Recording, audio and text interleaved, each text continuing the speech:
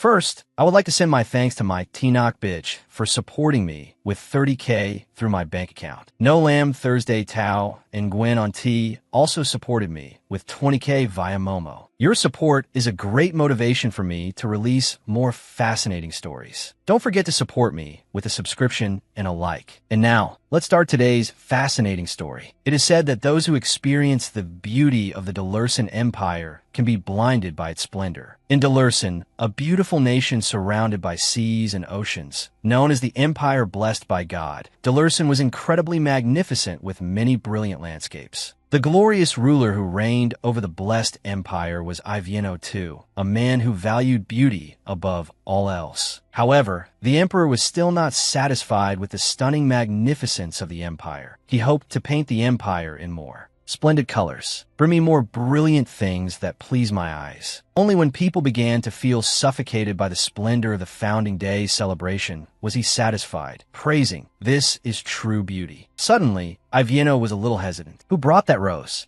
A red-haired man with bright purple eyes quickly answered, "It was I, your majesty." The emperor then questioned him back, "You bring only one rose. Are you sure that is a good thing for the ruler of this empire?" The man, not to be outdone, probed, "Does it not suit your majesty's taste? This is very valuable to me, so I thought your majesty would also like it." The emperor smirked slightly. "Valuable?" Then he immediately shouted an order, "Get rid of him and that worthless rose." The man was immediately surrounded by guards. Ivieno changed his mind again. "Wait. You have very special eyes. That is a very rare color to see. Take his eyes from me. I will have them." Those guards immediately drew their swords. They pointed their sharp blades straight at the man. In the critical moment, a hand reached out from behind him. The glass vase containing the gifted rose suddenly fell to the ground and shattered. A dark thought flashed through the chaotic scene. "Fool, you have been blinded by the beauty before you." The man glared straight ahead. Glass shards flew everywhere along with a bloody curse. "One trapped in a world of black and white will dye your world red. Watch your world collapse with your own eyes." In the winter of the same year the stranger appeared, the eighth prince, Rincis, was born. No words in the world could fully describe the beauty of this child. Ivieno held his son in his arms. He whispered softly, "You are truly a beautiful child and fit for this empire. I will raise you to be emperor." The boy gradually grew up. Rincis lived a dazzlingly brilliant life. But from the time the child began to speak, in the study, a gentle voice rang out, "This is black, this is gray, this is white. And what color do you say this is?" Rincis answered innocently, "They are all the same. This one, that one, they are all the same, mother." In his vision, all that remained were the two colors of black and white. His mother cried out, trembling. Rincis said again, "Your eyes and hair are the same color." Hearing this, his mother was so stunned she could not speak a word. That prophecy once again sounded an alarm bell. "The one trapped in a world of black and white will bring down your majesty's empire." The servants whispered incessantly, "God is angry, but what sin has the child committed? What else is there to think? The prince will bring down this empire."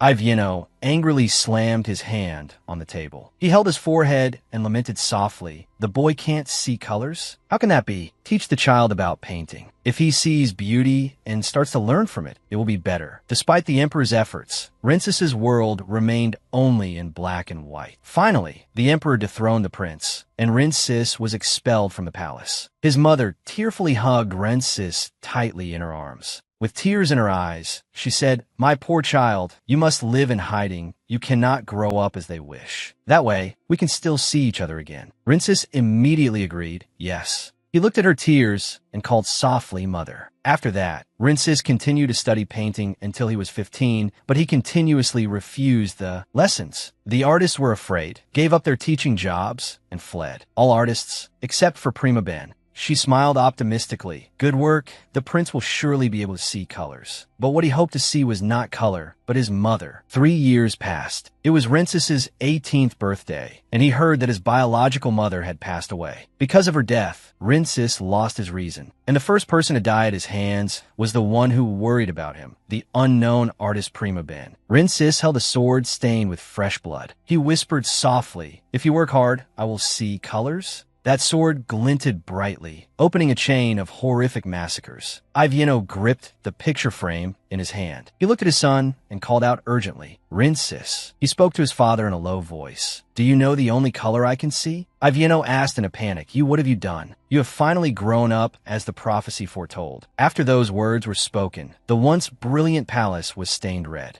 The prince who loves blood, roses, and beasts will be continued in the next chapter. The girl mumbled as she typed on the keyboard. "The empire is no longer beautiful." That line slowly appeared in the editor. The girl continued. Rinsis did not know that the end of the monochromatic world already existed. She rubbed her chin and mumbled. On the prince's coronation day, he was blinded by rage and destroyed his family along with the empire, ascending to rule the kingdom at that time. After that, he met the fated heroine. Thanks to the heroine, he came to know emotions and all the colors. The girl was a little excited. "This seems quite common. I just need to create the female lead, and it will be complete. Her hair is black, her eyes are fiery red." And suddenly she cried out, "Ah!" Blood dripped down, staining an entire area red. She wiped her face and asked herself, "Have I been too hard on myself? Just a little more work, and it will be done. Why are my eyelids so heavy?" A strange voice echoed from afar. "Here, look here, can't you hear my words? I told you to get lost." Prima Ben shot up, startled. She rubbed her eyes and asked softly, "Ah, when did I fall asleep?" The voice continued, "I'm sure I said it wasn't necessary." Rinsis said in a harsh tone, "You're the new artist, aren't you? Am I making you colorblind like me?" Prima Ben was a little scared. No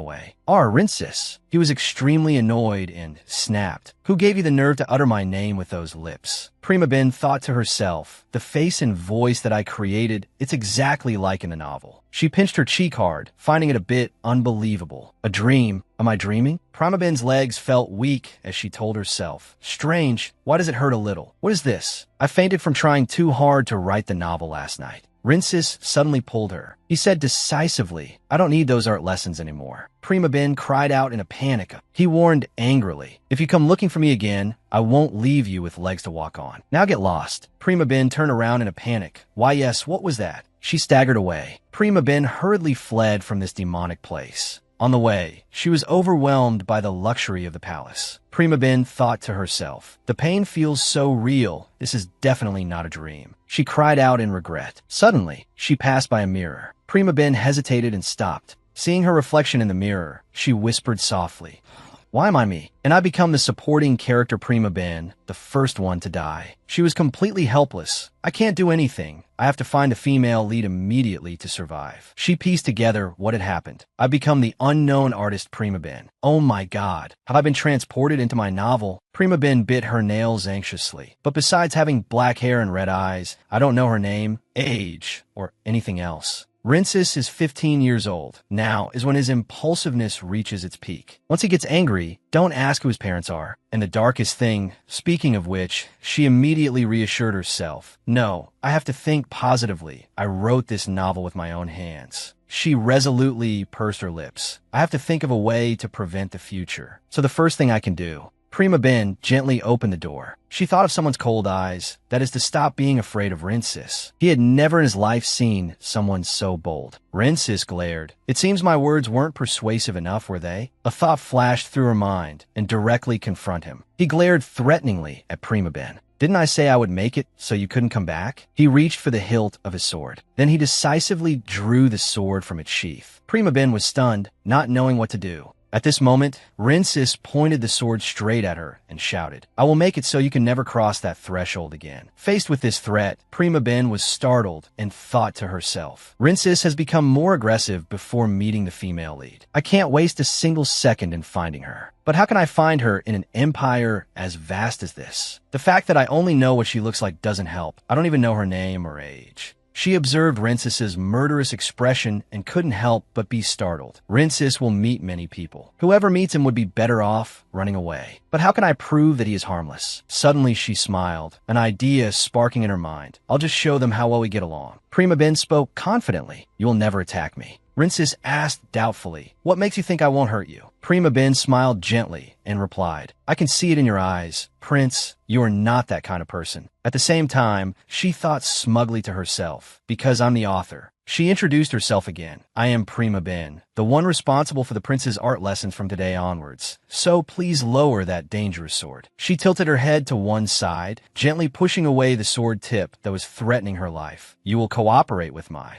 lessons, won't you? Prince, I will save you. Prima Ben observed Rincis and calculated silently. I have to make the beauty come to this beast. She placed her hand on her chest and solemnly promised, I will prove it to everyone. From now on, please call me Prim. Rincis frowned. His eyes were filled with darkness. Only her hair was a brilliant red. While Prima Ben continued to introduce herself, my age is, he silently wondered, you can save me? Ridiculous. Rincis smirked faintly. Seeing this, Prima Ben froze. She happily approached, asking eagerly, did you just smile? I know another way to heal your eyes. Seeing this, he became a little curious. Rincis immediately asked her back, is there really a way to heal my eyes? Prima Ben replied in confusion, that. She thought to herself, what should I say? Should I reveal that he is the main character? Or not? She smiled slyly, playfully telling Rincis, it's simpler than you think. From now on, if you believe in me, it can be healed. Rincis suddenly replied in a low voice, I see. I should have known from the beginning. You are a fraud. Prima Ben was deeply shocked. What? He turned away bluntly. No matter what, I will not be foolish enough to believe the words of a fraud like you. I can't listen to you anymore. Get out. Don't ever appear before me again. Prima Ben hurriedly stood up and shouted, Prince. She grabbed Rincis's arm, pleading, you must believe me. I'm not lying. It's the truth. Rincis ordered coldly, get out of my sight. He sighed to himself. Colors freeze around me whenever I think of my father. It makes me tired. Rincis added with difficulty, get out of here now. Prima Ben was worried sick. My hair, right? He wanted to say my hair is red. The secret that he can see the color red is known only to his butler, Myarian. If he had told me that secret, we could have gotten closer. Rincis approached her, threatening gruffly. If you continue to play this cat and mouse game, I will kill you right here. Prima Ben called out dejectedly, Prince. She gathered all her courage and shouted, where are you going? Rincis replied coldly, since you won't leave, I will. In any case, if you don't leave, don't blame me for having to go through such terrible and humiliating things. I have no reason to study art in my life. As his words ended, the cold clatter of footsteps echoed. Prima Ben was startled into realization. Wait, tell me the color of my hair. What is it? Before she could finish speaking, Rincis slammed the door shut. In this unfortunate situation, Prima Ben could only whisper in reproach. That bastard didn't even give me a chance to speak. Can he really be a male lead like that? Suddenly she remembered his damnably handsome face. Maybe I should have been a little more patient with him, right? Prima Ben was truly the embodiment of a person softened by beauty. The first day like this is enough. I'll come back the next day. The next morning, Prima Ben held her diary, writing and mumbling. I have to succeed today. Considering the events in the novel, the way to change Rincis's heart is to start with his butler, Myarian. Day 2, attack from Myarian's side. Prima Ben playfully peeked her head out from behind Myarian. Good morning, Prince. Do you remember me? I am Prim. Her face darkened. Prima Ben stepped forward, startled. What? Why so suddenly? Myarian quickly pulled her hand and shouted, Prim, leave now. His Highness's condition is not good, so it's difficult to have a lesson. She spoke in confusion. Wait, do his eyes really hurt? Wait, I see his eyes are still fine. The diary page was marked with a big red X. Using Myarian was unsuccessful. Day 3, books and dessert. Prima Ben brought books and pastries. She greeted cheerfully. Good morning, Your Highness. Today I have brought good books and sweet desserts. She smiled gently, entertaining books as well as peach tarts. At this moment, Prima Ben was secretly pleased, because I am the author of the novel. I know everything from his passion for books to his love for peaches. Suddenly, she heard Rincis's annoyed voice. Peaches? Are you plotting to kill me? Didn't the servants tell you that I'm allergic to peaches? Prima Ben froze solid. She asked awkwardly, allergic to peaches? A confusing thought appeared in her mind. I never wrote that. Finally, under his cold gaze, Prima Ben could only stammer. I was not aware of that. I will remember. So we will have dessert another time. She saved the situation by holding up a book and suggesting, shall we read a book together? Or rather, I will read to the prince. She thought to herself, I have to change the subject before I get Kicked out. Prima Ben awkwardly began to read. The crimson flowers on the first night. On the first night, he undressed me piece by piece like gently picking petals. Why, yes, we will become. Under Rinces's thoughtful gaze and the content of the book, Prima Ben was mortified for the second time. She shyly tried to continue reading. 1. Finally, being too embarrassed, Prima Ben decided to give up. Oh my God. She lamented in her heart. I'm done for. Is this an adult book? I was in such a hurry that I grabbed everything I could. More importantly, why is there such a book here? In this situation, she could only force a confident smile. Yes, I think we need to learn a few other things. It's time to meet ladies of the same age. She thought to herself, the more I explain, the weirder it gets. Rinces suddenly stared at the book in her hand. That book. She hurriedly hugged the book tightly. Prince, I can lend you this book. Prima Ben was a little hesitant. Is he interested in this book? She suddenly recalled. I broke the silence at that time by reading the line in The Prince. Something like, take that book and get out. Day 3, the book and dessert failed. P.S. It seems he's interested in the book. Day 4, I couldn't even meet Rinces. Prima Ben sat alone reading in the room. She told herself, he doesn't even want to keep me as a friend. What's the reason? I can't even do anything. Just wait until he comes. The sun had risen high, illuminating all things. Time passed slowly. The sunset light spread across the space. Then the moon rose high, and the sky gradually turned to night. Prima Ben was exhausted, having read books all day in the palace, yet no one came. Suddenly, a knock came from outside the door. Prima Ben's eyes widened in surprise. She cried out happily, Prince. The door closed gradually. The person who appeared was Myarian. She asked her worriedly, are you here alone? What about the prince? Prima Ben was a little disappointed. Is it Myarian? Myarian suddenly clasped her hands in prayer. Tears welled up in her eyes. He doesn't go out often, but he will be back soon. He's a little shy. I know you feel terrible having to deal with this mess, but I'm worried about the prince who has been alone all this time. I want to see the prince smile once. If that happens, I could go blind and still be happy. Prima Ben suddenly understood everything. She was silent for a long time. I want to help him until the moment he can smile. Myarian continued hesitantly. Will they be back soon? They've been out since this morning and still haven't returned. It's getting later and later. It's not like they're always this late when they go out, is it? Hearing this, Prima Ben panicked. As since this morning, she anxiously paced back and forth in the room. If they've been out since morning, it means they didn't bring a lantern. Prima Ben asked, confused, lantern? At this moment, Myarian revealed a secret to her. They can't see clearly at night without a lamp. It's a very difficult problem for the prince's eyes. Prima Ben suddenly realized, I almost forgot. If his world only exists in black and white, night is an entity that will take over his world. The more Prima Ben thought, the more frightened she became. She said in a worried tone, what if something happens? What if he doesn't come back just because he hates me? Finally, she resolutely stood up, wanting to go out. I need to go find him. In the quiet, dark night, Prima Ben's call rang out. Prince Rinces. She held a lamp to light the way, calling out worriedly, where are you? Prima Ben looked at the dark,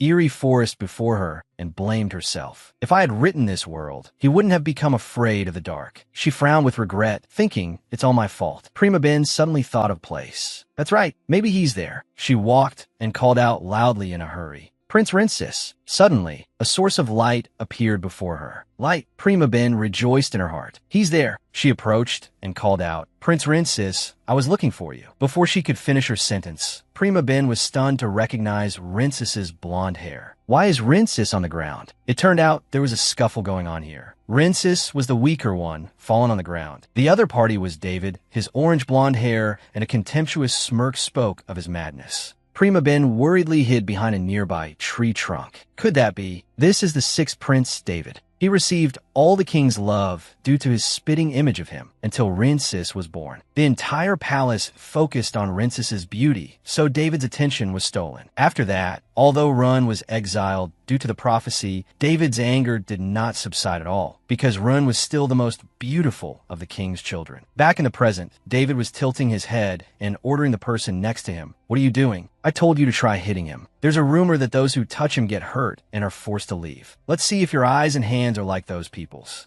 The classmate next to David was so scared by him that tears welled up in his eyes, but David still urged, aren't you going to do it? So he slowly cracked his knuckles and moved forward with a reluctant face. The other two stood with their arms crossed, watching the show. Even though he was the one who was supposed to strike, he was crying his eyes out in fear in front of Rinsis. He touched Rinsis. That classmate suddenly clutched his eyes and shouted, "My eyes. I can't see anything." He secretly peeked through his fingers at David's reaction, who knew David wouldn't be fooled. He said wearily, "Your acting is terrible." David watched the boy trying to tremble and continue faking it. "All right, I'll help you." Saying that, he picked up a bow, an arrow. David smiled maliciously as he drew the bow. Immediately, the arrow shot out, aiming straight for the classmate's eye. Right after, a pained scream rang out. Rinsis stared in shock at the bloody scene before him. The classmate was now clutching his eye and groaning, "My eye? It's so hot. It feels like it's on fire." He kept screaming, "Help me, help me." Rinsis, his clothes stained with blood, backed away in fear. David picked up the arrow, remarking, "That's right, that's a matter of course." He looked at the classmate screaming on the ground and said with pity, "What a pity you've been blinded by Rinsis's curse. It's so tiring to have to think." David gave a mocking smile. "Seeing you in such pain makes me sad too." He picked up a sword again, "But it's my responsibility as your master to let you go peacefully." David swung the sword, aiming for the classmate. The sword quickly came down on him. Instantly, the classmate was finished off. His bloody arm fell to the ground. David's whole body was covered in blood, but he was unfazed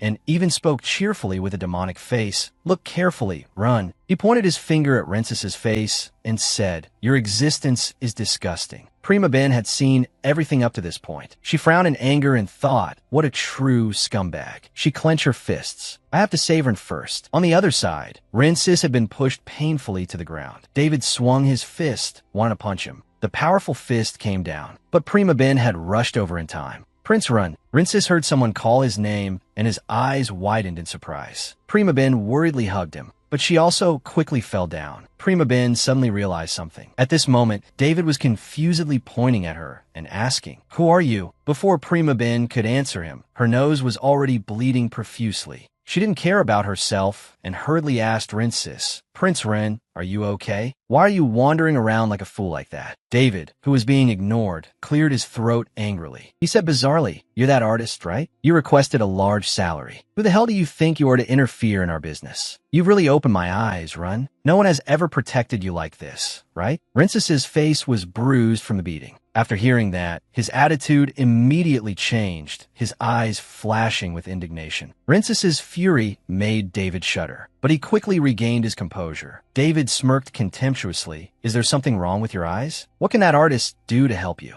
Immediately, a thud was heard. David was stunned to receive a punch on the cheek from Rinsis. He shouted angrily, "You bastard." David grabbed Rinsis's collar. He gritted his teeth and said, "You dare hit me?" Just then, Prima Ben shouted, "Stop. He can distinguish colors." Hearing that, David stopped, surprised. "What?" Prima Ben pursed her lips with determination. She knelt down and went to Rinsis's side. He looked at her worriedly. Before his eyes, everything was only in black and white, except for Prima Ben's red hair. She pointed to her bloody nose. "Here, you know this color, right?" Hearing that, Rinsis mumbled, "What?" Prima Ben then picked up a lock of her hair. She asked again, "What color is my hair?" Rinsis didn't answer her right away, but asked with a suspicious face, "How did you know?" The only color he could see. At this moment, Rinsis's eyes seemed to flash red. He replied, "Red." David was afraid when he heard that. He stammered, "Impossible." He worried in his mind. Can he really see color? Is there some mistake here? No. The more David thought, the more he was scared to the point of being unable to stand steady. Will Ren return to the castle? He immediately turned to run. As he went, David cursed, "Damn it." Prima Ben and Rinsis watched the two of them ride away on horseback. At this moment, she finally spoke. "Prince, are you okay?" She slumped down, wanting to get up. "Let's go back. You need to be treated." Just then, Rinsis spoke. "I've never told anyone except Marion. How did you know?" He frowned, looking straight in her eyes. "The fact that I can see the color red." Prima Ben stammered that. She anxiously hugged her arms, thinking to herself, "Why on earth did I say that?" Rinsis quickly grabbed her hand. Prima Ben was pushed to the ground by him in confusion. Rinsis held her shoulders tightly and urged, "Hurry up and say it. If you don't answer, I will kill you immediately." Rinsis threatened her with a serious expression. Seeing Prima Ben didn't answer, Rinsis urged, "Speak now." He gripped her shoulders tightly. "Who are you?"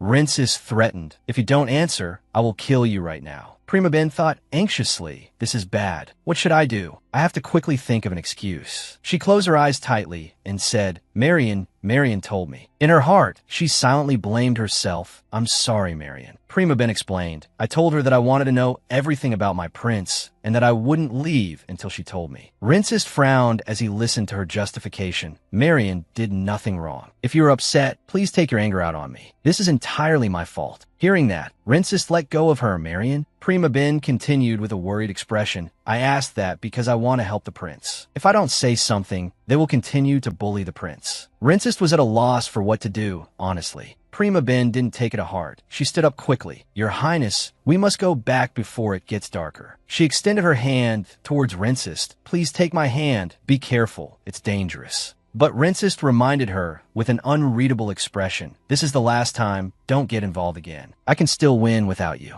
If this happens again, I will kill you regardless of the reason. His eyes were cold. Do you understand? Prima Ben looked at him worriedly. Finally, she replied. I understand. She smiled gently again, but I can't promise anything if it's a dangerous situation. So, can we go back now? The two of them returned to the palace together. At this time, everyone in the palace was still searching for Rincest everywhere. Prince, Marian called out loudly, her eyes welling with tears. Prince. She was so worried about him that her eyes were red and swollen from crying so much. Prince Rincest. Just then, Prima Ben and Rincest appeared, both also wearing worried expressions. When Marian saw the two of them, she hurriedly said, Oh, Prince, do you know how worried I was? Shouldn't you have returned sooner if you didn't have a lantern? Prim, what happened to you? Hearing her name, Prima Ben was startled and stood straight. She gave a dismissive laugh. I fell. Can we go inside and get treated first? Inside the prince's room, Prima Ben took out a vial of medicine and said, Marian gave us some medicine, so please use it, Prince.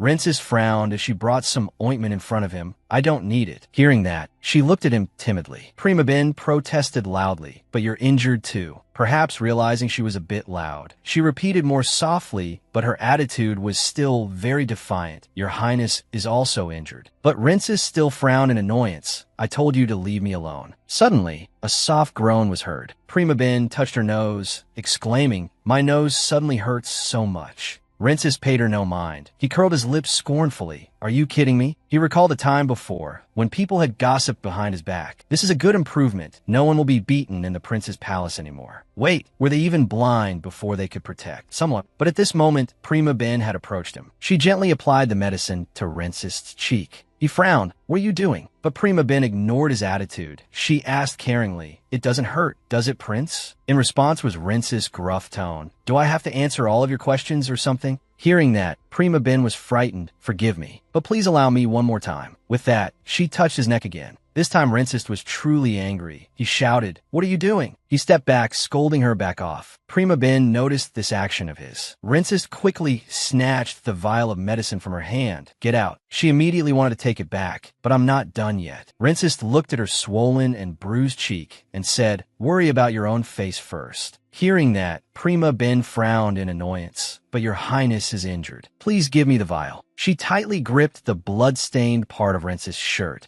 Prima Ben ripped his shirt open. She looked at the bruises on it and asked, Did Prince David do this? Rincest hesitated before answering, No, I did it. Hearing his words, Prima Ben's face darkened. He acted relaxed, laughing and saying, It will soon be dyed red. Ren had tried his best not to be obsessed. He always avoided and disliked meeting people. He said everything was his fault. Because he couldn't accept the prophecy, he would harm his own body to deny his own existence. This isn't red, so I won't fulfill the prophecy. I will not become what they say. If I do it, then, can I break the curse? Prima Ben looked at Rincest with so many burdens before her and silently blamed herself. This is all my fault. She spoke up, Prince Rincest. Rincest, still holding the vial of medicine, asked, Won't I develop as the prophecy says? So are you afraid of me? Prima Ben looked at him, silently promising herself, My beast, no matter what happens, I will still help you find colors so that he can come to the beautiful lights that fill the world. Thinking so, she took his hand. The two faced each other. She spoke, Prince Rincest, please let me help you. Rincest asked with a suspicious gaze, So what can you do? He moved close in front of her and said, I was exiled here just for being colorblind. No matter how quietly I live, I will still be the calamity of this empire. So what can you help me with? After speaking, Rincest stood up to leave. Just then, Prima Ben spoke up. I will show you what I can do for your Highness. I can do it. So, can you just trust me this once? She said in a pleading tone. Rincest frowned and reminded her, if the prophecy comes true, I will kill you first, because you refuse to leave me. Prima Ben was not scared. She smiled to encourage him. Don't worry, Your Highness, that won't happen. Hearing that, Rincest nodded with a satisfied expression, but in his heart he still thought,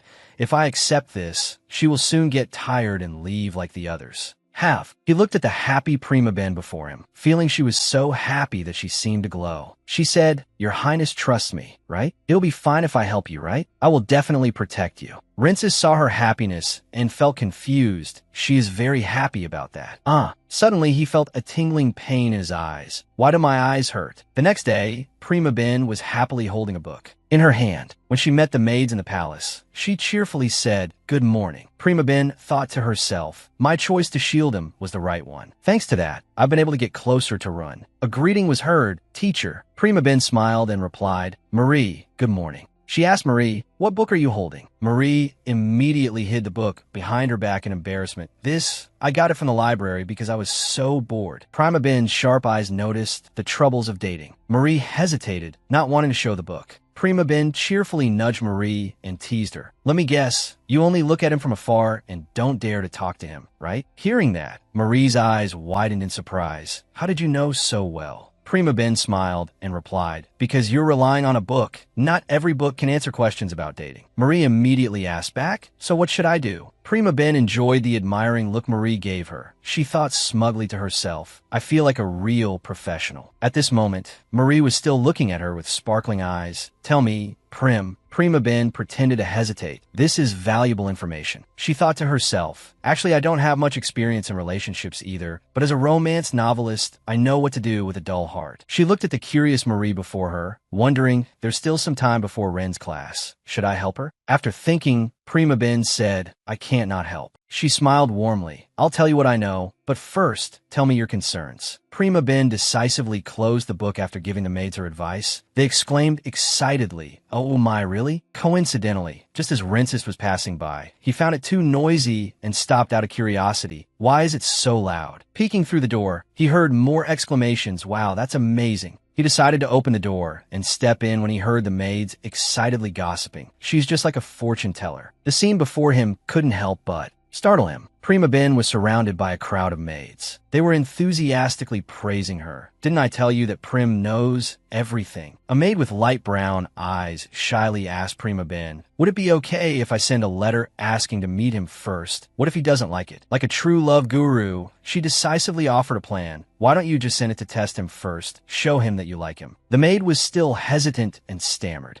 But, knowing her feelings, Prima Ben smiled gently and confidently encouraged her. If you really like him, you should express your feelings directly. This opinion of hers was met with vigorous nods of agreement from all the maids. They began to encourage their friend's confession. I think so too. Louis likes things to be clear, right? Seeing them learn the ways of love so quickly, Prima Ben was also happy. You're good. You can graduate now. Rince's face froze, and he whispered, The corner of his mouth twitched, and he began to tease Prima Ben. It seems you have a lot of free time, don't you? In contrast, as soon as she saw Rincest appear, she smiled brightly and friendly, chirping Your Highness. His attitude was one of extreme wariness towards Prima Ben's extroversion. What are you doing? She proudly told Rincest about her superiority. I'm giving them some dating tips, skills that Your Highness won't find in books. Rincest was speechless and questioned her. I'm not talking about that. But she enthusiastically cut him off. Good. I was just looking for Your Highness. Where are you going? Her actions made the maid's blood run cold. They could only whisper to each other. Wow. The young lady dared to interrupt His Highness while he was speaking. This is not good. What should we do? Rincest growled, emphasizing each word to the library. As soon as she heard that, Prima Ben rushed forward, took his hand and replied excitedly, What a coincidence. Let's go there together, Your Highness. And so he was dragged away without being able to resist at all. Why are you going there? Prima Ben tilted her head and replied cheerfully, I'm coming because we have a class today. Although his mouth was still refusing, Rincest's body unconsciously followed her words. Why do I have to? His submissive attitude towards Prima Ben was truly an eye-opener for the maids, making His Highness obey like that. Lady Prim is truly a master. Finally, the two were alone. Prima Ben asked Rincest with concern. I met Marion on the way here, and she complained to me about your highness's condition these past few days. Her excessive concern immediately made him angry. She wants me to trust her, yet she still asks about such matters. Rincest growled, ordering Prima Ben out of his sight. You, get out of here now. But she wasn't going to leave that easily. Prima Ben immediately resorted to a dramatic act, clutching her nose and complaining. Ah, my nose hurts again. It seems I was injured quite badly that day, and my nose seems to be bleeding. What should I do? She cheerfully played her trump card, successfully scaring Rincest. Oh, should I ask the palace for compensation for? Me, speechless at her cunning, he could only think with weary resignation. If I had known things would turn out like this, I would have just let David hit me. He sighed and muttered under his breath, "Ha damn it." Seeing that things had calmed down, Prima Ben cheerfully changed the subject. What book has your highness been reading recently? Could you recommend one for me? Rincest looked at her with extreme boredom and remained silent. Yet she pressed on, continuing to ask him, perhaps a book about royal mythology. I really enjoy reading myths.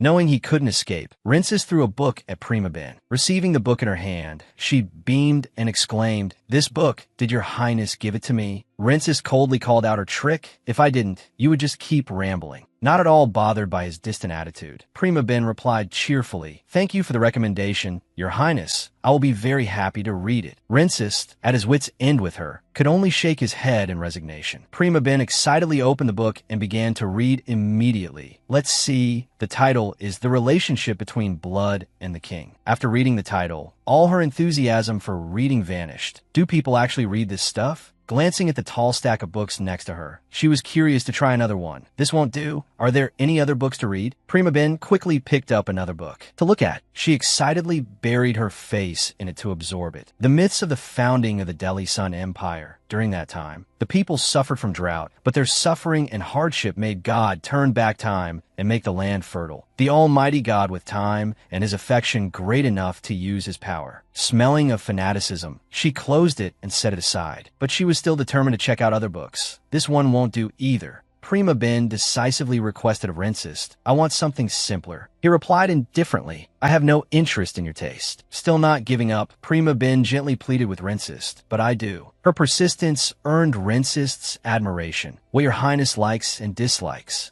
Prima Ben saintly affirmed one thing for sure. "I care a lot about your highness." The artist before I came lied that anyone who came into contact with your highness would suffer a curse. But in reality, we didn't harm them. Rincest scoffed and asked Prima Ben back, "Lies? Why are you so sure they were lies?" Holding out her hand for him to see, she continued cheerfully, "Well, nothing bad has happened to me. I'm perfectly healthy." Her enthusiasm made Rincest a little shy for a moment, and that is proof that everything they said were lies. Prima Ben's bright eyes made him question his existence. Will such small things stop the rumors about me? Though still reserved, a slight stir had truly begun in Rincest's heart. Impossible. Seeing he didn't object, Prima Ben became even more enthusiastic in persuading him. "It's true. My eyes and ears are both fine. People will become curious when your highness and I become closer." Rincest's eyes unconsciously blinked, as if gradually adapting to this novelty. Prima Ben continued to chatter on. "They were all cursed, but she's fine. Could it be that those were lies? Something like that." Rincest quickly understood what she wanted. "Yes. You mean we should become closer, right?" Without hesitation, Prima Ben nodded cheerfully in confirmation. "That's right." Her friendliness once again made him feel suspicious. These are all empty, deceitful words to get me back to my studies. He shook his head as if to shake off all his thoughts and silently decided, no need to waste any more time here. He stood up decisively and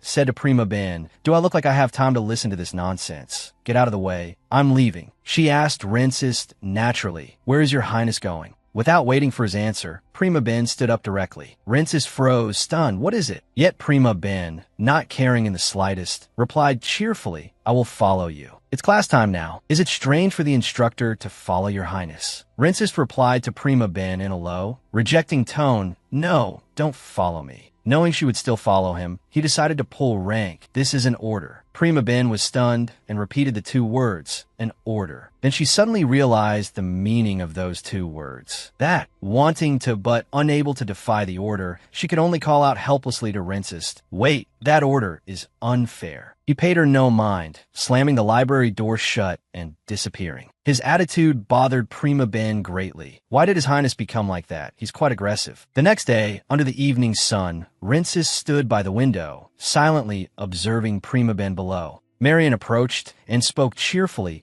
"That's Lady Prim, isn't it? It seems she's busy listening to other people's problems again." Rincest pretended to glance over and then looked away. He replied coldly to Marian's words. "She wanders around the palace and talks to the maids all day. Of course she's busy. She's the master of doing such useless things." Marian smiled gently and told Rincest, "According to everyone, she's like a fortune teller. She has matched about 10 couples." She looked straight at Rincest with a gentle gaze. That was overwhelming. Marian sincerely made an observation about him that he himself hadn't felt. "And since she arrived, Your Highness's aura has changed. You look much more peaceful than before." Fearing she might upset Rincest, she quickly stood up and changed the subject. "Oh my, look at me." Marian smiled politely and took her leave. "Well then, please rest, Your Highness. I'll return to my work." When he was alone, Rincest thought about what Marian had just said. Have I changed? The sound of laughter from below made him curiously return to the window. His gaze silently followed one person. How long will she be like that? In the garden below, Prima Ben's red hair flew in the wind as she happily chatted with the maids. Suddenly, Rincest noticed something strange. The flower petals floating beside her now, from his perspective, had turned a reddish color. "What is that? Is that also red?" He could even clearly see the rosy blush on Prima Ben's cheeks. Rincest whispered to himself, "It's too bright to say it's blood-soaked." Suddenly, in his eyes, he could only see Prima Ben's red hair, and only that hair color. Rincest was stunned and confused, asking himself, "What is it? I can't see it anymore. Did I see it wrong?" The chatter continued unabated all the way to the study. "Prim, please listen to my worries right now." The chirping voices grew closer and closer to the door. "Maybe I should break up with him?" Another person hurriedly said, "Wait, would it be better if I sent my assignment?" At that moment, the door opened. Prima Ben turned her head and said loudly to the maids outside, "I'll be with you after class." Then she quickly closed the door. Rincest observed it all with a rather displeased expression. He saw her tilt her head as if she needed to think. Then she broke into a radiant smile and said, "Hello, Prince Rincest." Prima Ben quickly lamented, "Oh, I'm sorry for being late today. I guess my advice has been quite useful. So many people have been coming to see me lately." Rincest didn't show much emotion. He said, "So you've been busy with such meaningless things." Prima Ben protested upon hearing this. "Why is it meaningless? Doesn't the prince see how interesting those stories are? Would you like me to tell you a few stories?" Rincest tilted his head, wondering, "You say interesting, but what part of it exactly?" Prima Ben observed his attitude, smiling with satisfaction. "Good, that's a very natural change." She replied to him, "I'll learn about ideal dates through the stories." Prima Ben cheerfully moved closer to Rincest. "Your Highness, what is your ideal date like?" She calculated in her head, "If I know his preferences, I'll find a female lead soon." But who would have thought Rincest would answer seriously nothing? Prima Ben was not affected by his answer. She said casually, "Don't worry, Beast, I will find a beauty who is suitable for you." Rincest was bewildered when he heard her say that. "Why are you calling me a beast? Don't call me by such a strange name. And also, what do you mean you'll find my fated beauty?" Prima Ben pointed at him and said, "Finding love for your highness." She explained cheerfully, "I really have the ability to see the future. That's why I was able to become a fortune teller in the hearts of the servants." Rincest curled his lips scornfully. "You're definitely number one among those who say the most meaningless things." Prima Ben moved closer to him. "You say that, but you're very interested, aren't you? So should I read a thought now?" Her expression was as if she had seen through everything. But she quickly laughed and said, "I'm kidding. Who would have thought Rincest would say do it?" Hearing that, Prima Ben was flustered. "Really, okay, it's not that hard." She placed her hands on the table. Prima Ben clasped her hands together. She met Rincest's eyes. After a moment, he turned away, his heart fluttering a little. He bit his lip anxiously before hearing her read his thoughts. Prima Ben closed her eyes. She smiled. "I've read it." Rincest asked immediately, "Really? Then say it." Prima Ben gave her judgment. "Your Highness doesn't really find me annoying." She asked, "How is it my ability is amazing, right?" Rincest frowned unhappily. "You are a complete fraud." Prima Ben was not convinced. Where was I wrong? But Rincest only said, "That's right, it's the complete opposite." Hearing that answer, she crossed her arms and thought with an unhappy expression, "It must be because the prince and I are not on the same wavelength today." Prima Ben said with sullen determination, "Mind reading requires us to be on the same wavelength. Let's try again next time." She said her goodbyes.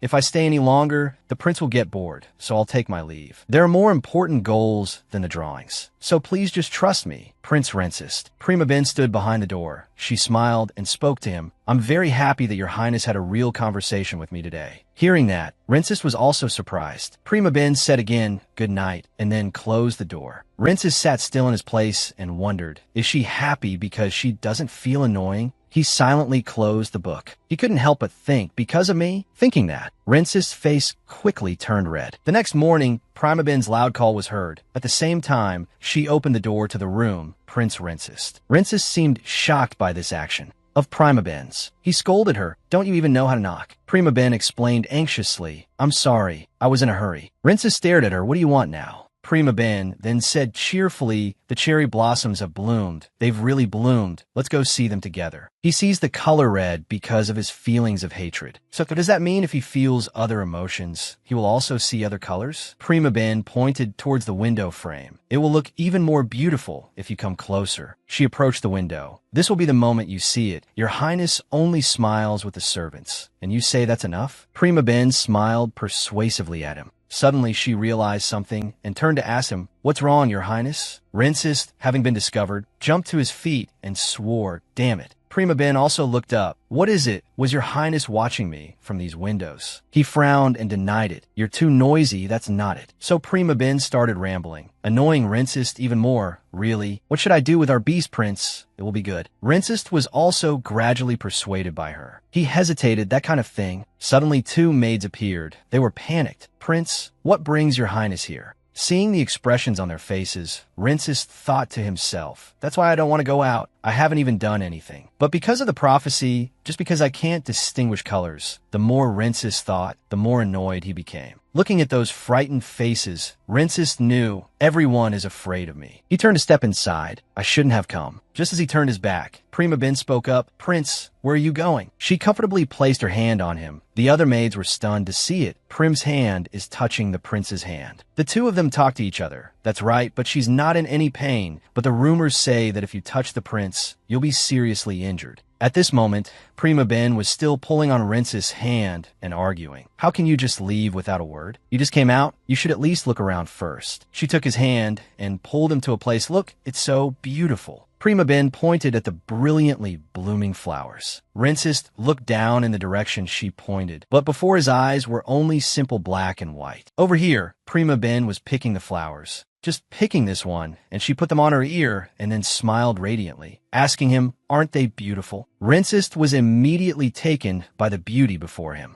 Moved. A nearby handmaiden also marveled. "It's so beautiful, Prim." Hearing this, Rincest looked up. He gazed at the scene with 2 colors, black and white, before his eyes. Rincest silently wondered, what color is that beauty, the beauty they're talking about? Suddenly, Prima Ben interrupted his train of thought. "Oh, your highness, look at this." Rincest frowned. He saw her playing happily in front of him, her mouth marveling endlessly, saying it was like a scene from a movie. No, not a movie, but like a famous work of art. At that moment, he could see the pink color of the petals tucked behind her ear. Rincest reached out and touched them, startling Prima Ben doe. He asked, "What color is this thing I'm looking at?" Prima Ben replied immediately, "Pink." Rincest then looked at the pink blush on her cheeks. He thought to himself, a color softer than red appeared on Prim's face. Rincest gently caught a falling pink petal. He looked up at the canopy of flowers that it can't be. Before his eyes was the brilliant pink of the flowers. Rincest's eyes widened in surprise. "Pink." Prima Ben, with a bright expression and a blush, suggested to him, "Your Highness, what do you think? It's not so bad to go out on a nice day, is it?" In response to her suggestion, Rincest was still a bit hesitant. Well, for some unknown reason, he suddenly turned away, causing Prima Ben to freeze in her tracks. It turned out he was embarrassed. So he did it on purpose, so she wouldn't see his expression. What am I thinking? Her smile. A series of thoughts popped into his head, causing a smile to unconsciously form on Rinces's lips. It looks like the colors of spring. I think it would make her shy if I said that. That's why he had to play the part of the cold, aloof master to hide his thoughts. Let's go back. The next morning, as birds chirped on the green branches, the clear sound of the early morning unconsciously woke Rinces. The sunlight, shining through the window, made his brow furrow slightly. It took a few seconds for his eyes to get used to it. Rinces absent-mindedly watched the scenery outside through the thin glass. The quiet space was broken when he heard a series of knocks on the door. Knock, knock, knock. Rinces lazily said, "Come in." A second later, he saw the red hair and heard the familiar voice, "Your Highness." The girl who entered with a face as radiant as the spring sun was none other than Prima Ben. "Good morning." Contrary to her cheerfulness, he didn't seem very happy. His expression even somewhat annoyed. "Do you have any idea what time it is? Tell me, why are you here?" Seeing him like that, Prima Ben stopped for a moment, her earlier smile vanishing as she replied, "Well, shouldn't I be by your Highness's side? Otherwise, what would I do?" Her answer made him fall silent. Not hearing him say anything, she took the opportunity to tease him again. "Don't tell me you're angry." This time, Prima Ben made him laugh. How shameless. After saying that, he froze when he realized he had slipped up. "Wait, why did I laugh?" Rinces was clearly awake before she arrived, yet now he turned to blame her. "Your voice was so loud it woke me up." This made her feel guilty too, but you usually wake up at this time. His emotions are no different from a young girl's. Sun in the morning, rain in the afternoon, for seasons in a day. One second he was blaming her, the next he was concerned about her. "Have you had breakfast?" It made Prima Ben, even though she was a girl herself, unable to keep up. "Pardon?" This must be him having feelings for her, but being too shy. So he's trying to act cold that I mean, "If you haven't eaten breakfast, we can eat together." Even after sitting at the table, Prima Ben still couldn't understand why he had taken the initiative to invite her to a meal. That I followed His Highness here. But what is happening? Why did His Highness suddenly lower the quills he had raised like a porcupine? Did you eat something you shouldn't have? Seeing her sitting there silently, staring at him, he couldn't help but wonder, "Why aren't you eating?" His sudden question startled her slightly, and she quickly replied, "No, I'm eating now." Her hand lightly lifted the spoon to get some food, but her heart was still full of wonder, thinking, "Does this mean we're getting closer?" Facing Rinces's handsome face, she wondered, is it okay to expect a little more? She kept looking at him with that gaze, which made him a little uncomfortable. "You seem to have a habit of staring at people's faces, don't you? I've noticed you like to do that since our first meeting." Prima Ben gently raised her eyes to look at him, explaining in a small voice, "That's because I'm happy. I didn't expect your Highness to ask me to eat together first." Because of this, they started talking more naturally. By the way, he was quiet. Prince David. Speaking of this, Rinces didn't think much of it, basically feeling it's normal for him to be quiet. Is there any reason for him to make a fuss? As she started to reply, "Of course, your Highness," she was directly cut off by him. "I'm sure he thinks I can see colors now. Thank you." His sudden words made her feel a bit unaccustomed. Rinces slowly enjoyed his food, saying, "Don't worry, nothing bad will happen again." His words seemed very normal, but they couldn't help but startle her. "If people find out I can see colors, the prophecy will be proven false, and if that happens, I'll be able to return to the main palace. More than anyone, he understood, and that bastard's position will be shaken. And he won't be rash enough to talk about this, because I can take that guy's life at any time. Nothing will happen for a while." What Rinces said made her feel somewhat more at ease, and she nodded slightly in agreement. At this point, he also wanted to ask, "So what's the plan?" "We need more concrete evidence to invalidate the prophecy." According to Prima Ben, there was nothing else but for His Highness to see colors. As she spoke, she put down her spoon. Her expression was extremely serious. That way, when your Highness can distinguish colors, the prophecy will become false. The moment you meet your destiny, you'll be able to do it. And of course, when that happens, your Highness will no longer be trapped in a colorless world. The only thing she was worried about was, "But everyone avoids your Highness because of your misfortune, which will make it difficult for you to meet them directly." To solve this problem, Prima Ben had thought of a way. "So your Highness's destiny must seek you out directly. I will overturn the rumors about you." As she spoke, she gently reached her hand towards him, gesturing, "Your Highness, please trust me. Take my hand and come with me." But Rinces was still quite vague about this destiny. "Anyway, I will tell you what to do before you meet the destiny of your life." It took a few minutes for him to understand. "You're talking about destiny? You mean a lover?" He understood correctly. Yes, that's right. So your highness knows. Speaking of this topic, may I ask you a question? For some reason, it was just an example, but it made her feel shy to mention it. Your highness, what would you ask the girl you love first? Expecting a romantic answer ended up being anticlimactic. Nothing. He was too blunt, huh?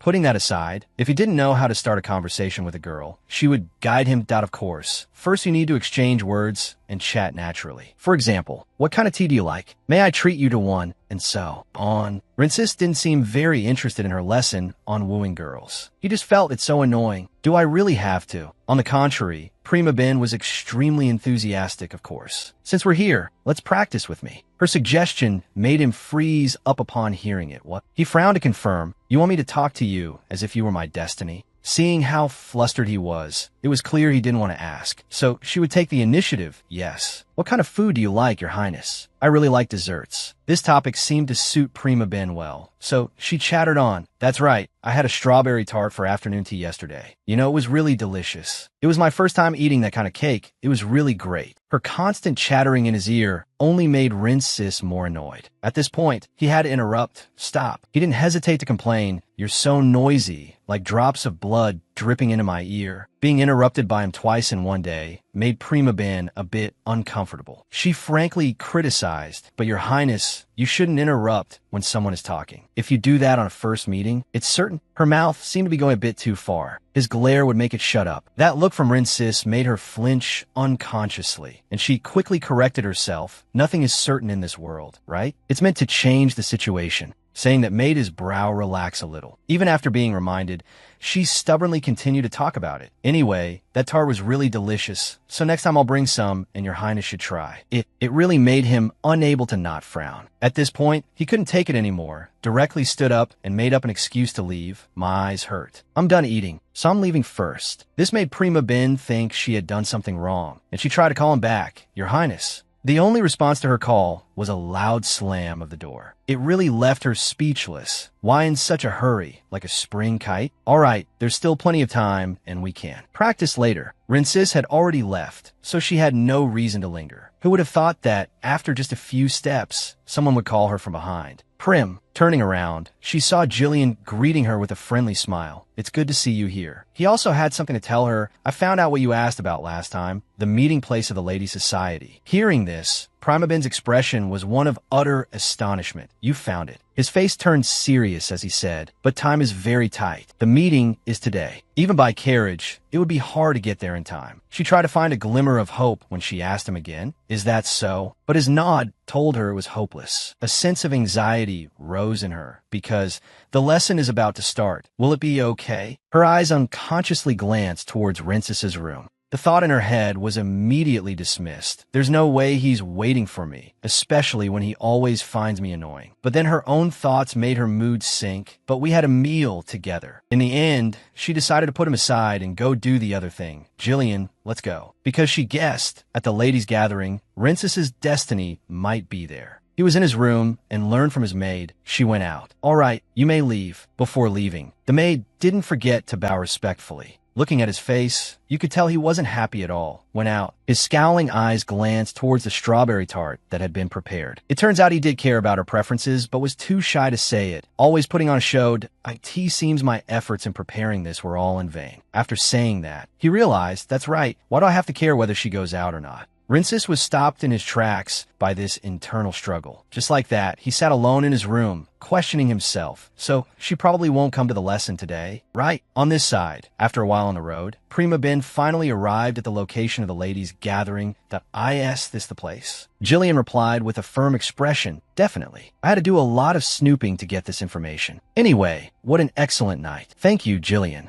She walked step by step towards the door. So this is the place. She leaned over to peek inside. I have to scout around, who knows. After composing herself, she dared to pull the door open. The door then gradually opened. In Prima Ben's mind, the description kept repeating, black hair and red eyes. Could the female lead of the beast be here? Behind that door was a sparkling, lavishly decorated room. The ladies inside, each in their finest attire, were chatting happily with each other. Her first impression upon entering was, everyone is so glamorous. As she passed the first table, she vaguely heard them say, it's surreal, my goodness. Prima Ben herself chose a discreet spot in the corner to sit down. Glancing around, I should start with a little reconnaissance. Unexpectedly, the topic the ladies were discussing was that sensitive issue. I heard the prince is very skilled in bed. Really, they blushed unconsciously when the blue-haired lady mentioned, "I've heard this somewhere before. They're as fierce as beasts." Prima Ben, of course, did not join their conversation. She just sat quietly to one side, sipping her tea and observing. It seemed all the ladies were extremely interested in this topic. I've heard that too. If a girl spends the night with him, she won't be able to leave the bed for 4 days. The previous parts might have been normal, but this part really made her choke on their words. Contrary to her awkwardness, the ladies wanted to hear more. "What else do you know? Tell us." Prima Ben really hadn't expected it. They organized tea parties to talk about these kinds of things. Now she understood. No wonder these meetings are always held in secret. It seemed she had been a bit too nosy. She had to pat herself a few times to snap out of it. Now is not the time to think about these things. I have to focus on the reason I came here. A second later, Prima Ben directly switched to reconnaissance mode, observing carefully who fits the description of the female lead. She kept repeating it in her head, a girl with hair as black as ebony and eyes as red as rubies. Her eyes scanned the entire room. At this point, she couldn't help but exclaim, "Oh no." Because of those features, there's more than one. If so, she would just sit down and observe for now. Looking at the situation, it seemed the ladies were gathering around Sylvia. So that's why I've recently learned a new painting method. Everyone had to admire her for that. Oh my, that Sylvia girl is really talented in many fields. Their conversation made it impossible for Prima Ben not to pay attention. Turning around, she saw them chattering. I heard that His Majesty really liked the painting that Countess Lychon displayed. I'm quite jealous. With her keen observation, she quickly learned the girl's name. So her name is Sylvia Lychon. Sylvia, being praised by everyone, could only smile modestly in reply. "Not at all. That's just an exaggeration." Prima Ben wondered, could she be the female lead? The conversation gradually shifted topics. Does everyone know? The 7th princess's birthday is coming up. I heard that the princess really wants to see my painting. The ladies listened with great attention as she spoke. So I received an official invitation to the princess's birthday. But I don't have anyone to go with yet. From the way she used her words, Prima Ben could feel it. Her way of speaking seems to be hiding a secret motive. And it seemed the other ladies were quite receptive to her words. I received an invitation from the princess. Me too. At this point, Sylvia's gaze gradually shifted. That's great. We can go together. The more she looked, the more certain she became. Her smile is so unsettling. Sylvia suddenly directed everyone's attention towards Alina. And Lady Alina, why aren't you saying anything? Could it be that you didn't receive an invitation? Which made her freeze, that is. Look at Sylvia's fake nice way of talking. This girl is deliberately trying to put Alina down. Forgive me. I thought we would all be going together. I only asked because I was concerned about you. You were so quiet. Because of this, Prima Ben also brought her into focus. Candidate number 2, Alina. I think her family doesn't have much power. Her eyes gradually became sad. This was precisely the girl's purpose. Don't be sad, Lady Alina. At a glance, it seemed like she was trying to comfort her. But in reality, she was deliberately insulting her. The princess probably just forgot. Who knows? You might receive an invitation. Let's wait and see. The owl's words twisted the knife in Alina's wound. That's right. Why don't we paint together? I've just learned a rather popular painting technique. If you paint the way I show you, maybe the princess will pay more attention to you. As she spoke, she proactively brought out her drawing to show them. Here, look. This is the painting I just finished. Sylvia looked extremely proud as she showed it to the other ladies to admire. In that very moment, Prima Ben on this side had discovered something unusual. Is that? A knowing smile gradually appeared on her lips. If you give me such a clear hint, isn't that too easy? Now, I know who the female lead is. Before acting, she carefully put on her hood. S.O. I will gradually approach her. Prima Ben's eyes were fixed on His Highness's Destiny, the female lead. Prima Ben had to go to this length because red hair is very easy to spot. I'd better cover it up. Soon she had approached Sylvia. Then she cleverly created a situation where she accidentally bumped into her, spilling a cup of tea on the girl's dress. What was that? The clattering sound from the cup made the other ladies pay attention. The girl's dress was also stained because of it. Prima Ben said profusely, "Oh my, I'm so sorry. I accidentally spilled it." But Sylvia still didn't understand what was happening, what's going on. Prima Ben currently had no other choice but to say the two words, "I'm sorry. I'm so sorry. I don't know what to do." My hand slipped. On the outside, she looked worried, but inside she was secretly celebrating. Good. The first step of attracting attention is successful. Now the real fun begins. Sylvia's brow furrowed, but she still had to try to act as normal as possible, that it's all right. Her acting talent was now truly on display. She gently raised her eyes to look at the girl and replied, "But I just want to apologize." A second later, it was replaced by a series of panicked expressions, shouting, "Wait, black hair and red eyes." Acting just like the real thing to, "Oh my lady must be under a lot of pressure from your father." This made Sylvia confused as well. What? Prima Ben used the detail she had discovered earlier to create a play to deceive the girl that you've been worried about marriage lately, haven't you? Seeing the wavering in the girl's eyes, she knew she was right. The tension made Sylvia's hands unconsciously clasp together. And the reason Prima Ben could say that so naturally was, "I'm sure I saw it," when she took out the painting, the faint mark of a ring on her ring finger. Attending a tea party without wearing it means she doesn't want anyone to know. After a moment of hesitation, Sylvia spoke hesitantly. How did you?" A triumphant smile immediately appeared on her lips when she saw the girl had fallen into her trap. "How naive can you be?" Prima Ben tried to get closer to the girl to add to the seriousness of the matter. "The moment I touched you, an image of your father appeared before my eyes, allowing me to see into your heart. Your father is the one with black hair and red eyes." The girl was a bit startled by her sudden action, but immediately nodded in reply. "Yes, that's right. And your name is Sylvia Lycon." At this point, she made Sylvia believe her even more. "You know that too?" Prima Ben deliberately let out a sigh, calmly saying things as if she knew everything. "I see it, the dark corner in your heart, a stubborn head and a desire to cast everything aside." The conversation between the two quickly attracted the attention of the surrounding ladies.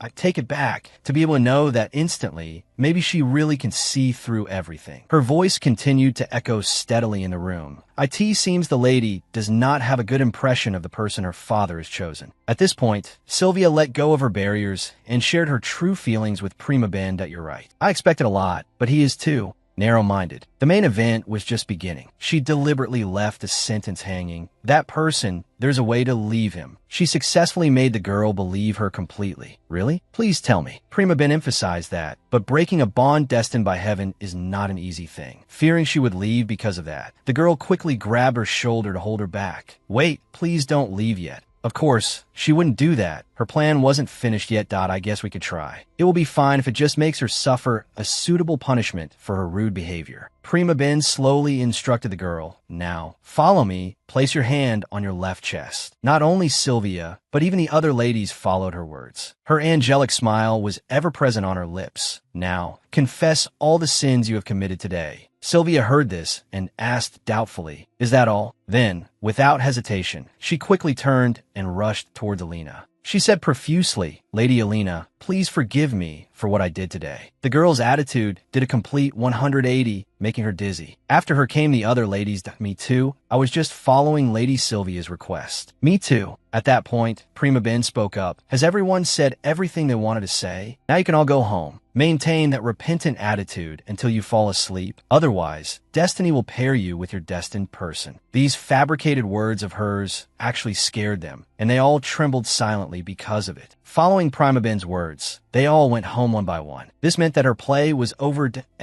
Oh, that's it. From this, Alina also paid attention to her, her mouth softly murmuring when she saw purple eyes. Prima Ben still had one more thing to do: become the closest person to the female lead. She slowly approached to talk to her. "Hello." Alina was still lost in her eyes. "But those eyes are purple, aren't they? Did I see wrong?" Seeing this, Prima Ben tried to speak up again. "Please forgive my suddenness. They were bothering you, my lady." Hearing this, she realized with astonishment, "You did all that for me?" She didn't explain clearly, just said, "You could say that. Anyway, thank you for your help."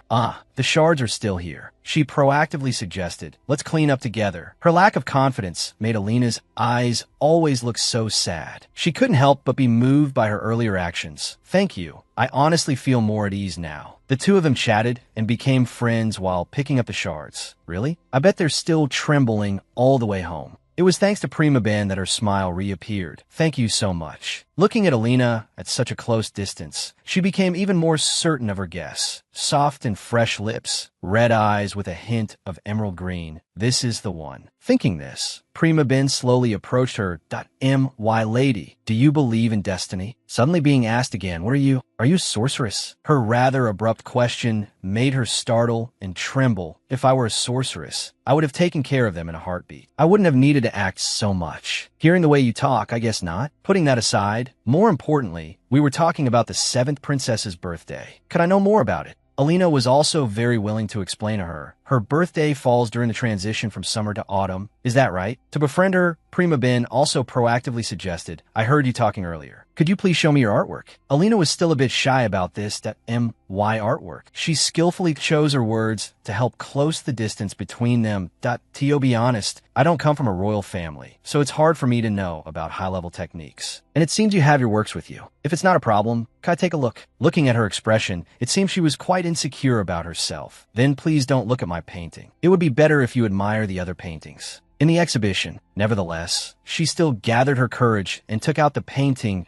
I'm not very good at painting. Her eyes couldn't hide her hesitation. A moment later, she slowly turned it around, even carefully asking again, but you still want to see it? Of course, Prima Ben wanted to. Yes, please. The moment she saw the entire painting, she couldn't help but exclaim in admiration. Wow, your painting is so wonderful. I was so busy talking, I forgot to introduce myself. I'm Prima Ben, an artist. She also happily replied, and I'm Alina Zaberta. So you're an artist. Suddenly, she unexpectedly took her hand, gently suggesting, Alina, can you help me with my painting research? Alina Zaberta. The author's instinct is screaming inside me. Her somewhat hasty action overwhelmed her a bit. But the reason she did it was, this is the person who will help Rinsis see colors. Looking at Prima Ben's natural way of speaking, she should really become an actress. I haven't been here long, so there are many things I need to learn. I want to know more about the current popular works and famous artists, but I don't have a single close friend. So it would be nice if you could share these things with me. Is it too difficult? Alina quickly agreed if it could help. The atmosphere between the two of them improved quite a bit from then on. I'd be very willing. Prima Ben even took the initiative to schedule an appointment with her. Then let's meet at the tea room 3 times a week. She had no objection to that at all. That's good, and also Prim. She was waiting for the next words from her. Alina's gentle voice then softly spoke up. It's a little embarrassing to say, but this is the first time I've made plans with someone. I'm very happy to be friends with you. Prima Ben also smiled in response. Me too, Alina. The two of them then said goodbye to each other. It's a promise. See you tomorrow. Just like that, her plan was a complete success. I've gotten closer to the main character candidate. That couldn't help but delight her. This is great. This feeling that Alina is the female lead. If she is the female lead, she will fall for Rinsis. And what I need to do is support the blind date. I have to think of a way for them to meet. Just wait a little longer. Rinsis, I will definitely break the curse for you. A knocking sound, knock knock, was heard along with a call, Prince Rinsis from outside the door. Knock knock. The knocking on the door continued, along with the question, are you sleeping? Prima Ben received no response. She said in disappointment, I will come back later then. Suddenly, a clattering sound came from inside the door, startling her. The door swung open. Prima Ben didn't hesitate and asked immediately, Your Highness, what happened? When the door opened, she saw Rinsis quietly picking up a book that had fallen on the floor. She watched him pick up the book and asked worriedly, What are you doing? Are you hurt anywhere? Rinsis looked up at her and replied, I'm fine. Nothing's wrong. She tilted her head slightly, her eyes showing a bit of guilt. It's strange. I apologize for today because I had an urgent matter to attend to outside. Rinsis observed her for a moment, then asked with a slightly hesitant voice, Coffee. She asked back, confused, yes. He calmly replied, You smell like coffee. Then she brought her hand up to her nose to check. When she discovered she really did smell of coffee, she stood up in embarrassment. I went out to drink coffee because I like it. Then she unconsciously glanced at Rinsis's book and said, Anyway, it seems the prince is reading a book. Rinsis quickly snatched the book towards himself, his face tense as if trying to hide something. He looked at her with a cold gaze and said, No, don't look. If there's nothing else important, then leave. She was a bit bewildered, wondering to herself, why is he behaving like that? Prima Ben recalled the whispers of two ladies. It seems there is a forbidden book in the palace. Its content is so stimulating that no one who has read it can forget it. She couldn't help but be surprised, thinking to herself, no way. Seeing her standing, silently thinking about something, he turned his head and said, why haven't you left yet? She leaned in, her curious gaze fixed on the book in his hand, and asked wonderingly, let me see the title of the book. He let out a sound, She quickly explained, I was just kidding, I didn't see anything. Then I'll be going. It seems the prince wants to be alone. He looked at her and stammered, a little embarrassed, tomorrow, will you be going out again? His face turned red. He asked awkwardly, like today. As she reached the door, Prima Ben heard him speak, turned back and replied with a beautiful, radiant face, no. I have a lesson with the prince tomorrow. Have you missed me that much in such a short time? After hearing that, Rincis frowned slightly, but still said calmly, all right. Prima Ben seemed a little surprised, thinking to herself, why didn't he get angry at my joke? No way, what happened? She spoke up, or was it Prince David who? Upon hearing the name David, his face immediately became annoyed, and he replied, what? Why are you suddenly mentioning that bastard? Even if he comes, I won't just stand there and let him hit me like last time. Hearing his answer, she felt more at ease, then said, that's a relief then. His face still scowling, he said, I don't need it, so just leave. After speaking, Rincis immediately turned and went inside, leaving her stunned, a sense of confusion rising in her heart. She asked, what was that? She tilted her head, a bewildered expression on her face at his dismissive reaction, and called out again, hey. Receiving no response, she was a little annoyed but remained calm and continued. Well then, sleep well, Mr. Little Devil. She opened the door and slammed it shut. Slam. He said, confused, what was that? The book was picked up. On the cover was the title, Light, Dark, and Colors. Rincis opened the book and continued reading. Suddenly he wondered, a little lighter than red, what color is that? It's almost red, brighter than blood, and with a slight variation. Why does she appear when I think of those? Colors? Maybe I'm going crazy. There's no reason for me to think about her. As his mind filled with images of Prima Ben, his heartbeat echoed clearly. Thump, thump. He exclaimed, it's starting again. The next day, Prima Ben was in Rencis's room. Both were silent, their eyes meeting for a moment. She saw the coffee cup on the table and asked, what coffee is this, Your Highness? You summon me early in the morning, and all you're doing is reading. Can't you look over here for a moment? After she finished speaking, he replied, who said that? Not quite understanding, she asked again, what? He said, who said all I do is read. Books. Then he looked at the coffee cup and said, you can drink it or throw it away. That strong scent is really bothering me. Hearing that, she found it unreasonable and said, why? The aroma is wonderful, so I'll drink it. Rincis found it hard to understand as he watched her drink, thinking to himself, she seems to really like coffee. Huh? His mind was filled with images of her. He continued to think, what would happen if I gave her the desserts she likes to eat? Her cheeks would flush red with happiness, wouldn't they? I want to see it more often, that bright and gentle color. In another scene, while talking with Alina, she asked in surprise, the main painter in the palace? Alina replied, that's right. It seems the princess will choose that person herself. If one becomes the main painter, that person will get to live in the palace and receive a stipend. Isn't that wonderful? It would be so good if someone could paint portraits of the imperial family. But if they make just one mistake, that person could. Alina lifted her face in a daze. Isn't it wonderful? I'm so curious about the dazzling appearance of the princesses and princes. And the beauty of the 8th prince, too. Hearing Alina say that, she thought to herself, he really is dazzlingly beautiful. Alina suddenly turned to ask her, Prim, have you ever seen the 8th prince? She answered a little flustered, actually I have also taught the prince. Hearing that, Alina immediately asked with concern, are you okay? I heard that everyone who has ever taught the prince has. Hearing her say that, she suddenly stood up and spoke. Those are just lies from some painters. Look, am I not still healthy? Alina replied, but still with a hint of worry. Oh, so it's just a rumor? But you said you taught the prince, right? After Alina finished speaking, her gaze stopped to admire the painting on the table. Prima Ben pointed to the painting and asked her, this drawing is quite special, isn't it? She replied, yes, it's quite special. She continued, where I'm from, there are many types of art. This is a drawing I created with my own method. Will the king still appoint me without a reason? Alina answered, a little hesitant. That's true, but Prima Ben asserted to her, Alina, I said it's a personal style. Alina still didn't understand what she was saying. She asked guiltily, personal, what is that? Prima Ben picked up the painting and held it in front of her, saying, it's something like this. She said to her sincerely, Prim, I will teach you the method that is trending right now. You will no longer be an obstacle to the prince. When she heard Alina say that, she was truly sad and said slowly, "Is my painting so bad that it becomes an obstacle to the prince?" The gardener, with one hand in his pocket and the other extended towards Prima Ben, looked at her with a smile and explained,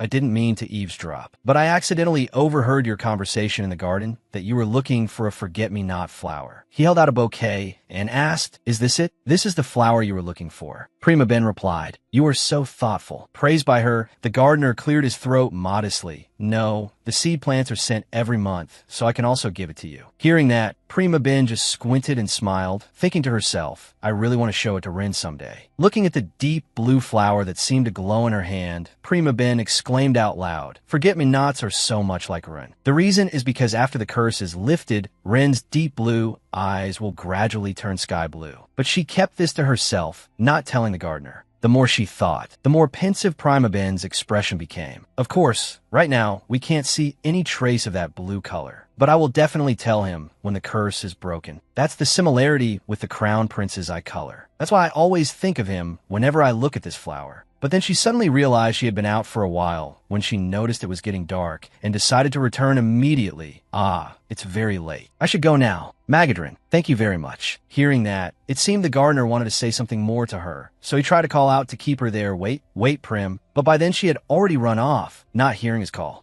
A fair hand knocked, knock, on the closed door. After knocking, without waiting for the person inside to speak, Prima Ben opened the door and looked. Inside, seeing someone had arrived, Rin paused his reading, his scowling face looking impatient, and asked her, "What is that?" It seemed he was referring to the pot of forget-me-nots in Prima Ben's hand. She smiled and replied, "Ah, these? They're flowers. This sea blue flower is called a forget-me-not." It seemed what she said annoyed Rin. He narrowed his deep blue eyes and glared at her, his tone irritable. "Did you go out just to get that?" Despite Rin's unfriendly attitude, Prima Ben's face remained gently smiling. She looked at the flower pot and explained, "No, I met a friend." In her mind, an image of Alina with a bright smile appeared. "She's the first friend I've made in the Empire, so I kept thinking about our meeting. Perhaps, if you'd like, I can introduce her to you." Run, his face still scowling, cut her off, refusing bluntly, "No need. Having you is troublesome enough." Being criticized by him like that, Prima Ben's face grew sad. For a moment, she didn't know how to respond. Then she suddenly slammed the flower pot on the ground with a thud. Even a saint would get annoyed at such an attitude. Luckily, the pot didn't break from the strong impact. She said irritably, "It seems my prince is not in a good mood. Then I'll take my leave. Good night." With that, she turned and, lifting her skirt, began to walk away. Just then, Rin suddenly spoke up again. "Is your friend a man?" His question confused Prima Ben. She turned back to face him, asking, "Pardon?" "She's a woman." Hearing that, Rin fell into a thoughtful silence. Although on his face, one eyebrow was still raised, showing he wasn't quite convinced. Since he said nothing, Prima Ben smiled lightly and continued to explain about the person she met, the fated person I told the prince about. At that, Rin smirked, though his face still held that scowling expression. He said scornfully, Fate, I don't care. So go." Hearing him say that, Prima Ben felt resentful that her efforts were being scorned by him. "Even though I tried so hard to find her for you." Her mood plummeted. She didn't want to stay here with the prince any longer, so she said her goodbyes. "Good night, Your Highness." After she left, his expression remained irritably pensive. He recalled the red ink stain he had spotted on her dress and thought, the red ink stain on her dress, so she went to paint. Next, the scene he had witnessed through the window earlier appeared in his mind. Prima Ben was talking very cheerfully with the gardener. She was holding a potted flower in her arms, even though the gardener had initially only given her a few picked blossoms. "The man I saw through the window, I assume she spent her time with that man in the garden." Ren's face still showed no expression other than anger. He questioned her words out loud, but what did she say? A woman? He thought to himself again, if she wants to paint, she should paint in the palace. Although he initially showed disdain and wanted to stay away from the pot of forget-me-nots, while lost in thought about their recent conversation, he still reached his hand towards the flowers, wondering, why did she lie? His finger was about to touch a petal, and placing the flowers in the room like this, Ren's vision suddenly changed, causing him to freeze. His eyes could no longer distinguish vibrant colors, making the world he saw bleak, covered only in shades of gray. Ren's face became tormented. A wisp of black smoke, barely there, swirled before him. This had happened before. He was annoyed. Again, my eyes. For some reason, when he recalled the sight of Prima Ben holding the flower pot, her hair was a striking, vibrant red, even though everything else in the image remained monochrome. His vision blurred from a wave of dizziness. Then he opened his eyes wide in surprise and wondered, wait, what is that? He was looking towards the pot of forget-me-nots. The dizziness suddenly subsided as a strange color appeared in his monochrome world. He looked at the blue petals, wondering, what color is that? The blue of the flower was fresh and stood out in the bleak, monochrome scene. Overnight, the sky brightened again. The chirping of birds could be heard in the early morning. Ren opened the letter Prima Ben had sent him, in which she wrote, "Good morning, Your Highness. Did you sleep well? I will be going out because I have an important matter to resolve. So in place of today's lesson, I will work twice as hard in our next lesson." Holding the letter in his hand, reading up to that point, he couldn't help but feel dizzy, thinking she's pushing off the lessons, when she was the one who wanted to teach. At this moment, Prima Ben was walking down the street. She thought, anything, just in case Alina isn't the female lead, I need to find another candidate. She turned into a clothing store she came across on the street, seemingly recognizing the place. This is a small clothing store popular with noble women. It will surely be helpful somehow. Looking inside, she was stunned by the number of people in the store, pausing for a moment and exclaiming, "Why are there so many people?" The atmosphere in the store was lively with conversations. Prima Ben approached the jewelry display, turning her head to look at the other girls, her face pensive, thinking to herself, are there many women with black eyes and hair? Her train of thought was interrupted by a woman's voice. "Excuse me, sorry to bother you. I need to open that drawer." Pardon said. Prima Ben naturally agreed, of course. After she stepped aside, Pardon proceeded to rummage through the drawer, making rustling sounds, and sighed an exclamation to Prima Ben. Phew, there are too many customers. Prima Ben saw that too. She was very curious why, so she immediately asked, "I see that. What happened?" Prima Ben's face grew pensive as she listened to Pardon explain, even without mentioning it. "There's a rumor that the Emperor will be coming. That's why it's so chaotic." Hearing that, she became even more curious. The imperial family? Pardon held two different colored purses in her hands, looking back and forth to compare them, while replying to Prima Ben, "You don't know?" According to the rumors, the 8th prince's eyes have been cured. It's not very accurate anyway. Many people are looking forward to seeing him because they say he will attend the 7th princess's birthday. Prima Ben's expression became even more worried upon hearing that. She pondered, Run at the 7th princess's party? She became even more curious about another issue. Ren's eyes are cured. Who spread these rumors? Prima Ben's sad face looked as innocent as a little rabbit's. She said to Pardon, "I didn't know about that." Pardon took the box with the item she needed to the customer. Before leaving, she replied to Prima Ben, "Don't be surprised. It's not strange because it's only been known for a short time." Anyway, what she said did not quell the unease in Prima Ben's heart. So was David. In her mind, an image of the blonde prince with deep blue, fox-like eyes appeared. They are making Ren uncomfortable to ruin him. Thinking that, she decided there's no more time to hesitate, then grabbed the hem of her skirt and ran off, back to Ren. I have to tell Ren about this. Rensis looked out the window, his gaze full of anticipation. He said, "She hasn't come back yet?" Rensis held the letter in his hand, pensively thinking about what Prima Ben had said in it. He wondered, what on earth is that important matter? She doesn't listen when I tell her to leave, but that's not surprising. He frowned slightly, and at the same time, let out,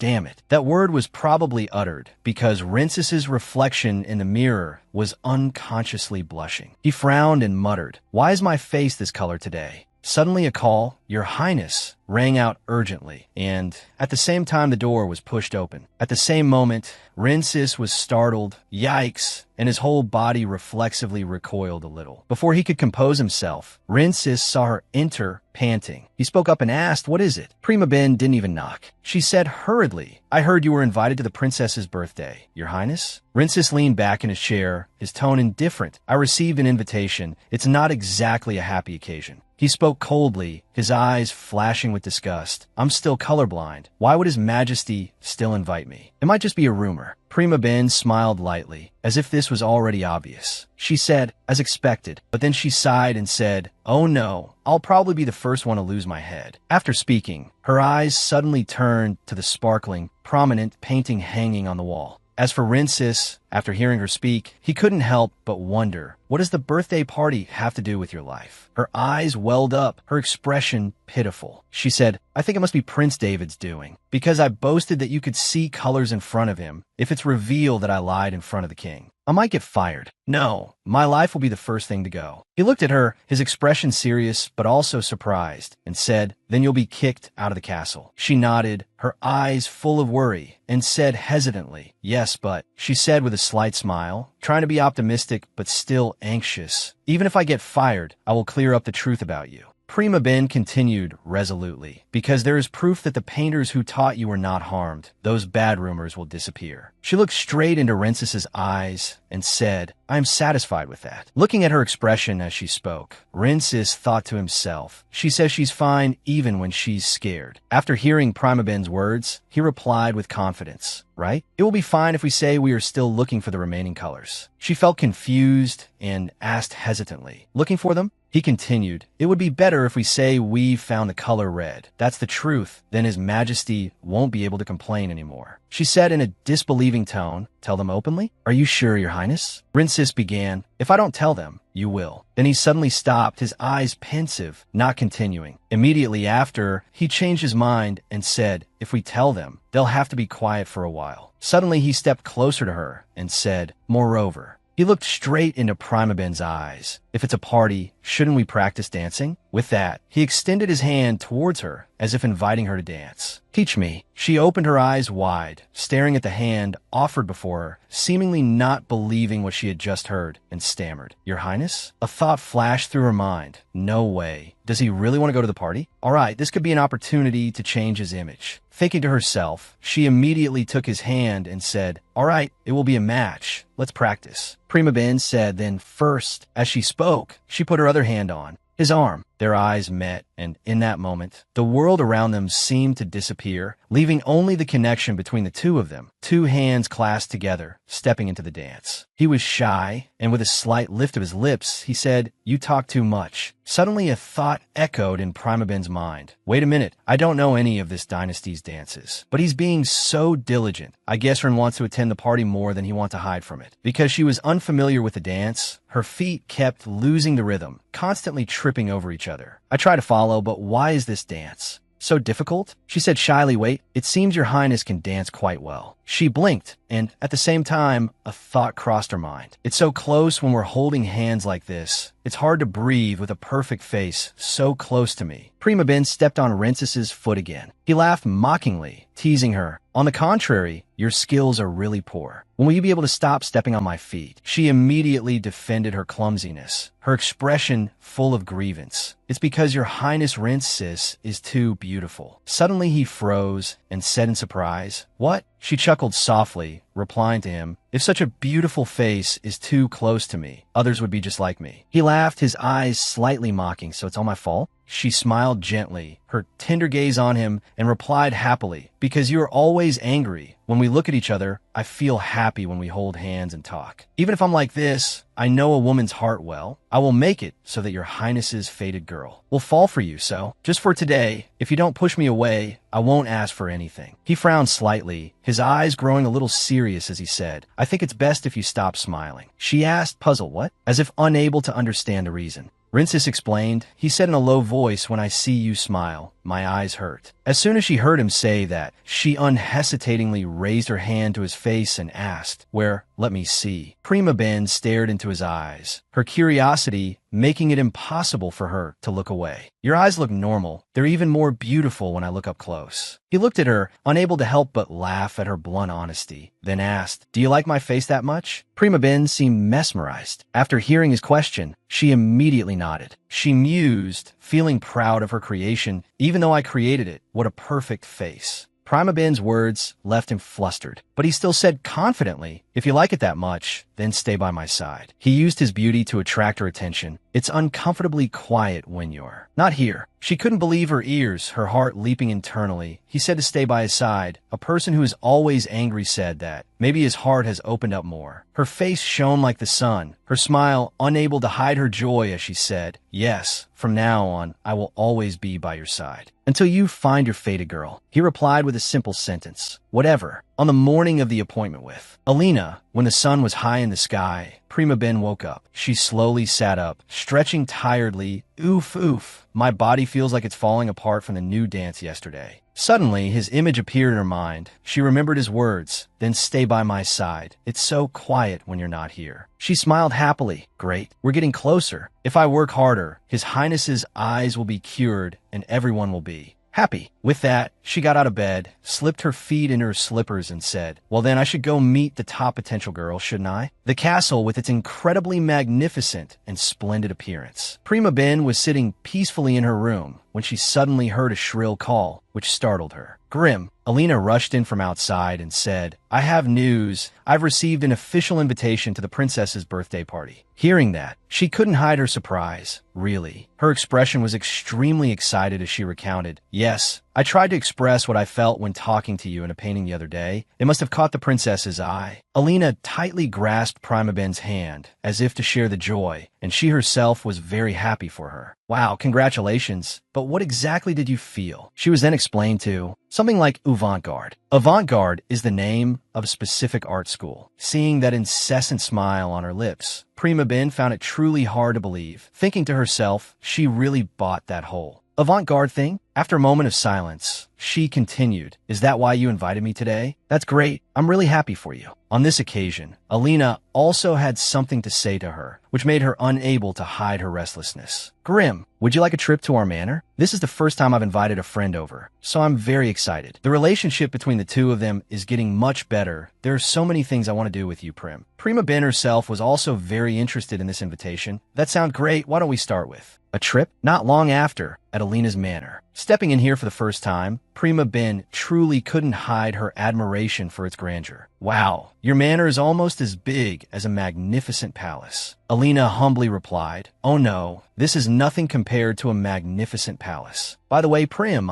Before she could finish her sentence, she heard someone call her name from behind. Alina, turning around, she immediately recognized it was David. His appearance was too sudden. Your Highness." His eyebrows furrowed involuntarily. He glared when he saw Prima Ben beside her. "Why is that woman here?" She herself was surprised to meet him again in this situation. "David." Alina was always so gentle. She slowly walked over and asked, "What brings you here, Your Highness?" "I didn't receive any news that you would be coming." David's expression showed no sign of softening. He replied coldly, "I came here to see the Baron. I think I should personally tell him about our matter." Looking at Alina's expression, she was probably not happy to hear him say that. There is no us, only a one-sided story made up by one person. Prima Ben, who was behind, also noticed this. About our matter, Alina didn't look happy with this explanation. Seeing the two of them together like that, he guessed, "Anyway, you two know each other, right?" Alina said as she took her arm, acting very close. "Yes, Prim is my friend." Hearing this, David became even more displeased, deliberately making sarcastic remarks like, "Your friend. So this is the artist the Baron mentioned, the one with the unique painting style, right?" Prima Ben didn't hesitate to reply to him, "Yes, Miss Alina and I are learning to paint together. Thanks to that, I think my skills are improving." David then proactively suggested, "I didn't know Alina was such a good artist. I'd like to join you ladies sometime." She skillfully changed the subject. But I heard you've been learning a few things these days, Your Highness," which made him falter. "Me? And what could I possibly be learning?" Prima Ben replied very naturally, "Oh, they say you are a skilled archer," but it was enough to make him tense. David was now completely speechless, only hearing the steady tone of her voice. "I would really like to see your skills with my own eyes. I'm very curious to know how good you are." Unable to talk back to her, he resorted to his old tricks, turning to force Alina to go with him. "I really want to talk to Alina. Please excuse us. Come with me, Alina." Being dragged away so forcefully, she looked extremely uncomfortable. "Wait, Your Highness." Her resistance was completely useless until Prima Ben stepped in to hold her back. This action of hers made David seem like he was about to go mad, shouting loudly, "How dare you lay a hand on a prince without permission? Even so, she had no intention of tolerating him. Prima Ben didn't hesitate to retort, "Can't you see Miss Alina is in pain? Please let her go." She even deliberately emphasized that unless you're acting this way because you wish to see Miss Alina's face contorted in pain. The confrontation between them caused the servants there to start whispering among themselves. Prima Ben knew how to use that to her advantage to threaten him. "There are many wary eyes here, Your Highness. We both don't want anyone to think that you get satisfaction from hurting others, do we?" Her reasoning forced him into silence. What? Oh, of course I don't want that. She took that opportunity to pull Alina's hand away from him. With a worried and caring look at her, "Oh my, Alina, your wrist. We must treat it immediately." Proactively pushing her to leave. "So may we leave, Your Highness?" If the Baron were here to see the bruise on Miss Alina's delicate wrist, he would be very concerned. David angrily yelled, "Hey, wait, wait," but she had absolutely no intention of lingering to hear him say anything more. "Have a good day, Your Highness." After leaving David, Alina softly spoke, "Thank you, Prim." As for him, he was behind them, watching the two with eyes full of indignation. Damn it. Prima Ben from this moment on has also become his enemy. I have to do something to get revenge on that little artist, because at this point I will have to get rid of her along with Rensis. Prima Ben also quickly returned to Rensis's place. "Hello, Your Highness." Smiling brightly, she boasted, "My work finished earlier than I expected, so I'm back early." His eyes suddenly narrowed as he looked towards the window, now covered by a curtain of darkness. "You call this early? The sun has already set." While reading his book, he slowly added, "You once told me." Prima Ben listened nervously for him to continue. "Yes." What Rensis was curious about was that you're not officially from the city. Tell me about your hometown. Thinking it was something serious, she was more than willing to talk about this. "I come from a city of Retica. I just flew over it." This place was still a bit strange to him. Retica? How strange. I've never heard of this place, nor have I ever seen it on any map. Prima Ben smiled and added, "It's very small. It's almost impossible to locate. Very few people pass through." Speaking of which, she suddenly realized something was not right. Wait. She couldn't help but tease him. "Your Highness, did you search all the maps for it?" Caught by her, Rensis couldn't help but blush with embarrassment. "What? Be quiet. I didn't do that." She still wanted to tease him a little more. "Why didn't you ask me sooner? You didn't study all those maps, did you?" Making him become very irritated. "Don't make me repeat myself. I didn't do that kind of thing." Looking at his current expression, she couldn't help but laugh. "I didn't know Rensis had such an adorable side. Since we are in a lesson, why don't you ask me more? Is there anything else you want to know about me?" Her sparkling eyes and lips at such a close distance made him feel a little fluttery. Are Prim's lips always this red? I wonder what they would look like up close. Just then, a knock was heard at the door. Marion entered with a stunned expression, calling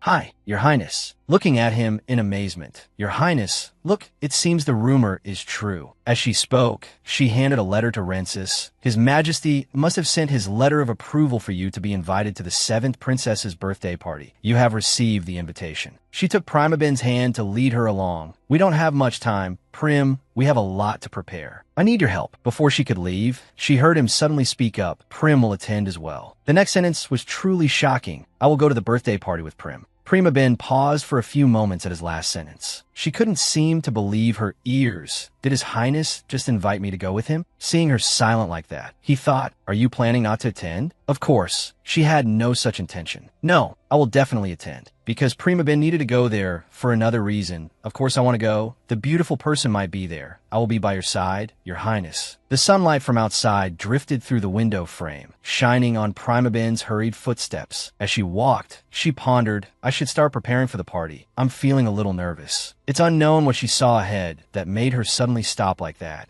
It turned out she saw lies. Her call made the girl jump, stammering, "Miss Prim." Seeing how clumsy the girl was, she easily guessed, "What are you doing here, and what are you hiding?" Lies replied verbally, "It's nothing," but the red rose petals falling one by one contradicted her words. As soon as she saw what fell from the girl, Prima Ben's expression instantly became serious. That is, the Emperor has forbidden people from growing it, believing it to be the source of the curse. Thinking of this, she gently raised her eyes and asked the girl, "How could you bring red roses in here?" Before explaining, what surprised Lies more was, "Miss Prim, your eyes just turned purple." The girl's words made her turn to doubt herself. Did I see it wrong? Suddenly, Liz pushed a red rose into her hand and said, "Actually, the truth is I brought it in because I want to express my feelings to someone." Smiling, "Want to make a deal with her? I'll give you one, so please keep it a secret." These days, red roses symbolize something other than the curse. More specifically, it signifies that I love you so much that I would accept being cursed to get this for you. For some reason, upon hearing the girl say this, Prima Ben's cheeks involuntarily blushed. Although its meaning seemed noble, she was forced to refuse, proactively handing the flower back to Liz. "I don't want it. Why is its scent so strong?" But Liz stubbornly tried to persuade her. "Just pretend you didn't see anything. Just this once. I'll make sure not to get caught. Anyway, His Highness won't be able to tell what color this is."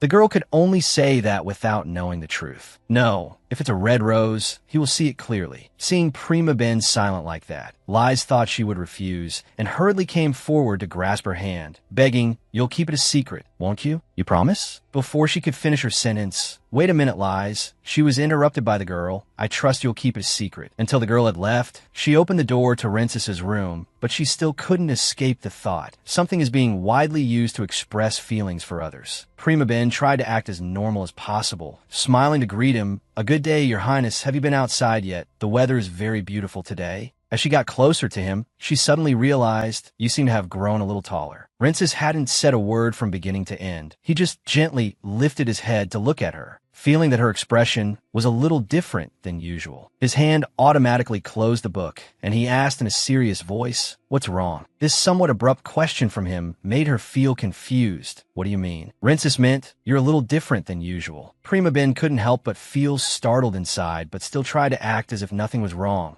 What am I normally like? Do I look strange? The next second, his eyes suddenly widened as he realized. He quietly took a deep breath and quickly recognized the scent was roses. His attention was fully on her, affirming, "You smell of roses." Prima Ben didn't think he would know so quickly. Her voice instantly became tense. "Roses? I really can't say." Trying to make up a reason, "It's very cold outside. Maybe the scent of roses was carried in by the wind. But have you ever seen roses?" Her question made him fall into contemplation. It took a few seconds before he softly replied, "David once said they were the flowers that curse me, and then he came forward and stuffed them into my mouth. I was suffocating in that scent until I escaped, so I have definitely seen that flower." After hearing Rinces's story, her eyes filled with sadness. As for him, because he was so used to this, he didn't seem to have any particular emotions. "Now I can see the color red. I wonder what roses look like. Perhaps the fact that I can see red roses shows that the curse has gotten stronger." As he spoke, his eyes instantly became extremely cold. "And if that's true, then I might kill everyone." But that coldness disappeared when he saw that she was. Prima Ben on the opposite side had tears welling up in her eyes. Crying? The sound of sniffling didn't seem to show any sign of stopping. Yet, it wasn't until today that she heard a part of his past, and a feeling of pity welled up in her heart. He had such a tragic childhood. I didn't expect that just a simple sentence I knew would turn out like this. Wiping her tears, she sniffled and said, "I'm not crying." Seeing the tears lingering in the corners of her eyes, he suddenly felt a pang in his heart. Why? His hand unconsciously reached out, wanted to wipe her tears. "I want to comfort her again."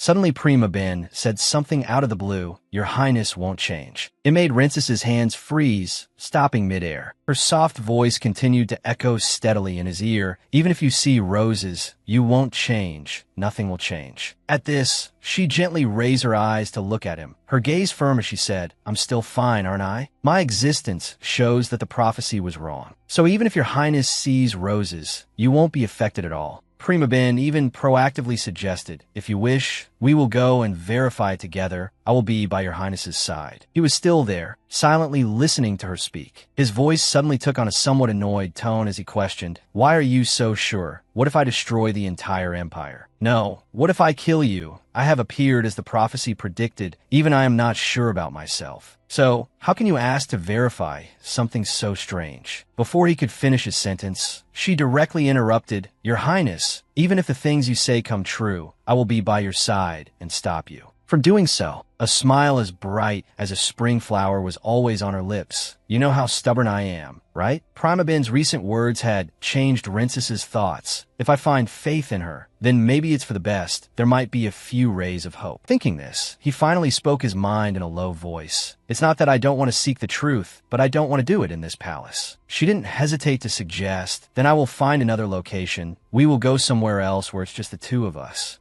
Alone. Rinces looked at her, confirming again, just the two of us, and saw her smile brightly and reply, yes, of course. She kept repeating the sentence, I will always be by your side, making his heart throb for it. And to get to the place with the red roses, Prima Ben went to see Lies. The girl was surprised by her intention. You wanted to tell you where the roses are. Is that it? Yes, that's right. That made Lies unable to avoid being suspicious of her. But why? Are you trying to use that as evidence against me? Prima Ben seemed hesitant. But it's not an easy place to find. As she spoke, the girl handed her a map. It's a temple that very few people visit, so it looks a bit shabby. It's hidden by a forest, so you have to walk into the forest, and that's enough. Anyway, thank you, Lies. That very night, she was at Rinces's manor. I wonder how long it will take to get around this place. He had even arrived here before her. You're late. He suddenly spoke, making her jump in surprise. Your Highness, you scared me. What surprised Prima Ben even more was, has he always been this tall? It seems he's getting taller every day. He's already so tall. How much taller will he get? Rinces looked at what she was holding in her hand and couldn't help but wonder, what is that? She immediately explained, oh, it's the place with the roses. It's very far, so we should set off early. The atmosphere between the two of them right now looked so romantic. How'd you get it so easily? Prima Ben replied in a small voice. I asked by saying I was looking for a place for my date, and the person I asked happily shared the location with me. These words made Rinces pause for a few moments. A date? Rinces proactively held out his hand for her to take, saying, enough nonsense. Hurry up and let's go. He said gently, it's late at night now, so you should take my hand. Prima Ben didn't think he would suggest such a thing. She hesitated and replied, oh yes. Then she slowly placed her hand on his. Then please excuse me. Silence meant agreement. Their hands intertwined just like that. Rinces embarrassedly added another sentence. We're only doing this because I can't see clearly in the dark. He likes it, but pretends not to. Prima Ben walked slowly towards Rinces, who was looking annoyed. He watched her still walking towards him. Why do you keep looking at me? Hearing that, she faltered and stopped. Because your Highness is too beautiful. He took her hand. You like beautiful things? She also took the opportunity to hold it back. Yes, but I would still like you even if you were ugly, your Highness. Prima Ben looked at him with sincere eyes. You have a kind of charm that draws people to you, your Highness. I always care and think about you.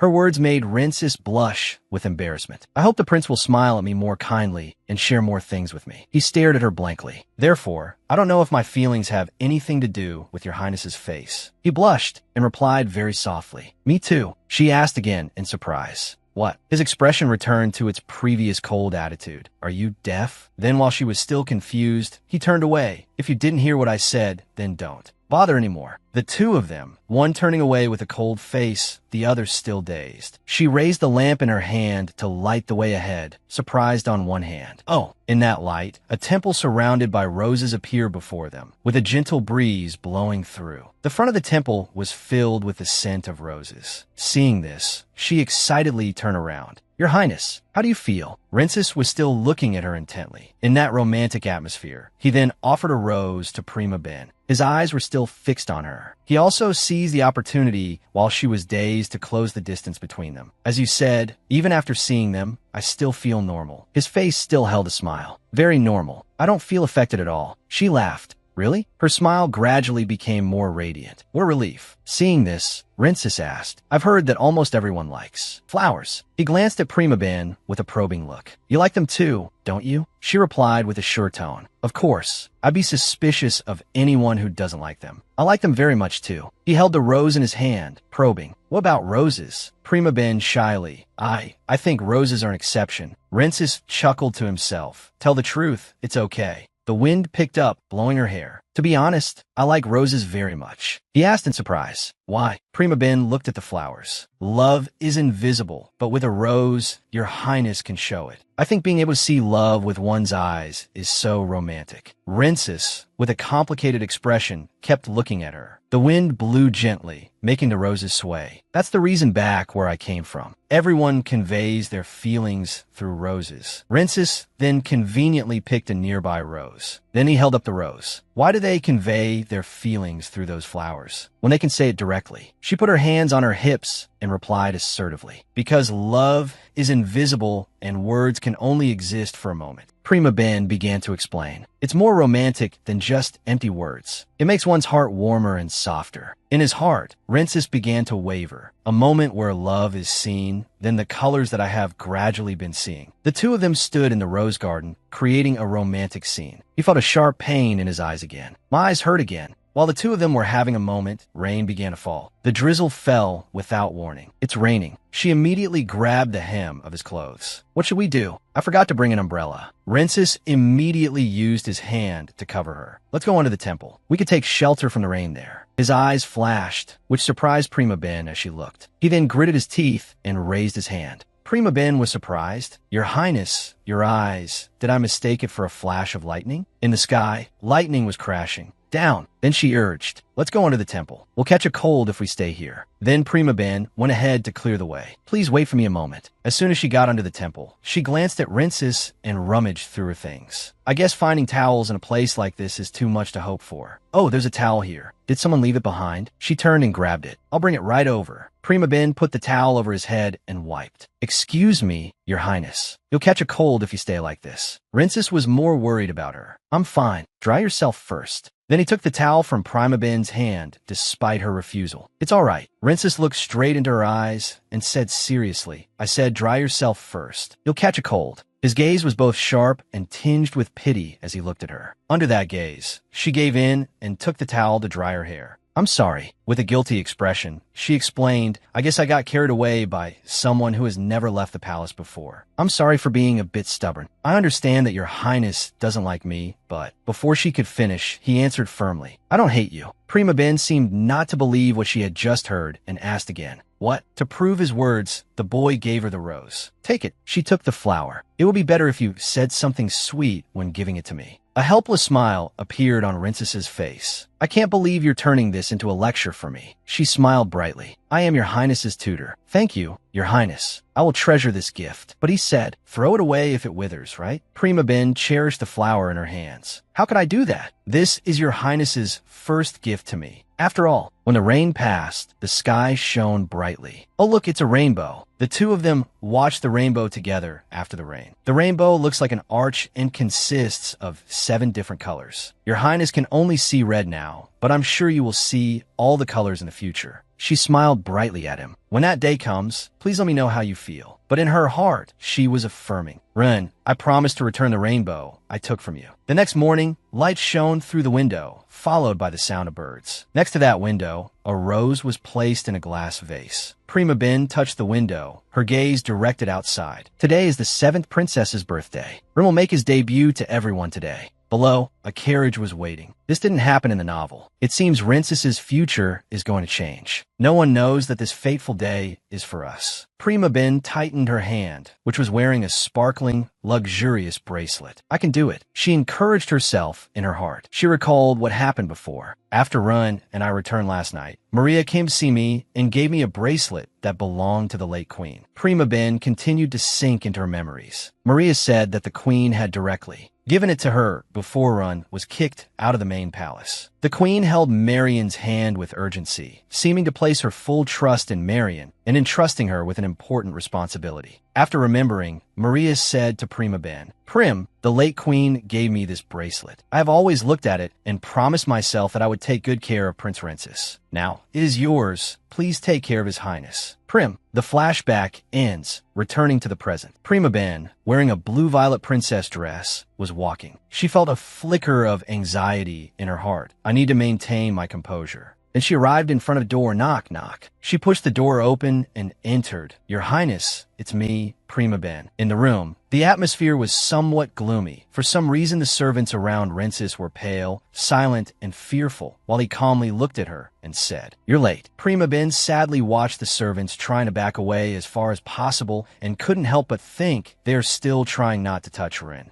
Seeing this, she immediately helped, breaking that atmosphere. She said cheerfully, "Your Highness, you look like you're." Rensis paid no mind, walked over, and turned to her. He said sternly, "We'll be leaving soon." At this moment, Prima Ben took the opportunity while everyone was watching and touched his hand. She asked, "Is that so?" Everyone, of course, was very surprised. It was hard to believe. "Oh my God, she touched the prince." One person said, "But did nothing happen?" Another immediately wondered. "I heard you could go blind with just a light touch." The maid next to them was repeating that unpleasant rumor. They whispered with disbelieving and fearful faces. Although the whispers were quite low, they couldn't escape Rensis's notice. He glared at them and ordered everyone get out. They were startled, quietly bowed, and went out. Prima Ben saw that the situation seemed tense and immediately thought of a way to calm Rensis down. She admired and praised Rensis's God-given beauty. "Your Highness, you are a perfect picture today. It's really true." Rensis, with his golden hair, wearing a suit with a red ruby at the collar, looked very handsome, but he replied coldly, "I don't believe it." Hearing that, she immediately pointed to the mirror and said, "But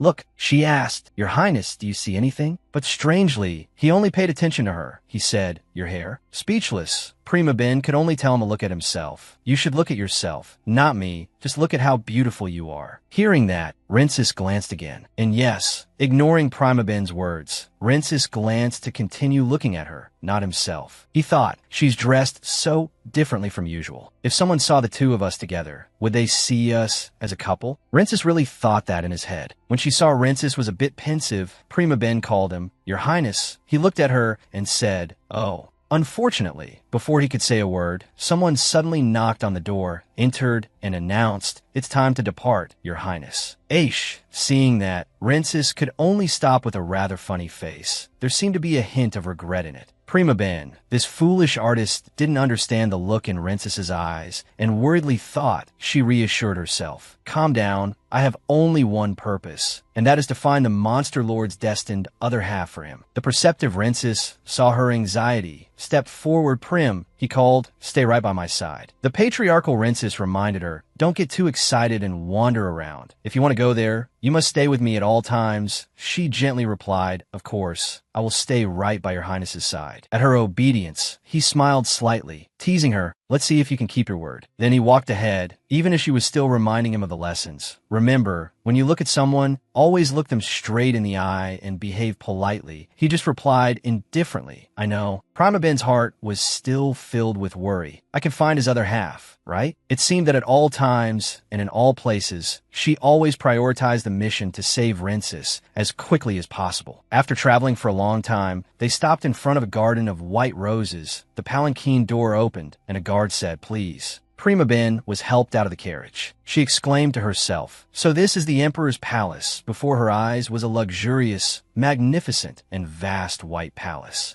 There were meticulously sculpted and constructed architectural works. She was still overwhelmed by the splendor. Delison is indeed called the Empire of Beauty. I wonder how much all of that costs. Stepping inside, a woman approached. She politely greeted, "Welcome, Your Highness, His Majesty is waiting for you." In that situation, Prima Ben thought, the Emperor seems to think that Run can see colors again. I should go with him to explain. She said, "Your Highness, let me go with you," but Rensis disagreed. "Things could get complicated, so just stay here. I'll just pay my respects and be right back. Don't go anywhere." He walked away and added to reassure her a little. Behind them, many people were whispering, "Oh my, is that the 8th prince?" They spoke quite loudly, making Prima Ben momentarily unsure of what to do. Someone said, "He's as beautiful as the rumors said." Another, trying to sound smart, said, "I can see why the Emperor couldn't kill him and decided to send him far away instead." Me too, no matter how scary the prophecy is. You can't just cast aside someone that beautiful so easily. The other person added, "Exactly." Hearing those whispers, Prima Ben pressed her lips together in annoyance.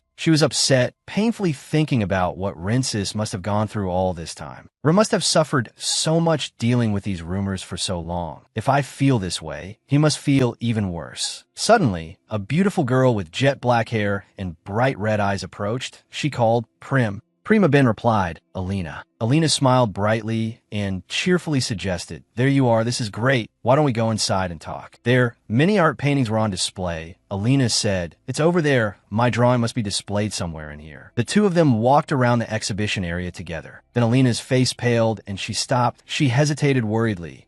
It should be right here." A look of sad disbelief was visible on her face. "I'm sure this is the last section." Seeing this, Prima Ben tried to reassure her. "Let's look around a bit. It might be around here somewhere." Suddenly, a man appeared. Alina, it turned out to be David. He called Alina over. Alina bowed her head in greetings, Your Highness. He raised an eyebrow at her and asked, "Where have you been?" He said in a loud voice, "I've been looking all over for you." His words made Alina anxious and fearful. She thought, it can't be. As expected, David handed the drawing to Alina. He said casually, "Here, I'll return your drawing to you." Alina's face turned pale. She hesitated to take the drawing. It didn't have the imperial seal, which meant it wasn't selected by the princess. David said boastfully, "Your drawing doesn't fit the current style. I had to call in favor. With your skills, there's no way you would have been chosen." Alina didn't answer, just trembled as she held the drawing. He said, while smiling triumphantly, "Can't you see how much trouble I went through to secretly invite you here?" Unable to bear it any longer, Prima Ben interrupted, "Your Highness." She said angrily, "Please stop," but he rudely shouted in her face, "Get out of the way. I have nothing to say to you." Not to be outdone, she immediately retorted, "This isn't what Alina wanted. She wanted to be invited based on the merit of her own talent." Seemingly unable to control his temper, David raised his hand and yelled, "How dare you speak to me like that?" But suddenly, his hand froze in midair. Prima Ben said resentfully, coldly, and seriously, "If you keep acting like this, Alina will never open her heart to you." At this moment, her eyes flashed with a powerful purple hue. Powerful. David was somewhat stunned. He thought to himself, purple eyes. The masked person who cast the curse was also said to have purple eyes, which are very rare to find in the kingdom. Thump, thump. Prima Ben's heart pounded wildly with fear as he stopped midway. She worried herself, what's wrong with him? Did I scare him? She immediately took the disappointed Alina's hand from behind. She thought, there's no telling what David might do. We should get out of here. Just as she was about to leave, she was caught by a large hand. David smirked. He said, I wonder what made you so confident. As if he knew something. It's you, isn't it? He forcefully pulled Prima Ben back and said, you are the masked person who cast the curse. David stubbornly held onto Prima Ben's hand, determinedly accusing her. No wonder you're so arrogant. Her face was filled with fear and panic. Alina, seeing the situation was not good, shouted loudly, Prim. David snapped back at her. How dare you come back here? Unfazed, she replied firmly, let her go. A majestic, deep, and warm voice rang out, making him visibly startled. David, he was terrified when he saw the imposing Ivino appear. Your Majesty. Although his face was pale, he still held tightly to Prima Ben's hand, not letting go. What was even more surprising was that Rinsis was also behind Ivino. Rinsis, why are you with His Majesty? Glancing at Prima Ben's tightly gripped wrist, Ivino politely said to David. The ladies must have been very frightened. Alina hurriedly lifted her skirt and curtsied to the king. His Majesty has arrived. Ivino glared and questioned David. David, what is the meaning of these actions? Why are you holding the hands of these ladies here? He decided to trust himself and spoke up to accuse Prima Ben. Your Majesty, I have something to tell you. In his heart, he was certain of one thing. Father will know more about that stranger. He smirked, pulled Prima Ben's hand forcefully, and continued decisively. Your Majesty, I have caught her, the one who brought you the red rose. Hearing this baseless accusation, Rinsis's face clearly showed his annoyance. What? David shamelessly grabbed Prima Ben's shoulders, forced her to turn around, and said sternly, she's the one who put the curse on you. Ivino coldly asked David again. The red rose? He stepped in front of Prima Ben to confirm for himself. David, still looking smug, stated bluntly, yes, I'm sure. Ivino requested of Prima Ben in a low voice. Look up. With no other choice, she could only clench her hands and resign herself to fate. She decided to slowly raise her face to look straight at Ivino. And luckily, her eyes had returned to normal and her face only showed a panicked expression. Ivino turned and growled at the one who caused this mess. David, he was still very arrogant. Yes, Your Majesty, should I kill her right away? now. But before Ivino's heavenly wrath, he jumped and didn't dare to utter another word. David, he snapped and yelled at him for his reckless crime. How dare you accuse this lady? This is Rinces's art tutor. He hurriedly looked straight into Prima Ben's eyes. I know that, but look at her eyes. They're purple. But her normal appearance stunned him. Huh? They were definitely purple. Why? There's no way I was mistaken. Rinces smirked sarcastically at him. It seems you have more of a problem distinguishing colors than I do. Brother, he was trembling with anger, and Rinces's profound words added to it. David gritted his teeth and cursed silently in his mind. Why did he suddenly call me brother? Is he trying to score points with father? This little brat. Ivino ordered him in a stern voice. David, let her go. Although he obeyed his order, David still tried to explain. Your Majesty, please listen to me. She definitely used magic, just like the day she cast a spell on.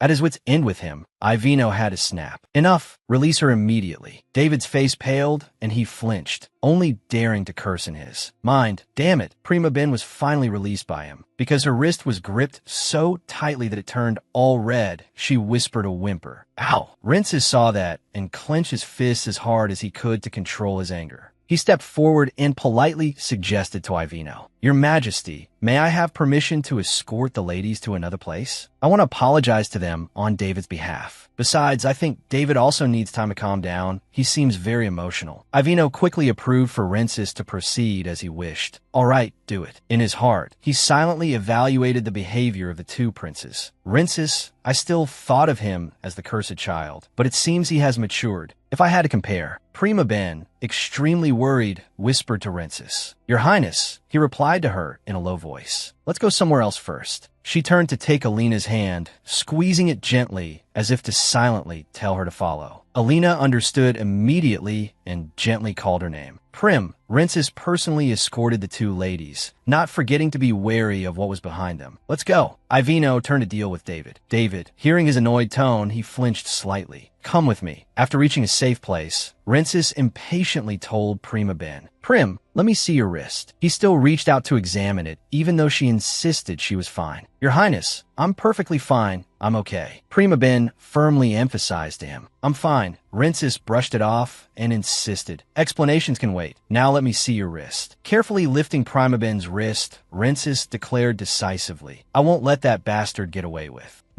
At this moment, Alina spoke softly. Prim, is this person the eighth prince? Seeing her being so familiar with Prima Ben, Rinces became a little wary. Who are you? This was the first time the two of them met. Prima Ben quickly took the initiative to introduce her to him. Your Highness, this is Lady Alina of House Gerbetta. Alina, this is the eighth prince, Prince Rinces. Only then did he feel a little more at ease. So she's a new friend Prim has been talking about. At least it's not a man. Alina clenched her fists and thought to herself. He's the prince that Prim is always with. She began to look at Rinces with a scrutinizing and wary gaze. He looks closer to Prim than I am. Rinces immediately understood what she was thinking. His brain also quickly put things together. On second thought, this person, I get it, so she is... Only Prima Ben didn't understand anything. They finally met, and Rinces seems to be receptive. She was happy thinking of a new possibility that flashed in her mind. Is this the fateful moment he meets the female lead? But it seems Alina and Rinces are in full-on rivalry mode. Seeing the two of them glaring daggers at each other, Prima Ben was stunned. A rival. To break the unusual atmosphere, Alina proactively cleared her throat. Ahem. Regaining her usual sparkling elegance, she spoke politely. Please forgive me for not introducing myself sooner. I am Alina Gerbetta. Your Highness. Prima Ben was very excited for this opening. Rinces finally met Alina. Will it be love at first sight? Completely different from her expectations. Rinces barely even responded, let alone feel anything. Prima Ben couldn't help but be surprised by his stiff expression. No reaction. Is Alina not the one? I did consider that Alina might not be the female lead of the story, but I still hoped she was. Rinces noticed Prima Ben's disappointed expression. Is Prim disappointed by my attitude? She told me to always smile when talking to ladies. He tried to improve his expression so she wouldn't worry anymore. I don't like that she's Prim's friend, but I also don't want to see Prim with that dejected face to lose those two rosy cheeks. Thinking that, he spoke up to reply to Alina. It is an honor to meet you. His polite expression made Prima Ben silently cheer with joy. Rinces is smiling at Alina. She hesitantly brought up the matter with David from earlier. I'm still very shocked by what just happened, if something bad had happened. Prima Ben turned to look at Rinces. implying, "Your Highness." He also whispered back concisely, "What?" She leaned close to Rinces's ear and asked again, "What do you think?" He still didn't understand her meaning. "About what?" Prima Ben impatiently tapped her own eye, signaling to Rinces. "Why is he pretending not to understand? I'm talking about your other half." Only then did he realize and whispered with parted lips, "Ah, about finding my other half to break the curse." Prima Ben worriedly asked Rensis, "Yes, did you notice anything different?" Amused that she seemed quite concerned about him, he smirked and replied, "Not really. I don't think I have a destined other half. At all. There's no such thing as destiny in this world. Prim is mistaken. The world in my eyes still only has those two dull shades of black and white, which means, in his eyes, only Prima Ben has never changed. I need Prim. If that damn destiny doesn't exist, she will stay by my side." His thoughts gradually became lighter as he identified his feelings. It's strange, isn't it, to think that I can use the prophecy in the ways I hate the most. The fact that Rensis kept smiling made Prima Ben restless. He's smiling again. She was bewildered with fear. What does it mean? Does he really not feel anything? Suddenly, there was a knock on the door from outside. So Rensis replied in a low voice, "Come in." It turned out to be his servant who came to inform him. "Excuse me, Your Highness, the 7th princess's birthday celebration is about to begin." Prima Ben frantically lamented to herself, "Oh no, I don't have enough time to figure out what Rensis is thinking." Alina stood up and took the initiative to speak. "Then I shall take my leave." Prima Ben urged Rensis in a low voice, "Ask her." He pretended not to understand and said coldly, "Ask what?" Afraid of missing the opportunity, she urged Rensis more urgently, "Why, I taught you last time, right now." Realizing she was being a bit too forceful, she quickly repeated politely, "Yes, right now," still maintaining a graceful demeanor. Alina bowed slightly to express her apology. "Prim, Your Highness, I sincerely apologize for having disturbed." "Your Highness." Rensis knew with one glance that Alina was just putting on an act. She was forcing herself to be polite, even though she didn't even like him. He just replied to her curtly, "All right." Prima Ben stood beside him and asked curiously, "Your Highness, what are you interested in?" Rensis looked straight at her and asked back, "What do you mean?" She kept insisting, "I'm asking, what is it?" He was a little surprised, because the only thing she always cared about was one thing. "What about your eyes?" Prima Ben said to him resentfully, "I was so sure Alina would be your destined other half. That's why." His brow furrowed slightly, and the corner of his mouth twitched in annoyance as he muttered, "I knew it." Rensis firmly asserted to Prima Ben, "I don't know. I didn't feel anything when I met her." She exclaimed, "What? Are you sure, Your Highness?" After answering, Rensis walked away, leaving Prima Ben to call after him, "Your Highness, where are you going?" She whispered to herself in disappointment. Does this mean Alina isn't the female lead? Rensis was already by the side of the 7th princess, the important figure of this party. Ivino stood up and generously gave a short speech to start the party. "Today is a momentous day. Let's all enjoy the party." A moment later, Prima Ben came to find Rensis and cheerfully asked him, "Your Highness, what are you doing? Why are you back so soon? You should try to mingle a little. It would be better." Rensis coldly refused her, "I don't want to. I'm tired. I want to go back." As he was about to leave, a lady approached and proactively introduced herself to him. "Greetings, Your Highness." He replied indifferently out of formality, "Who are you?" The lady smiled radiantly and continued gracefully, "I apologize for not introducing myself sooner. I am Chowdez Belacho. It is a great honor to meet Your Highness." Rensis paid no mind, as he already knew the tricks of the nobles. Honor. As if she only changed her behavior after hearing the rumors that I could see colors again. To be polite, he continued the conversation courteously. "All right, what do you want?" Kaotz's opening move made the other noble ladies stir and whisper among themselves. The prince just replied, "Right? He is as beautiful as the rumors say. Do you think I should also introduce myself to the prince?" They began to gather and eagerly introduce themselves to Rensis. "Greetings, Your Highness. I am from the House of Oraha. Your Highness, I am wait." Prima Ben stood silently watching the crowd that was surrounding Rensis. Seeing that he was handling it well, she thought happily to herself, "He's handling the situation quite well. Maybe I don't need to step in." Not wanting to be an outsider, she decided to slip away for a bit. "I should probably get away. I'll go to the garden to look at the flowers." Acting on her thought to kill time, Prima Ben wandered idly in the royal garden behind the palace. I wonder if he'll be annoyed when he finds out I snuck out here alone. Still worried about him, she didn't notice someone approaching her. Breathing in the fresh air is enough. Maybe I should go back to Rince's. Hadat appeared with a smile on his lips, politely exclaiming, "What a beautiful flower." Looking at this man with long black hair and an incredibly attractive, handsome face, Prima Ben couldn't help but frown and wonder, have I met this man before? There's no way I would forget such a handsome man. Could he be a major supporting character that I didn't notice? Also, because she couldn't remember who he was, she gave a forced smile and said, "Yes, hello." Seeing that, the strange man parted his lips in a smile and said, "This place is so quiet, unlike the banquet hall." Prima Ben nodded and replied with 2 words, "That's right." He asked, "You're Prince Rinces's art tutor, aren't you?" Then, without her having to ask, he proactively introduced himself. "My name is Hadat Dominion. I am the Emperor's attendant. This is the first time I've seen an art tutor for the prince last this long." Receiving a compliment from a handsome man like Hadat,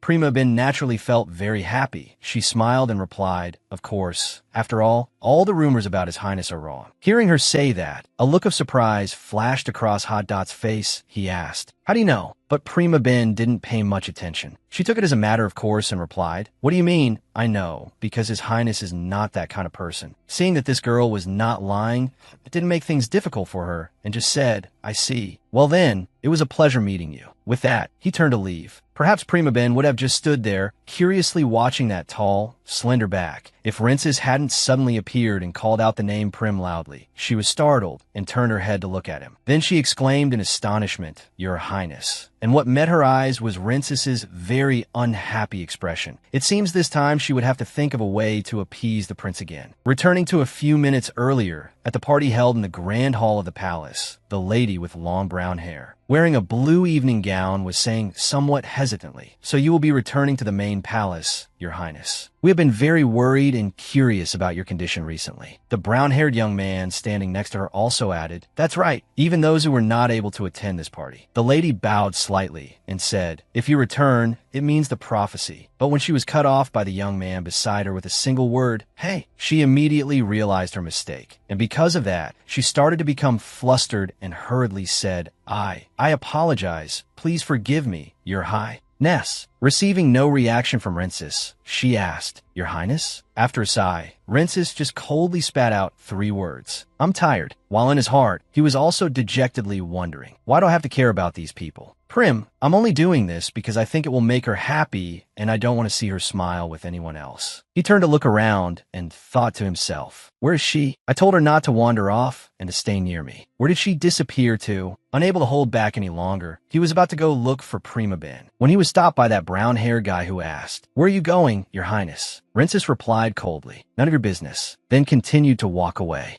leaving the lady and the brown-haired guy to call out in bewilderment, "Your Highness," with a tone full of disappointment. But Rinces couldn't be bothered, because right now the only image in his mind was of Prima Ben, and he was very resentfully thinking to himself, "I'm standing here and smiling like a clown for her." Carrying that frustration with him, he searched all the way to the garden outside. He had just muttered, "Where are you, Prim?" Oof, when he saw a sight that was, it must be said, quite an eyesore. It was Prima Ben, the girl he was looking for, and opposite her was a man. Without a moment's hesitation, he called out the name Prim loudly. Hearing the familiar voice and way of calling her name, Prima Ben immediately recognized who it was. She turned around and asked in surprise, "Your Highness?" Rinces frowned. He didn't answer her, but walked straight up to Hadat and asked coldly, "Let's talk in private for a moment, shall we?" This attitude was clearly a warning, not a request. Even so, Hadat remained very polite and replied with a smile, "I was just about to make my excuses. I hope we will meet again, my lady." And so the third wolf finally really left. Waiting until he was completely gone, Rinces turned to Prima Ben and asked, "What's wrong with you?" Prima Ben pointed at herself in surprise and asked back, "Me?" Rinces nodded and said, "Why are you out here? I told you to stay near me." Prima Ben replied, feeling a little wronged, "I did, but I was pushed out. There were a lot of people surrounding us." Rinces was about to say something when suddenly the image before his eyes became blurry, causing him to quickly shut his eyes tightly to prevent himself from getting dizzier. This feeling of dizziness is truly incredibly unpleasant. Perhaps because Rinces's reaction was too quick, Prima Ben didn't notice and just pressed on. "Anyway, how did it go? Did you talk nicely to everyone like I taught you?" Not wanting to make her worry, Rinces obediently answered, I did. Indeed, upon hearing him say that, Prima Ben became very happy and said with a smile, "What a relief." He glanced over at her. Rincis suddenly said, "But I didn't see it. The thing you always mention." Not understanding his meaning, Prima Ben tilted her head and asked, "What?" But not only did Rincis not explain to her, he repeated once more, "I couldn't find it." Although he looked cold and emotionless on the outside, he was actually in turmoil inside. He thought uncomfortably to himself, "I want to tell her to stay by my side because there's no such thing as destiny. But why is she making that face? Should I comfort her? Should I say I'll try harder, that I'll find my other half?" Thinking this, Rincis clenched his hands into two fists. Truly, right now, only heaven knows that his other half is both far beyond the horizon and right in front of his eyes. As if afraid Prima Ben would scold him, Rincis said seriously, "I will try harder." Who would have thought she would smile and reassure him? "It's okay. I know your other half is out there somewhere. I will find her no matter what." For some reason, hearing her say those words with such a bright face, Rincis felt very annoyed and frowned, thinking to himself, what exactly is a destined other half? She said my world would change once I found that person. So will this respectable world open its arms to welcome me? I just want to be by your side. But unfortunately at this moment, he only kept this desire in his heart, afraid that saying it out loud would scare away a girl as dedicated to her work as Prima Ben. While he was still flustered, luckily, he quickly spotted some flowers in full bloom. Their brilliant beauty was like a life raft to Rincis, and he skillfully reached down to pick one. Then, with a movement that had no excess, he gave it to Prima Ben. Holding the flower, still dotted with morning dew, Prima Ben couldn't help but be a little surprised by Rincis's action. She let out a soft, "Oh," and then praised him cheerfully. "This is very good, Your Highness. You should do this next time you meet your other half." Hearing those 3 words, "next time," a sharp pain suddenly shot through his heart, causing Rincis to only be able to repeat them bitterly under his breath. He said, "Why should I?" Seeing him stop mid-sentence, Prima Ben called out worriedly, "Your Highness?" Facing her beautiful, flushed face with a hint of anxiety. Rincis's expression finally took a positive turn. He gave a sincere and gentle smile and said, "This is for you. It's not practice. I'm giving it to you, you fool." Still not expecting this behavior from him, Prima Ben said with some hesitation, I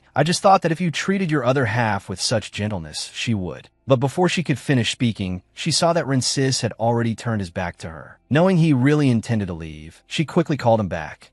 Your Highness, wait." As she called out, she raised her hand to stop him, but he calmly walked away with a very indifferent and cold demeanor. With no other choice, Prima Ben had to say, "Where are you going?" "Wait for me," and quickly chased after him. But she only took a few steps because the flower Rincis had given her had fallen to the ground. This was a gift that Rincis had personally picked for her. She couldn't just throw it away like that. So she hurriedly lifted her skirt, turned back, and picked up the rose. By the time she was done, Rincis had already disappeared. Prima Ben couldn't help but feel a little sad. She sighed and said, "What's wrong with him? No, I shouldn't give up." Suddenly, at that moment, a loud scream rang out, startling Prima Ben. Based on her intuition, she also believed something was wrong. Therefore, she asked herself, a scream? Didn't just went in that direction. What happened? Rincis pursed his lips, thinking resentfully, "She didn't even chase after me." He stopped angrily. Damn it. Then the image of Prima Ben with her radiant smile appeared in his mind again. "I still only see in black and white." He thought with disappointment. That means Prim isn't my other half. He sighed,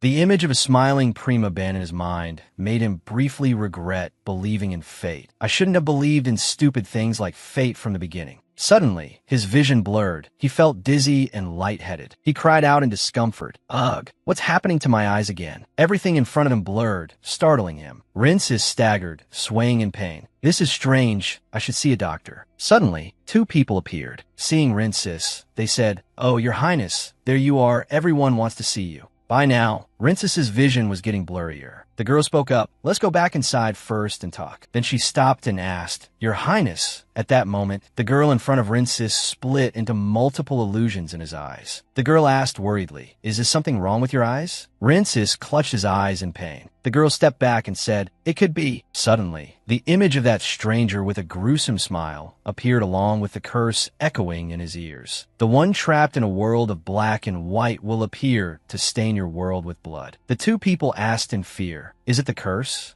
At this moment, Rincis squeezed his eyes shut in pain, oblivious to his surroundings. He thought helplessly, I can't see." By now, his health was affected. He began to feel nauseous and unwell. "I feel sick." And then, thud, there a piercing scream was heard as Rinsis fell to the ground, unconscious. Seeing this, the girl screamed in terror. "Your Highness!" The scream was so loud that Prima Ben, who was in the garden, heard it. She panicked inwardly. A scream. Hearing it, she quickly ran over. "Your Highness!" she called him worriedly. Prima Ben tried to shake him awake, but couldn't. "Your Highness, what happened?" Just then, a steely voice rang out. "Everyone make way." It was Emperor Iviano, and his attendant had it. He frowned in annoyance, uttering harsh words about Rinsis. So it finally made scene. "Get this thing out of here immediately." Prima Ben shouted angrily. "Your Majesty!" She seethed with indignation. This thing, how could he say that about his own son? He continued to insult him. How disgusting. "Oh my, I actually thought the prophecy was true." Not stopping, he continued to speak cruelly despite Prima Ben's obvious discomfort in front of him. "Have you seen its eyes? It's a filthy color. It's been cursed." She suddenly shivered. "Wait, where have you taken His Highness?" She quickly spoke up, thinking with determination, "I have to protect Run." Seeing Prima Ben run towards Rensis, Iviano turned back and ordered his attendant. "You," he frowned meaningfully, "take this tutor and Rensis to the Velas Palace and watch it. If its condition remains the same," he viciously uttered very cruel words. "Bring me both of their heads." Had it, having received the order, stood there stunned. Then he continued, "However, I will make you pay if you let even a single scratch get on Rensis's face." Indeed, he greatly valued Rensis's beauty. After hearing this, Hadit replied, "As you command, Your Majesty." There was something hidden in his eyes. He thought coldly,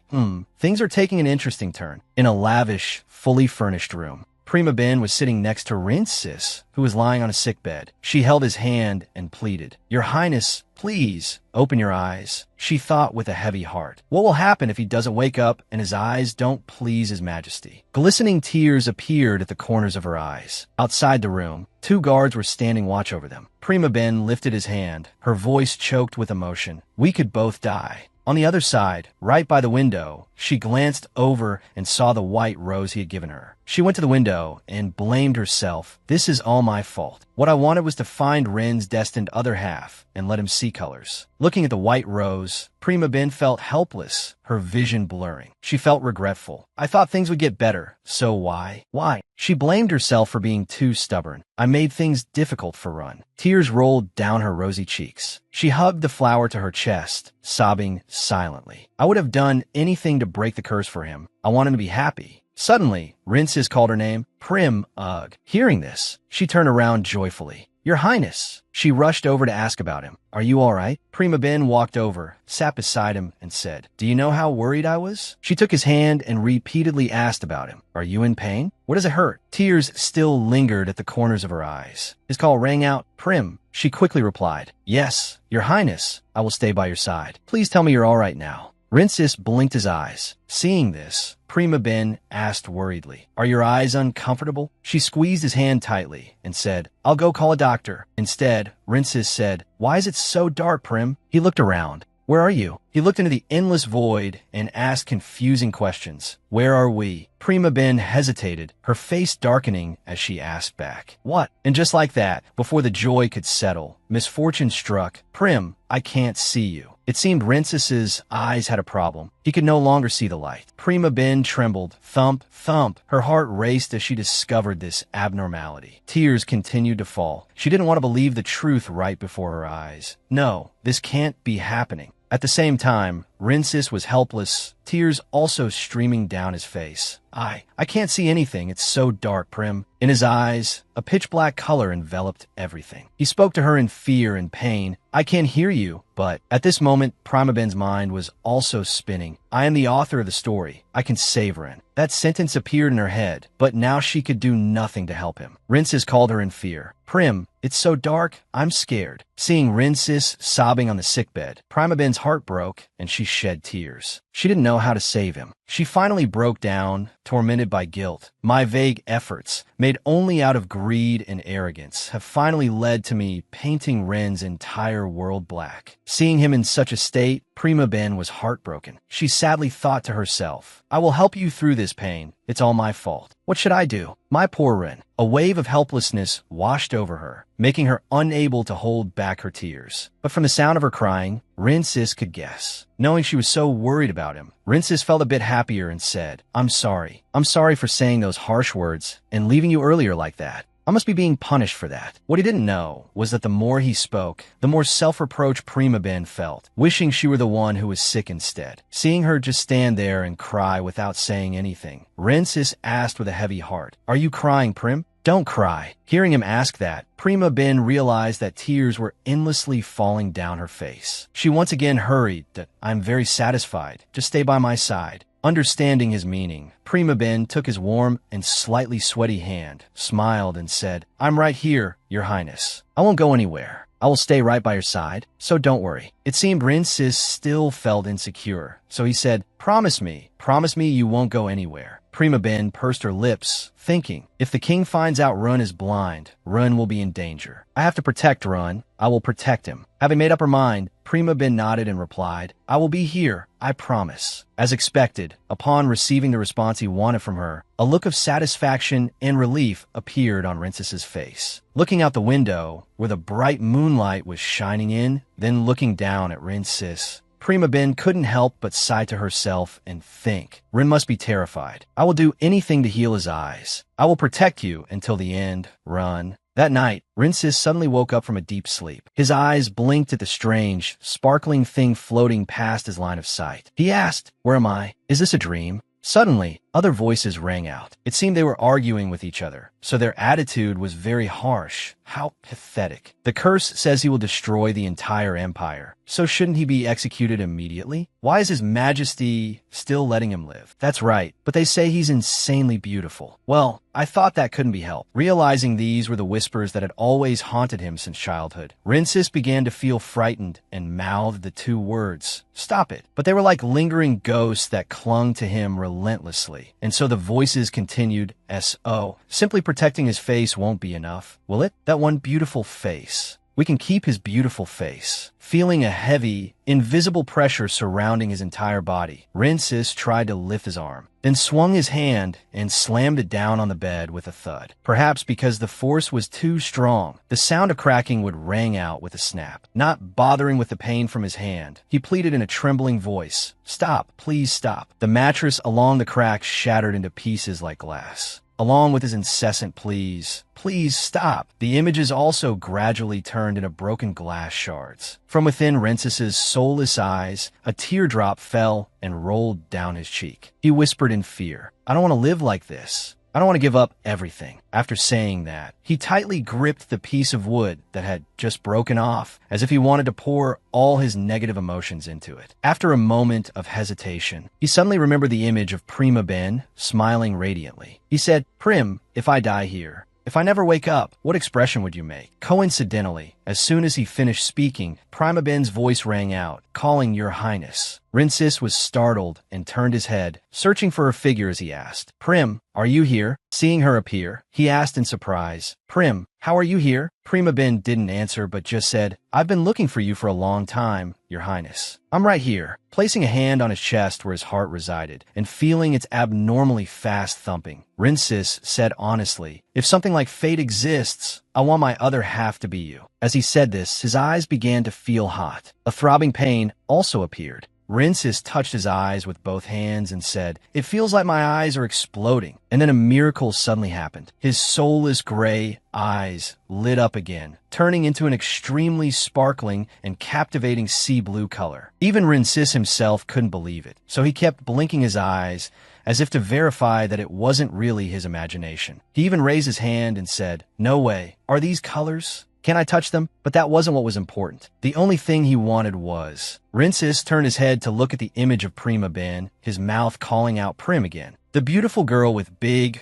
round eyes, a radiant smile always on her lips, and long hair as red as a rose. He said, The colors. I see your colors, Prim, but how can it be? Rincis was inherently a very intelligent and practical person, so it didn't take long for him to wake himself up with the words, I know, it's a dream. And so, in his sparkling pupils, only regret and heartache remained. In her deep sleep, Prima Ben heard Rincis repeatedly calling her, Prim, Prim. Although she was still very sleepy and tired, she couldn't help but wake up. She turned slightly and said in a hoarse voice, Your Highness. You're awake. After rubbing her still slightly blurry eyes, she gave a smile full of relief. However, when her eyes met Rincess's, she was stunned by their color. She also couldn't believe it and asked, "They're blue. Is this a dream?" Not knowing where Rincess got it from, he produced a beautiful, blooming red rose and without a moment's hesitation, held it out to her and said, "Take this, Prim. It reminds me of you." This action and these words made Prima Ben even more certain that this must be just a dream, but it didn't stop there. Rincess also raised his hand to gently touch her cheek and said with a gentle smile, "I've always wanted to touch you." That touch from Rincess was so warm that it left Prima Ben speechless. Seeing her just staring at him without blinking, Rincess smiled and said, "So these are the colors that your world is made of." The prince's charm was truly no joke. Prima Ben's face was already as red as a tomato. She thought to herself, his touch is also very real. So does that mean his blue eyes? While she was about to proactively ask Rincess, his figure began to fade and his voice grew softer. She could only hear a few stammered words like Prim, "Are you my?" Prima Ben asked worriedly, "Your Highness. Your Highness, wait, what did you just say?" She wanted to reach out and hold Rincess back, but he just opened his mouth, smiled, and said, "Prim, now wake up. Wake up, Prim." Prima Ben's eyes flew open. She let out a breath and said, "I knew it. It was just a dream." But she didn't expect Rincess's familiar call of Prim to ring out again. Only then did she realize she was sitting beside his bed. She asked in surprise, "Your Highness, how? Your eyes." It seemed the dream just now wasn't entirely a dream. Rincess's soulless eyes truly had life in them, and the gray had turned into a sparkling and captivating sea blue. She couldn't help but say with some emotion, "So this is the color of your eyes. You're not in pain anymore." Oh my God, I can see now. Can you too?" Rincess nodded slightly and replied, "Yes, I see you very clearly." Not realizing her own eyes were wet with tears, Prima Ben asked joyfully, "It really doesn't hurt at all anymore? You can see colors too, right?" Seeing her even more excited than he was, Rincess couldn't help but feel amused and answered, "My eyes don't hurt anymore, and I can see very clearly. I can see your face clearly." Clearly, Prima Ben couldn't hide her emotion as she called out the two words, "Your Highness." Then, while raising her hand to wipe away her tears, she said in a hoarse voice,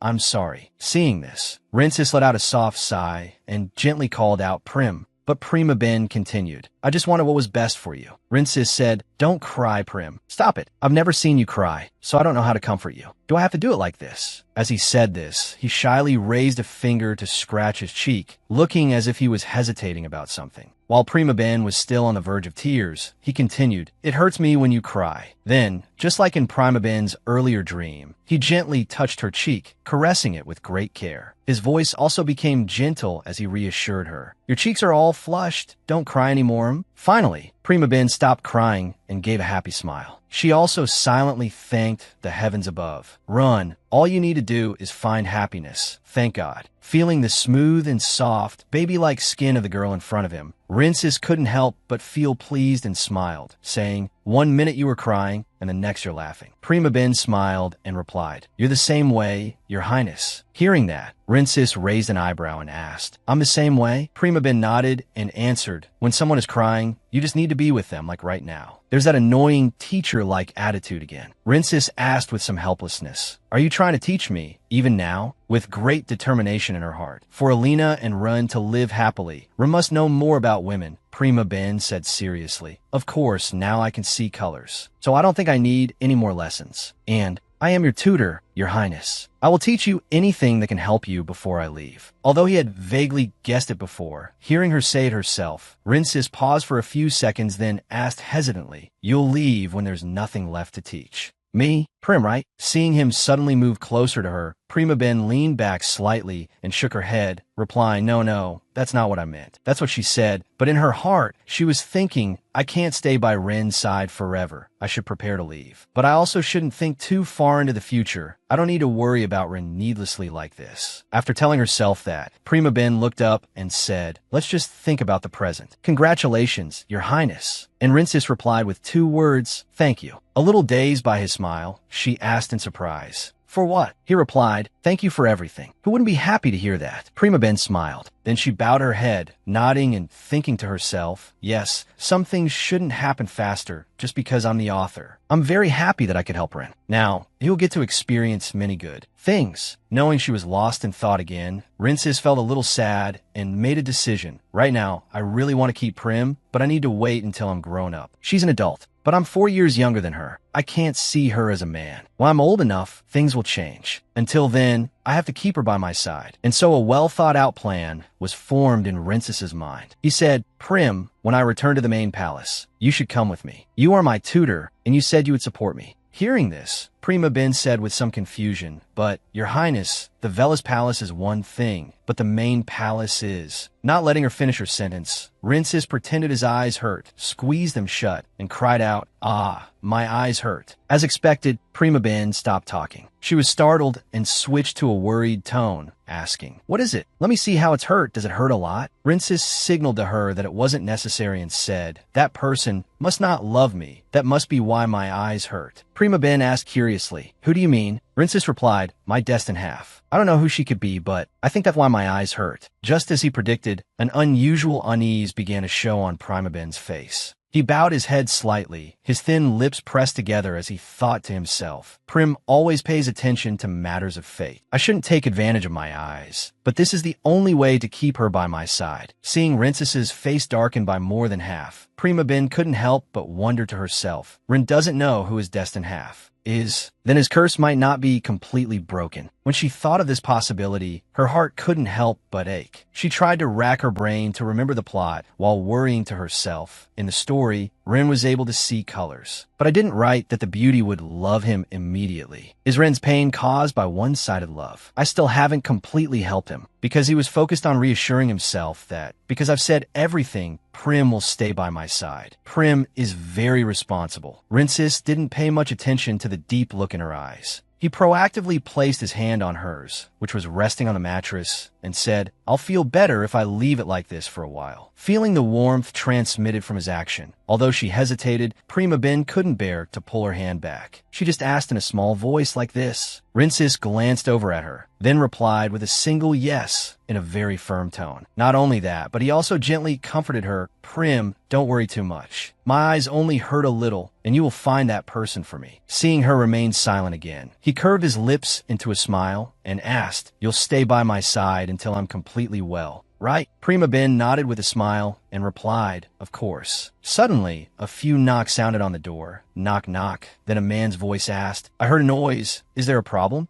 Prima Ben replied with some reservation, "Oh, His Highness's eyes." But before she could finish, the door was opened without permission, and a group of nearly 10 soldiers just walked into the room on their own. This action, done without Rinsis's permission, angered Prima Ben. She shot to her feet and shouted loudly, "How dare you barge in without permission?" It was clear she was still suppressing her anger through her hands, which were clenched so tightly they were trembling. Rinsis's sea blue eyes had also lost their sparkle, replaced by a frighteningly sharp coldness. He asked coldly, "Why are you here?" At this moment, Hadit pushed to the front, with the soldiers from before behind him. Without a trace of fear, he looked straight into Rinsis's eyes and replied respectfully, "We are here under His Majesty's orders." Rinsis asked, "What orders?" He replied, "He wants us to check on your health." "Your Highness." Hearing this, Rinsis let out a sneer and said sarcastically, "With soldiers carrying swords?" Only now did Hadit realize the change in him. He showed a moment of clear surprise and then hesitated, unable to form words. It wasn't until Rinsis gave a triumphant smile that he dared to ask, You can see again how?" Rinsis smiled and replied, "It's all thanks to the king's care. Send my regards to him." It seemed the health check was over. They no longer needed to proceed as originally intended. Therefore, Hadit placed one hand on his chest, the other behind his back, and bowed his head low in a very respectful posture, saying, "I understand. I will relay the message to His Majesty." Walking alone down the dark corridor, thinking, the curse is broken? Is this the work of that little tutor girl? Hadit was so annoyed that he stopped in his tracks. He raised his tightly clenched fist, so bitter that he gritted his teeth and thought, I know it's that meaningless love. It will change easily. What is it all for? My stupid, pitiful love. As a way to calm himself down, Hadit closed his eyes and took deep, even breaths. People around him whispered and gossiped. My Aryan said worriedly. How can this be? Prima Ben, can he see colors now? What on earth happened? Prima Ben, startled, stammered in response. Well, that is. My Aryan didn't notice Prima Ben's hesitation and continued cheerfully. It doesn't matter anyway. The important thing is that his eyes have gotten better, and it's all thanks to you, Prima Ben, isn't it? Prima Ben, as if lost in thought, said me. My Aryan replied without a moment's hesitation. His Majesty will surely reward you greatly, because it's all thanks to your efforts that Sir Rincis can see colors. Seeing that Prima Ben was still anxious, my Aryan placed a hand on her shoulder encouragingly. Everyone here knows how hard you've tried. But suddenly she seemed to remember something. Oh, I forgot, now is not the time for this. Then she turned and left, leaving Prima Ben still worriedly thinking. It can't be. Surely I won't be mistaken for a stranger like that time, right? While lost in thought, she walked past. Rincis. Seeing this, Rincis called out to Prima Ben, asking, Prima Ben, what are you doing? Prima Ben hurriedly replied, I just came back from seeing my Aryan. What's wrong with you? Could it be? Are your eyes hurting again? Rincis said coldly, yes, fortunately they haven't hurt so far. Hearing Rincis say this, Prima Ben wondered, you said it's fortunate for now? Rincis gave a wry smile and said, no, I misspoke.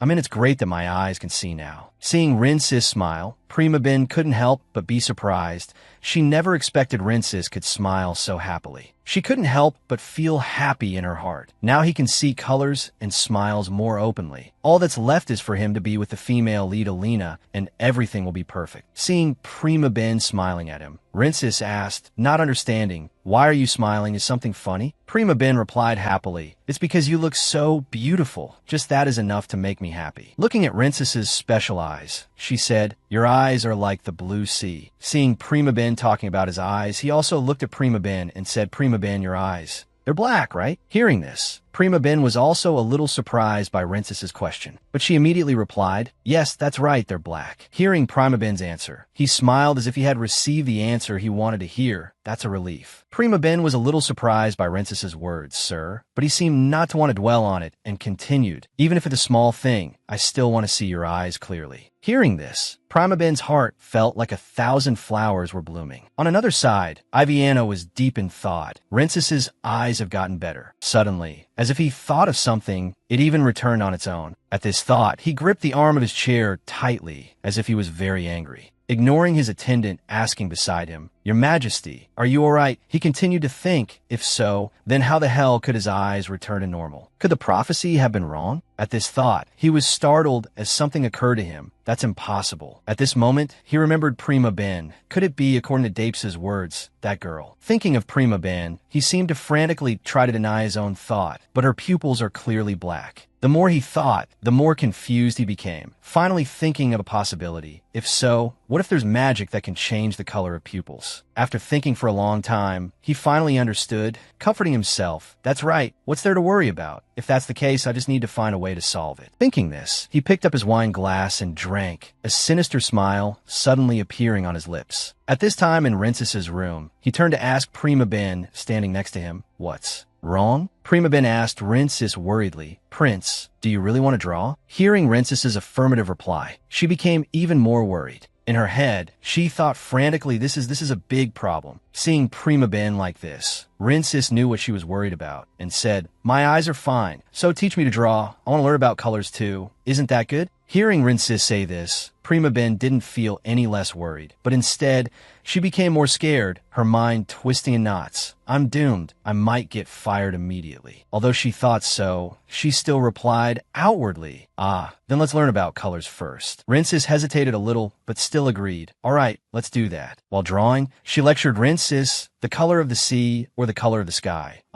Your eyes are sea blue. Like this, while lecturing, she suddenly stopped as if she realized something.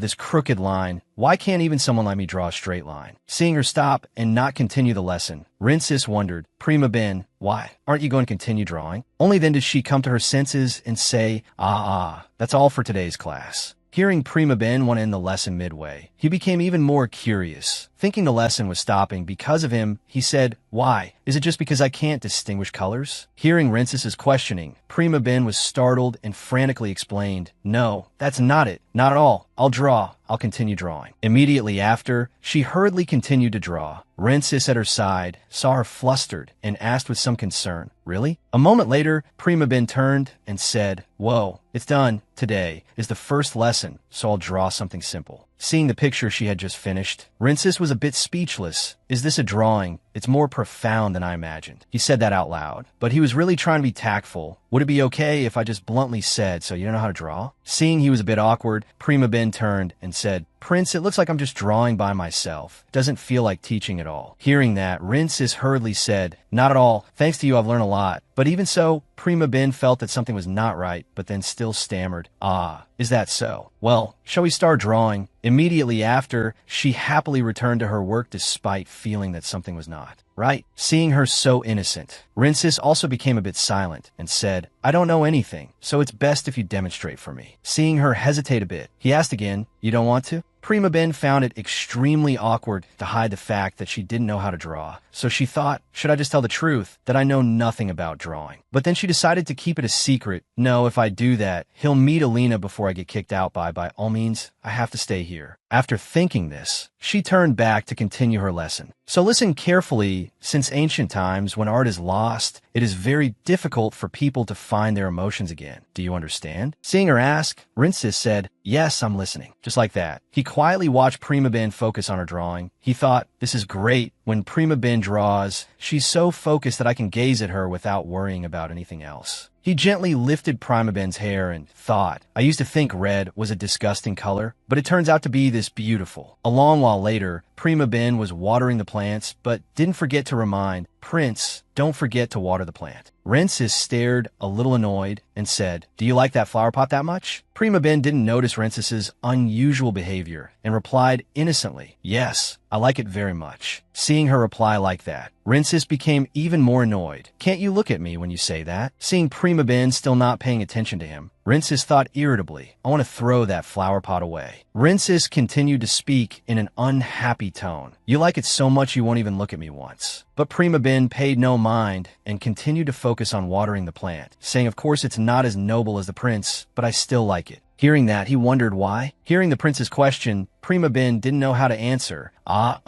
Yes. But in her head she thought, why, of course it's because the color of this flower is the same as your eyes, so when I look at it, I'll remember the prince. Hearing the answer, Rinces smiled happily. Prima Ben continued, "But it's not like I think about the prince all the time." Seeing Prima Ben say that, our Prince Rinces was ecstatic, but still spoke toughly. "Nonsense." Prima Ben thought he didn't believe her and said again, "It's true. Don't you believe me? I thought it would wither very quickly, and I'd have to throw it away, but it grew very well." Because Prima Ben said that, all of Rinces's annoyance vanished, and he said, "When did I say I would throw it away?" Prima Ben was still a little worried and said, "But if the flower is damaged, it can't survive." In the palace, Rinces said again, "Even if it withers, you can't throw it away. You can't throw it away without my permission." Hearing that, Prima Ben was a little surprised, but then she suddenly remembered, but where is the rose? Seeing Prima Ben looking for the rose, Rinces asked, confused, "What are you doing?" Rinces surprisingly went to Prima Ben and rested his head on her shoulder, making her tense up and ask, "Your Highness." But Rinces said calmly, "Please pay more attention to me than to those flowers." Prima Ben thought his old illness was acting up again and said with some concern, "If your eyes hurt again." But before she could finish, Rinces said again, "When I'm beside you like this, my eyes hurt very little. So let me lean on you for a bit. Let's stay like this for a while." At this moment, Rinces thought grim, "If I have you by my side, everything will be fine, so please stay by my side forever." And so, space and time seemed to press the pause button at this moment. Rinces stared at her with sparkling, glittering eyes, his main character aura radiating intensely. Prima Ben was momentarily overwhelmed by his gaze, her expression faltering slightly. Rinces leaned close to her ear, whispering softly, "So it's next week, isn't it?" Prima Ben also understood the meaning behind that sentence. Time really flies like a dog running in a field. Yes, that's right. Just like that. Next week is the day of the palace entry. Time flies so fast, doesn't it? It's already autumn. Rinces continued to move closer to her, his tone halting and unclear. "If I enter the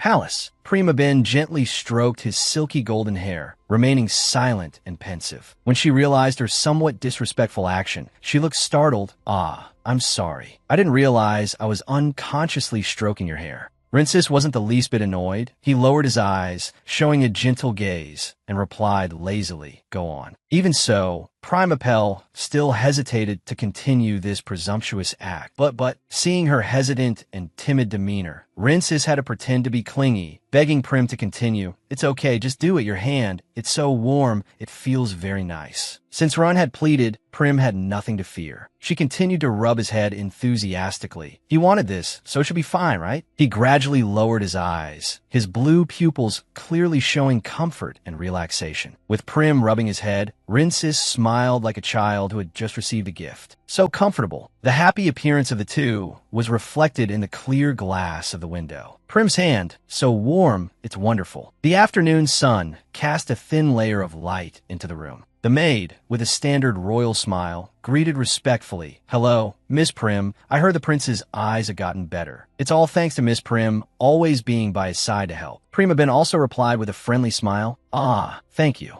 She put on a sparkling puppy dog look. "I wonder if you've heard any news about the prince from elsewhere," about his eyes brightening up. The maid noticed Prim's unusual eyes and covered her mouth in shock. "Ah, just now Miss Prim's pupils." Suddenly a voice called out from a distance, dispelling the maid's shock. Prima Ben turned her head, and seeing the person who called her name, her face was clearly happy. "Prince." Rin approached and reminded her, "What are you doing here and not in my room?" Prima Ben, still with a fresh and bright look, answered enthusiastically, "Because there was still some time I was standing here talking with them. Still have time. I just want to spend all my time with you to the point of being restless." Rincis stared intently at her appearance. Every glance of hers was carefully noted by him. He exuded a handsome aura, where flowers would bloom upon seeing him, and with the tone of a domineering so, he chided, "Yet you can say those words so easily." Fortunately, those words didn't reach Prim's ears. She asked curiously, "Yes, what did the prince say?" "Nothing." Rincis hesitated again, his voice coming out in fits and starts. "You all have always worked hard." Hearing these sudden words of thanks made the maid flustered. She stammered and waved her hands. "Yes. Ah, Prince, it's nothing at all." Prima Ben also couldn't believe her ears. She was bewildered with countless questions. Did the prince initiate a conversation with the servants first? The prince is really trying. Prince Rin felt extremely cool for having just said some proper words. If Prim sees me like this, she'll smile at me more, right? Seeing Rincis frozen for a moment without saying anything, Prim came forward to ask, "Prince, your eyes, do they still hurt?" Being cared for by her, Rin took the opportunity to be clingy. He replied weakly, "They hurt."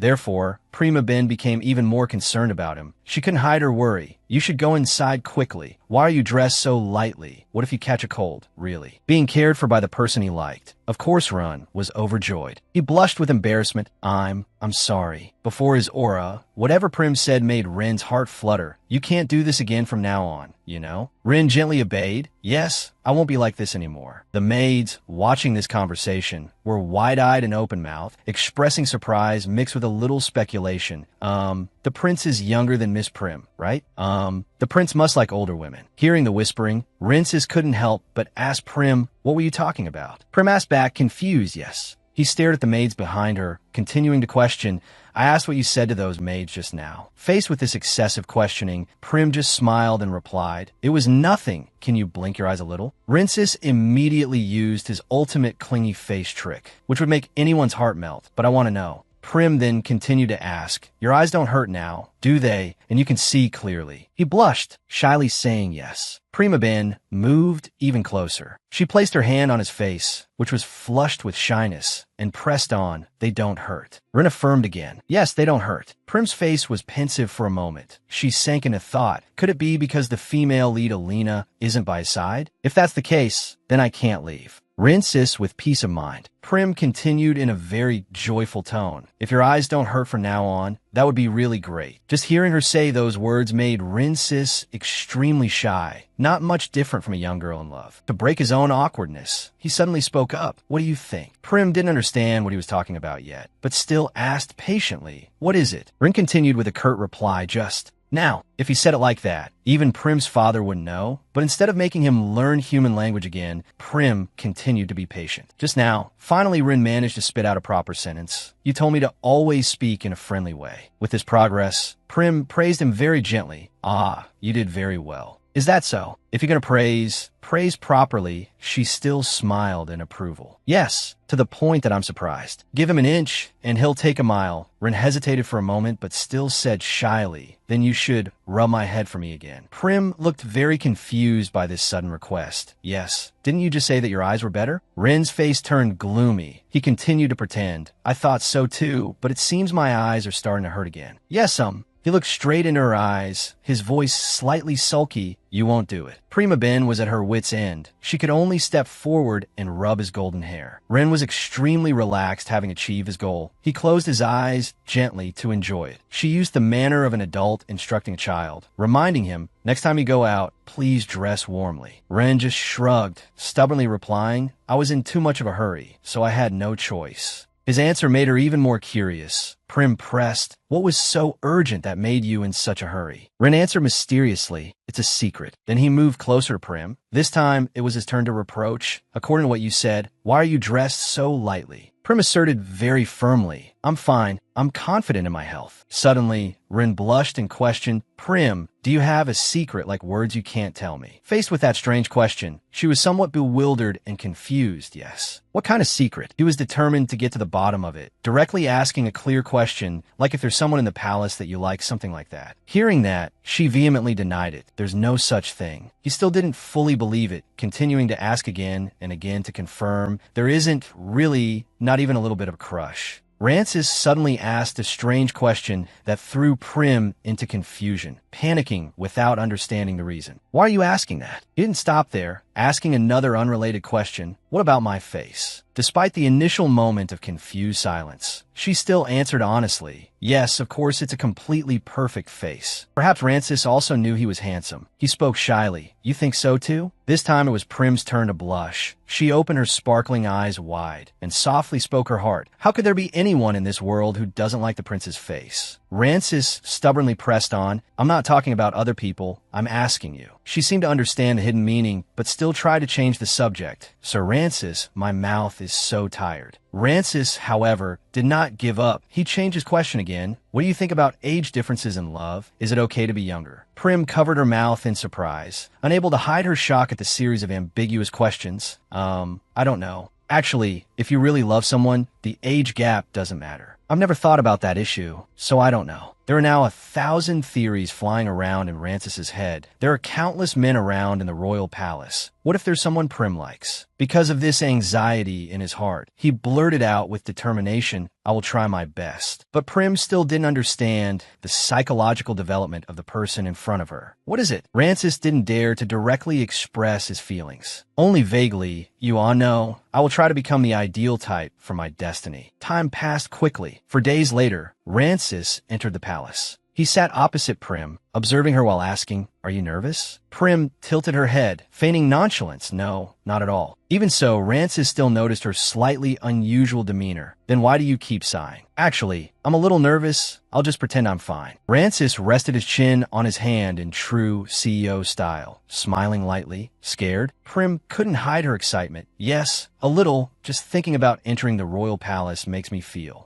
nervous. Seeing this, he appeared very reliable, declaring firmly, don't worry, I'm here. The two faced each other with an absolutely sincere gaze. He said, please wait for me for a year. Prim was still confused by that declaration. 1 year. While the conversation was ongoing, the royal carriage arrived. A courteous man stepped down and bowed to Prim. He respectfully looked towards Rancis. Welcome to the palace. It is an honor to meet you, Sir Rancis. His Majesty is waiting for you inside. I will lead the way for you. Rancis said a brief goodbye to Prim, lingering to instruct her. I'll be right back. Please wait for me. A maid appeared from nowhere and struck up a conversation with Prim. Miss Prima Ben. Are you Miss Prima Ben? The maid extended a sudden invitation to Prim, which also startled her a little. By order of His Majesty, I will lead you in. Please follow me. Aye, yes. Prim reassured herself. It will be fine. Rancis's eyes are healed, so nothing will happen. Prim couldn't refuse. She could only slowly follow the maid.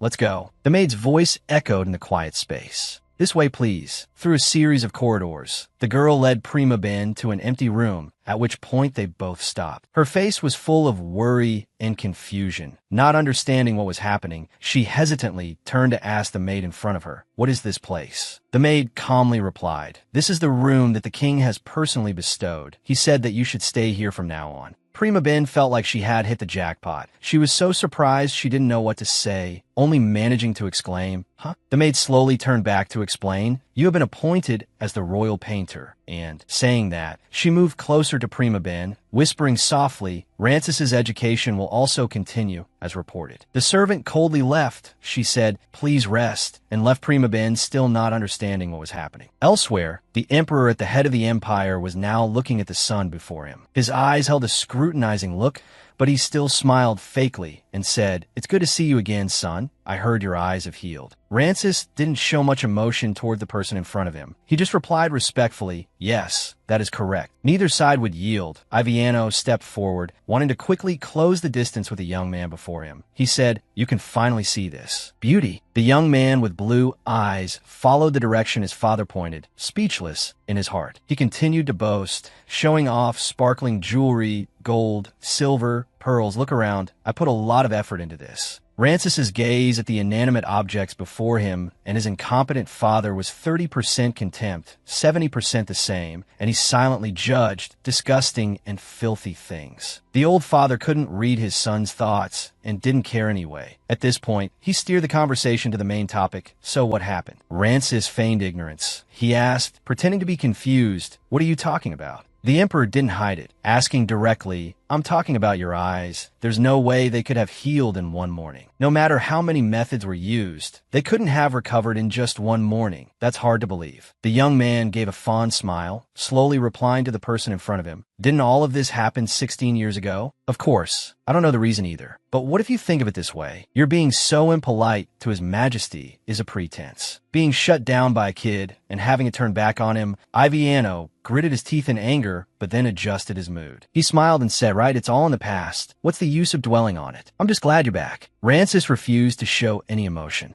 The emperor felt the conversation couldn't continue and quickly ended the dialogue. "It's going to get busy from here on out. You understand what I mean, right?" He replied flatly, "Yes." After saying his final words, the other turned to leave, leaving only one sentence, "Good. Then you may go. This will be your last period of rest." He obediently replied, "Thank you." Not even a few minutes later, the emperor added a few more words. "It seems that teacher has a very good relationship with you. The appearance of that child has taught you well, so I will allow her to continue to take over your lessons." Iviano didn't see his son say anything and thought he might have slipped away. So he turned to look, then his face froze. The young man, who had a cold expression since entering the room, was now smiling happily. It had been a long time since he had seen him smile. He said, "Thank you, Your Majesty." Seeing that there was probably nothing else, he bowed to ask for leave. "Then I will take my leave." Saying that, he quickly left this place. Dealing with his father was too tiring. He didn't want to stay in this place for another moment. Waiting for his son to leave the room, the old emperor sighed to himself. If he was going to be enchanted, he probably already is. In his mind, the image of a small girl standing timidly and scared appeared. He thought, after that teacher grows up and leaves, it won't be too late. Iviano stood there, a hard-to-read smile on his face. Elsewhere, Prima Ben sat at the dining table, her heart restless. What should I say if the emperor asks? I can't tell him about destiny or that novel thing. He won't believe me. Suddenly, a deep, warm voice came from behind. He seemed very happy that my eyes now have more color. Seeing the person who had arrived, her troubled mood seemed to vanish, replaced by joy. But then she frowned, her voice worried as she asked, "Prince, did His Majesty praise you? What does he want you to do now? Did he say he was proud of you?" She asked a series of questions, but before she could get an answer, the young man had already leaned on her shoulder. It seemed that no matter how troubled he was, being with her would calm his heart. Prim was puzzled by his sudden action. "Ah, Prince." At this moment, he finally opened his mouth to say, "I feel much better now." Hearing that, she was truly worried. Her eyes looked down at the person in her arms, and she asked urgently, "Are you all right?" He moved his neck, looking up at her. His eyes, though somewhat secretive, could not hide his anticipation. He asked, "Are you worried about me?" She frowned, replying without a second thought, "Of course, I was very nervous." He asked again, "Is that so?" Then he gave a mischievous smile, teasing the girl in front of him. then comfort me. She looked at the other person blankly and said, "What should I do?" He found it very interesting, not hesitating to continue trapping her. "Will you do whatever I ask?" The little deer, not yet knowing she had walked into the wolf's den, simply wanted to make him happy, so she agreed without suspicion. "If it's something I can do, then I agree," he said slowly. "Hug me." As soon as he spoke the words, Prim completely froze, only managing to reply with a single word, "Huh." He patiently repeated, "Hug me and stroke my hair too." Prima Ben was a little shy hearing this request. Her face flushed red, her hands and feet fumbled, and she thought to herself, "Can I do this?" Seeing her hesitate, he used the trick of acting cute to get his way, his eyes sparkling like a puppy's, his expression a little pitiful. "You can't." She couldn't resist for more than a minute before falling for his handsome looks, sighing to herself, "Seriously, why am I so weak for this face?" Her hand slowly moved towards Renee's, and she said, "You've worked hard, Prince." Emboldened by her indulgence, he took a mile when given an inch, his hand wrapping around her waist, pulling her into his arms. Prim felt that something was a bit off, but wasn't entirely sure. She thought, "Is this also okay? He's getting more and more foolish." At that moment, he turned to remind her, "My hair too. Hurry up." She placed her small hand on his head, gently stroking it. Although no one spoke, the atmosphere was still light and peaceful. After sitting for a while, his hand grew restless again, tightening its grip on her, making her feel shy and embarrassed. She said, "It's too tight." Startled, he looked up, his eyes a little guilty, and quickly apologized. "Sorry, I wasn't paying attention to my strength." Sitting in his lap, she now unconsciously asked, "You told me to touch your hair. You've been saying that a lot lately, haven't you?" Renee's smiled, playing dumb in his reply, "Because I've always longed for it." Hearing that, her eyes filled with determination, and she said, "I will also work hard by the prince's side." He asked, "Work hard on what?" She replied softly, "To find a female lead, to find her destined other half." Renee's seemed to remember something, his voice a whisper only he could hear.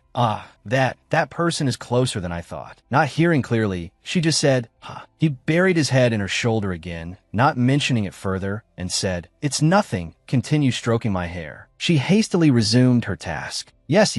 The Emperor's words about being busy were not a lie. The Emperor seemed to want to teach him everything he didn't know until now. After enduring a series of lessons from morning until late at night, Renee's was nearly exhausted. Meanwhile, in the art class, everyone was gathered to look at Prima Ben's painting. A young man asked her, "Prima Ben, what is this supposed to be?" She calmly replied, "The sky." Then the other person asked again, "Then what about this?" She replied again, "A cloud." The young man holding the painting, which looked like a Picasso, began to ask her curiously, "A cloud? Isn't it a demon?" Prim was speechless. She gave a polite smile and explained, "This is my own style. In my hometown, this style is very popular." Her friends standing around looking at her painting praised it endlessly. One said, "How interesting. I've never seen a painting like this." The one holding the painting was also very appreciative. There are truly many styles of painting in the world. Someone in the group heard this and whispered a reminder to the person holding the painting. "That's right. Saying something like that is very rude." Hearing that, the other person quickly admitted their mistake to her. "Sorry, I was too narrow-minded." As everyone was talking harmoniously, someone suddenly approached from behind. That person spoke up and asked, "What are you all doing?" The person who asked then stopped. Prim turned to look, and seeing a familiar face, she thought to herself, "He's here again." The person in front of her was a handsome man, with a slightly grumpy face, as if he'd lost his ration book. Prima Ben took the initiative to greet him first. "Chris." Seeing her approach, Chris's mouth was like a machine gun, scolding her at length. "How many times is this? Do you have any idea what the atmosphere is like after you arrive?" A hint of annoyance appeared in her eyes. Obviously, no one wants to be blamed for no reason. She didn't hesitate to turn and combat the person in front of her. "Is that how it looks in Chris's eyes? I think the reason the atmosphere is distracting is because someone came and ruined the student's mood here, right?" Chris's face darkened, and he questioned, "What? Are you implying it's me?" Prima Ben gave a benevolent smile, her face feigning innocence as she replied to him. "That's right. Before Chris arrived, the atmosphere was very good. On the contrary, you are the one who distracted everyone by creating a hostile environment." Hearing that, the guy's face fell, and he shouted angrily, "You were accepted because you were lucky. Don't act so high and mighty." He pointed his finger at her, warning, "I'm a bit busy today, so I'll let it slide this once. You better be careful." Looking at the crazy guy posturing in front of her, Prima Ben felt a headache coming on. She raised her hand to rub her temples and said to herself, "Maybe I should just quit this job." Her eyes grew serious, her heart seemingly made up. No one is going to stop me, that's right. I'll just quit. This job doesn't suit me at all. Chris heard her muttering and yelled at her. Quit what? Prim felt like her brain was about to explode every time she heard this guy jump in. She calmly replied, do you even have to ask? Of course. I'm quitting the position of royal painter. Chris looked like a fuse had been lit, his eyes as sharp as a knife looking at her, his voice rising an octave. Quit? How dare you quit such a prestigious position? He said, you were recommended for a position that many people dream of their whole lives and can't get. You should be grateful for that, shouldn't you? You're even more shameless than I thought. He then looked at her with the expression of someone looking at a fool, using all his linguistic essence to utter the last few words. You are completely insane. Prim watched the guy ramble on while she herself remained completely silent. Chris was still rapping. You should be expelled from this place in front of everyone, not just leave quietly. Then, he turned to attack her artwork, sneering, look at this painting. The colors aren't very good. It's skewed, isn't it? It's a shame that someone like you is a royal painter. At this moment, after many minutes of silence, Prim finally spoke, her voice innocent, but the damage was lethal. But my painting is like an avant-garde painting. Chris held her painting in his hand, trembling in disbelief as he said, what did you say?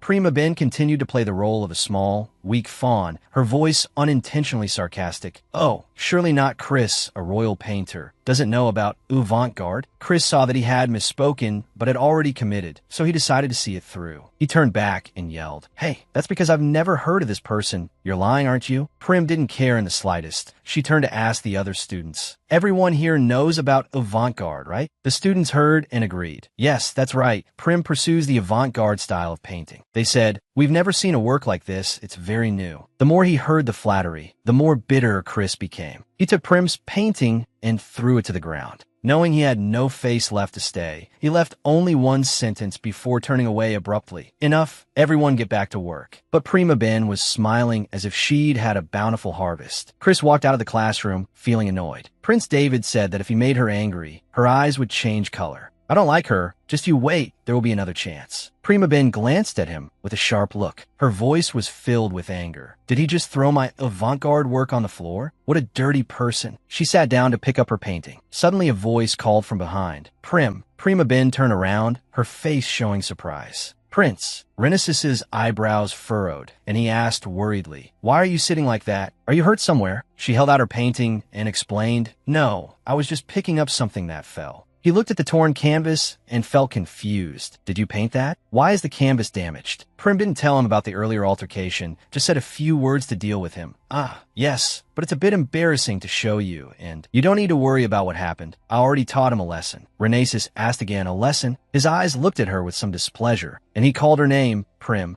After speaking, he immediately took her hand, pulling her along. Come here, I want to take you somewhere. Prim was surprised by his action. She asked in confusion. So, suddenly? He didn't say much, just replied briefly, Imaging. Renesis pulled Prima Ben's hand and led her down the hallway. He brought her into a room. Then, Renesis turned around and said softly, come in here and rest. She asked back in confusion, what about you? Renesis replied, I'll be back later, then closed the door and left. Prima Ben sat on the bed in astonishment, only managing to call out, but aren't you in the middle of training? Wait, Prince. She felt confused and wondered to herself, did the prince escort me directly to my room? But he didn't need to do that. Just as Prima Ben was about to lie down, there was a knock on the door, knock knock, along with a voice, I'm coming in. Renesis entered the room and stood opposite her, holding something in his hands. He held out the tart in front of him and said, here. Prima Ben looked up at him, asking uncertainly, this is? He looked back at her and replied, you like this? She replied, a little flustered, yes, it's my favorite. A voice interjected, it's turning to autumn, so I thought the strawberries wouldn't be good. Prima Ben felt touched and asked further, you went out just for this? You went yourself? Renesis glanced at her and replied, yeah, because it's faster if I go myself, while she just remained silent, not knowing what to say. He continued to speak, every time you eat this cake, your mood improves, right? Even though you said nothing happened, I think there must be a reason for the painting to be on the floor. Prima Ben hurriedly explained,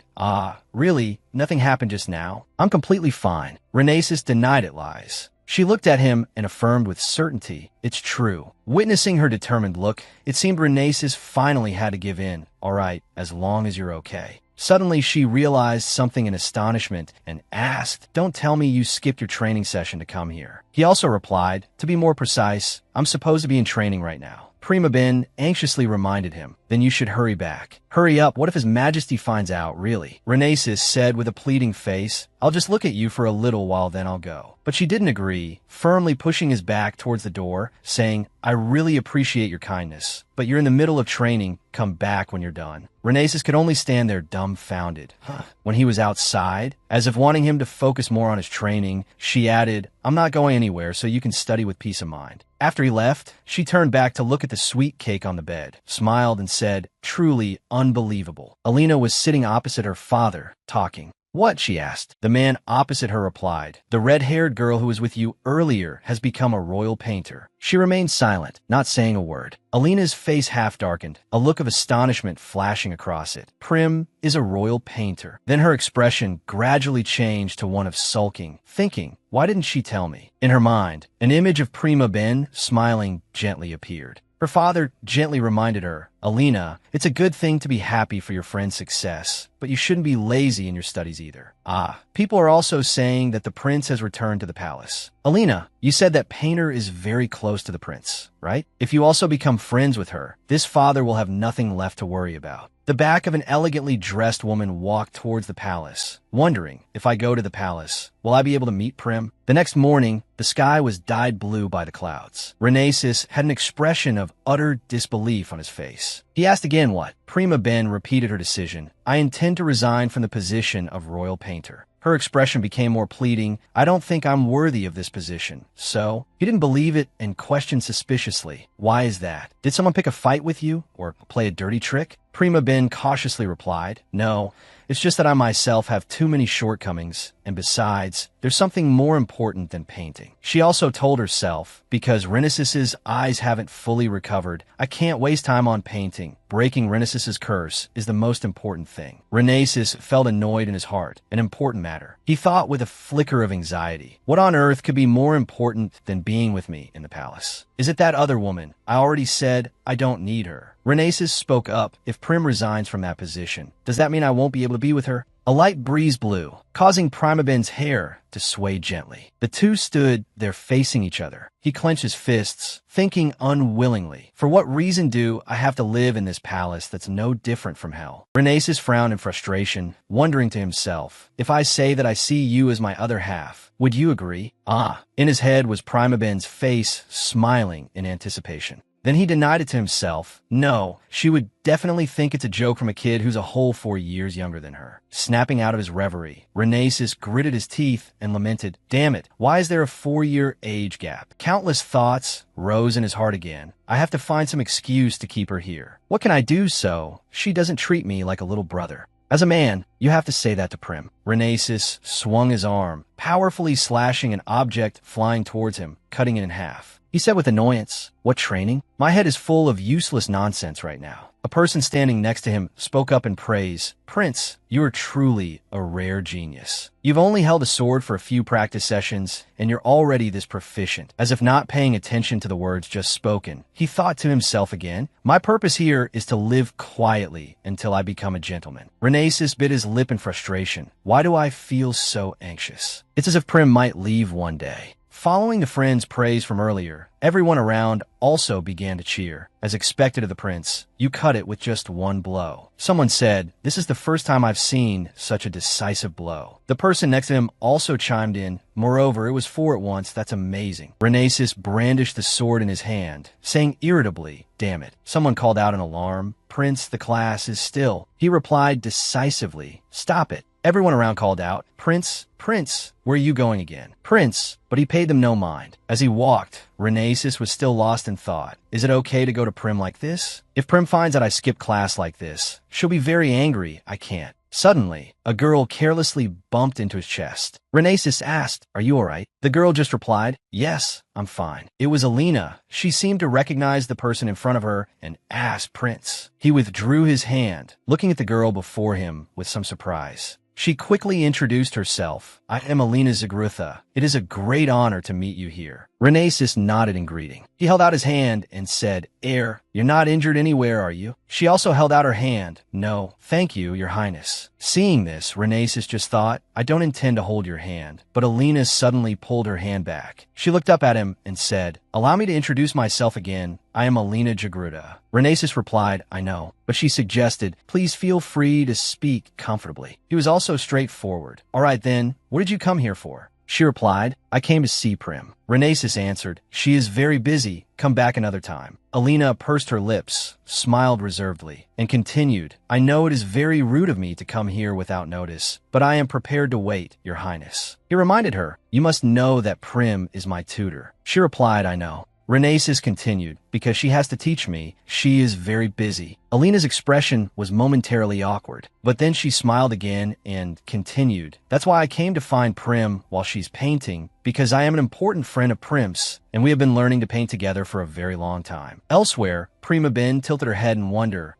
Why is my ear itching? Is someone talking about me? Renesis looked at Alina and thought again, a friend, Prim's important friend? Wait, I can use this girl to make Prim stay. Prim will definitely think this girl is my other half. That's right. He made up his mind and suddenly said, wait, Alina, I have a very interesting proposal. Do you want to hear it? Alina looked up, slightly surprised, and asked a proposal. He replied, yes, a proposal that will benefit both sides. Prima Ben was lost in thought until she looked up and was surprised to see Alina appear. Alina, you came to see me? While she was still dazed, Alina had already flashed a radiant smile and called out Prim. Without letting Prima Ben react, Alina rushed forward and hugged her tightly. I missed you so much, Prim. I was so sad that you were ordered to the palace without telling me. Prima Ben could only give a wry smile, a little flustered, and said, I was so busy that I forgot to tell you. I'm sorry. Alina sighed, her voice gently chiding. If I hadn't come to visit, Prim probably wouldn't have said anything, right? With that, she immediately pulled Prima Ben's hand, their hands clasping tightly in excitement. Despite the slight chiding, Alina was still full of affection, saying, even so, I'm still very happy to see you. Prima Ben smiled softly, her eyes shining with warmth. Me too, Alina. Renesis frowned, speaking with a hint of annoyance, a bit too clingy, huh? In that moment, happiness was evident in his eyes. He thought to himself, but it's good. It's been a long time since I've seen Prim smile like that. He glanced at Alina, then his eyes quickly returned to stare at the scene of their two hands clasped together. His brows suddenly furrowed, unable to hide the jealousy rising within him. What is this? Is she showing off that she can hold Prim's hand openly? After hearing Renesis speak, the two girls finally noticed his presence and immediately turned their heads towards him. A thought flashed through Prima Ben's mind, now that I think about it. Did Alina come in with Rin just now? She thought to herself, were they together? Seeing him staring like that, she thought with some confusion, what's with Run, after all? But she couldn't think of anything, only feeling a slight turmoil in her heart that she herself couldn't understand. His eyes were always looking at her gently, as if in this world, only she mattered. Perhaps deep in those eyes was a tremor that he himself did not want to admit. Renesis thought to himself,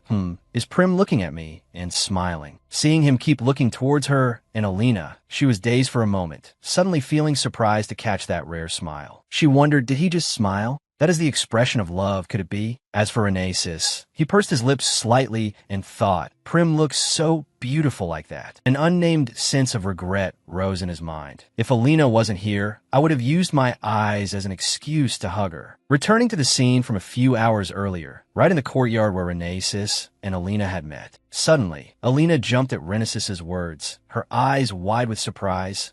What did you say? Your Highness, my love interest. He replied nonchalantly, take it or leave it. She gently rubbed her temples, her face helpless, her eyes showing clear resignation. It's just pretending, right? He replied coldly, yeah. Alina didn't understand why he was doing this, so she asked, could you tell me the reason, Your Highness? He explained calmly, Prim wants me to have someone by my side. His eyes were like sharp lightning, making her tremble slightly. She hesitated in her reply, but I thought Prim liked. Perhaps I was mistaken. He said casually, you don't need to worry about that. Alina still couldn't understand. She asked again, why did you choose me? He explained her curiosity with a calm voice. Because you see Prim often. If I brought a stranger, wouldn't I be questioned about every little thing? Alina nodded slightly. What he said seemed reasonable. Her eyes sparkled with thought.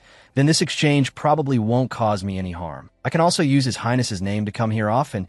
I'll get to see Prim and the other royal painters more often. After thinking for a while and finding it reasonable, she immediately exclaimed, I agree. She looked into his eyes and continued, I will do as you wish, Your Highness. Back to the present. Prima Ben was still continuing with her speculation. Alina is indeed the female lead. She had completely come to this conclusion from the fact that they came together to Renesis constantly staring at where she and Alina were standing. Renesis thought to himself, looking at her face like that, she must think I've found my destined other half, right? If so, then his plan might be gradually going in the right direction, but it brought him a little disappointment, thinking, does me loving another girl make her this happy? Suddenly a knock on the door, knock knock, echoed, breaking the awkward atmosphere. A male staff member opened the door and said, excuse me, is there a Lady Alina here? Alina hugged Prima Ben tightly. The staff member spoke again. My lady, the Baron is about to arrive. Alina's face showed reluctance. She squeezed Prima Ben tightly and said, I'm not going. I still have so much to say. The staff member continued to approach and persuade her. But Prima Ben didn't want to make the staff member's situation more difficult. Turning to her with an affectionate tone, we have many other opportunities to meet. Alina had to give in, her voice soft, like a gentle reminder. All right, but Prim must make time for me. With that, Alina followed the staff member back. Prima Ben smiled gently and said softly, see you later, Alina. Immediately after, the door closed. Unexpectedly, he rested his chin on her shoulder naturally, his deep, warm voice ringing in her ear, asking, are you that happy? As soon as Alina left, it was now just as Renesis had wished. He continued to lean on her, feigning exhaustion. I feel a little tired. I think I need to lean on you for a while to feel better. She chuckled softly, her face unable to hide her understanding for him. I understand. Your destiny has arrived, so you're a little nervous, right? I feel very excited too. He was the one who truly couldn't understand her, saying, oh, is that so? Seeing him turn his face away as he spoke, she asked that what's wrong? Is your highness not happy? Hearing her question, he muttered under his breath, oh, I'm ecstatic. He looked at her and thought, Prim seems to really believe it. I should take advantage of this. With that, he continued with his intended plan, without hesitation, using any means to get close to Prima Ben. He spoke up, but there's a problem. It seems Alina doesn't like me. Hearing Renesis say that, Prima Ben unconsciously felt worried for him. She asked with a concerned look, what? The prince has a one-sided love. He continued in a pitiful voice, it seems I'm not very good at communicating with women. Even though you try to teach me, it seems Alina still doesn't. Like me, he took Prima Ben's hand as if asking for her help. So, his eyes were full of expectation, continuing to plead with her, what should I do in times like these? Prim, please show me. You have to keep teaching me. I don't want to be so clumsy. The pitifulness was fleeting. Now, he became resolute, his eyes and voice full of certainty. You are my tutor. You have a responsibility to teach me properly, right? His face lit up with joy when he heard her reply. Of course, I will help you, Your Highness. Suddenly he frowned, but there was a problem. She immediately asked, do your eyes hurt again? He blinked and replied,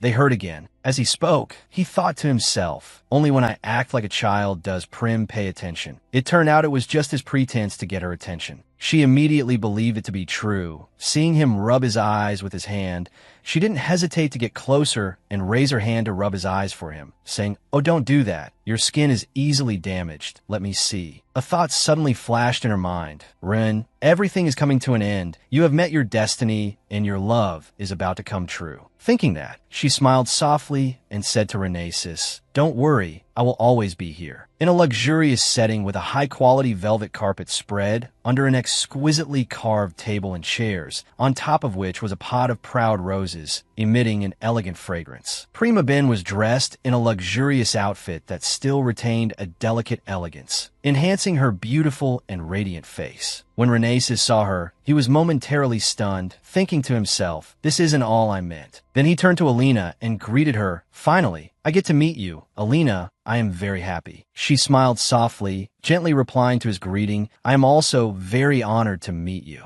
Prima Ben watched the two of them, feeling that when they looked at each other, it was as if a bolt of love had struck. She thought to herself, Ahihi, look at this young couple. Since I'm the oldest, maybe I should guide them a little. Prima Ben said cheerfully, let's sit and have some tea, shall we? As if she were the one presiding over this marriage. She continued, I have prepared a very fragrant rosemary tea. Alina replied gently, oh my, that's my favorite type of tea. Prima Ben was happy to hear Alina say that. She smiled with her eyes crinkled. Then that's great. Alina said, we have the same taste? How wonderful. Feeling like a third wheel in the conversation, Renesis suddenly spoke up. Me too. He added, I also like this type of tea a lot. I was just wanting to drink some. She smiled affectionately and said, please have some. Alina nodded in reply. Thank you. Renesis also nodded slightly and said softly, thanks. She smiled at him and replied, I followed what the book said. After the two finished drinking, she asked, how does it taste? After just one sip, Renesis froze, thinking to himself, ugh, the smell is so strong. This is more like poison. As for Alina, she frowned slightly, thinking with great doubt, does rosemary taste like this?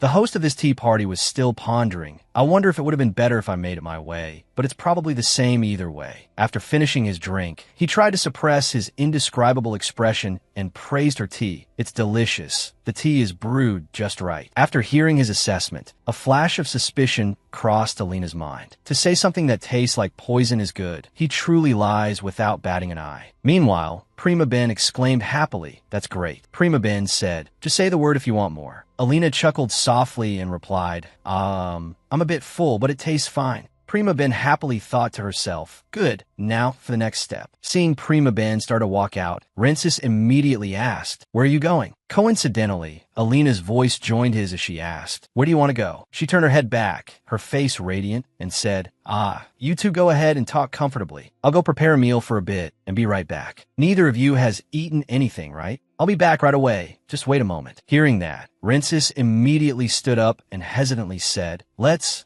go together. Seeing she would be left alone, Alina also wanted to go along for fun. She said, me too. Let's go together. But no, of course, he only wanted to go with her. So he turned to Alina with feigned concern and said, I will go with her and be right back. That dress is a bit inconvenient, so you should just stay seated there. This way, he could both avoid Prima Ben's suspicion and go with her. Seeing this scene, Prima Ben thought excitedly, this is the first time I've seen such passionate concern from Run. It could burn this room down. Great, if it's like this, Alina will surely open her heart to Rin soon. Prima Ben smiled lightly, waving her hand and said softly, you two just sit there. I'll be gone for a moment and come right back. Suddenly, Rensis and Alina shot up from the tea table. The door was closed in an instant. Alina's face turned pale, fine, but terribly fine. She couldn't hold it in. She let out a cry, ack, while thinking to herself, is this even tea? Her face turned even more purple as she said with a tremor, Prince, shall I get you some water? In contrast to Alina, Rensis calmly replied, no need. She looked at Rensis as if he were radiating a halo and roses, thinking to herself, oh, how can you drink that kind of tea and still be so calm? Just then, Prima Ben spoke up to interrupt them. Now, let's eat together. The three of them said no more, and the atmosphere became more awkward. Rensis pointed, his eyes wide with curiosity. What is that dish? The pitch-black cake seemed to radiate even more gloom after he asked about it. Prima Ben's face darkened. She broke into a cold, anxious sweat, then forced a smile and stammered in reply. That is I. After hearing her stammer, Rensis frowned slightly with concern. Charcoal? Did they bring the wrong thing? Prim, don't eat that. If I find out who brought it up, I will. Before he could finish his sentence, Prima Ben shyly poked her fingers together, forcing a smile as she replied, This is something I made. As soon as Alina heard her, her face turned purple, 3 parts helpless and 7 parts like her father. She lowered her voice and said, oh my God. Looking at the burnt cake again, Alina thought to herself,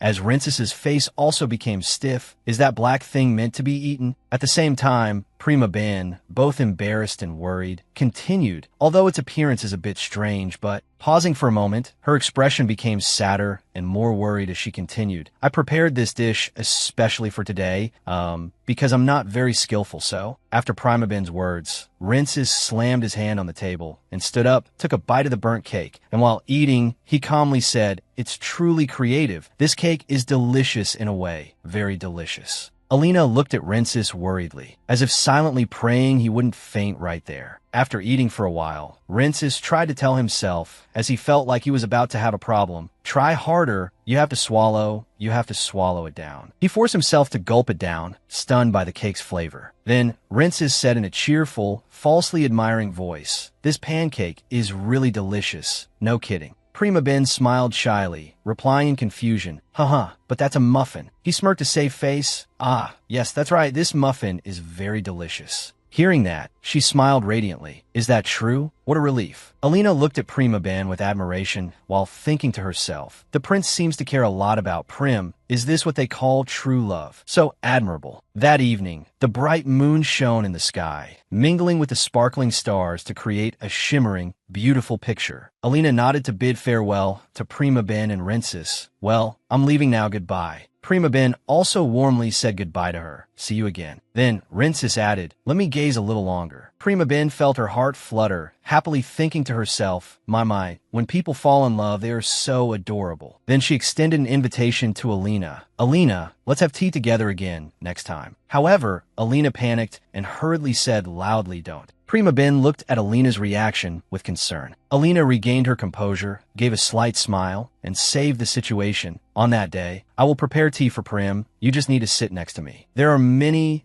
special types of tea I want to introduce to you. It's not that I don't like Prim's tea, really. Prima Ben became happy again, taking Alina's hand. Is that so? I'm so looking forward to it. Alina, having successfully saved the situation, also replied happily, I'm going now. See you again. After the sound of the door closing, Rensis's expression suddenly became unstable. Seeing this, Prima Ben worriedly asked him, Prince, are you all right? With a grim and uncomfortable face, he replied, I feel a little dizzy. Worried, Prima Ben moved closer to him. Oh, good heavens, are you too nervous? You should go rest quickly. Rensis, feeling unwell, frowned suspiciously at her. Nervous? He lay peacefully on the bed, and Prima Ben, while stroking his head, said gently, you did very well today. Your gestures, communication, and gaze were all very good. Since when did you become so mature? Hearing this, Rensis opened his eyes and turned his head towards her. I've been grown up for a long time. You just haven't noticed. Prima Ben happily replied to his words. Yes, you have grown up. Rensis frowned, not liking her attitude. Stop treating me like a child. By the window, a sudden gust of wind blew in, opening the window a little. Prima Ben looked in that direction, feeling the winter air. Winter is coming soon, isn't it? Rensis looked on in silence, his mind filled with many thoughts and desires. He thought to himself, this winter and the next, I want to welcome many more winters with Prim. Then, when morning came, with sunlight streaming through the glass panes, Prima Ben held a few sheets of paper, walking and talking to herself. Has it already been a year? It feels like the day I met Rensis was just a few days ago. But why didn't Alina fall in love with Rensis at first sight? Prima Ben cupped her blushing cheeks with both hands. Just one meeting with Rensis, and anyone would be struck by love at first sight. That's a given.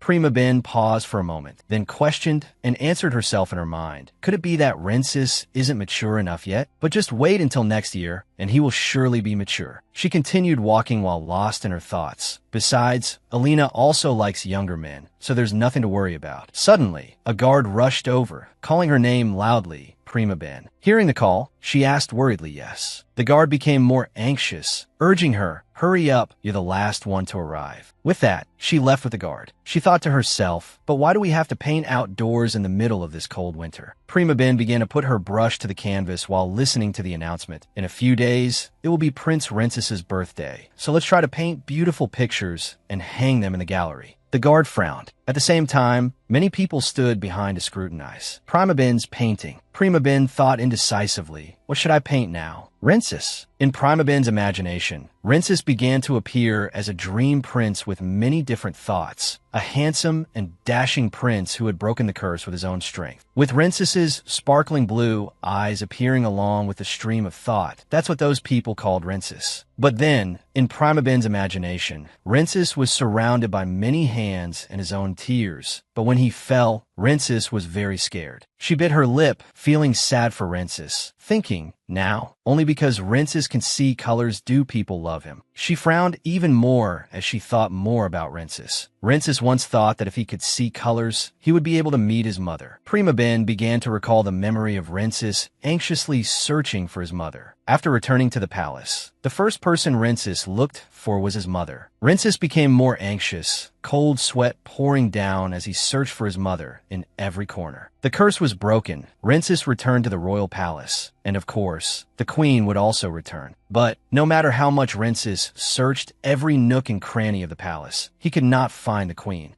Rinces went to the queen's room, continuing Prima Ben's stream of memories. When he was so desperate that he shed tears, I couldn't do anything myself. Rinces cried in pain, clutching his chest in despair. Rinces said nothing, just sat there crying silently in loneliness. Prima Ben's memory continued to the part where she walked in and saw Rinces, looking at him with concern. She continued to think, crying like a child who has forgotten how to shed tears. Rinces, while crying, said in anguish, "I really want to see my mother. I want to tell her that I have seen all the colors in this world." Hearing this, Prima Ben was moved and hugged Rinces, feeling sad for his situation. While hugging Rinces, Prima Ben silently blamed herself that I'm so hateful. It's because of the novel I wrote that Rinces has to suffer this pain. What right do I have to comfort him? Ending her stream of memories, Prima Ben continued to think about painting Rinces' portrait, or maybe I should paint his eyes the color of the ocean. She began to lift her brush to make the first strokes, thinking to herself, maybe it can comfort him, even just a little would be good. I've practiced for a very long time, so now I must paint it beautifully. Prima Ben, holding the drawing, ran off happily. I hope Rin will like this painting. Is it this late already? I have to hurry. Alina is waiting for me. Suddenly seeing the figure of Prince Chris, her face changed and she stopped walking. She quickly hid the painting behind her back. As soon as he saw her, he asked him politely, "Where are you going?" He noticed her action of hiding something. "Hey, what are you hiding behind your back?" He scowled angrily. "You unlucky thing. You think I'll let you go while you're trying to hide something?" He reached out his hand, intending to snatch the item Prima Ben was trying to hide. "Give it to me. Hurry up." She held on tighter. "No." He remained stubborn. "I told you to give it to me. Are you deaf?" She still replied resolutely, "No." She thought to herself, if I let him see it, he will definitely find fault with my painting. Chris on the other side scolded, "How dare you?" Before he could finish, he was cut off by someone from behind. "Chris!" She heard the other person's voice and greeted him with some fear. "David, Prince." Feeling uneasy, she thought, my uncle, why did he have to appear at this moment? Hearing someone call his name, Chris immediately turned his head, saying joyfully, "Prince, you finally returned." Prima Ben also bowed respectfully. "I am very honored to meet you, Your Highness." With someone to back him up, he immediately tattled. This girl is new but refuses to learn, running around the palace all day without any decorum, Your Highness. She just stood there, stunned as if struck by lightning. He snatched the painting from her hand. What is that in her hand? She was startled and wanted to take it back, but it was too late. Prince David smirked as if he thought he was so cool. He held the painting in his hand and said contemptuously, "You call this a painting? Are you even an artist?" The person in the painting with eyes the color of the ocean was beautifully drawn by her. But before his criticism, it was no different from a pile of trash with your lousy skills. I could paint better with my mouth. Even after he said that, Prima Ben remained expressionless. He taunted further, "Someone like you getting into the palace. How ridiculous. Did you come here just to enjoy yourself?" He poked her forehead with his index finger, scrutinizing every feature.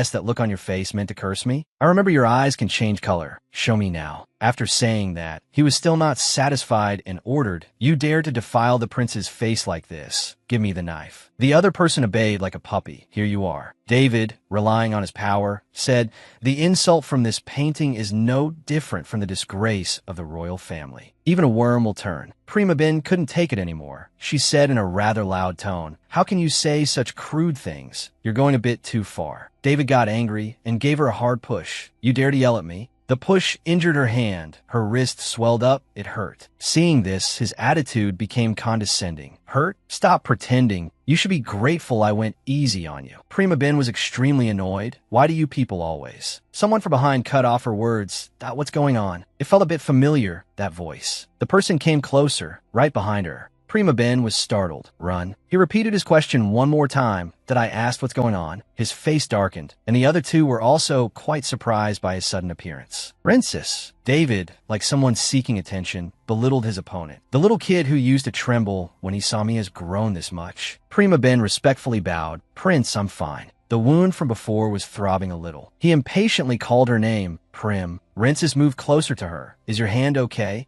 He took her hand to check it, and she quickly said, "It's fine." But despite that, he didn't stop worrying. What do you mean it's fine? The sore spot was touched, and she let out a small cry. He froze, his face full of guilt. Sorry, I was a bit rough, I'm sorry. Ren gritted his teeth, David. His arm wrapped around Prima Ben's waist. Gently lifting her up, she was surprised by his action. What are you doing? She was a little panicked. Put me down, my hand is injured, not my leg. He gave an order, but his words still carried a lot of warmth. Be quiet, don't move. Rensis, holding Prima Ben, turned towards Chris and shooed him away without any kindness. Get lost. Seeing that he was being ignored and the person was being taken away, Prince David gritted his teeth in anger. Rensis, how dare you look down on me? He held a grudge. It's all her fault. Chris said in confusion, Prince, the paint. Suddenly a female voice called him, Sir David. He froze. Alina. She walked closer and asked, what are you doing? She looked at the thing in his hand, guessing uncertainly, a painting. Could it be? David, like a guilty mouse, quickly said, no, it's nothing. He asked back, what are you doing here? She replied, I came here today to see Prim, but I heard a noise so. Suddenly, her sharp eyes noticed the painting in his hand. Her paintings have a unique beauty, so she recognized it with just a glance. This brushwork is Prim's. She also caught a glimpse of the knife he was holding. Alina's face darkened, and she said in an extremely cold voice, you intentionally ruined Prim's painting, which made David panic. Alina that. Not caring how he was trying to justify himself, she cut him off. Give me the painting, please. Faced with her request, which was no different from a command, he had to obey even if he didn't want it. Yes.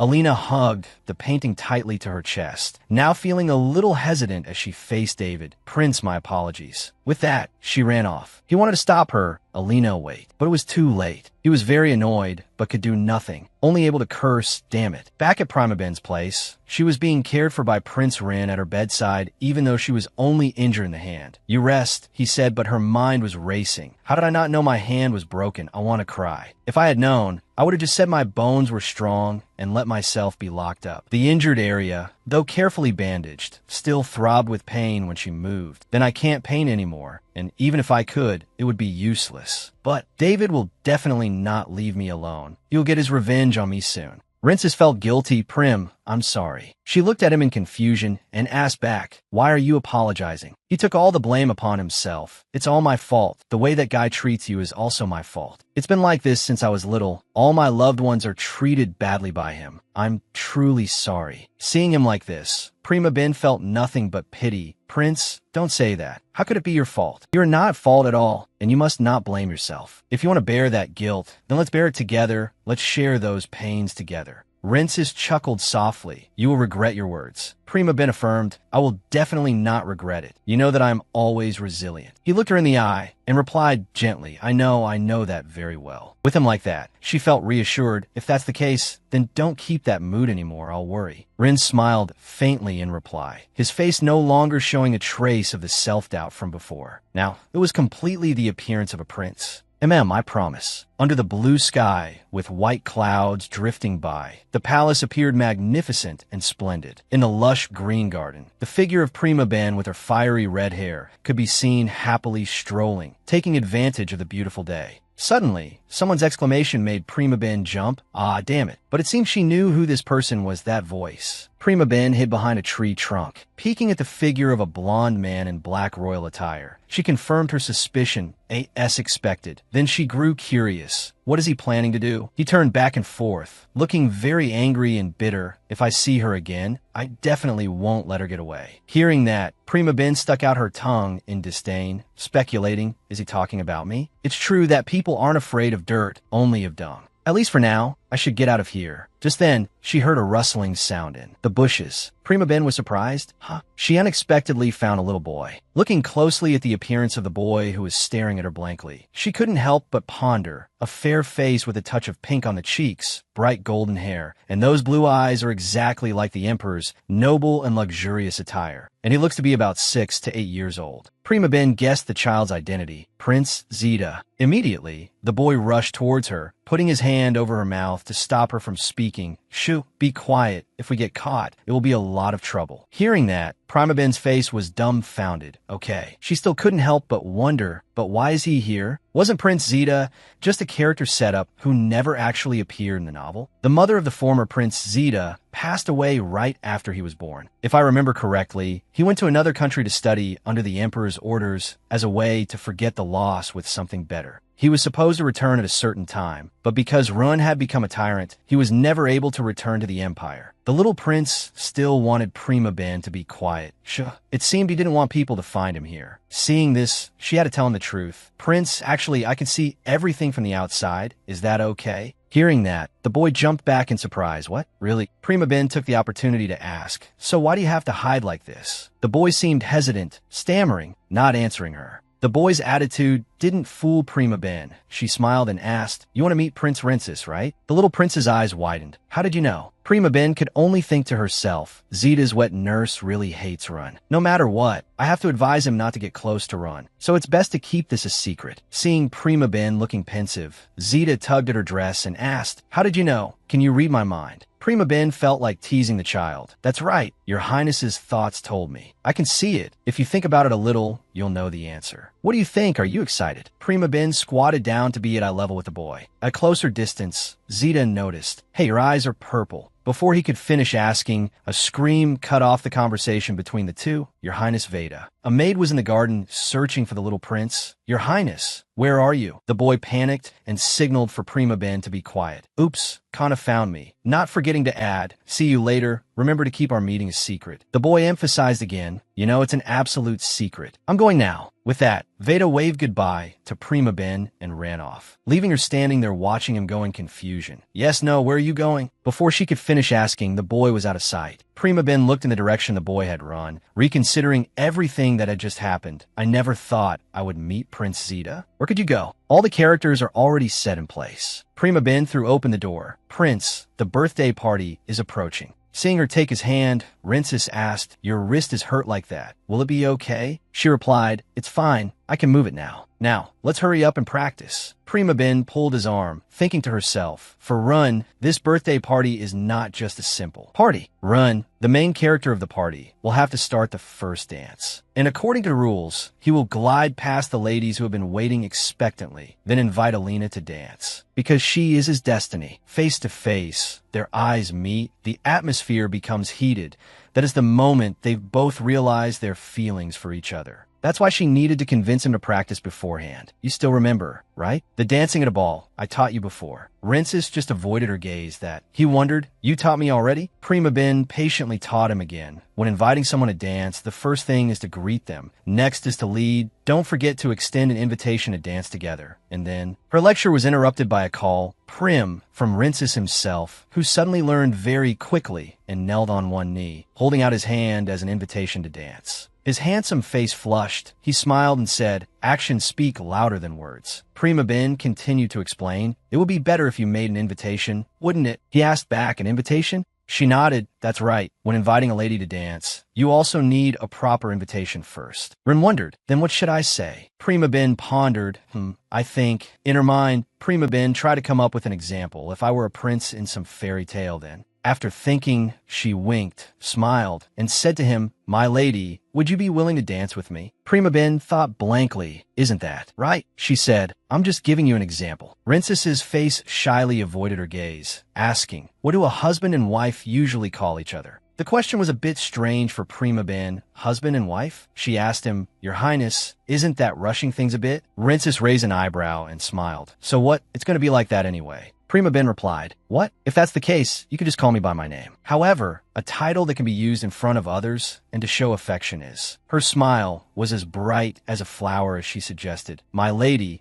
sounds good, doesn't it? Rensis pursed his lips and repeated, well then, my lady, are you willing to dance with me? But even though his words and his action of taking Prima Ben's hand were bold, the embarrassed expression on his face revealed his true feelings. With that, he kissed the back of her hand. His action made her heart flutter. After the kiss, the embarrassment on Rensis's handsome face disappeared, and he asked, is that right? It was Prima Ben's turn to feel shy. She forced a smile and replied, yes, you did very well. I don't think I need to help you anymore. As Rensis stood up, she continued her lesson. Next is the waist. He was curious, the waist. Prima Ben smiled and guided Rensis step by step. What kind of reaction is this? You have to know everything. You've practiced before. Now like this, just do this and then. While teaching, Prima Ben suddenly broke into a sweat and looked up at him.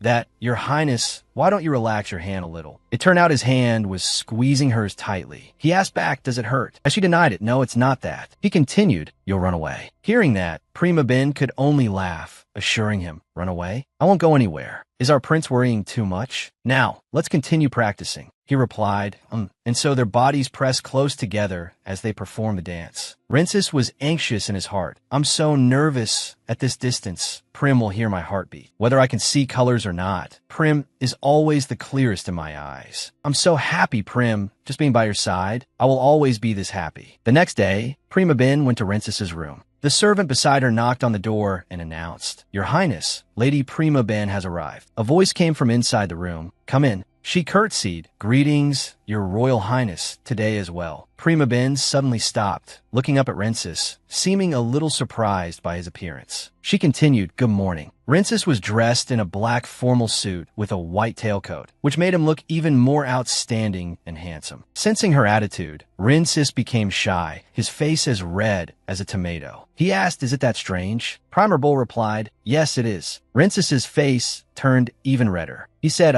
It looks weird, doesn't it? Faced with his puppy-like expression, who would dare to criticize? Primer Bull shook her head vigorously. It's just that I didn't know what to say. You look truly beautiful today, Your Highness. Rincis asked doubtfully, Really? She affirmed, It's true. He was still unsure. I don't know what to say. It really is still strange. The servants had now finished preparing Rincis's attire and withdrew. Primer Bull reached out and gently touched his face. She asked worriedly, Are your eyes not hurting? Rincis replied shyly, I'm fine. She immediately broke into a radiant smile. That's a relief. Before Primer Bull's smile, Rincis couldn't help but feel flustered. He called out, Hey, Prim. Before he could speak, a voice called from outside, Your Highness Rincis, His Majesty summons you. He tiredly rested his head on Primer Bull's shoulder, whining playfully, I don't want to go. Not going where? She asked why. He reached out to play with Primer Bull's fiery red locks. Let's just stay together like this. She reached out to pat Rincis comfortingly. What do you mean? Your Highness, you have to go to meet the woman of your destiny. You've already practiced so diligently for it. She gently coaxed him. Don't be so childish, Prince. Rincis sat up straight, took Primer Bull's shoulders, looked straight at her, and asked, Do you hate it that much? She shook her head, affirming, How could I possibly hate the prince? He said softly, Me too. Primer Bull asked, Pardon? Rincis broke into a radiant smile and confessed to her, I like you too. Then he placed a courteous kiss on the back of her hand as a farewell. Primer Bull was a little taken aback by his action. She called out, Prince. Rincis promised her, I'll go and be right back. Outside the palace, Alina, in a light pink dress with vibrant floral patterns, ran up to her. Prim, good morning. Primer Bull smiled at her and replied, Yes, good morning. She silently thought with admiration, Alina is even more beautiful today than yesterday. Ren must see this loveliness soon. Alina took Primer Bull's hand, observed it closely, and asked, Is your hand better? She replied, Of course, I'm fine. Why don't you go see the prince? She asked blankly now, but why? Alina then hurriedly pulled Primer Bull's hand. Let's go. I heard that works by recently emerging artists are on display there. Primer Bull repeated, No, let's go see the prince first. Alina seemed uninterested and said, Hurry up. At the lavish and splendid party, the nobles gathered in large numbers. All surprised by the appearance of Prince Rincis, a few young ladies gathered to chat. A noble lady exclaimed in astonishment, Oh my goodness. The lady next to her marveled, His eye color has really changed. Another lady added, That's right, it's truly beautiful. How did he? They whispered amongst themselves. Who would have known that some madman's disgusting prophecy could fail? It's true, His Highness the Prince has suffered a lot. Before the brilliant dresses and dazzling jewelry, Rincis sighed to himself, I'm getting so dizzy. He bowed his head and sighed, thinking, maybe it would be better if I couldn't see these colors. Suddenly, Rincis's gaze caught Primer Bull in a corner of the room. He wondered, Prim. Seeing her, an immense joy arose in Rincis's heart. He thought to himself, even though I'm dizzy from this bustling party hall, your appearance is enough to calm me down a lot. At that moment, Alina was approaching Primer Bull with a plate of strawberry cake, looking very excited. Primer Bull broke into a radiant smile. Rincis couldn't help but marvel. Even now that I can see colors, your color is still the clearest thing in my eyes. He wondered, perhaps I become too greedy, wanting only to see you? Seeing Prince Rincis's smile, the young lady shrieked. His Highness the Prince just smiled. Someone even praised. His smile is truly breathtaking. Suddenly, an announcement echoed from outside. The wise His Majesty has arrived. Immediately after, Emperor Aviano entered. The surrounding nobles bowed in greeting, forming straight lines on both sides. He walked over to Rincis, saying emotionally, "Prince, seeing your eyes shine like this, suddenly my own eyes seem to see more clearly." He patted his shoulder affectionately. "Very beautiful, my son."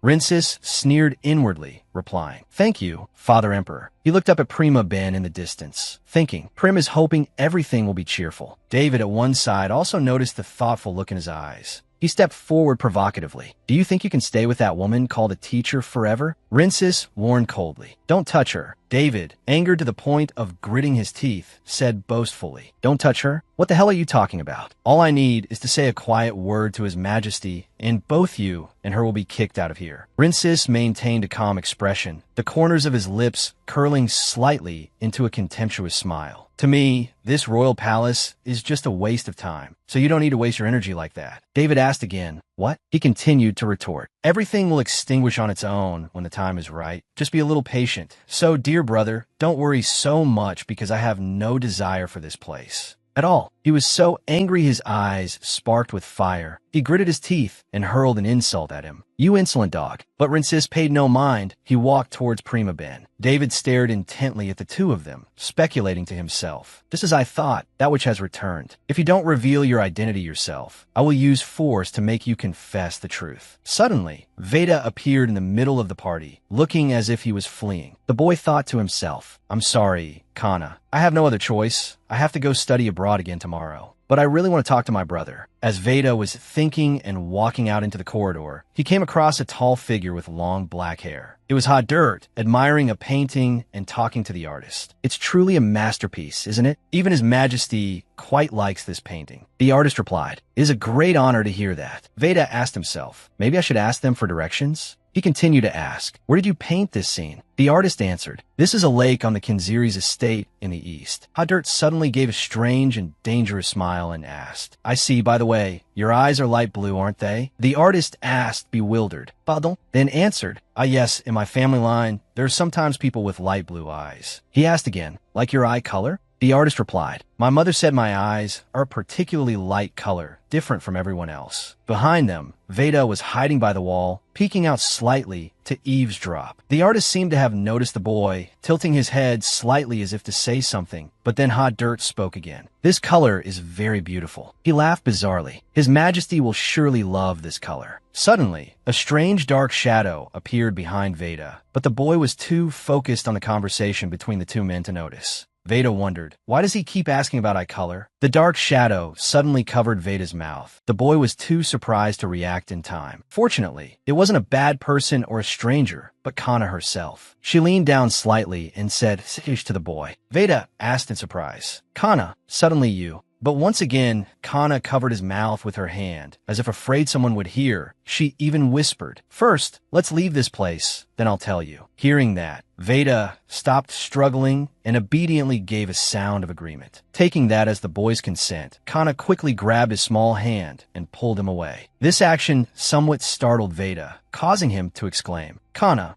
wait, Kana." However, Kana didn't stop until she had led the boy to a secluded spot, a sufficient distance from where they were. Then she gently sat down in front of Veda and said, "Your Highness, please act as if you saw nothing." Noticing that her expression had changed, her face more than half darkened, it seemed this matter was very serious. Veda asked curiously, "Why?" But she didn't answer, only saying, "I promised that I would not let the prince witness anything." Not receiving a satisfactory answer, Veda began to feel worried and asked, "Kana, you're scaring me. Why are you suddenly like this?" Kana silently wrapped her arms around the boy, holding him close, rubbing his small, thin back as a way to soothe him. She thought to herself, there are truly too many frightening things to witness in this royal palace. Even without seeing his appearance at that time, but I accidentally witnessed the moment Lara was just born. On the face of the emperor, who was happily holding Lara's mother in his hands, the beauty of the harem. Placing both hands on Veda's shoulders, Kana said seriously, "Prince, please promise me. I will always be by your side. Do you understand?" Veda asked, "Then you won't be angry?" Kana smiled and replied, "Yes, I'm not angry. please forgive me. At the same time, on Prima Ben's side,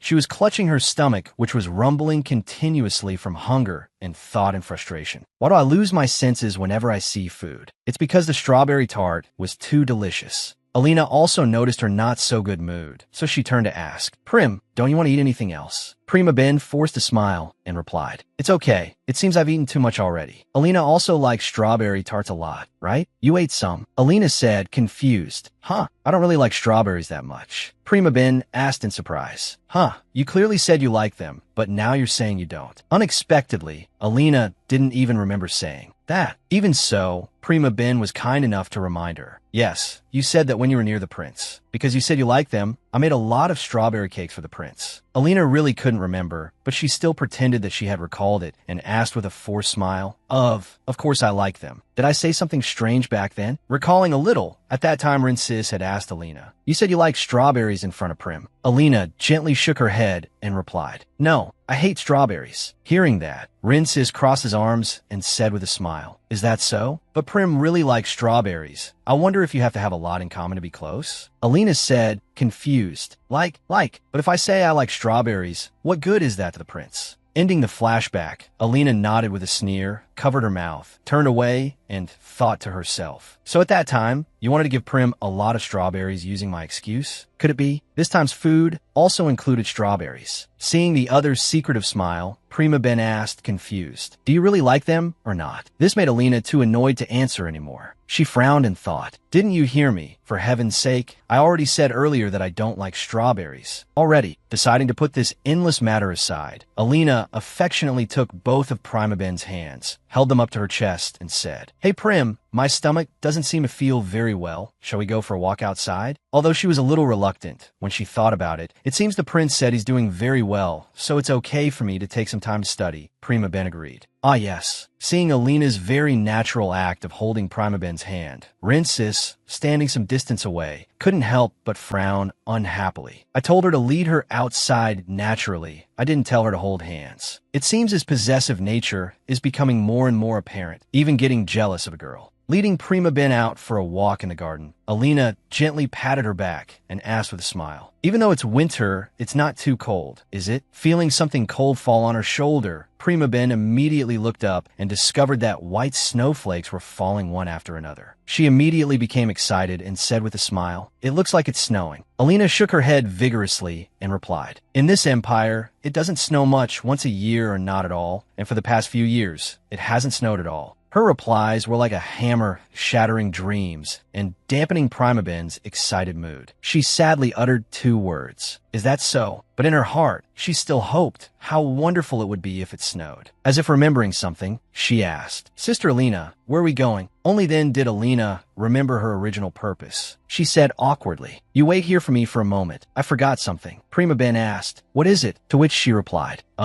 the gift that the prince gave me. Seeing the other offer to come along, then I'll go with you. Alina flatly refused. No, it's not necessary. I can go by myself. It's a secret gift. You must stand here and wait for me. After saying that, she ran off immediately. Coincidentally, at that very moment, Rinsis also suddenly appeared and delicately draped a cloak over Prima Ben, causing her to be so stunned she could only let out a sound of surprise. He smiled gently and said, There you are. You'll catch a cold like this. She said, a little shyly, Prince, I'm fine. A little cold is nothing. Seeing her remove his cloak without a moment's hesitation and hold it in her hands, Rinsis couldn't help but feel a little sad. But how could Prima Ben realize that her own unreasonable action had caused the prince's mood to plummet in an instant? Therefore, she still asked nonchalantly, How did you get here? Is it okay to just go outside like this? Rinsis replied coolly, Nothing can affect me. Just ignore me. Prima Ben clutched the cloak in her hand a little tighter and said, But it's because I'm worried about you. It's really cold today. Rinsis said nothing, but gently took the cloak back from her hand and once again draped it over her and asked, What are you doing? A look of apprehension appeared on Prima Ben's face. She replied, If other people see this, they will misunderstand, even Alina. First, Your Highness, please go over there. Nothing can be seen from there. Did you come out because the party was too noisy? Hearing her say that, Rinsis's cheeks flushed red. He smiled happily and thought to himself, "No one can see?" I didn't expect her to say such tempting words. Stepping onto the high step in the middle of the flower arch, Prima Ben asked, "Is it okay here? It's really quiet now." Rinces's eyes curved as he smiled and nodded with great satisfaction, also thinking gleefully in his head, "Yeah, the closer the better." When the two were standing side by side, Prima Ben suddenly asked a question. "Prince, have you ever seen it snow?" Rinces didn't answer but asked back, "Do you like snow?" Looking up at the sky, Prima Ben replied, "Yes, in my hometown it snows every winter. When I was little, I loved snow. Whenever the first snow fell, I wouldn't leave the house. You know, on the day you were born,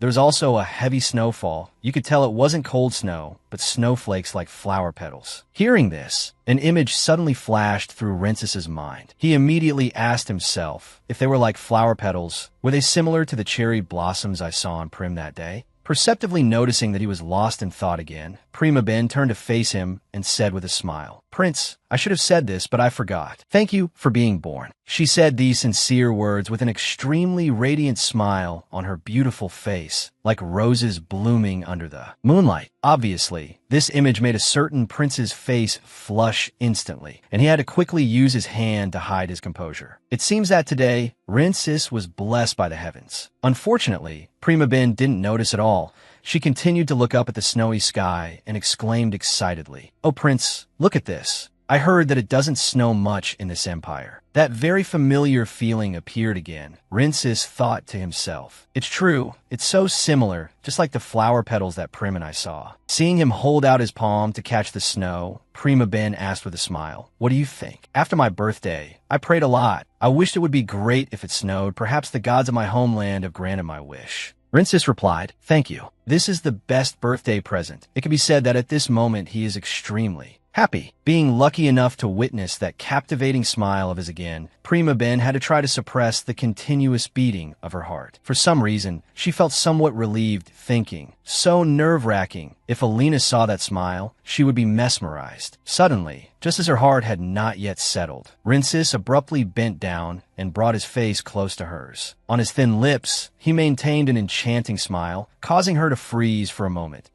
That's too close. Sensing that Rinces had no intention of backing away, she had to wake herself up and proactively turn to the side, then said in a slightly tense tone, "Did you know, on the day of the first snow, if you are with your first love, that love will come true?" Rinces stopped teasing her. He stood up straight, followed her gaze, and replied, "Is that so? If it came true, that would be wonderful." Not knowing the hidden meaning behind his words, Prima Ben said seriously, "It will definitely come true." Hearing that, Rinces tilted his head slightly to look at her. The corners of his lips curved into a perfect arc as he said, "Yes, definitely. That's also what he hopes for very much." In the art room, the sound of a young girl's sobbing echoed incessantly. Although her close friend was patting her shoulder and comforting her, "Don't cry anymore," he said he would definitely come back. The other girl kept her head down and sniffled, saying, "I'm not crying. It's just that the room is too lonely," and he left without a word of farewell. Hearing that, the close friend also felt angry on her behalf. "Gosh, he didn't say a single word to you?" Even Prima Ben, sitting nearby and listening in, couldn't help but think angrily, what a scumbag. When you break up, you should at least say goodbye, right? Did he want to break up so badly that he gave up his job as a royal painter and left in a hurry? But thinking about it, some royal painters really do quit. He was the second painter this month. His lover also left. Some might wonder what's the big deal about two people quitting, but being an exclusive painter in the royal palace is a different matter. Even after the founding of a nation, some people have left the position that any citizen of the empire would dream of reaching. Two people have left this month. For some reason, Prima Ben felt quite uneasy because she was concentrating on her thoughts. She wasn't paying attention to where she was going and was thus bumped into hard by a fast-running Zeta. Contrary to the usual imaginings of a young prince raised with indulgence in the royal palace, the boy was very well behaved, stepping back and asking Prima Ben with concern, "No, are you okay?" Prima Ben asked in surprise, "Prince Zeta." Then she hurriedly looked around to see if anyone had been assigned to watch Zeta, while also feeling very annoyed at the thought, "I don't know who let the prince run around like this." Knowing who she was looking for, Zeta frantically grabbed her skirt and tugged it gently a few times, then looked up and pleaded, "Bora, save me." As expected, this strange form of address made Prima Ben pause for a few seconds. She asked blankly, "Bora, you call me Bora?" For those who don't know, Bora means purple. At the same time, inside the storage room installed in Ivino's office, A courtier entered and said respectfully, "Your Majesty, I have brought what you ordered." Ivino pointed to a nearby table and ordered, "All right, place it there for me." After the courtier had carefully placed the item down and left, Ivino picked up the object himself, then gently placed it in a solidly built wooden cabinet, a place reserved for rare and precious items. Gazing at their shimmering and sparkling beauty, he couldn't help but exclaim with satisfaction, "How dazzling." Then he nodded in satisfaction and said, "This beautiful thing always pleases me. Looking at beautiful treasures always makes me feel happy." Prin has also returned to the palace unharmed, so I am very happy. How pitiful for acting against the danger of the royal family. It seems the time has come for me to slowly release it. Having made that decision, Ivino turned and walked out of the room. As soon as he reached the door, he saw Hader already waiting. He asked respectfully, "Your Majesty, what are your thoughts?" Ivino smiled and replied, "Very good, Hader. It's truly beautiful." Receiving praise from him, Hader happily placed one hand on his chest, clasped the other behind his back, bowed his head, and said with a smile, "From now on, I will be even more devoted to the divine nation." Ivino had always held Hader in high regard, so he just nodded and said, "Thanks to you, I feel reassured." Knowing that he was being increasingly valued by Ivino, Hader chuckled slyly to himself and replied, "My intentions are all for the benefit of your Majesty." Returning to the chance encounter between Prima Ben and Zeta, after the incomprehensible plea for help, Zeta begged, "Bora, please listen to my wish." Prima Ben said awkwardly, "Prince, first of all, my name is not Bora. I understand your wish, but how can I sabotage the ship?" Zeta replied naively, "But Kana said if I talk to Violet, I can make my wish come true. Still that strange form of address. But not Bora, but Violet?" Prima Ben really didn't understand why the boy kept calling her Purple. Although the other person was a little prince, being called by the wrong name was quite annoying. As a teacher in the royal palace, Prima Ben felt she should correct the boy's habit, besides being determined to correct him no matter what. She also wanted to confirm that the boy was not colorblind, so she sat down in front of Zeta and asked gently, Prince, you must be talking about my hair color. What color is this?" Zeta answered very quickly, "Red." This quick reaction from the boy made Prima Ben feel confused and think to herself, "You could distinguish colors very well. Why do you always call me Purple? Maybe I should just teach him slowly." She sighed and changed the subject, asking, "But Prince, why do you want to sabotage the ship?" Zeta pursed his lips and answered honestly, "I hate going there." She asked, puzzled, "Where?" The boy replied cautiously, "Kana keeps asking me to return to the Luda Kingdom." Prima Ben asked, "So if you sabotage the ship, you won't go back there anymore?" Zeta nodded and pouted, replying, "Kana is too overprotective of me. I'm grown up now." To think that a miniature version of Ivino's face could make one's heart flutter like that. So cute that she wanted to laugh, but couldn't. Prima Ben tried to suppress the desire to pinch that adorable, youthful face and said, "Prince, you must have been very embarrassed. That person named Kana always treats you like a child." Seeing that she truly understood his desire, Zeta was a little moved and placed a hand on his chest, saying, "Right, I'm not the same as I was before. You really do understand my heart, don't you?" Outwardly, Prima Ben forced a smile, but inwardly she was screaming, "You've misunderstood." She couldn't just let Zeta stand in the hallway like this, so Prima Ben decided to take the boy to Rinces's place. As soon as he saw the two of them, Rinces's first expression was a scowl. You could say he was petty for being jealous of a child, but he really felt very annoyed. What the hell is that brat daring to do in Prim's arms? But how could little Zeta understand that razor-sharp gaze from Rinces? The boy didn't let go of Prima Ben at all, but just looked up at him and called out, "Royal brother." Then he bowed his head and said in a small voice, "Royal brother, I missed you so much." A normal person would surely be very moved upon hearing that,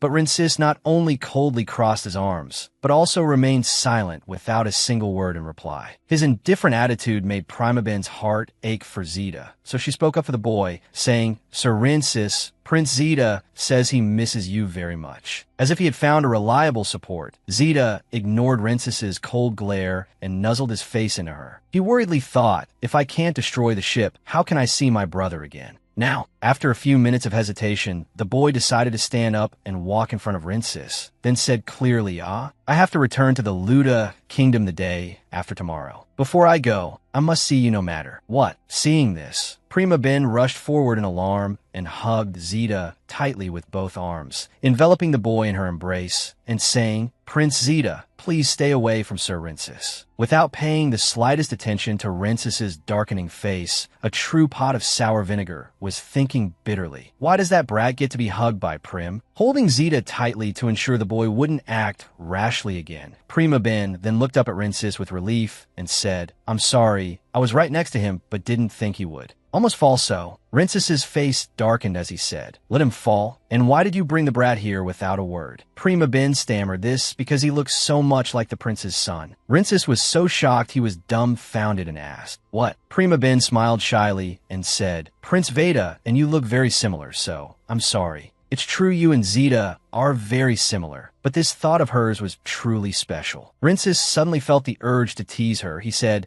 "So are you his mother?" Then stole a glance to see her reaction, and luckily she showed her embarrassment and said, "Yes, what? How can that be?" It was a rare opportunity. How could Rincis let her off so easily? Therefore, he knelt on one knee in front of her, and Zeta then curled his lips into a smile and said, "Let's see. Let's confirm. You do look very much alike." It had been a long time since he had been this close to his older brother. Veda couldn't help but feel happy and exclaimed, "Brother." After all, Rincis didn't seem unhappy anymore. Seizing this opportunity, Prima Ben let go of Zeta and, with a smile, reminded him, "Please hug and caress him, Prince." Although he really wanted to, Zeta couldn't bring himself to do it right away. The boy was still a bit reserved as he stepped closer to his brother and called out the two words, "Royal brother." This time, instead of ignoring him, Rincis reached out and ruffled the boy's hair. Seeing his somewhat rough gesture, Prima Ben demonstrated by reaching out her hand and stroking the air, reminding him, "You must be gentle like this." As a good student, it didn't take long for Rincis to get it right. His gesture of stroking Zeta's head became much gentler. As he stroked, he thought happily, "He's so much like my son." It seemed that thanks to this change in Rincis, Veda had become braver and was able to express his feelings for him, saying, "Brother, oh brother, I miss you so much. I like you the most. You don't know how much I've missed you." Rincis smiled and asked, "Is that so? What do you really think of me?" Veda replied happily, "You're just like I imagined." Continuing to stroke the boy's soft hair, Rincis smiled and asked, "Is that so?" Veda get Dao Dap Bora Ano. It's a good thing I followed Prim. It seems the boy now knew how to say her name correctly. Rincis asked, "Did you follow her here?" The boy answered honestly, "Yes, Bora. I thought if I followed Prim, I would get to see you." Very clever indeed. Rincis nodded in praise. "You have good instincts." Then, as if thinking of something, he said, "That's right. I'm always with Prim, so next time you want to see me, you can just look for Prim." Is this my brother taking the initiative to speak? A light bulb suddenly lit up above Zeta's head. The boy understood the meaning and exclaimed excitedly, "Wow, so that's how it is." Hearing this, Rincis added another cryptic compliment, "Your senses will be very useful." Veda obediently smiled and replied, "Yes, I will try even harder." Watching the two brothers talking so intimately, to be honest, Prima Ben didn't understand a single thing. She thought curiously, what are they talking about? Rada shyly said to Prima Ben and Rincis, "I was very happy today." Rincis smacked his lips and replied to the boy, "Well, not bad." Prima Ben told the boy worriedly, "Your Highness Zeta, it's time to go back now."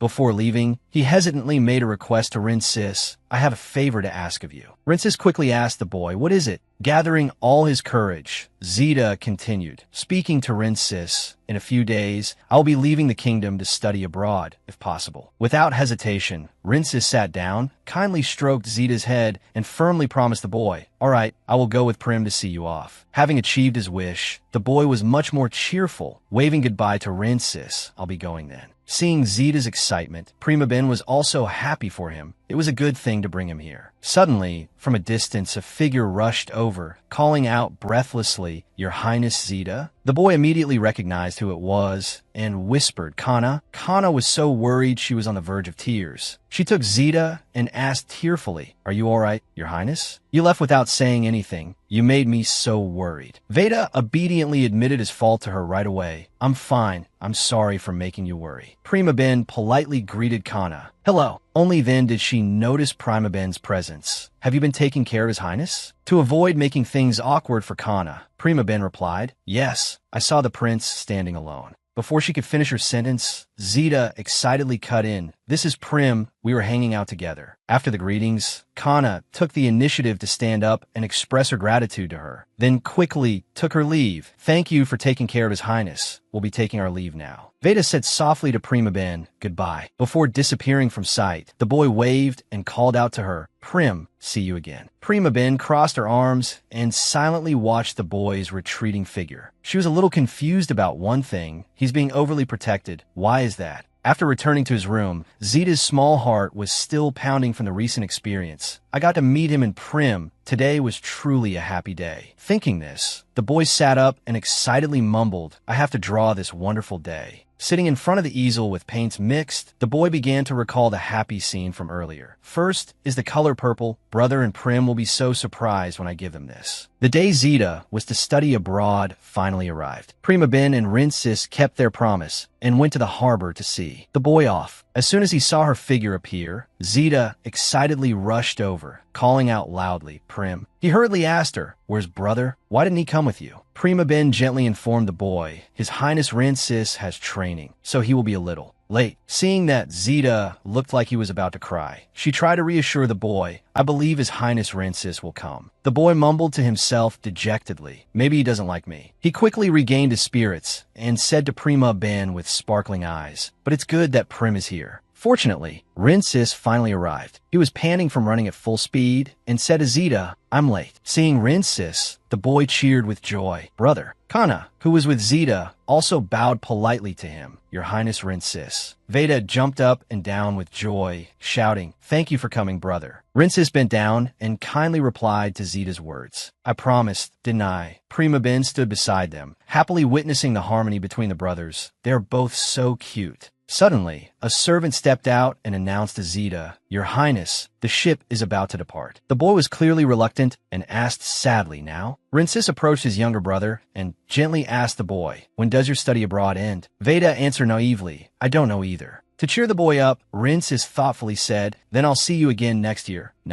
Veda's eyes widened as he asked his brother, Next year? Leaning close to the boy's ear, Rinsis whispered to Zeta, That's right, next year Prim will be. Who knows what he said, but Zeta became very excited. Brother, really? Without hesitation, Rinsis crossed his arms and confidently affirmed, That's right, no matter how hard it is, I will try. Veda excitedly cheered him on, You're the best. The boy ran over to Prima Ben and waved goodbye to her one last time. Prim, see you again next year. Prima Ben also smiled and replied to the boy, Your Highness, please take care of your health. Unexpectedly, the boy added excitedly, I will definitely look forward to that wedding dress. Prima Ben froze on the spot and thought in a panic. Wedding dress? After Zeta left, Prima Ben turned to question Rinsis immediately. What did you say to His Highness Zeta? He smiled with amusement and pretended to ask back. What about? Prima Ben bluntly repeated Zeta's words. His Highness Zeta said he would look forward to the wedding dress. Suddenly, her train of thought took an unexpected turn. Could it be you've planned for the distant future with Alina? So can I expect good news from you? Utterly and completely speechless with the one he loved, Rinsis gloomily replied evasively, That's a secret between men. Prima Ben still asked excitedly, Huh? Seeing this was not going well, Rinsis ended the conversation there. It's nothing. In his mind now, there was only one worry. Time is passing by. How do I confess to Prim? There's a strange line in a book I read. Let's toast to your eyes that are like the stars in the night sky. As expected, just thinking about it feels weird. Faced with her curiosity, Rinsis became even more restless. I'd rather die than say that. Seeing him remain silent, Prima Ben pressed on, Your Highness. But when he looked straight at her, Rinsis blurted out, The myriad stars in the night sky. They do look similar. Prima Ben naively asked him back, Pardon? Her carefree appearance gave him a headache. I think I can do it. Prima Ben trotted along behind him, still concerned about Rinsis. Can you tell me what you're talking about? Rinsis sighed inwardly at her earnestness. Who tells the person they love about the proposal beforehand? Prima Ben's eyes widened in anticipation of his answer. What is it? The next day, Prima Ben went to class, as usual. She exclaimed happily at the bright scenery outside. The weather is so beautiful today. The students all greeted her affectionately. Hello, Prim. She replied gently, Hello. Suddenly, she saw a gift package placed neatly on her desk. What is this? Why is it on my desk? Reading the card next to it, she was even more surprised. Happy birthday. She whispered to herself, Is it my birthday today? Thinking back, It was written that Prima Ben was born in the spring. But anyway, this flower is really beautiful. Who gave it? Class was over. Prima Ben happily told everyone, all right, let's go home. Anyone who hasn't finished drawing or wants to stay is welcome to do so. You've all worked hard. She also quickly packed her things, thinking hastily, then I should head to Rinces's palace. Holding the gift in her hand, she walked towards Rinces. Time flies so fast. After this winter, Rinces will become an adult. Rinces's current palace was a gift from the emperor. That also means that Prince Rinces has been chosen as the crown prince. Suddenly, her mind felt a little confused. Rinces doesn't want to be the crown prince, but he moved to this palace. When she arrived, she gently called out to Rinces, "Your Highness, I'm here." With the glasses he was wearing, Rinces's handsome face was beyond description. You're here? Even Prima Ben's heart skipped a beat. Rinces is getting more and more handsome. Noticing the gift she was holding, Rinces asked her immediately, Prim, what are you holding in your hand? She happily recounted to him, oh, someone gave this to me. Rinces mumbled curiously, a gift? Prima Ben continued to tell him nonchalantly, yes, it's a birthday gift. Hearing this, Rinces suddenly felt terribly guilty. Prim's birthday? I had no idea. He hesitantly told Prima Ben, I don't have anything to give you. Yet she didn't mind and just scrutinized the newly received gift, but I don't really like this. He exclaimed in astonishment. Huh? Prima Ben then added, the sender didn't write a name or anything, just the words happy birthday. She placed the gift on Rinces's desk, crossing her arms in thought. I think that person wanted to give a surprise gift. Picking up the small note to look at it, Rinces immediately guessed. The handwriting is delicate and neat. Anyone can tell it's from a man. His jealousy flared to the heavens. Who is it? Who has such a close relationship to know Prim's birthday? Somewhere in this palace? Rinces picked up the paper, thinking to himself, if I get angry here, Prim's mood will worsen. I have to hold back. Seeing Prim holding a black gift box, he tried to stay calm. What's inside? Prima Ben stammered, not knowing how to answer. Then, Prima Ben opened the gift box. Inside was a sparkling blue rose branch that stood out against the black box. It's just a rose branch. Hearing this, Rinces's face darkened even more. He frowned slightly in displeasure, but just asked simply, full of suspicion, a rose? He asked, though many thoughts were already running through his mind. Prim clearly said that giving a rose is a way to convey one's feelings. Did she say similar things to other men, or only to me? I can't believe I'm jealous of someone I don't even know. Prima Ben brought the blue rose up to inhale its scent, smiling lightly as she said, it made me think of you, so I brought it. Here, holding the rose, she looked both a little innocent and charming, as if surrounded by a halo. The color blue reminds me of you. Hearing this, Rinces couldn't help but blush. His heart was pounding so hard he had to clutch his chest, otherwise it might have fallen out. He stammered, if so, then give it to me. That rose is useless anyway. Prima Ben looked at him with some suspicion. Do you really want it? Rinces quickly found a reply. You said it reminds you of me, didn't you? Then, Prima Ben placed the blue rose in Rinces's hand. Here you go. He looked at her, thinking to himself, I want to take Prim far away, just the two of us. After a moment's thought, he frowned slightly, wanting to take advantage of Prima Ben's concern. If I frown a little like this, Prim will. Seeing Rinces frown, Prima Ben became worried and placed her palm on his cheek. Your Highness, are your eyes still hurting? Let me see if anything is wrong with you. Rinces looked at her, feeling overjoyed and thinking to himself, Prim is so close to me again. Using my eyes like this is really beneficial. Rinces followed Prima Ben's words and sat down at the desk. She worriedly came closer. Let me see. Prima Ben asked his permission. Can you take off your glasses? Then gently took off his glasses. Once the glasses were off, Rinces looked at Prima Ben. Her beauty appeared in his eyes like an angel. After she took off his glasses, her face wrinkled slightly with worry. Does it hurt a lot? Is it happening again? He blushed at their close contact, but she mistook it for pain. She thought worriedly to herself, he must be in a lot of pain. His face is so red. Then she placed her palm on his cheek, gently caressing it. Your Highness. Rinces leaned in her touch, saying softly, take a closer look. Rinces looked at her beautiful face, saying to himself in his heart, so close. Then his gaze moved down to her beautiful lips. His heart was screaming, that red, the most beautiful red I've ever seen. Prima Ben remained innocent, unaware that this man wanted to get closer to her, and continued to ask, are you still in pain?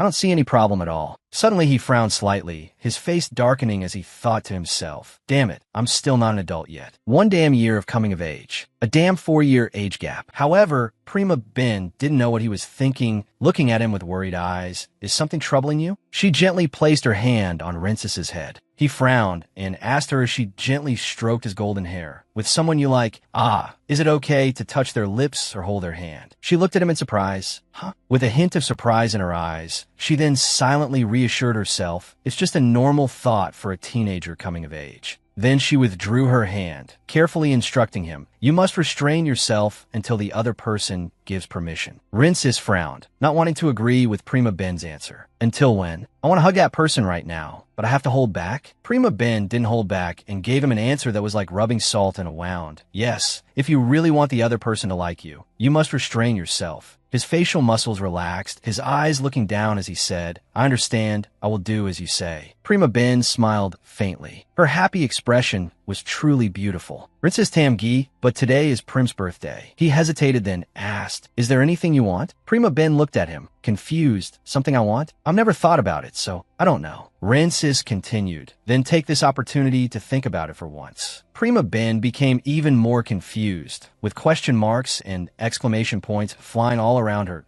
Are you going to give me a gift? He smiled lightly and continued, you can have whatever you want, just say it. She looked at him helplessly, thinking to herself, oh, it seems he really intends to give me a gift. She had no choice but to think and then reply, let's see, what I want is the prince's health. After hearing her, he crossed his arms in front of his chest. His face darkened, not liking this gift from Prima Ben. I'm already healthy, very healthy. Prima Ben refused to back down and argued back, but your eyes still hurt. Rinces pouted at her. Besides that, is there really nothing else you want? She tried to think again, pouting and frowning as she thought. But I really don't want anything. If it's not money, I don't want anything at all. After thinking for a moment, she hesitantly made a choice. If I have to say, I hope the prince will listen to me, okay? He still seemed dissatisfied, looking at her doubtfully. When have I ever disobeyed you? Is that really your wish? Prima Ben smiled as brightly as a flower. She nodded yes. Seeing her happy, Rinces thought to himself, even now, I still listen to her. Prim can do whatever she wants with me. And in the conversation with Rinces, Prim went outside. The bright sunlight shone down, but she couldn't escape the doubts in her thoughts. But who really sent me the gift? Me? On the other hand, a strange man was secretly watching Prima Ben from behind a wall. He was mysterious, stealthily following her. Then he went to David's office. David looked slyly at the stalker. He gave him a dangerous smile as he asked, have you checked? He smirked, replying to David's words respectfully. Yes, I have confirmed that she came out empty-handed. Over here, Prima Ben's eyes widened when she heard sobbing. She cautiously called out, who's there? Liao was huddled in a corner crying. Hearing the voice, she looked up a little grim. Prima Ben bent down to look at Liao, asking her worriedly, Liao, why are you crying here? Liao looked up, sobbing as she confided in her, grim, you know, my condition hasn't been very good lately. Pausing for a moment, Liao began to speak again with tears streaming down her face, misery evident on her face. Why did he disappear? Lately, people in the palace have been disappearing one after another, including my lover. I feel angry and worried. I'd rather he just told me he hated me and left, but he just suddenly disappeared without a word. I hope he's okay. After hearing this, Prima Ben's eyes widened in surprise, thinking to herself, what? Then an answer almost sparked within her as she questioned herself. Disappeared suddenly? Prima Ben recalled a novel she wrote, having an internal monologue. Is it because I'm the author of this novel? I have a strange feeling. When I heard her love story, that feeling became stronger. That feeling seemed to be telling me that Leah's lover is dead. Leah saw Prima Ben freeze and gently called her grim. Seeing Prima Ben's eyes flicker, Leah exclaimed in surprise, huh? Ignoring the tears on her own face, she widened her eyes in surprise and pointed at Prima Ben, your eyes. Prima Ben frowned slightly in discomfort. Not wanting to worry Leah further, she said, I'm sorry. Wait a moment, I feel a little dizzy. Saying that, Prima Ben ran off quickly, her heart pounding as she thought, my heart is beating so fast. As her heart beat faster and faster, she hastily tried to calm herself down. Calm down. Suddenly, she bumped into someone's chest. Prima Ben looked up in surprise. Hadit quickly wrapped an arm around her waist to steady her as she was about to fall, looking at her and saying, "Oh, sorry." He asked in a worried and concerned voice, "Are you all right?" Prima Ben looked at Hadit, guessing to herself that time this person. The image of him introducing himself appeared in her mind. She suddenly remembered him, saying, "I am Hadit Damian, His Majesty's attendant." Being caught by him before she could fall, she quickly said, "Oh, how rude of me." Hadit teased her, "If I hadn't caught you, you might have fallen." After helping her stand up straight, he raised his hands and said, "Please excuse me." Grim voiced Daplai, "Not at all. I'm the one who should be apologizing." Hadit flashed a heart-fluttering smile and said, "Anyway, thank you for letting me off the hook." Prima Ben turned away sharply, adding, "Not at all. I was the rude one, so please excuse me." As she turned away, a charming scent of roses lingered. He was captivated by her, watching her figure disappear into the distance. He turned to leave, wondering to himself, was a mistake? Scene change. Alina suddenly appeared. Prima Ben called out Alina's name, surprised. "Oh, Grim." Grim smiled brightly and said, "You got here faster than I thought. Where is His Highness Rensis?" Alina used one hand to wipe the sweat from her brow with a handkerchief and placed the other on her shoulder, asking with a worried face, "Oh my, what happened? You're covered in cold sweat." Prima Ben's expression changed, and she said, "Alina, I don't know if you remember the first day we met." Alina replied, "Of course I remember. How could I forget? You asked me if I was a witch?" She asked, "Why are you bringing that up?" Prima Ben's face became flustered, a rather forced smile on her lips. Alina recounted admiringly, "At that time you handled all those arrogant young ladies, and what's more, at that time your eyes were purple." Her sparkling red eyes looked at her with amusement. She continued, "That eye color is really rare, and you also made a prophecy." Alina kept chattering about her first impression of their meeting, not noticing Prim's face falling, her eyes becoming worried and sad. She asked again, "You said they were purple?" Alina quickly waved her hand to explain, "I must have seen it wrong then, because now your eyes are black." She lowered her voice to show concern for her. "Grim, what's wrong?" She reassured her, "No, it's nothing at all." Prima Ben put on a cheerful face again, smiling brightly and thinking to herself, "No, it's just a useless fantasy. It can't be." She began, "Alina, could you do me a favor?" Alina asked cheerfully, "What is it?" She clasped her hands, her eyes sincere as she said, "Really, if anything happens to me and I have to leave His Highness Rensis, I hope you will help take care of him." Elsewhere, Iviano asked seriously, "Is that true?" David replied, "Yes, I discovered this in Rensis's palace." David glanced at the servant, continuing, "There were people who witnessed that art teacher bringing this." The servant seemed to understand, bowing to show he understood his task. A box containing a beautiful, brilliant red rose branch. He asked with confusion, "Why would she buy a red rose?" Iviano thought to himself, "The emperor forbade its cultivation throughout the empire because it symbolizes the evil which who cursed his majesty. Did the tutor give this to Rin?" He frowned in anger, cursing to himself, "Who does she think she is?" Iviano rested his chin on his hand and said, "Now it seems all the questions have been answered." In his mind, he continued to string the events together. On the day Rensis recovered, she was always by the boy's side. Add to that the red rose, it's certain she is the witch. He looked at the brilliant red rose branch in front of him, affirming it to himself. Iviano was furious, clenching his fist and slamming it on the arm of his chair, thinking, "I should have found out sooner, damn it." His face filled with killing intent. He shouted, "Did she come here to destroy everything I've created?" He gave a sinister smile, saying, "I can't be defeated twice. I will repay the humiliation of that day." Hearing this, David rejoiced inwardly. Did it work? It was a simple matter of changing the blue rose to a red one. Hadit approached, saying, "I came to talk, but what is this rose?" Iviano's face was grim as he recounted. "I heard it was a gift she gave to Rensis. I should have realized it from the moment she appeared by Rensis's side when the boy recovered." He raised a hand to his chin, saying, "So that's how it is. That girl is a witch?" Still doubtful about this. Hadit thought seriously, "There's something strange. If she were the witch I know, she couldn't possibly be this calm." He recalled the image of when he met her, thinking that girl didn't seem special at all. A witch isn't someone who is chaste like that. If so, then, thinking this, he glanced over at David. Seeing that smile, Hadit silently confirmed, so it was him. Placing one hand behind his back, he spoke up, "Your Majesty, but there is something strange. If she really is a witch, she wouldn't do something so troublesome like this." Iviano heard this and asked back, "What do you mean?" With a steely gaze, he continued, as far as I know, she is His Highness Rinces's teacher. They have spent a lot of time together, so she could have given the rose secretly, but to now give a red rose so openly is strange. David interrupted him. As such, Hadit didn't mind and continued, but the story is not impossible. The witch hasn't appeared since that day, so she may have lost her power. If that tutor really is a witch, she might be trying to regain her power through His Highness Rinces. Hearing this, Iviano's expression was pensive. He asked, so what should we do? Hadit turned to look at David and answered his question,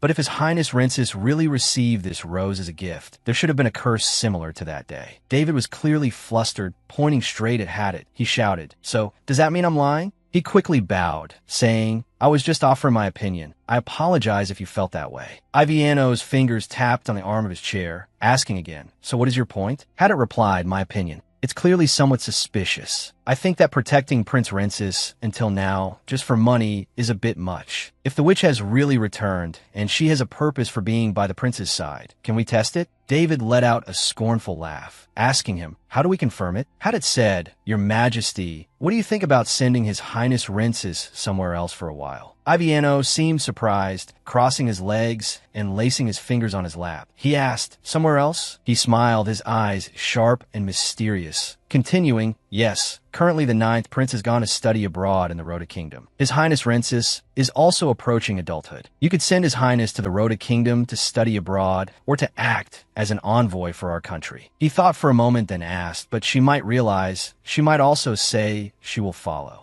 He calmly replied, if that's the case, it can be considered solid proof that she is a suspicious person. If she doesn't go with Rinsis, we will be able to question her more freely. He admiringly left a compliment. Oh, so that's how it is, as expected of Hadit. Behind them, David was trembling with anger, his hostile eyes glaring at Hadit, silently cursing. This is not what I wanted. His hands clenched, trying to suppress his rage. Why did he step up and approach the plan I had? Maid? Hadit asked for permission, then I will prepare everything. He stood up abruptly, ordering, all right, then Hadit, let's go watch wrestling today. He tried to stop him. In any case, Your Majesty should rest. Today, he wondered why it's astonishing to say we should skip even a single day. With the same beauty and heart-stopping smile, Hadit explained, today's condition is not good. If the offering is not beautiful, it has no meaning, but don't worry, Your Majesty. I know about this and am preparing something else for Your Majesty. He was intrigued by what was just said. Oh, really? He immediately replied, yes, but it will take a little time to prepare for Your Majesty. Please give me a little more time. He happily agreed. Then I will wait a little longer.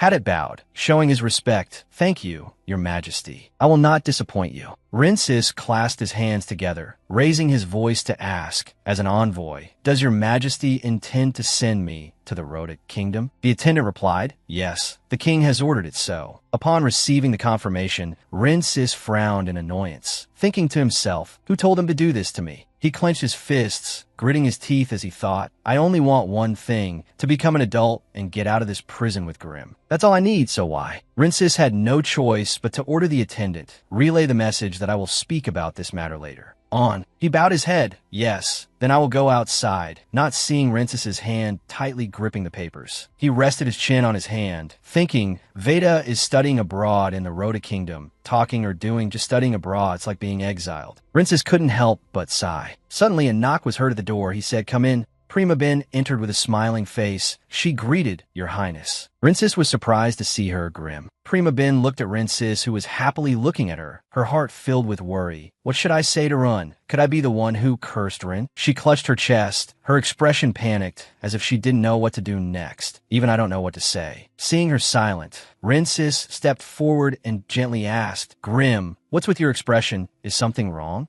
Seeing her step back slightly, he became sad. What is it? Why are you avoiding me? But Prima Ben forced a smile and asked him, avoiding? Why would I avoid you? Rinsis didn't let it go. He frowned. You're clearly avoiding me. Prima Ben became flustered and avoided looking at him. No, why would I avoid you? Never. Rinsis had no choice but to try and look deep into her eyes, making her even more panicked and worried. Finally, Rinsis spoke with annoyance. What are you doing? You're clearly avoiding me. When I came near you, you stepped back and avoided me. Prima Ben lowered her head and gave an excuse. It's just because I'm nervous. Rinsis didn't believe it and asked again, what? Prima Ben had to shut her eyes tightly in embarrassment and shout. Facing the prince is not an easy thing. Because you're too handsome, every time I see you, I get nervous. She lamented in her head, "That's such an unlikely excuse. I should have thought a little more before saying it." But outwardly, she continued to explain, "That's why I avoided you." When she looked towards Rinsis, she saw his face was completely flushed, his eyes avoiding hers. She asked in confusion, "Your Highness."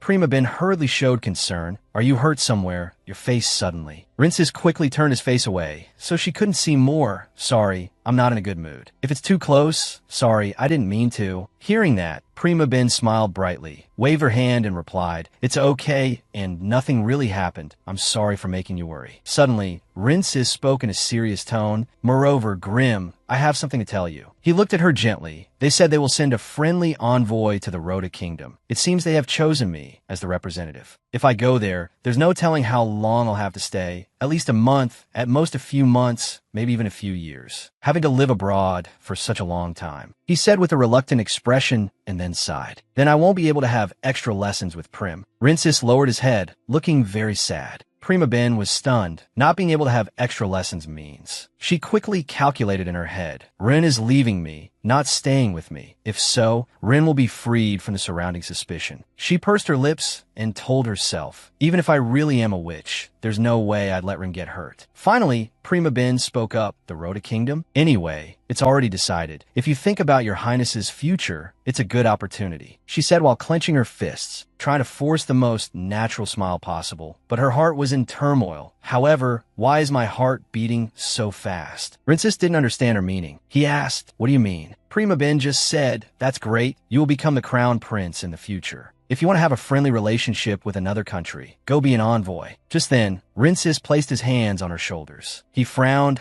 "Relationships? Crown prince? Do you think I really need that?" "Never. I have never wanted that. What I want is..." He was in the middle of speaking when Rinsis suddenly realized, "Even if I say it, Prim will still see me as a child." He closed his eyes tightly, his face full of helplessness. "I have to endure this to become an adult." While Prima Ben didn't understand what he was trying to say, "Your Highness." Finally, Rinsis spoke up, "You should come with me too, Prim." Hearing this, Prima Ben became endlessly worried. She remembered that dangerous stranger from before. "Going to the Rhoda Kingdom with Ren? No, that's absolutely not okay. If I'm really the one who cast the curse, I can't be by Ren's side." Rinsis was still trying to convince her. "Come with me, Prim. I can't be alone in that position." Prima Ben immediately waved her hands to refuse. "But how can I possibly go there? It's the Emperor's order." Rinsis immediately objected. "Why can't you go? You're my painter. If I say I'm taking you, no one will say anything." Prima Ben worried in her head again. "Actually, I want to go too because I'm worried about Run. I want to go with him, but if I do, everyone will suspect our relationship. Of ours. Then Alina will also leave Run. If I'm a witch then, if Rin gets trapped in the darkness again." The more she thought, the more worried she became. Suddenly she thought of a way. Indeed, there's only one way. She began, "Actually, I have a place I must go to urgently. I came here to talk about that." Rinsis wondered, "Where are you going?" Prima Ben replied, "My hometown." Rinsis was surprised. "Hometown? Why so suddenly?" Prima Ben put on a worried expression. "Yes, I received a message saying my parents are very ill, so I have to go anyway. As your Highness knows, my homeland is a small country. It's not on the map, and it will take some time to get there," she said while tilting her head as if not wanting to reveal the fact that she was lying. "Perhaps going with your Highness is not possible." Hearing this was like a lightning strike for Rinsis. To his ears, he asked, "Are they very ill?" Prima Ben quickly replied, with a pleading look in her eyes, "Yes. My father hasn't been well since I was born, and it's been over a year. I should probably go and check." Rinsis frowned. Two thoughts were fighting inside him. "Don't go. Stay by my side. If I say it's a royal command, I can force Prim to stay." He gritted his teeth. But what if Prim loses her family because of that? An image of a tear-streaked Prima Ben looking at him appeared before his eyes. What if Prim resents me and looks at me with that face in tears?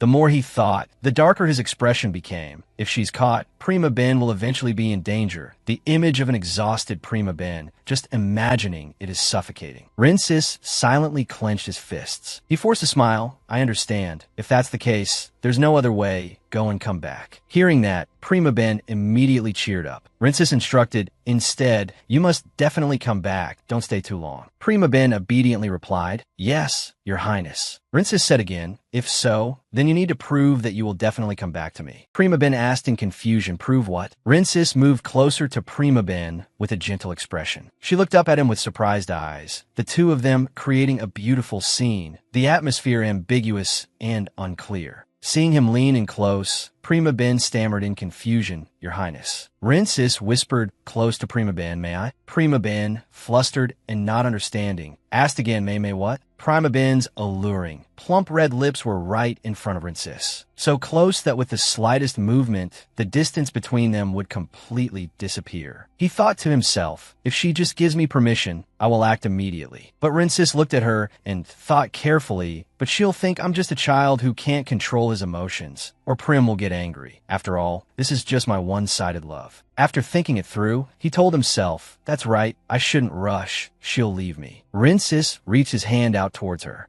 Then he slowly opened his arms, his eyes locked on Prima Ben. Come and hug me. Rinsis looked at her and said, I listened to you and found my fated half, and my eyes have also been healed. You are my tutor. A teacher should praise and encourage her. Student, right? Prima Ben smiled like a blossoming flower. She happily agreed. You're right. Rinsis, with his heart beating so hard it felt like it would go on strike, thought nervously, calm down my heart, why are you pounding like that? Prima Ben was completely unaware of the thoughts of the person she was embracing. You did very well, Your Highness. She hugged him tightly, in a place Prima Ben couldn't see. The rims of Rinsis's ears were gradually turning red. He clenched his fists as if restraining something. Finally, Rinsis happily wrapped his arms tightly around her. Embrace. Prima Ben couldn't help but be startled by the warm hug from the person in front of her. She looked up at him. The space around them seemed to be blooming with flowers. Rinsis smiled and said, Please remember this moment. Then he let go. I will also remember this moment forever. I am your student, so I still have many shortcomings. Remember to come back and teach me to become even more perfect. Okay, you and I must definitely come back. We promised each other with that hug. Prima Ben bit her lip lightly, as if hesitating.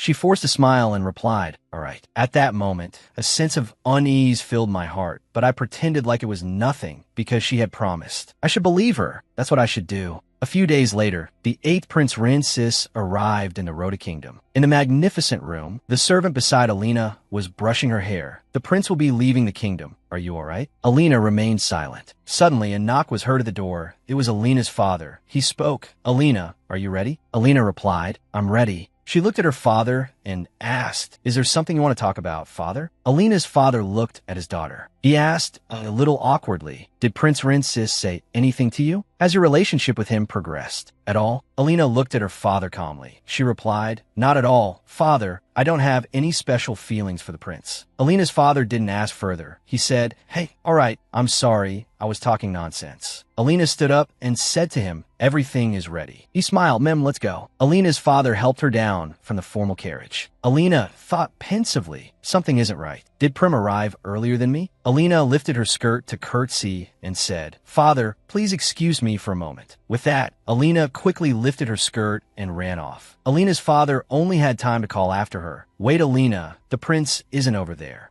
Suddenly, Alina's hand was grabbed, startling her. Alina said, startled, Prince David. David chuckled and said, Where are you off to in such a rush? Be careful not to trip and fall for me. Alina frowned at her tightly held wrist. I have something I need to say to Prim. David, in an assertive tone, said to Alina, Don't go. It's no use. Alina said, shocked, what? David still didn't let go of her hand, tightening his grip as if to dominate her. Then he continued to speak, his tone full of calculation. Don't you know why Rinsis has to go? Because he has to stay away from that little painter girl. Alina didn't understand. Stay away, what do you mean? David gave a sinister smile, his eyes flashing with unpredictable danger. I'm sure you feel that Painter Girl is very strange. No matter how she tries to hide it, she can't fool His Majesty. Associating with that kind of person will bring no good, you know what I mean. Think carefully. Alina pulled her hand away from David. Alina started to think, why is David trying to separate Rinsis and Prima Ben? Is it because Rinsis's feelings are too strong?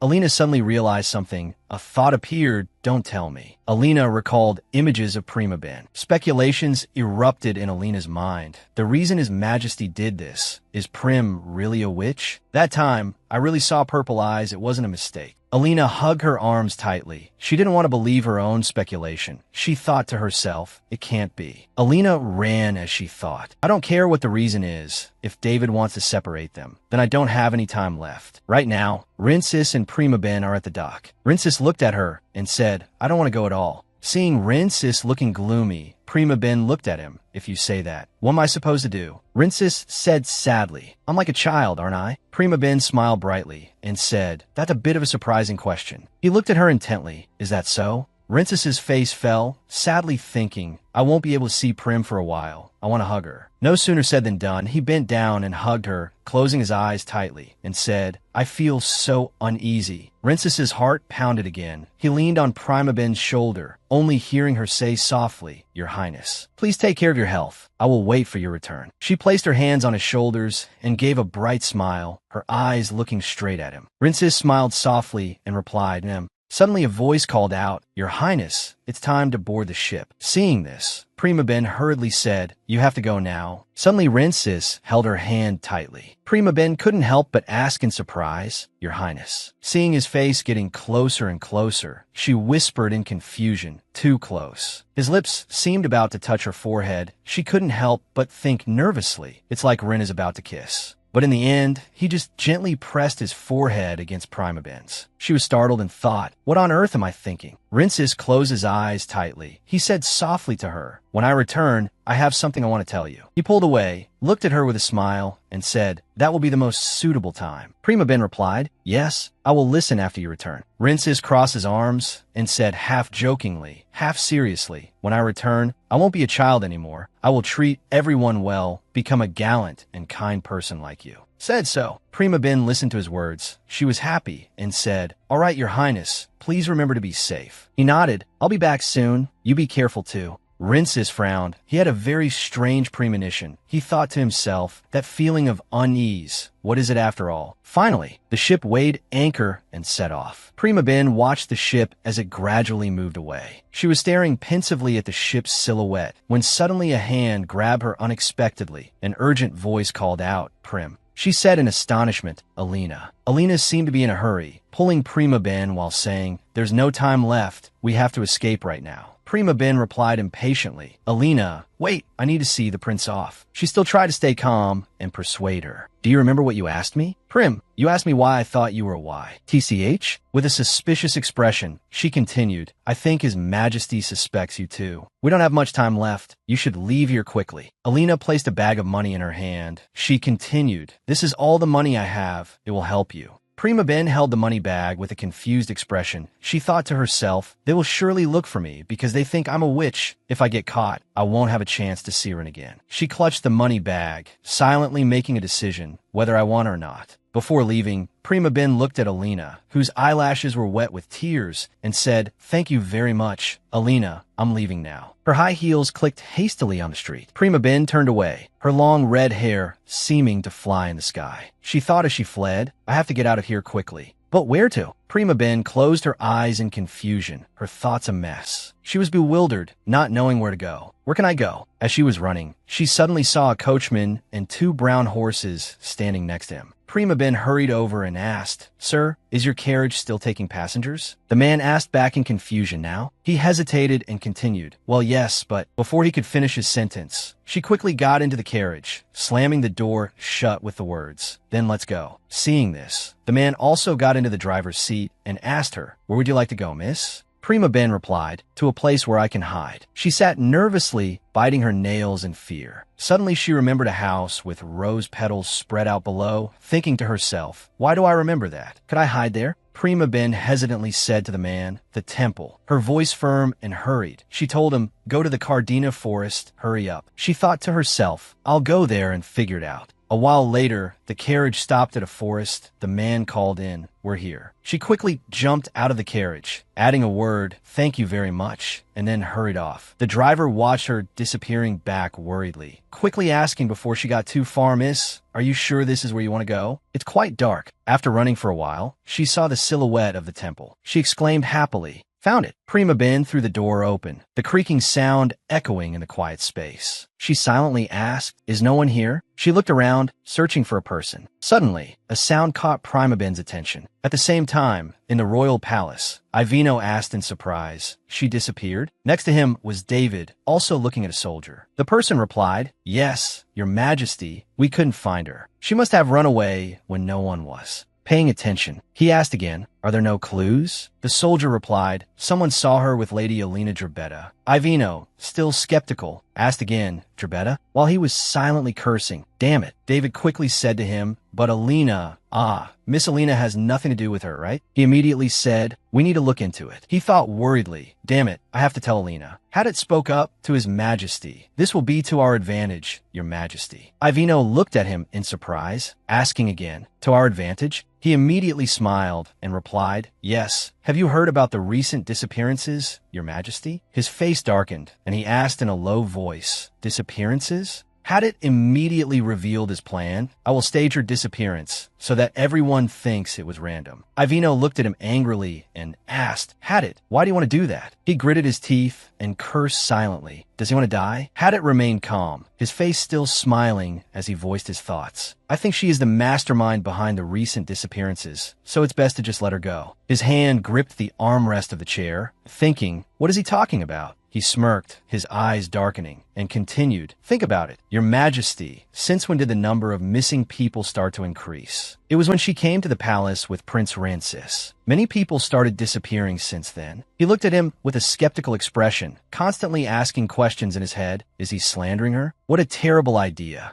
Ivino suddenly spoke up, his face darkened, his eyes sharp with a mysterious smile. That's right, before thinking she was behind the disappearances. I saw something very strange. I saw her running away with Rancis. She won't be able to run any further. He smirked and continued, how dare she do that in my kingdom? Very brave indeed. Hadit asked him, should I send people to capture her and bring her here, your majesty? His face contorted with anger as he replied, of course, we must behead her to make an example for others. His terrifying face radiated killing intent. He shouted, bring me her head. I don't care if it's dead or alive. At the same time in the temple, Michael asked, who are you? Prima Ben answered nervously, I was just passing by and saw this place was quite beautiful. As she spoke, she was secretly happy. Thank goodness someone is here. Michael, with his brilliant orange hair and beautiful green eyes, stood with his arms crossed and asked suspiciously, you think this place is beautiful? That's ridiculous. If you're from this kingdom, how could you not know about this temple? What purpose did you come here for? She quickly shook her head and explained, this is my first time at this temple. I only came because I thought it was beautiful. She thought as she spoke, I think I can convince him. As she was speaking, a rumbling sound came from the orange-haired boy's stomach. Prima Ben asked blankly, are you hungry? Michael blushed with embarrassment and immediately denied it. I'm not hungry. She turned her face away, resting her chin on her hand as if thinking, and said, oh, I must have misheard. Hearing her say that, he immediately affirmed, you misheard. Putting that aside, she asked him, anyway, what's that behind you? He answered naturally, firewood, of course. She asked again, what did you get it? Michael continued to answer, I chopped it myself. We don't have enough money to buy food, so we have to sell firewood. Hearing him say that, she thought sympathetically, he's so poor he doesn't have money to buy food. Suddenly Michael noticed her actions. Prima Ben was rummaging through her bag for something. She held a coin and moved it from left to right, back and forth, and he unconsciously followed the coin with his head. She looked at his action and thought to herself, he looks just like a puppy. He got annoyed, his face flushed red. In a pouting voice, he said, hey, you're being rude. Hearing that, she snapped out of it, sorry, but I didn't mean it that way. Michael shouted forcefully, pointing straight at her, I'm going to tell Gabby. Gabby will teach you a lesson. Prima Ben asked him happily, there's someone else here? When is Gabby coming? He replied, she's out looking for herbs, so she'll be back soon. He suddenly came to his senses and asked, wait, why are you talking to me so casually now? She said cheerfully, well, you're really strange.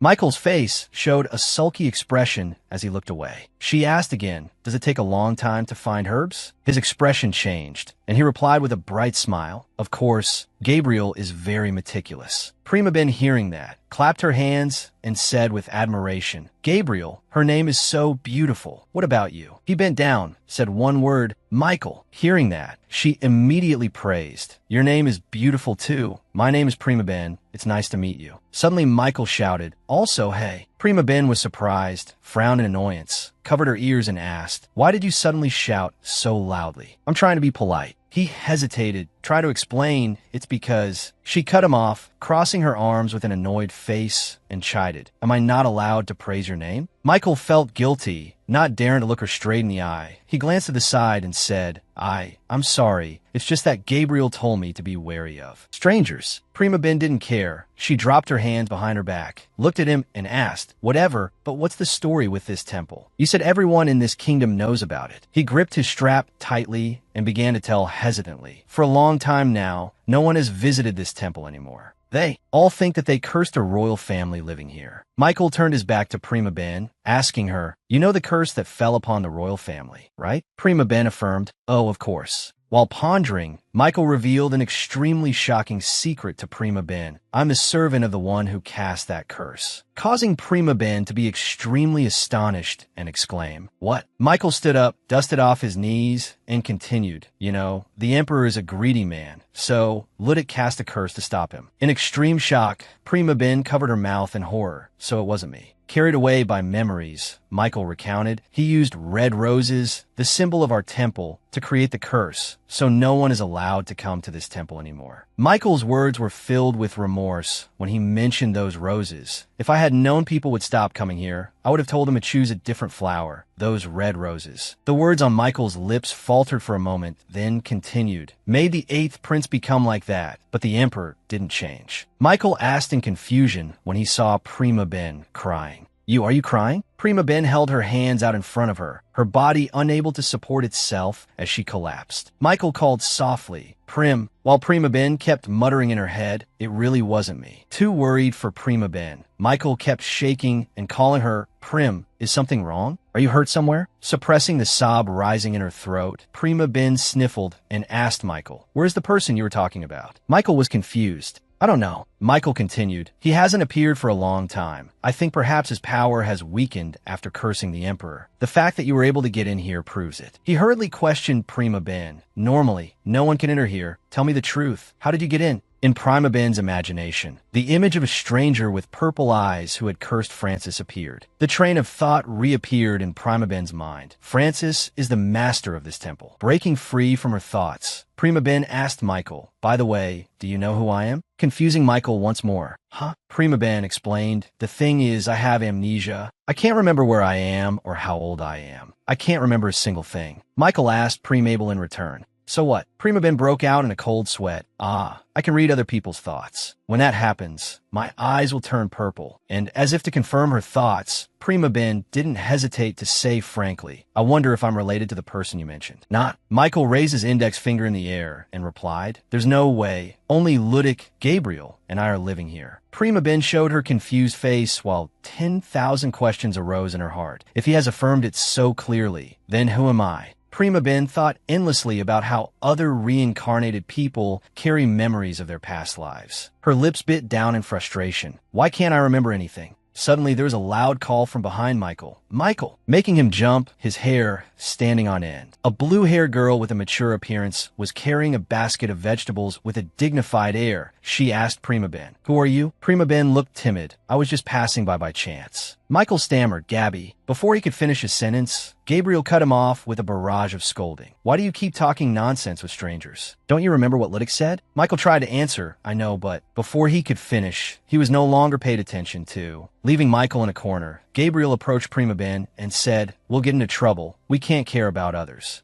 You need to leave right now." Towards the uninvited guest like Prima Ben, Gabriel chased her away with a seemingly merciless exterior, but unexpectedly, a shining gold coin appeared in Prima Ben's hand. The space in Gabriel's eyes seemed to be enveloped by the golden light of the coin. Just in time to hear Prima Ben ask softly, "Do you need this?" Prima Ben's voice became softer as if begging for mercy. "Can I stay here for a few days? I'll pay, is that okay?" The gold coin flew from Prima Ben's hand in a flash. It turned out Gabriel had snatched the coin and activated speed mode, leaping far away. Gabriel shouted her own name, "Gabriel." Not yet clear on what was happening, Prima Ben could only stand there in astonishment. Huh? Realizing her gaffe, Gabriel quickly recreated her initial cool look and introduced herself. Call me Gabriel. Michael took a second run up to finally call Gabriel's correct name, Gabby. Unbothered, Gabriel just turned her head and snapped. What is it? Michael couldn't help but feel wronged, his eyes already welling up with tears. You're letting someone stay here just for money? No less grumpy, Gabriel said. What else? Do you know how hard it is to feed several mouths? Treat her well. She is our benefactor. The young man Michael could only call Gabriel's name in hopelessness, Gabriel. As for her, she had already run to Prima Ben's side to ask warmly, so what's your name? Prima Ben also replied softly, Prim-Abel. You can also call me Prim. Gabriel also responded, all right, Prim. Gabriel put on her cool look again and said, follow me. I'll show you to your room. The room was very beautiful and spacious. Plus it had many books, which made Prima Ben exclaim, can I really stay here? Gabriel replied, of course. Someone used this room before, but now it's empty. After speaking, Gabriel turned and walked out of the room. You just stay in the room. I'm going to prepare dinner now. In the room, Prima Ben couldn't help but be overjoyed because she had found a perfect place. Prima Ben's attention was caught by a book of a different color on the bookshelf. She reached out to take it off the shelf and couldn't help but wonder,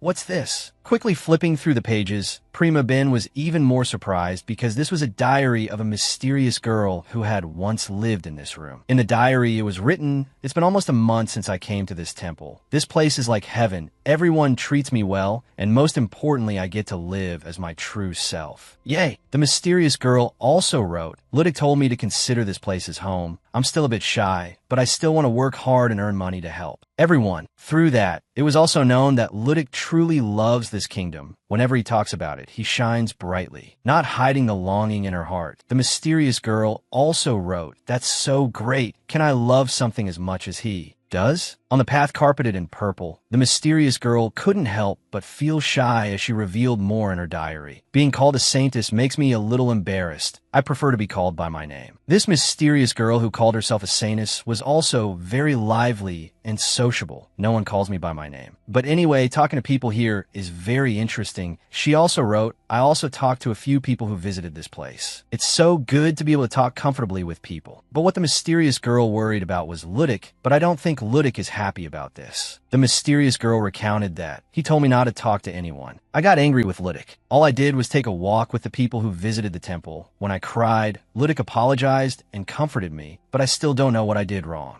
But the next day, no one came to the temple anymore. There were only roses surrounding this place. I asked Gabriel why no visitors came here. She criticized me and said it was all my fault, but I know Gabriel is very kind. She's just a bit grumpy. The mysterious girl also added about Michael. Michael is also very kind. Of course, teasing him is very fun. The mysterious girl wrote again, but I'm very bored of only playing with the two of them. I want to meet other people too. The mysterious girl slammed her hand on the table in indignation. How long do I have to stay here? Ludic apologized for not being able to go out with me. He said the kingdom is in trouble. I also asked Gabriel what was happening, but she didn't answer. It's time for the saintess to take action. I will sneak out. I can't stand this place anymore. Reading up to this point, Prima Ben couldn't help but wonder, she snuck out? What happened after that? The diary's 10,000 questions appeared on Prima Ben's face once again. While hugging the diary, Prima Ben asked herself again, whose diary is this? Prima Ben wearily closed the book in her hand. She sat lightly on the edge of the bed. Prima Ben let her arms hang down in a comfortable and relaxed way. Has what a long day, Run. I hope he arrives safely. With sparkling eyes, Prima Ben thought to herself, anyway. She slowly closed her eyes, drifting into sleep. I was very happy. That wasn't me. Prima Ben woke up and stretched as the early morning sun streamed through the window into the room. Prima Ben's eyes were watery. So, it wasn't a dream. Ren has left the Empire. Elena helped me escape. It all really happened. Prima Ben gently pushed the creaking door. Walking to the living room, she saw Michael and Gabriel fixing an embroidery. Prima Ben asked, did you sleep well? Michael poked his index finger to signal Gabriel, Gabby, but only received a cold reply from her. Leave me alone. I'm working. Michael continued to urge, you should still say hello, Gabby. Gabriel turned around. Good morning. Prima Ben asked Gabby, what's that? Why are you sewing it? Gabriel pulled the sewing needle in her hand evenly and said with annoyance, what do you think? We need money. 1,000 a day for a month will equal a gold bar. With that, we could buy a loaf of bread and a bottle of water a day. Speaking of which, her expression became even more annoyed. I can't do this, but I will help. Prima Ben continued, "Have you ever thought of another way to make money?" Gabriel replied, "I thought about it, but no one would hire me." Prima Ben asked further, "What about outside the palace?" Seeing that, Gabriel bent down to continue her sewing. "No, we need to protect this place until Ludic returns." Gabriel looked up again and glanced at Prima Ben. "By the way, how was the room?" "It's the best room here. I wanted to use it at first, but I couldn't because I felt strange about it." Prima Ben clapped her hands happily. "Oh yes, I had a very good sleep." But in her heart, she asked herself, "Felt strange?" Continuing, Prima Ben revealed, "But I found a travel journal." Gabriel was suddenly surprised. "A travel journal?" Even more surprised when she said, "That's strange. That room has always been empty." Prima Ben asked suspiciously, "Really?"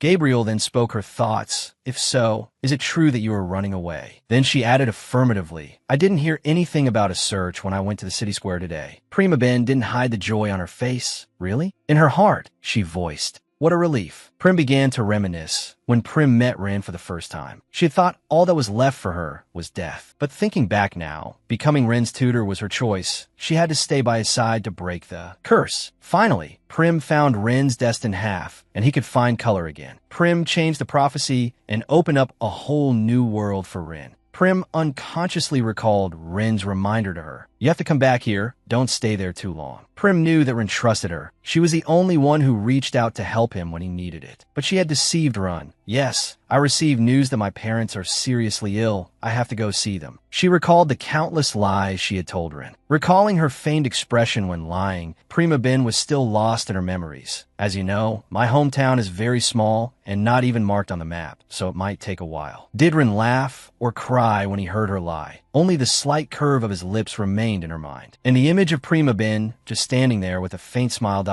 That's right. Rin's affirming words, tinged with a plea, echoed in Prima Ben's head. "Prim, I'll become more mature when I go. So once I return, you must listen to what I say, okay?" In her reverie, Prima Ben thought, "My job is done. My presence will make things more difficult for Rin." Looking deep into Prima Ben's eyes, they were filled with sadness. Breaking out of her reminiscence, back to reality, Prima Ben's eyes sparkled again, saying to Gabriel, "If you keep relying on this sewing, you might starve to death." Michael replied, "Then what else should we do?" Prima Ben's voice was firm. "If you want to make money, you have to do things precisely." The scene changes outside the city gate. Only Cassidon is seen with his hands clasped respectfully, greeting Rin. "Welcome. It is an honor to meet you, Prince Rensis." In his mind, Rin was feeling very confused. Suddenly, he heard the call of a blonde boy even younger than himself, royal brother. It turned out to be Radar. Rin sat down, stretched out his hands, and called for Radar. Radar also snuggled into Rin's arms and acted cute. "I missed you so much, royal brother." Rin's hand stroked Radar's head. Radar also happily continued to act cute. "You don't know how happy I was. I could hardly sleep." Rin replied, "You should still try to sleep. You need sleep to grow taller." A thought from Cassidon echoed. "I've heard that the king has chosen Prince Run as the crown prince." Cassidon spoke loudly. "Prince Rensis, it's quite windy. Why don't we go inside?" Radar's small hand tightened around Rin's little finger. "He's right. The sea breeze is chilly. Let's go inside, royal brother." A big and a small figure were seen holding hands, stepping inside the palace. Cassidon introduced himself to Run. "Allow me to introduce myself. I am the king of the Coda Kingdom, Cassidon Hares Rhoda. It is a pleasure to meet you, Prince Rensis." Rin gave a polite smile. "Thank you for your hospitality." Cassidon smiled in return, clasping his hands respectfully. "Our kingdom is prospering under the blessing of the Empire. We hope to continue our friendship with the Empire." Rin held his head high without saying anything. But in his heart, he remembered that figure. "I don't care about this. I miss her so much, Prim." Scene change. Only a long-haired guy is seen muttering, "I need to get back quickly. She's waiting for me." In a long-haired guy's hands were stacks of boxes piled up to his head. "It's so hot." Behind the guy with the ponytail, there was a call. "Hey, over there." The guy with the ponytail turned his head to look and asked, "What is that?" Only a stranger was seen, along with two attendants, showing a red-striped object in his palm. Answering the long-haired guy, "It's what you dropped." The long-haired guy hurriedly took it with his hand. "Thank you. If you hadn't picked it up, I would have been in big trouble." The stranger replied, "It's nothing." But his eyes were deep and gloomy. "If you didn't take this, you would never hear the end of it. Of course I would return it to you."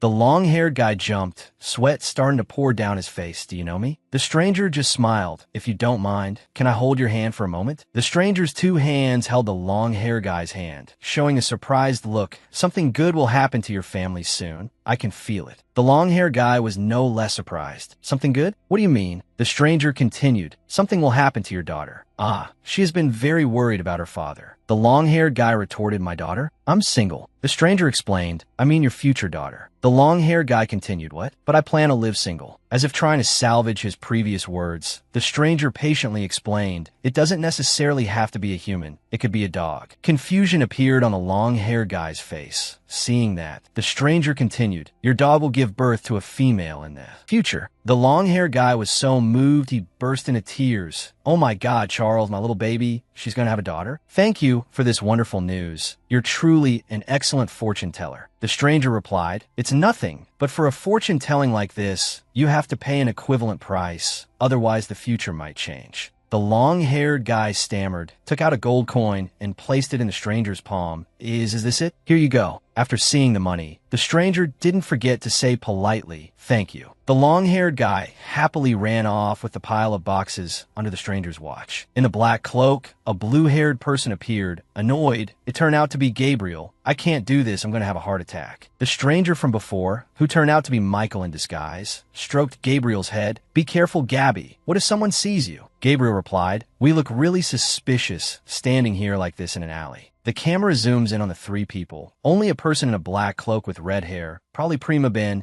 speaks up. Well then, I'm very impressed. Michael, you said all those words without batting an eye. Gabriel said, I agree. And Michael explained, who cares? It's not like that. I was deceiving him. I can tell you the truth that he will have a daughter one day. Prima Ben held the gold coin that Michael had just earned her hand. I'll buy something necessary with this. Wait here. Don't go anywhere. In a moment, Prim went to the fruit stall. Get me this, and this too. The seller replied, all right. One hand delivering the goods, the other hand delivering the money. The seller didn't forget to remind. Here you go. Prima Ben said thank you, but her words suddenly stopped when she saw a picture of herself at the stall. Thank you.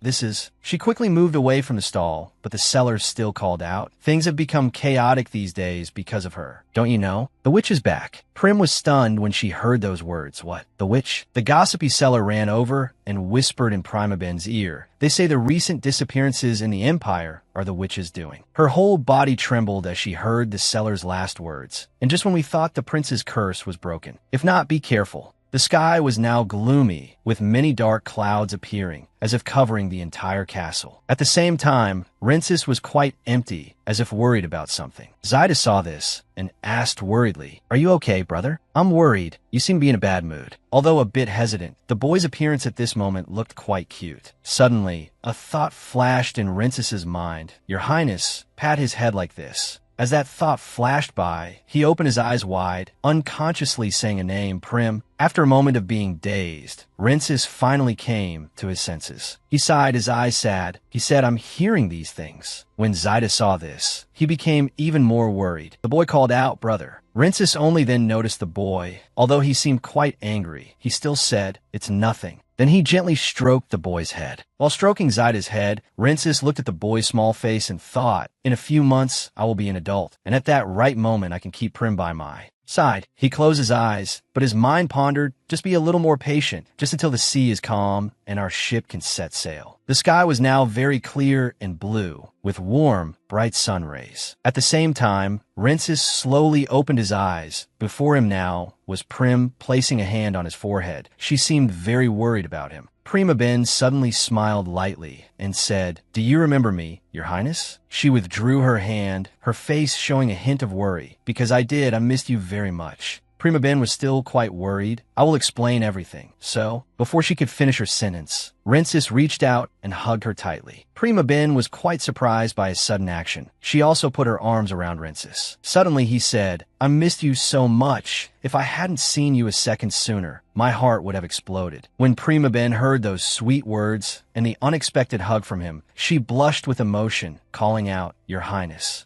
Rensis let her go, but still looked at her with some worry. How did you get here? His words were full of love and a bit of a plea. You went to your hometown. Can you stay with me now? Primabelle's eyes showed a flicker of emotion. Your Highness. Rinces continued to speak. I will become an adult soon. I wanted to wait until they told you this, but I can't wait. He looked at her with eyes full of love. His face reddened. He uttered 3 sincere words, as if from the bottom of his heart. I love you. On her side, Primabel was very surprised, but he didn't let her fully digest his last sentence and continued to speak. I need you, Prim. Don't go anywhere. Stay with me. I don't need anything but you. After hearing those words, she seemed very moved. Tears were about to fall. Seeing Primabelle's expression, he immediately asked, Why are you crying, Prim? She hesitated and replied, It's nothing. The scene of the two of them at this moment was truly romantic. They looked at each other affectionately. The words spoken were so sweet. Rinces said, I love you, Prim. If this is too sudden, I will wait a while longer. I will do what you want. Just stay by my side, please. Primabel unexpectedly kissed Rinces, as if in this world there were only them, 2 people in love. When he received this unexpected kiss from her, he blushed and blinked his eyes. But he still closed his eyes to enjoy the sweet kiss. Although that sweet kiss had ended, perhaps both of them still had a little regret. She shed tears and said hesitantly, I need to leave here right away. Primabel, though with some regret, still turned to leave and left behind the sentence, Stay healthy, Your Highness. Rinces seemed very surprised and called her name, Prim. She turned her back and left decisively, leaving him to say in a panic, Don't go, Prim. Where are you going? He suddenly woke up in a panic. On his lips there was still a small wound bleeding. Rinces touched his lip and felt a slight sting.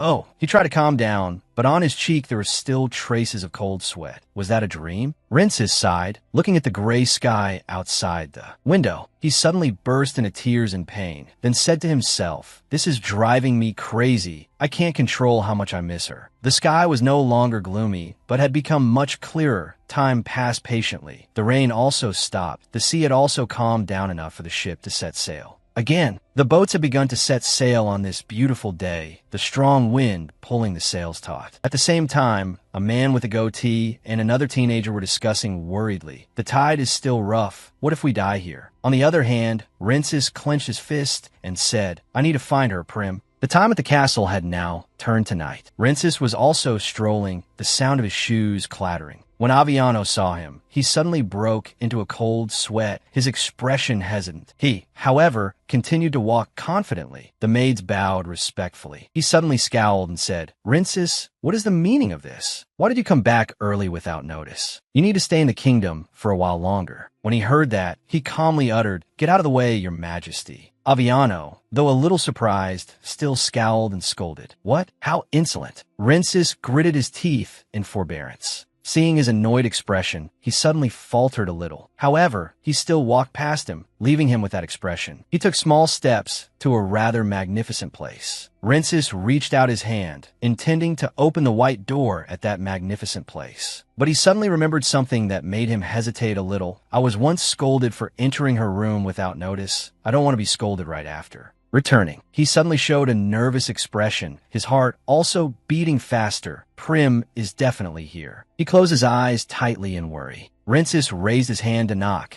at the same time reassuring himself. Don't worry, Prim must be here. The door creaked a few times, and then opened. He stepped inside and said, Prim, I'm back. The other person brought her news that made her eyes widen in astonishment. You've heard about the recent disappearances in the Empire, right? They said it was done by a witch. The man continued to say what he knew, but things seem to have been quiet recently. Maybe she has disappeared. Hearing those words, her eyes became even more determined. The other person turned to leave. At least she'll be hiding somewhere for a few years. Only a mad person would dare to appear again. After receiving the news, she politely thanked him. Thank you for telling me. Then she dragged her feet back to where the other two were waiting. Gabriel saw someone approaching. Prim. As soon as she arrived, she immediately grabbed the other two and left. Let's go back right now. The 3 of them walked on, only stopping when they reached the temple. As soon as they arrived, she pushed the other 2 away. Michael asked, not understanding what's wrong. Gabriel was also confused. What happened? She looked at the 2 of them while her thoughts were in chaos. The Emperor is still looking for me. He really thinks I'm a witch. She clenched her fists. Gabby and Michael said, no one can enter this place because God is still here. Her face was full of worry, but Rin and I have visited this place before. Worriedly, she raised her hand to touch her own reflection. This place isn't safe either. I have to leave for Michael and Gabriel's sake. The 2 of them glanced at each other worriedly. She turned back to look at them with regret regretful eyes and said goodbye. I need to go now. Thank you for everything. Michael asked in a panic, what? Why? Why so suddenly? She recounted what she had heard. Remember what I told you before? The people in the Imperial region all hate me. They all think I'm a witch. He denied the rumor about her. But you said it wasn't you. She smiled, but the smile carried a sense of helplessness. That's right, but no one believes it. I've lied too much. She looked at them worriedly. My actions were not beneficial for Run. By the time I realized it, it was too late. She remembered his image, and it's too late to say sorry. She couldn't hold back her worried thoughts. The Emperor is looking for me. I can't go back to Ren's side. She imagined the scene of herself being brought to the execution platform while he sat below looking at her. If I get to see Ren again. She thought of his indignant face when Ren also thinks she is a witch. Having thought of his thoughts at that time, he will feel as if he was deceived. She also thought of the scene of him with someone else, but I wouldn't mind him being happy with Alina. That's enough. A determined look also appeared on her face when the one who created this world and ruined Ren's life, the only thing I want is Ren's happiness. She said goodbye to the two of them. Thank you for everything. Let's pretend we earn money today. Gabriel panicked. Where are you going? Aren't you running away? Do you even know your way around the Empire? How can you run away when you know nothing? What if you get caught? At Gabriel's questions, she began to hesitate. Seeing this, Gabriel gave her an affirmation. I will help you. Let's go together. If we stay here, we'll starve to death anyway. There's no one here, and we're out of money. She placed a hand on her chest, assuring, if you go with me, you'll have to live a life on the run. Then she winked at her. That's my dream, to be a rich fugitive. Michael also raised his hand in agreement. Me too. That's my dream too. Seeing the two of them like that, her face began to bloom into a smile. Her spirits also lifted as she clenched her fist firmly. Then come with me. I've found a goal to achieve in this story. I want to survive no matter what. A few days ago, in the kingdom of Rhoda, he leaned against the door. Window, it's been 3 months since I came here. The other person gestured wildly. I showed everyone the national art from that empire, and they were completely amazed. He replied, yes. You've been to those faraway places? The man with glasses said proudly, yes. The standardized map, now used across the continent, was drawn by my ancestors. I used that map throughout my journey. He seemed not to believe it. Is that so? His face was full of doubt. I don't see Vedika on it. The other person was confused. Vedika? He affirmed,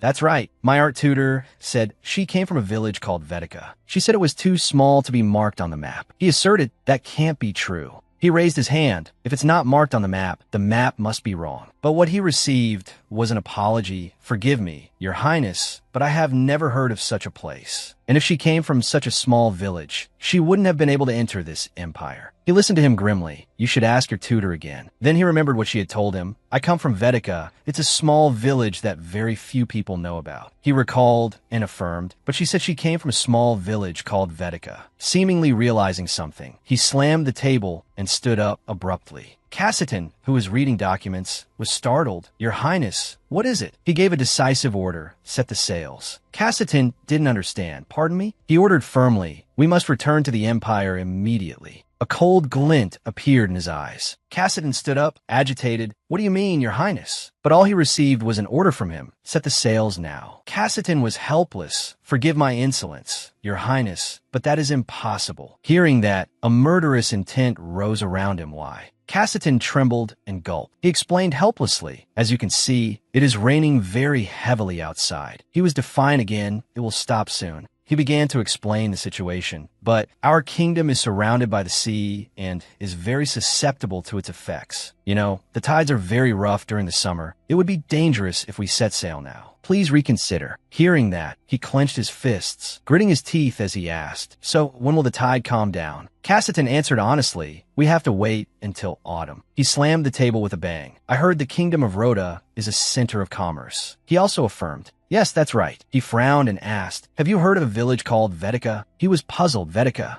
He rubbed his chin. I'm sorry, but I've never heard of it. Perhaps you've mistaken it for another name. He gave up, not questioning further. Never mind. The door creaked open. Hurried footsteps rushed forward. He had arrived where he needed to be. The coachman was startled. Why, Your Highness, what wind brings you here? He quickly climbed into the carriage, then ordered the other man, take me to the port, quickly. But the other man also found this task difficult. Pardon me. He repeated, annoyed. The port, didn't you hear what I said? Cassitan chased after him in a panic. Your Highness. He ran while advising, why, Your Highness, it will be very dangerous to go out to sea now. He ordered irritably, "Let's go." The carriage began to rattle and roll. After a while, the coachman's announcement rang out, "We've arrived, Your Highness." Outside, a light rain was falling. The coachman brought an umbrella over for him, but there are no ships setting sail here. Then he held the umbrella for him. "Should we go back? I know you're in a hurry," but his eyes were wet with tears. "Let's go back." But in his heart, he always remembered her. "I'm sure everyone is wrong." He always trusted her. "Prim would never deceive me." He closed his eyes to calm himself, sighing. He also began to console himself. "Don't worry, Prim will be here." The sound of a door pushing open creaked. His voice echoed, "Prim, I'm back." But the room was empty. "Prim."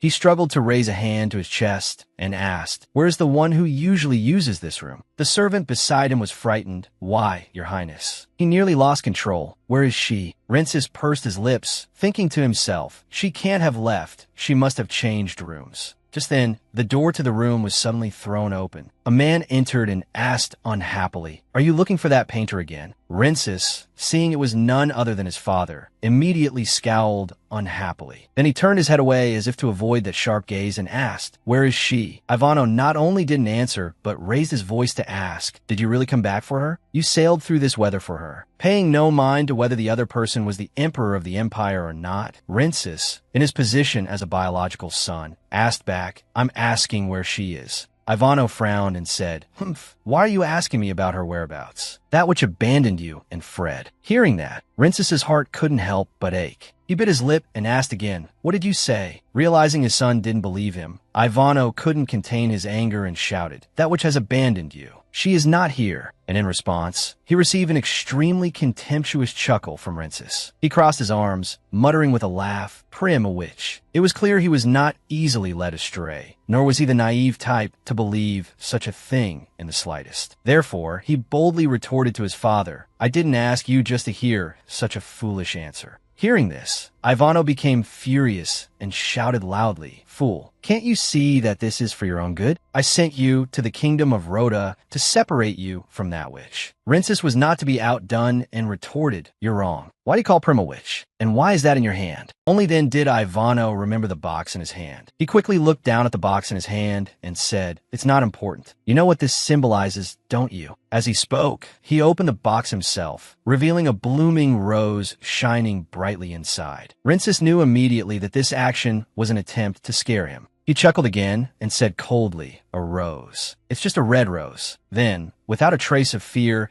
he looked straight at Ivano with incredibly cold eyes. Yet Ivano still tried to persuade him, "You've been completely bewitched by her. Does this have nothing to do with you?" Rensis smirked and replied, "My reaction isn't what you expected? What more do you want me to do?" Ivano said with some helplessness, "You're insane. Don't you know what the rose means to this empire?" Not wanting to waste any more time standing here and confronting him, Rensis turned his back and said, "If you believe in that, then do as you please. I'm no longer a child who trembles at the sight of a flower." Looking at the tall, thin back of his son gradually disappearing, Ivano was at a loss for words, truly beyond cure. His face scowled, his voice filled with sarcasm as he said, "Fine, take a look at yourself. Go and find where that which is." Although Rensis heard these words, he continued to walk on with determination. As he walked, he thought to himself, "I want to see Prim again and feel her warm touch." Prim said she had to leave because her family was sick. She would be back soon. At this thought, his feet stopped. Clenching his hand into a fist, he reassured himself. Maybe she wasn't in the room because she knew her trip would be long. There's nothing to worry about, but I still feel worried. Placing his other hand on his chest and clutching his wrinkled shirt, he hoped, if she comes from such a small village, she can't have left this empire. Let her become a tutor on her own. Although he deceived himself with such thoughts, judging from his panicked eyes and stiff lips, one could see that Rensis was feeling very scared and insecure. The name Prim also echoed incessantly in his mind. A few minutes later, Rensis found a room with a wooden door. The person inside only saw the door swaying open. Who would come here at this hour? When he saw that the person who entered was the prince, he froze for a few seconds and then exclaimed in astonishment, "Your Highness, Your Highness." Without wasting time on lengthy formalities, Rensis went straight to the main point and ordered, "Bring me all the documents related to the palace artisans." Hearing this, the manager asked in surprise, "Right now?" Which made Rensis somewhat annoyed and snapped, "Yes, right now." Not daring to say or ask anything more, he just nodded his head repeatedly, saying, "Yes, yes, sir," and then ran around the room to find the documents to present to his ancestor. Perhaps influenced by the extremely pressuring presence of Rincis, the manager soon found all the relevant documents about the artisans in the royal palace. Rincis took the stack of documents, thicker than a dictionary, and placed it on the table with a thud. He sat down in the chair and began to search for information on Prima Ben. Prima Ben, her residence is not too far from this palace, but she told me she had never been to this empire before. A feeling of impatience welled up inside him, causing Rincis to grit his teeth as a way to suppress it. Early the next morning, under a clear blue sky, with gentle clouds and soft sunlight, in a small, old town that looked very peaceful and deserted, Rincis wore only a thin black cloak over simple clothes, without covering his face or carrying any weapons. He walked slowly, looking around to find Prima Ben's figure. Coincidentally, an old woman with white hair was arranging things nearby, and as soon as she saw him, she recognized him immediately. She quickly stepped back and called out in astonishment, Your Highness." Rincis took the opportunity to ask, "Do you know a girl named Prima Ben who used to live here?" Perhaps due to being hard of hearing, the old woman had to ask again, "Prima Ben?" Rincis patiently nodded and replied, "That's right. She has red hair and black eyes." It was true that such a person existed in her memory. The old woman gently sat down on a chair, continuing her work while smiling and saying, "That's right. I remember someone who fits your description. I heard she recently became a tutor for the empire. When she left home and became your tutor, I helped her compensate and pay for what was left of her belongings."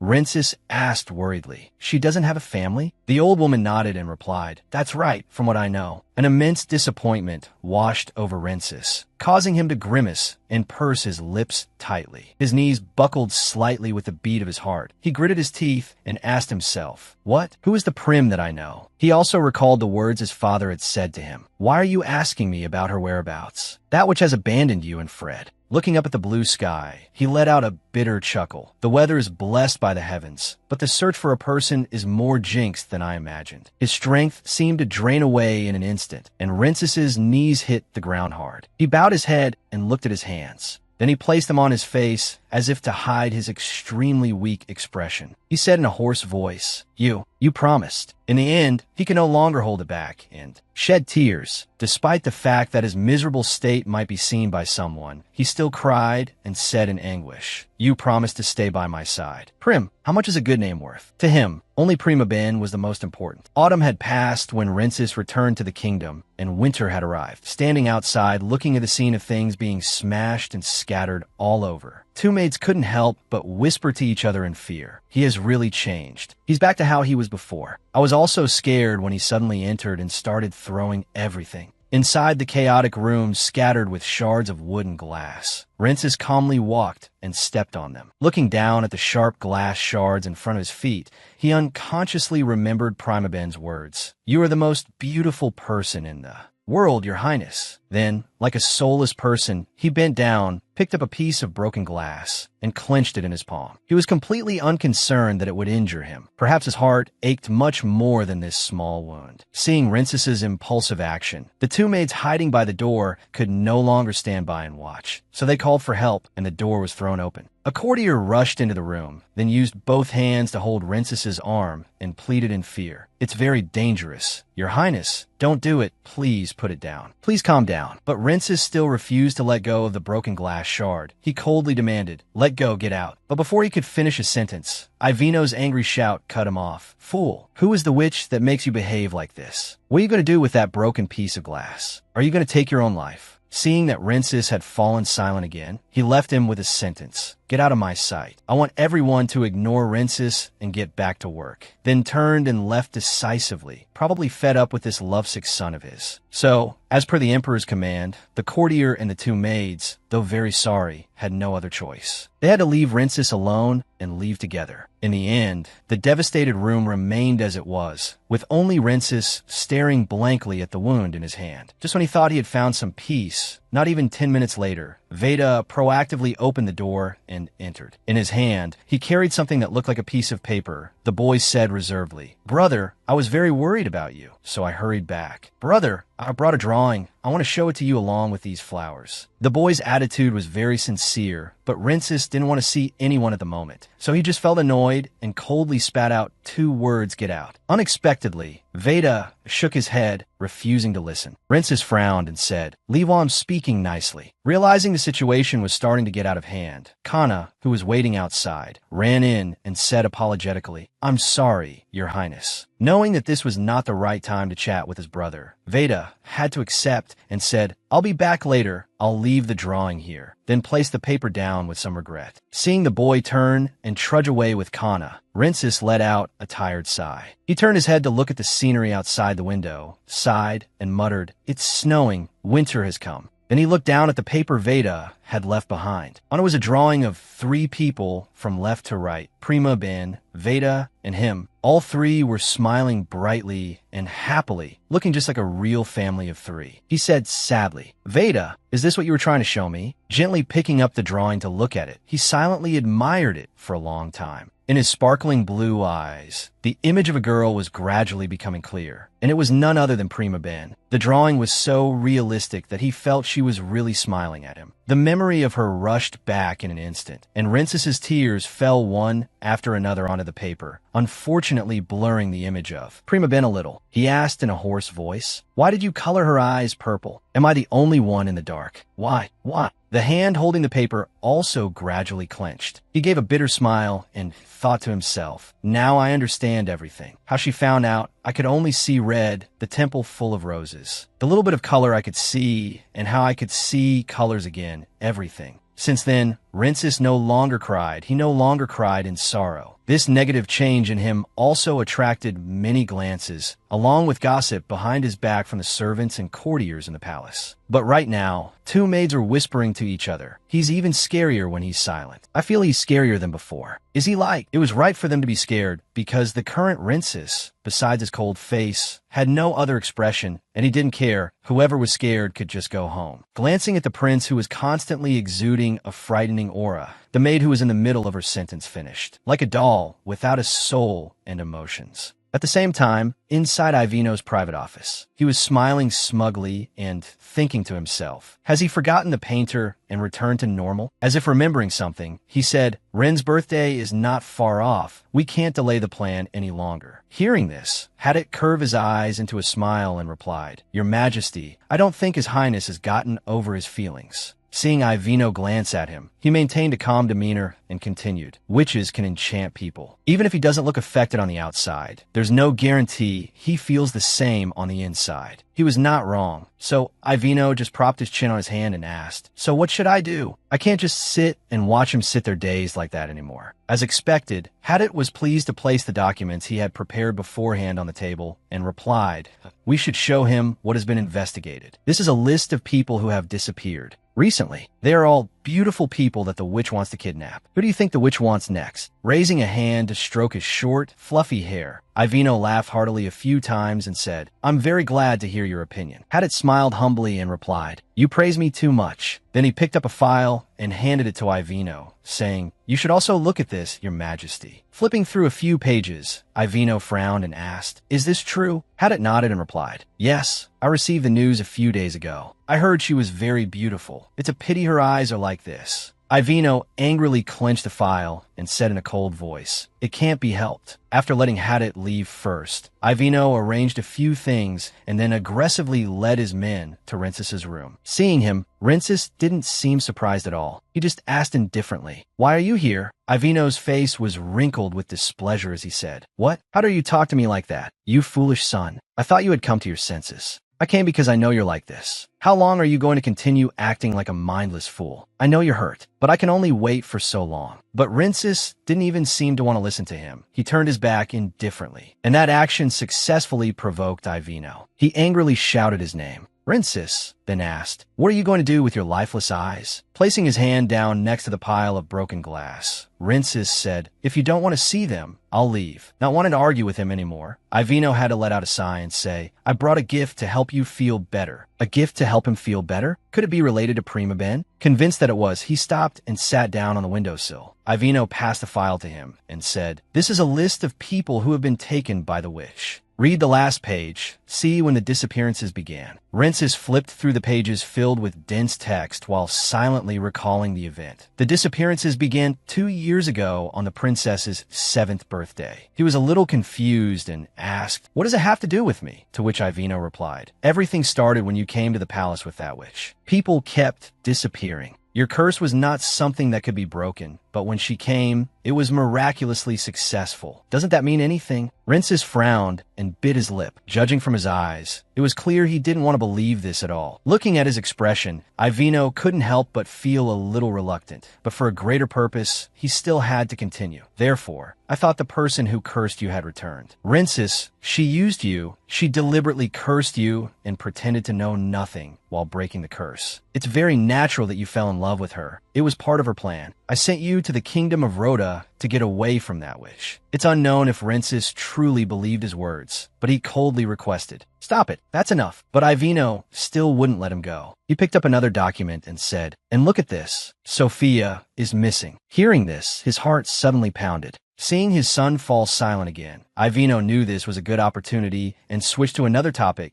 "I know you two lost contact when you were young, but you still remember your mother's name, right?" At this, Rensis's face darkened. He continued to add, "The lady hid her identity to live in seclusion. That's why we found out so late." Every word from Ivino was like a thunderclap. The witch could also be responsible for this. Most of the people who disappear never return. So the lady may also be lost. In that pile of documents, there was a picture of a graceful, beautiful woman. It was the lady, Rensis's mother. He angrily clenched the picture in his hand. Was this part of her plan? Then he gave a bitter smile, thinking silently and bitterly, the fact that she was by my side, even though I pushed her away, and the fact that she cried and said she trusted me, everything." His face became distorted. I thought she had colored my world. He was in pain, but she only returned what she had taken from me. The thoughts continued to race through Rensis's mind. The joy she must have found so ridiculous. The witch seems to have taken her time to approach me because she wants the empire, so she will come back, and when the time is right, I will catch the witch. His expression became more and more scowling. She must have a reason for everything she brought to me. Hearing this, Ivino nodded in agreement. Rensis spoke up, "Your Majesty." Rensis said seriously, "I will inherit the throne." Now, he was no longer dominated by emotions. His face had returned to its original sharp coldness.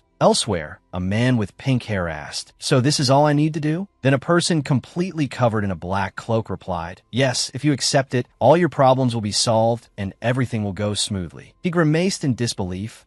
Seeing the hesitation, the other person replied, "It's okay if you don't believe me. It's your loss, not mine. I'm just trying to help you." Then that person stood up, intending to leave. The man urgently called back, "No, wait." He quickly added, "I didn't say I don't need it. Can you give me some time to think? You're so impatient." Under the tightly wrapped black scarf, a girl with blonde hair scowled and pointed at his face. "Even now, your bad luck is waiting for an opportunity to swallow you whole." "Well, forget it. Why should I waste my energy? I won't sell it to you anymore. Find someone else." The man was thunderstruck upon hearing this. He asked worriedly, "Bad luck? Are you talking about my future bad luck?" Then he put down the gold coins. He asked urgently, "Is this enough?" Having achieved her goal, the girl replied, "I'll help you this time." After speaking, she reached into her cloak and said, "Take it." A piece of paper was pulled out, placed in front of the man. She offered, "Here." Seeing this, he leaned down to look at the piece of paper on the table. He wondered, "What is this?" She pointed to the drawing of a bearded man on the paper. "It's a talisman, of course." She said it so casually that the man couldn't help but ask again with suspicion. "A talisman?" He held the talisman in his hand, scratching his chin in confusion. Seeing his confusion, the girl explained, "You don't know what a talisman is? It's famous everywhere." She added, "It's used to ward off bad luck. With this, your future will be different." "Really?" he asked again. She angrily retorted, "You don't believe me?" Then the man snatched the drawing, like a frightened little rabbit. He replied awkwardly, "Of course I believe you. What's the rush?" Suddenly she held out her hand. She gave him an affectionate look. "Then show me some of your sincerity." Without a second thought, the man gave her more gold coins and asked, "Is this enough?" Seeing the gold coins in her hand, she replied with satisfaction, "Good. God will be very pleased with this." He asked further, "Do I need anything else?" At this moment, the girl in the black cloak smiled happily as if she had achieved her goal. "No, you have enough." He replied, "Thank you."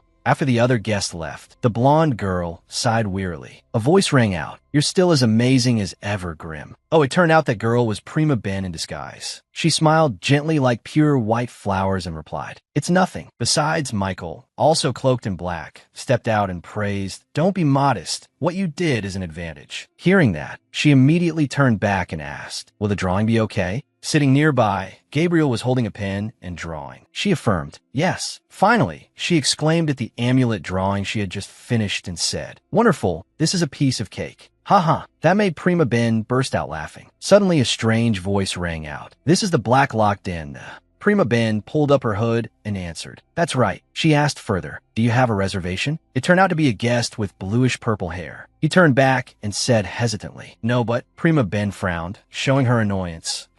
Seeing that, the man added and offered a large bag of gold. I heard you'll see clients without a reservation as long as they pay enough. Prima Ben put on a serious look. She reminded him, Ahem, we normally wouldn't accept this, but I'll make an exception for you this once. There won't be a second time. The person immediately thanked her, and then Prima Ben began the conversation. She offered a cup of tea and said, All right, let's see. And so it went on, one after another. Prima Ben remembered the time that had passed. It's been 5 years since I started operating as a talented fortune teller, which also means, looking at the city scene before her, she thought, It's been 5 years since I left the palace. She thought as she recalled the image of the past when she left. To survive, I left with Gabriel and Michael. It could be said they had a very difficult time hiding from the palace's eyes. We wandered in desolate, unsightly places that the castle would not look at. We ran far from the capital and set up a fortune-telling tent along the way. It turned out that was the reason the business started. She continued to think. My eyes are still black. She secretly felt lucky in her heart about her current life. And, thank heavens, the rumors about the witch haven't reached the north yet. With my intuition and communication skills, the business is quite smooth. There, a fortune-telling tent was set up with the whispers of many people, creating a bustling noise. Prima Ben smiled happily. We're done for today. She lamented, It's so hot. After saying that, she took off the fake blonde wig. Seeing that, Michael immediately reacted. Don't let your guard down. Put the wig back on. His reminder made her flustered. What? He continued to scold. What if someone sees? After hearing him, Prima Ben clicked her tongue, pouting as she replied. All right. She sulked at Michael's precaution. You nag too much. Michael, he said, there's always a risk of being discovered. Prima Ben put the wig back on and slumped onto the table. I'm so tired. I've used too much power. Gabriel immediately retorted. Power? Your fortune-telling is all guesswork. Prima Ben lazily asked, Grabby, do you know how hard guesswork is? Not, she added. It's not easy to guess the client's intentions in a short time. Before she could finish, Gabriel took a loaf of bread and stuffed it into her mouth. Outside on the street, clatter, clatter, two people were talking to each other. One grumbled, So I told His Highness, this place is very dangerous. The other asked, And then what? He turned to answer. He said he trusted me and changed the training location to the one I suggested. The other person cut in and said, It's been many years since that happened. You talk about it as if it just happened yesterday. He replied nonchalantly, It's not like I'm lying. Who cares? Then he cried out helplessly. Those were great times. At least the war wasn't going on anymore. The person next to him loudly reminded, Don't say anything stupid. What if someone hears? The other man continued, Who could hear in this small town? And who doesn't know the current emperor is a tyrant? Hearing that, the other person continued, Speaking of the current emperor, you're talking about the cursed 8th prince, right? The one who is trapped in a world of only black and white and cannot see colors. He answered, Yes, it feels like only yesterday that everyone was so happy to hear his curse was broken when he turned 16. Who knew he would become a warmonger?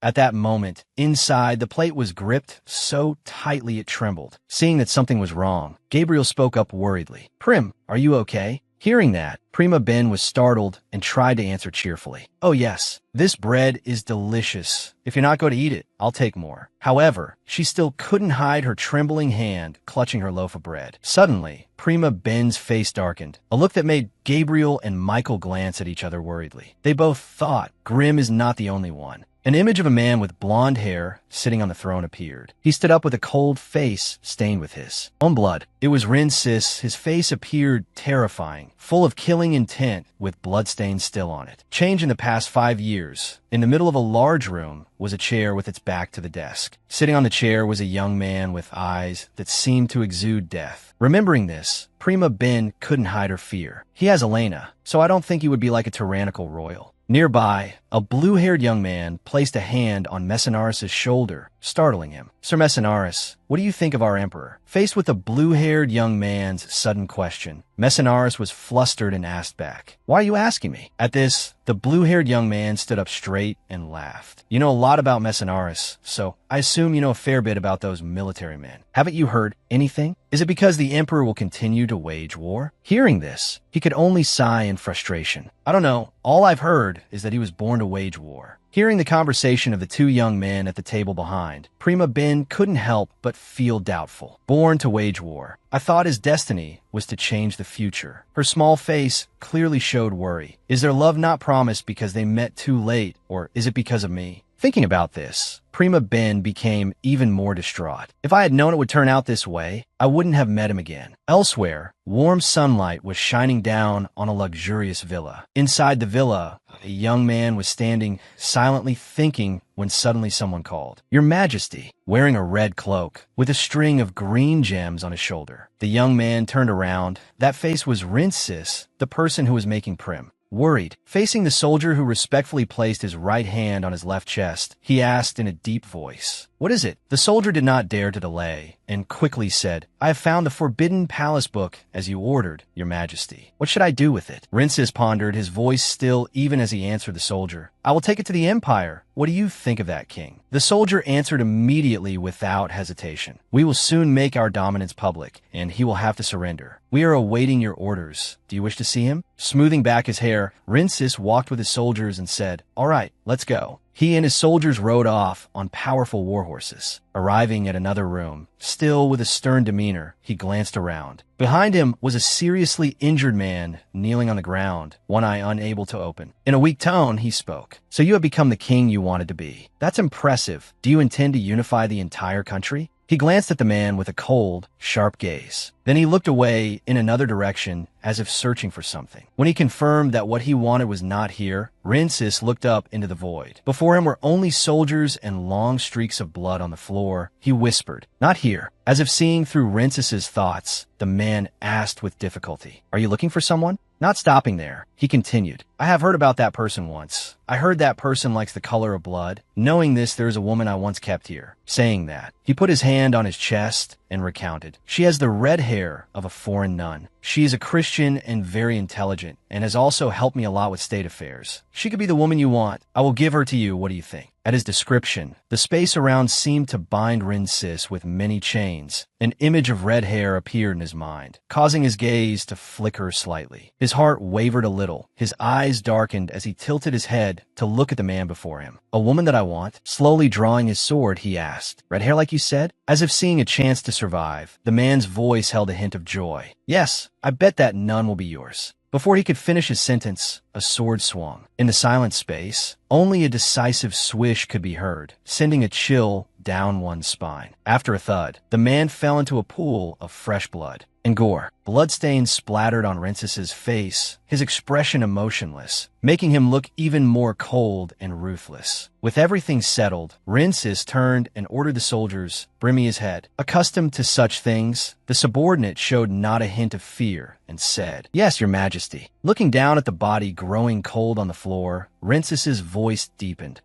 Sheathing the still, bloody sword into its scabbard made. A clicking sound. Rincis did not hurry to wipe the blood drops from his face, but continued to coldly order the soldiers, "Kill everyone who is still alive. Do not let anyone survive." Now outside the mansion, it was pitch black. Looking at the scene before him, he thought to himself, in this world, there will only be black and white left. The man's words from before suddenly rushed back, remembering the sentence. "She is the red hair of a foreign nun," that the man had said. He wavered once more. Rincis returned to his usual cold demeanor. He gritted his teeth and said, "I need to become stronger." Clenching his fist, he reminded himself, "So my mind cannot be negligent in worshiping God." He told himself that, but at this moment, Rincis felt a pang in his body. He clutched the fabric of his chest. The night sky with 1,000 stars was like a sparkling painting. painting. Rincis was sitting in his room, watching the night sky, when he was suddenly disturbed. "Your Highness." He was not angry, just coldly looked over and asked, "What is it?" It was a subordinate who came to announce, one hand on his chest in a gesture of respect, and said, "Miss Elena is here." His voice was as indifferent as ever. "Let her in." Faced with his cold indifference, Elena was a little scared but still tried to keep her voice calm. "It has been a while. Your Highness, have you been well?" Without looking at the subordinate and Elena, who were standing in fear of him, Rincis turned his head to look at the vast sky outside and replied, "Why are you here?" "I'm fine." He reminded her, "If you came here to say irrelevant words again, then leave." At his reminder, Elena bowed her head slightly, her voice also becoming timid. "If you wish for me to leave as you desire, then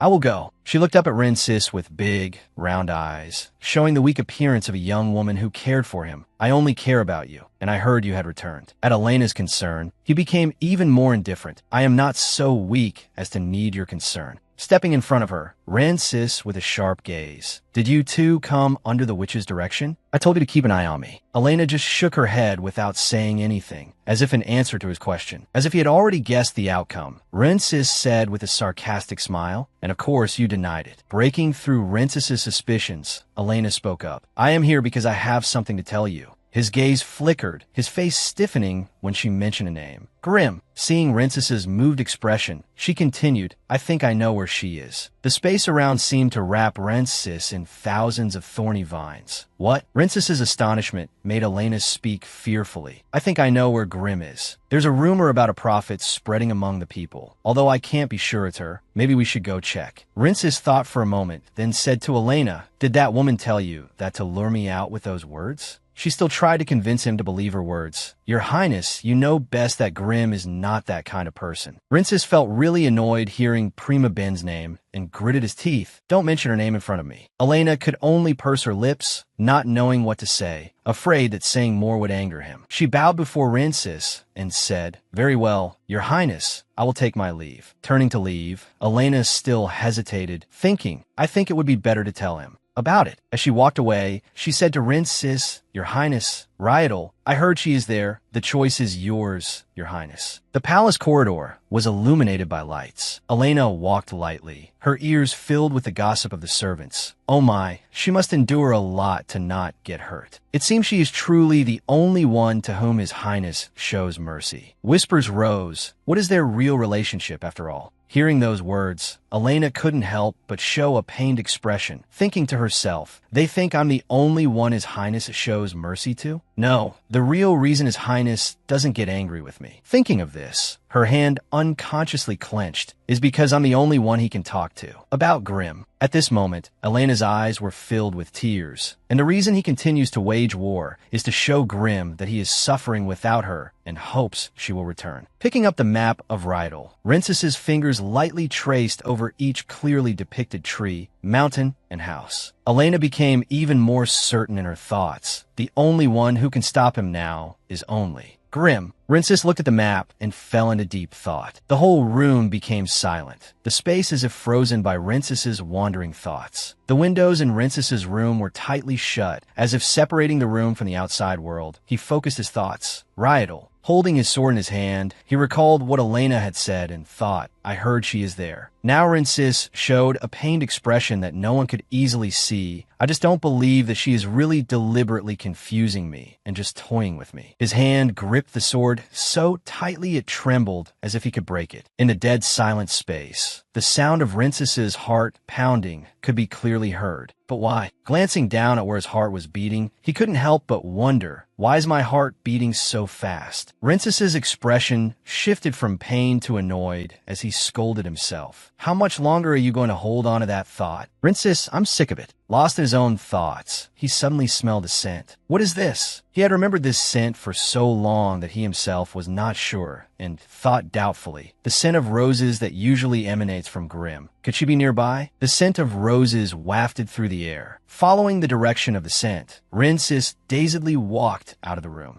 The subordinate standing guard outside his door was also surprised. "Your Highness, where are you going in such a hurry?" Seeing Rincis not answering, the subordinate became even more frightened and called out to him again, "Your Highness." While walking quickly, Rincis replied, "I will go to the temple alone." Outside, the night had enveloped everything. Dismounting his horse, many thoughts still swirled in Rinces's head. That is definitely the scent of roses emanating from Grimm. In his mind, the image of Prima Ben appeared with her red hair, her big round eyes looking at him, smiling happily at him. Leading his horse deep into the forest, following the scent, he thought incessantly, the scent is gradually fading. Looking around, he searched for the scent again and realized, it's gone, I can't smell the roses anymore. Stopping his steps, he laughed at himself in a heavy way. Again with a pained face, he spoke, asking himself, was it just my imagination? He missed Prima Ben so much. He looked into the distance as if still searching for a familiar figure. He thought, what was I expecting? He felt suffocated as if a chain was wrapped tightly around his neck, his train of thought becoming more deadlocked. It's been 5 years. How pathetic that I'm still searching for her and can't forget her like this. He immediately thought of Rydell with sad eyes, if Grimm is really there. Rinces turned his back decisively, mounted his horse, with no lingering attachment to this place. With a disappointed expression, he sat on his horse for a moment. Then he gripped the reins tightly and galloped back to the castle. When Rinces returned, as usual, a subordinate would greet him respectfully. Welcome back, Your Highness. Seeing Rinces not heading to his room, but hastily going in another direction, the subordinate couldn't help but wonder, where are you going again in the middle of the night like this? Rinces walked without looking back at the person behind him and ordered, gather a group of knights. We will leave right now. This decision made the subordinate a little scared. Where on earth are you going? If you're going to another continent, there won't be time. Rinces cut him off before he could finish. Rydell, we're going to Rydell. Rinces was determined this time to go to Rydell and find Prima Ben. It's been 5 years. It's time to end this lingering attachment. The whole palace was quiet in the middle of the night, but somewhere there were still whispers from the servants. A maid approached and asked another male servant, how can he not be tired at this late hour? And where is he going at this time? In response to the maid's question, the young man replied, he said he's going to Rydell. The male servant was still confused. That region is already under the Empire's rule, so why does His Highness want to go there? The maid couldn't answer the subordinate's question either, so she asked back, who knows, is there some problem that the Lord of Rydell can't solve? The male servant shared his judgment with the maid. He summoned quite a few knights. I don't think he intends to go to war. The maid agreed after hearing him. You're right, but what will happen after that? Unable to guess what their highness was planning, the maid said helplessly, how can we know what he's thinking? We better get back to work. In response to the maid, the young man said, yeah, let's go. The conversation between the two was overheard by a third person hiding behind a wall. David, hiding behind the wall, had conveniently heard everything. He was somewhat surprised, thinking, Rydell, why is he leaving the green zone? Pulling his hood to cover his face for fear of being discovered, David gritted his teeth in anger. How dare he go like that after everything he's done to me? David recalled the miserable time he had to flee. After Rinces became the crown prince, I fled for fear he would kill me. The more he thought, the angrier he got. Gritting his teeth, the hatred for Rinces was clear in his eyes. But instead of killing me, he sent a knight to protect me. I couldn't understand why from the beginning. Clenching his hand into a fist, he could now answer the questions that had been in his heart for so long. But now I understand why. The atmosphere around David grew darker. He leaned to look towards the palace, thinking he did that to prevent me from escaping or returning to the palace. Overcome with anger, he let out a curse. Damn it, his gaze seemed to want to pierce Prima Ben with all his hatred. Gritting his teeth, he said, so it was all because of that damn bitch, the girl with the red hair. In his memory, Prima Ben appeared with long red hair and a pure smile. If she hadn't appeared, Rinces's curse would not have been broken. Thinking of this, David frowned, his eyebrows knitting together. And of course, I would have become the crown prince. Then I would have cut off your head to get you out of my sight. Rinces, looking at the knights waiting outside the palace, he whispered, I will make Elena the crown princess. A carriage was brought, the clattering sound very clear. David quickly assessed in his mind,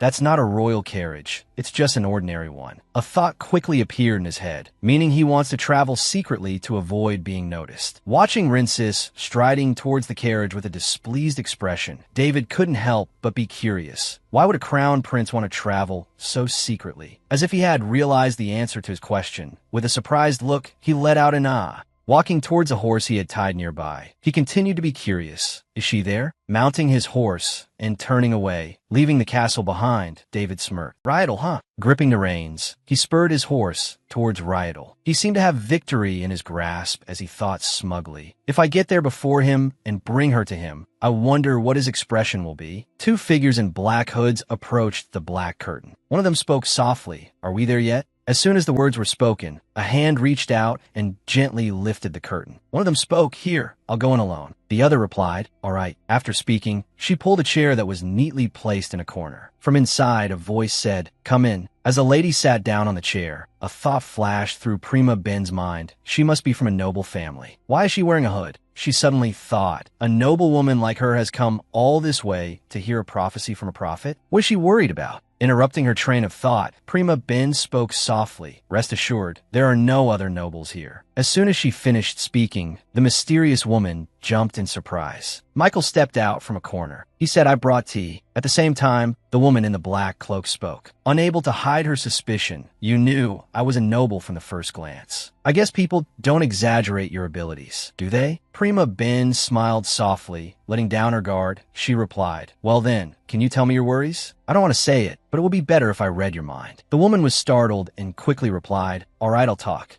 Fearfully, the woman took a breath and said softly, I might be in danger. Hearing this, as if sensing something was wrong, Prima Ben pressed, why do you think so? Gabriel cringed, looking utterly bewildered. This person, the cloaked woman, continued. When I was young, I bullied this person mercilessly. Prima Ben asked, and Gabriel exclaimed, She's about to become the Empress. Prima Ben was also surprised to hear that. The Empress? Hearing Prima Ben ask that, the woman froze, as if she had been hit where it hurts. Gabriel continued to add information. Elena Gerbetta. She is the only daughter of Baron Gerbetta. As Prima Ben heard the story, her face grew horrified. She suddenly thought, so Elena is Rinces's lover. She looked at the woman, pondering. This story sounded familiar. She looked back, thinking more deeply.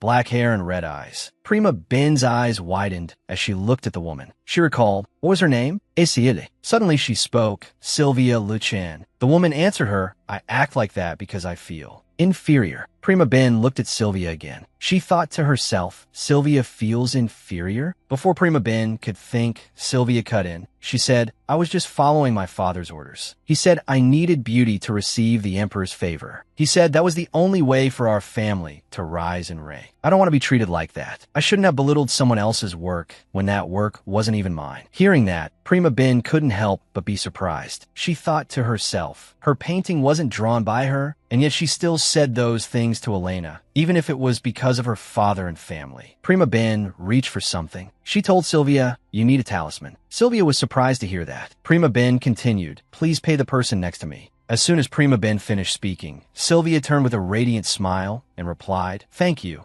so much. I will carry it with me at all times. As she finished speaking, Sylvia turned to leave, thinking to herself, that voice sounds familiar. Familiar, but she reassured herself, I must be mistaken. The guard beside her wondered at his mistress's expression, Lady Sylvia. He turned to Sylvia, saying, have you found the answer you were looking for? Sylvia looked at him, her face radiant. She is just as the rumors say. Let's go back. Hearing no reply, she panicked, trembling as she said, what's wrong? Before her eyes was the sight of the guard, his body covered in ketchup. Then he collapsed with a loud thud, thump. Sylvia's face turned pale as a sheet. She trembled, unable to speak. The guard standing next to her couldn't help but be surprised. How dare you? Suddenly, a figure pulled back the curtain and rushed towards Sylvia. She was so frightened her eyes were shut tight, tears welling at the corners. There was no movement, so she peeked. Thinking to herself, what's happening? Why is it suddenly so quiet? She opened her eyes wide, trying to see the person behind the curtain clearly. Panicked and scared, she questioned the man before her. Are you Prince Depos? Before Sylvia could finish, the man with blonde hair quickly replied, Lady Sylvia, are you the owner of this palanquin? It doesn't have the Luchan crest, so I didn't recognize it. He lowered his eyes, his expression challenging. By the way, my apologies for your knights. They challenged me foolishly. Hearing this, Sylvia clutched the amulet bag in her hand tightly. Before Sylvia's anger could subside, Depos asked, by the way, what brings you to this place so far from home? Anyway, Depos showed a look of assessment. Did Duke Luchan come looking for her first? Then he spoke, Lady Sylvia, it seems you've been secretly meeting someone. Prima Ben opened her eyes, finding herself in a very strange place. This place. The fog was thick, the path ahead unclear.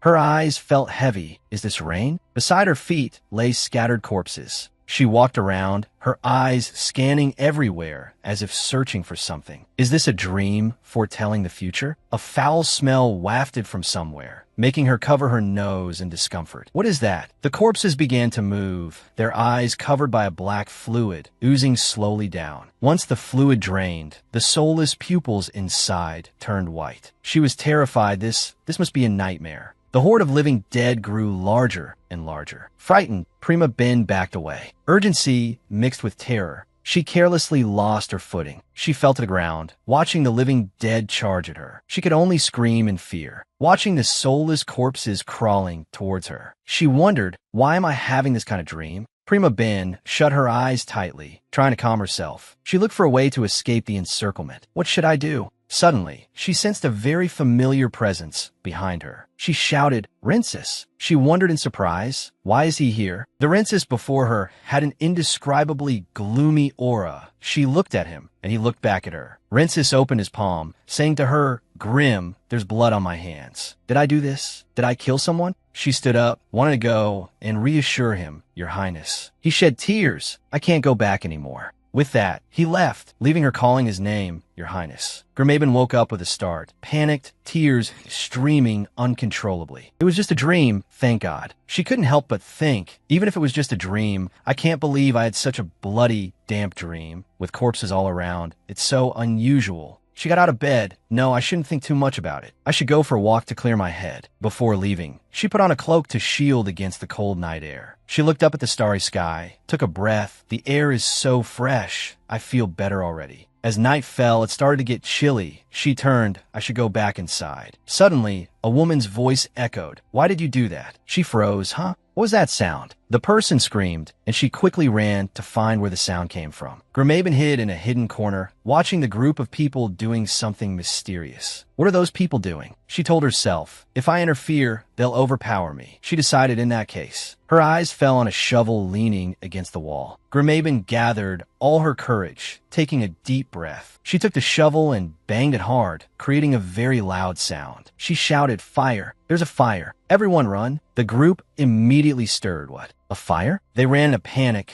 leaving the woman sitting there. "Hurry, let's get out of here." She approached gently, speaking politely, which startled the woman. "Excuse me, are you all right?" Then Grimaben draped her own cloak over the woman's shoulders. "Can you stand up?" The woman was dazed, not knowing what to say. Seeing she was still stunned, Grimaben said urgently, "I know you're scared, but we have to get out of here first. We don't know when they'll be back." The moon was bright, the sky full of stars. Hearing this, she was no longer dazed and nodded. She stood up. Grimaben supported her. "Let's go." Only then did she dare to speak. "Thank you so much." Grimaben replied, "It's nothing. I'm glad you're all right." The woman was about to say something more, but the bracelet on her arm caught her eye. That bracelet. She suddenly shouted, "Where did you get that?" Grimaben touched the bracelet, saying gently, this. It's a gift from someone very important too. Me. She smiled with the gentle eyes of a mother. "I see." Snow began to fall. This winter seems to be lasting forever, doesn't it? It feels like the winter of that year. The winter the current emperor was born was especially cold. Perhaps it felt colder because people were gossiping about the beginning of the curse. Hearing the matter concerning that person, Grimaben said, "But I don't have a bad impression of the emperor. Someone is willing to stand by her son's side." She said with relief, "Is that so?" Then mumbled, "Maybe he's not that alone. The moon is very bright tonight." Only now did Grimaben notice the other person, her eye color. Could it be? Primabel said seriously, "Do you know the emperor?" "No. What I really want to ask is, are you the former Empress Sophia?"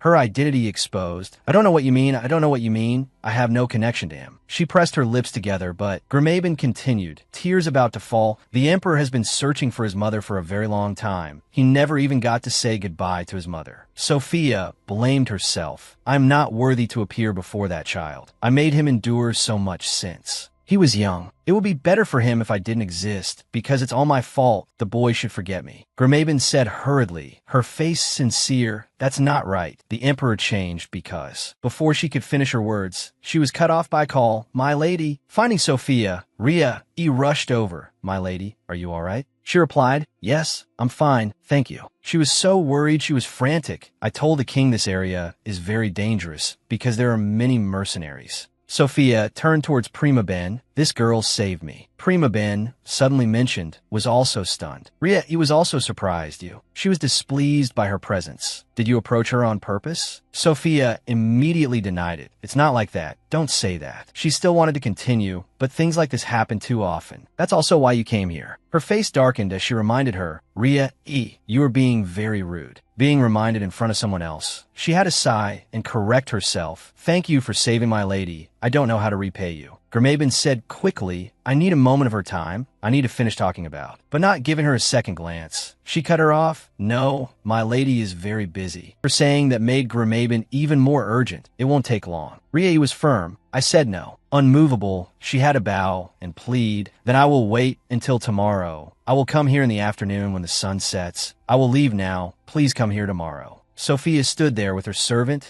watching her leave step by step. I wonder what she will say. The hair color was very striking in the night. Sophia's eyes widened. Red hair? Could she be? The woman with fiery red hair, wearing an elegant red dress. The red-haired girl who bewitched the emperor and disappeared. Isn't that just a rumor? As she walked back, she thought, why did I ask her to meet? I don't have much to say. But unlike in the story I wrote, Sophia is still alive. It seems she's in hiding. The door I closed is now open. She was a little surprised, huh? Thinking to herself, I'm sure I closed the door when I left. Suddenly, Prima Ben's arms were pulled hard by someone. She was startled. After taking a closer look, she calmed down. David appeared, a sinister smile on his face. Hello, witch. She had anticipated this would happen, thinking to herself, I thought I would be caught one day, but by David. Her two friends have been captured. He continued, I didn't think you would run with your friends. Thanks to that we caught more than expected. Hearing this news, she couldn't help but be surprised. In her mind was the image of a trembling Michael with a sharp sword at his neck. Gabriel and Michael have also been captured. Grimabin was extremely worried, running and shouting their names. Gabriel, Michael, he immediately ordered, what are you doing? Catch her. Two people rushed forward, without a second thought. They subdued her. We've got you, witch. He mocked. You hide very well like a rat. If I had known you were here, I would have come sooner. You all had better follow me obediently. Grimabin was tied up. Beside her were her friends who had been captured before. She thought of a plan. I should stay quiet until I find a chance to escape. Suddenly David pointed at Michael. Wait, you come with me. Michael's face turned pale. He threatened her. Witch, you know why I brought your friend, right? Be good. David held his shoulder, ordering the soldiers under him. You watch over those too. The horses were ready. The light in the carriage was dim and hazy. Grimabin and Gabriel were tied up and sitting in the same carriage. Outside the horses neighed, ready to run. She looked into Gabriel's eyes with unease. Suddenly, she lowered her head, not daring to look into her eyes anymore. I'm sorry, Gabriel. She was surprised, grim. She comforted, it's okay, there was nothing you could do. Prima Ben still couldn't forgive herself, but Jillian, outside, yawned until tears came to his eyes, warning, ahem, be quiet, you better not do anything stupid. She looked at Jillian, he continued, don't make me waste my energy, and just stay still. But if you're a witch, why can't you use any power? Prima Ben asked back, what do you mean? He laughed and replied, a witch who once threw the kingdom into chaos was caught too easily. She mocked him. That's right. I'm so weak I don't deserve to be called a witch. I don't know why you tied me up. Hearing that, he reconsidered, really? Then how did you manage to make the emperor fall for you? She asked back, what? Jillian glanced at Prima Ben, his eyes appraising her like an item. If you're not a witch, how could you seduce that tyrant? I guess you have a pretty face. Prima Ben broke out in a cold sweat, a sense of unease rising. You use your beauty, if not. His face was full of lecherous interest. He said with a smirk, show me how you bewitched the emperor. He reached out his dirty hand to touch her. Then maybe I will. Prima Ben said in disgust, get your filthy hands off me before I kill you. He laughed smugly. How will you kill me when you're tied up? Gabriel rushed forward and pushed him away. No, Prima Ben screamed. Gabriel. Jillian lifted her up and scolded loudly. You should have stayed still when I was still being nice. Prima Ben said worriedly, stop. What do you think David will say when he sees this? You know he likes me, right? He admitted, pulling down his cloak as he spoke. That's right. He said I could do anything if you resisted. Tossing the cloak somewhere. He continued, what if I have designs on you? He lightly touched Prima Ben's face. She asked, slightly surprised. What? Like I said, he gave me permission. She provoked. So, your only talent is threatening others with that brute force. But you're an idiot who can't even do that without permission. His pride wounded, he got angry, raising his hand to slap her. What did you say, you damn witch? Prima Ben shut her eyes tightly, bracing for the impending slap. The carriage rattled, damn it. She glanced and saw it, a chance. She quickly stood up and threw herself against the glass, shattering it into pieces. Gabriel shut her eyes tightly, not daring to look. Jillian thought, damn it, here it comes. A piece of glass pierced his thigh, blood splattering everywhere. Jillian screamed like a stuck pig. She picked up a shard of glass, thinking it worked first thing I should cut the ropes with this sharp piece of glass. Then she cut the rope on instinct. Please, please work. Jillian's face turned purple from the pain, but he didn't forget to talk tough. I'll make you pay for this. The rope was cut. She was overjoyed it worked. Prima Ben quickly pounced on him. I have to tie this guy up and escape. She acted too fast. He could only cry out in protest, stammering untie me now. She picked up Jillian's cloak, thinking, as a precaution, I should find something to hide myself. He was still screaming, untie me. She ignored his screams. There's no time to waste. Turn her head. She asked, are you okay, Gabriel? The light was still dim. Gabriel, whose rope she had cut, replied, I'm fine. Thanks. Prima Ben still felt guilty. Don't thank me. This is all my fault. Let's get out of here. She helped her friend up. The two of them staggered a bit as they walked. It will be harder to travel once light. Only now did she notice. She was startled. Gabby, your hand is bleeding. Prima Ben tore off a piece of cloth. Use this to bandage it. She thought the carriage is moving too fast to jump out. While bandaging, she remembered the one who was still captured, and David has Michael. Someone was coming quickly. She grew anxious. What's that sound? She suddenly realized David is getting out of the carriage. Prima Ben shielded her. Listen,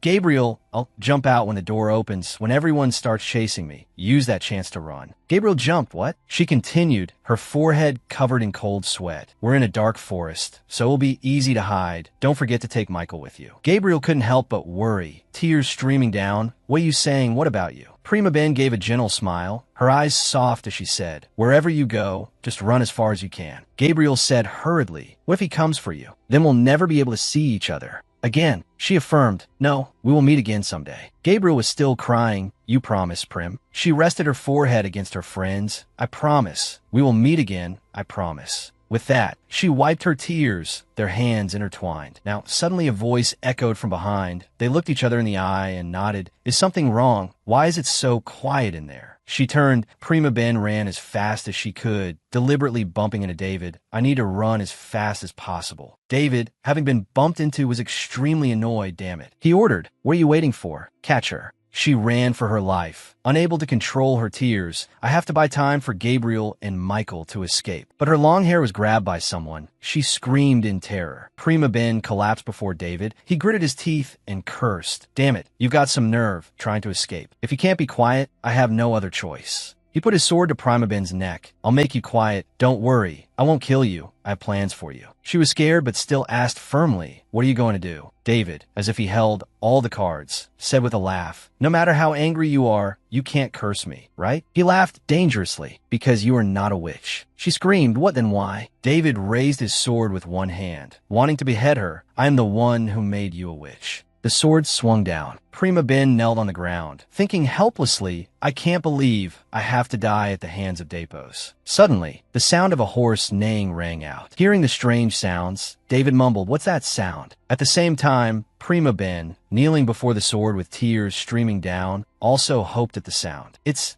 footsteps. Is someone coming here? It turned out to be Rensis and his guards, holding lanterns and walking toward her. Seeing him approaching, Prima Ben shut her teary eyes tightly, not daring to look at him. Rensis's voice asked, what are you doing here? Thump, thump. The question was so pressuring, it made Prima Ben's heart lose its calm. The blinding light shone in Rensis's eyes. Making him frown, he repeated his question irritably. I asked what you were doing here. Seeing Rensis appear, David replied with a grim face, Your Highness. Then he reported, I have captured the witch and was bringing her. Before he could finish, Rensis cut him off, asking, which However, although his face remained cold, underneath his hand was clenched tightly in anger. Rincis, majestic with an overwhelming aura, stepped forward. He said, "Is that so? Let me see." Then he walked over to Prima Ben, who was anxiously looking down, and ordered, "Stand up so I can see your face." He coldly ordered the guards with him, "Pull her up." Hearing the order, they moved to shine the light in her face, making her panic. David, standing nearby, was angry when the guards carelessly bumped into him. "Get away from me." Prima Ben was reluctantly pulled to her feet. She looked down in anguish, hiding her face. Seeing this, Rincis was annoyed and deliberately told her, "Lift your head." Prima Ben still refused to look up, causing the guard beside her, who was about to lift her face, to scold in annoyance. "This woman, you dare to defy His Highness's command?" Suddenly, Rincis shouted, "Stop! Who said you could touch her?" His shout made the soldier's hand freeze in place. Then he stepped closer to her and repeated, "Lift your head." Prima Ben, resentful, clenched her fists. She painfully lifted her beautiful face. Under the late-night moon, Rincis looked at her, but his expression did not change. Then suddenly, his eyes turned as cold as if showing hatred. In those eyes, the reflection of a woman flashed. His hand was now clenched even tighter. It seemed he was very upset inside. Then Rincis affirmed, "That's right, she is the witch." Those words caused Prima Ben an indescribable pain. She didn't want to believe her ears. She called him in a broken voice, "Your Highness." She continued, "Ah," but suddenly Rincis's face darkened and he grimaced. He turned away, leaving Prima Ben confused. Why did he turn away? She swallowed nervously in fear and thought, "Isn't he going to kill me?" Rincis turned away without looking at her and said, "I will decide your crime when we return." Prima Ben, not understanding, called out to him, "Wait, what do you mean?" "My question." Before she could finish, the guards gagged her with a black cloth, and she passed out. Waking up, Prima Ben cried out, "Ren!" She sat up in bed, panting. What happened? Then she looked around the room at the sparkling items carefully arranged in the room. She wondered, where am I? Why am I here? Seemingly discovering something, she was surprised. It turned out Prima Ben had been changed into a beautiful dark purple outfit. Seeing this, she panicked. I've been changed. Now, she remembered Rincis and his confusing actions. Did Ren order someone to do that, but why? She wondered. At the same time, she also found the room familiar. She mumbled, "And this place looks like the palace. Was there always a spacious room like this?" Seeing the surroundings made her face darken with fear. What is happening? Suddenly, step, footsteps, Prima Ben thought. She realized the immediate danger. Covering her mouth in shock and fear, someone is coming towards this room. And she quickly pulled up the blanket. The footsteps are getting closer, she thought. Then Prima Ben shut her eyes tight, pulling the blanket over her head. I'll pretend to be asleep. She felt secretly relieved. Suddenly, the footsteps stopped beside her bed. Are they here? At the same time, a creaking sound was heard in the room. It seemed to be the sound of a door swinging back and forth, but she was pretending to sleep, so she didn't know. The mysterious person stood still. Prima Ben was 1,000 times more worried. What should I do? Her heart pounded wildly, so loud that the person could probably hear it. Her eyes still shut tight. She thought about what was happening in the room. What is going on?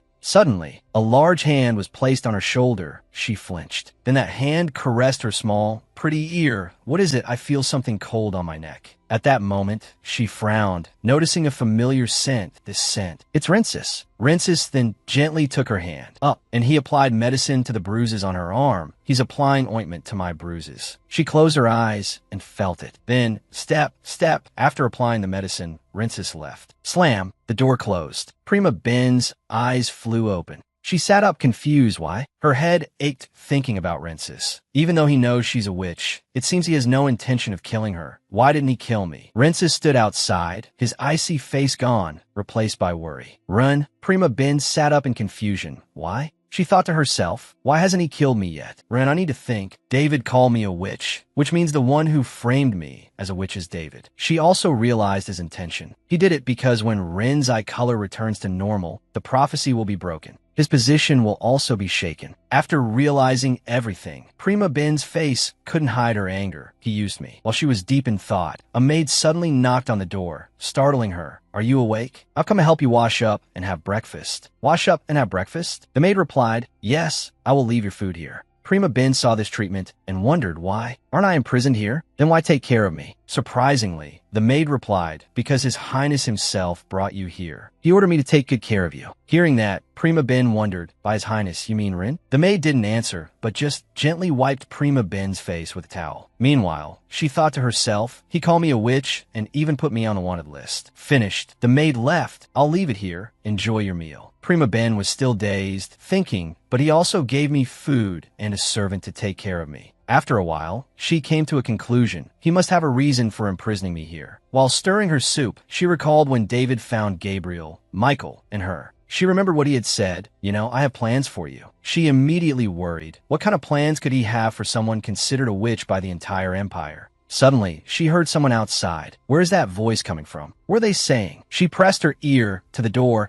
to eavesdrop on their discussion. You mean the ones who were recently captured? Yes, them. I heard they will be executed to make an example. Hearing that, she was shocked and her heart ached with fear, the ones who were just captured. Finally, she was stunned when she heard them say, all of them will be executed. She staggered and said, so that's why he kept me? To execute me. Realizing that, a chill ran down Prima Ben's spine. She couldn't stop the tears of disappointment mixed with fear from streaming down. The feeling of fear made her nauseous. She could no longer stand and collapsed to the floor. In her panic, Prima Ben analyzed the two men's words again. Wait, they said the ones, meaning it's not just me? He's going to execute Michael and Gabriel too? As she recalled, she thought, I tried to run away because I didn't want to die at your hands. And I thought you had opened your heart to me, even if just a little. After a while, she calmed down. No, I have to be calm. I can't die like this. I found Rin's fated lover, and his eye color has returned. But he still became a tyrant. Maybe I was foolish to think I could stop our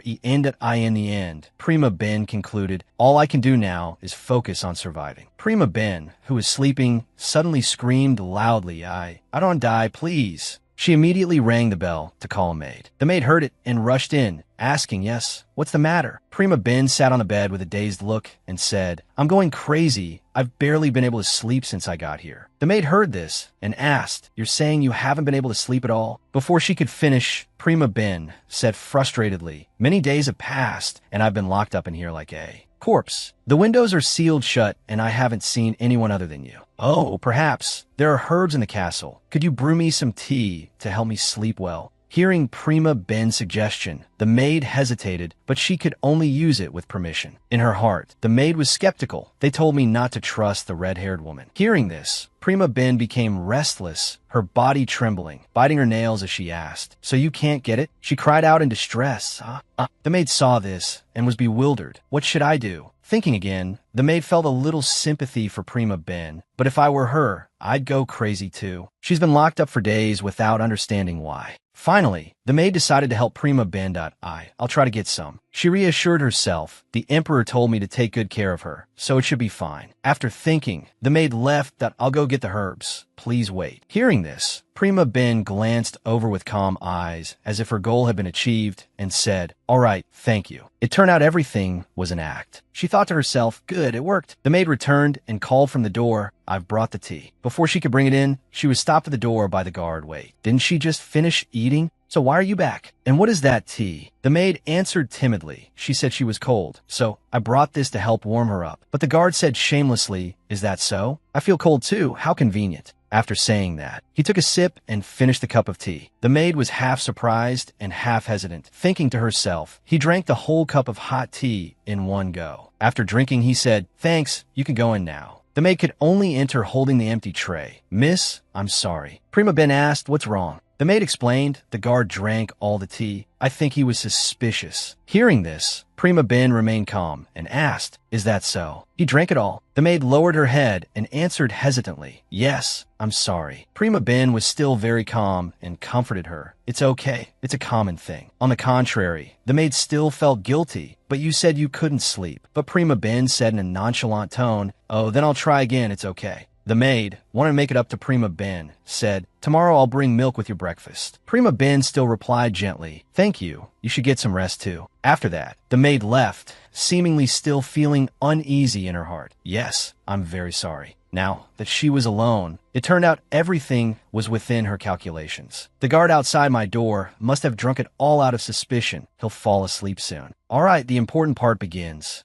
Her eyes glinted with determination as she thought, this might be my last chance. Night came, the moonlight now covering the entire sky. When the time was right, Prima Ben began to carry out her plan. Shall we start? She took a butter knife out from under the blanket. Prima Ben got out of bed, determined, I need to run away, I can't stay here forever. She glanced out into the quiet hallway. Clutching the knife tightly in her hand, she thought to herself, there's probably no one there. She was startled when she heard the guards snoring from around the corner. Even though she had planned it, she couldn't help but be surprised. He's asleep. That tea worked well. She resolutely gripped the knife. I can't be imprisoned anymore. Clutching the knife while feeling her way, she thought to herself, even though it's been 5 years, I still remember the way out clearly. It will surely open into the garden. I just need to go through the bushes to get there. Then I'll reach the temple. Once outside, she ran for her life. While hiding, she thought to herself, if Gabriel and Michael were able to escape safely, that's where they'll be waiting. That's the only place Gabriel and Michael will go. Almost there, just a little more. Prima Ben's feet were now scratched and red. Despite her feet, she kept running with worry. I hope Michael and Gabriel are okay. As she ran, she began to get tired and couldn't breathe. Steadily, she began to doubt, was this forest always this deep? It feels like I've been running for a long time, but ended up going in a circle. She collapsed from exhaustion, suspecting, did I go the wrong way? This place is too quiet. There isn't even the sound of insects. Could it be? Realizing she was in front of the palace, she suddenly heard someone call her name. Prima Ben. Hearing a familiar voice, she was surprised. This voice. The voice continued to echo, asking, are you running away again? She turned around and asked hesitantly, with suspicion, Your Majesty. Rinces appeared and said, I guessed right, didn't I?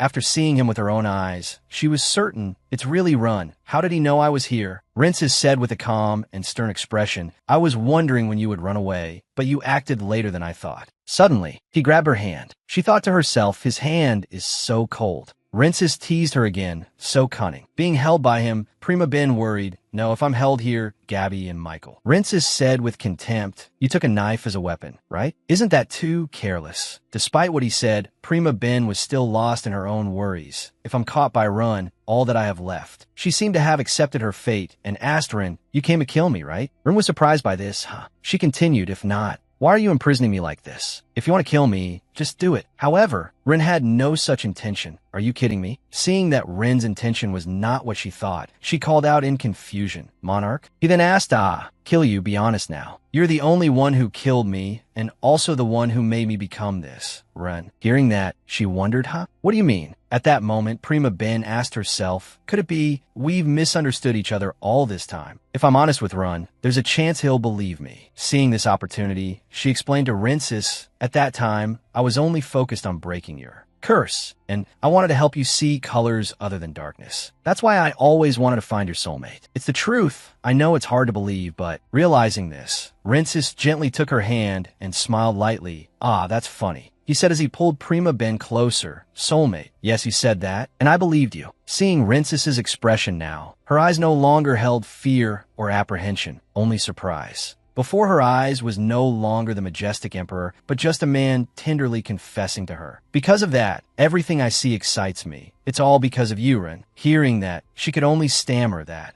In his emotional state, Rinces gripped Prima Ben's hand tightly. She let out a sound, He recalled the time he was drunk and said, you never thought about what I've always thought of you. When drunkenness had taken over his mind, his face was flushed, whether from the wine or from the girl he couldn't take his eyes off of at that time. Unlike the world around him that he usually saw, Prima Ben's image in his eyes then was bright, full of vibrant colors. After pondering that image, he just smiled slightly. Then Rinces officially expressed to her, stay by my side, Prima Ben. After that situation, the scene changed back to the room Prima Ben had been in for days. She sat in the room and sighed, Rin caught me again. Looking down at her reddened feet, she thought, I've injured my leg and it will be very difficult to run away again. Prima Ben curled up and thought about what she had just heard. Take responsibility. What does Rin mean? I need to talk to Run. However, she was afraid that he wouldn't be able to accept this truth. But where should I start? If I tell him I know everything, because this is a story I know. No way he'd believe me. She closed her eyes in exhaustion and thought, I'm tired from running through the forest all night. Finally, she fell asleep, coming to a conclusion. I should talk to Rin tomorrow. The room was now silent. Suddenly, the door opened. A mysterious person entered Prima Ben's room. Thinking, it's so quiet, she must be asleep. When he got close to the bed, the person stopped, gazing at Prima Ben's sleeping face.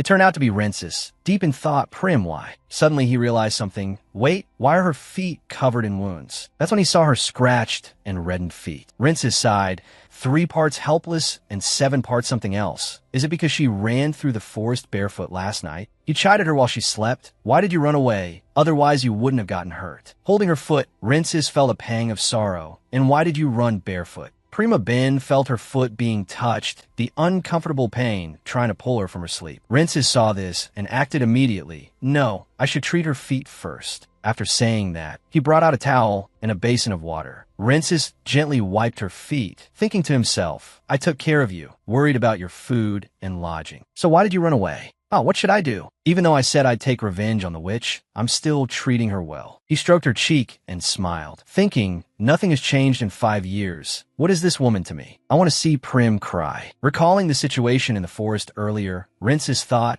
I would draw my sword without hesitation if I saw her tears fall. It's all because of Prim. And the reason I can't forget her is because she brainwashed me. But why? I can't do anything when she's right in front of me. Rinces at this moment had a selfish idea. If I keep her here, so she can't leave. If I do that, will my anxiety lessen a bit? He looked at Prima Ben and pondered for a while. A part of him understood it was impossible. Keep her here? I can't even stop her from trembling. After thinking for a long time, Rinces could only utter 2 words. Damn it. He was once again lost in anxiety. What should I do if you run away again, Prim? He kissed her hair and thought, if the emotions that I've suppressed erupt, then I... The scene changes to the guard who was put under a sleeping spell earlier. He woke up with a start, surprised. Oh no, how long was I asleep? He immediately realized everything. That woman snuck out while I was asleep. I suspect the stuff in the tea was stronger than I thought. I know His Highness favors her, but he won't let her live if she... runs away. Imagining the scene of Prima Ben being caught, he thought, I think she's still breathing. He broke out in a cold sweat. Why would she do that to Tyrant?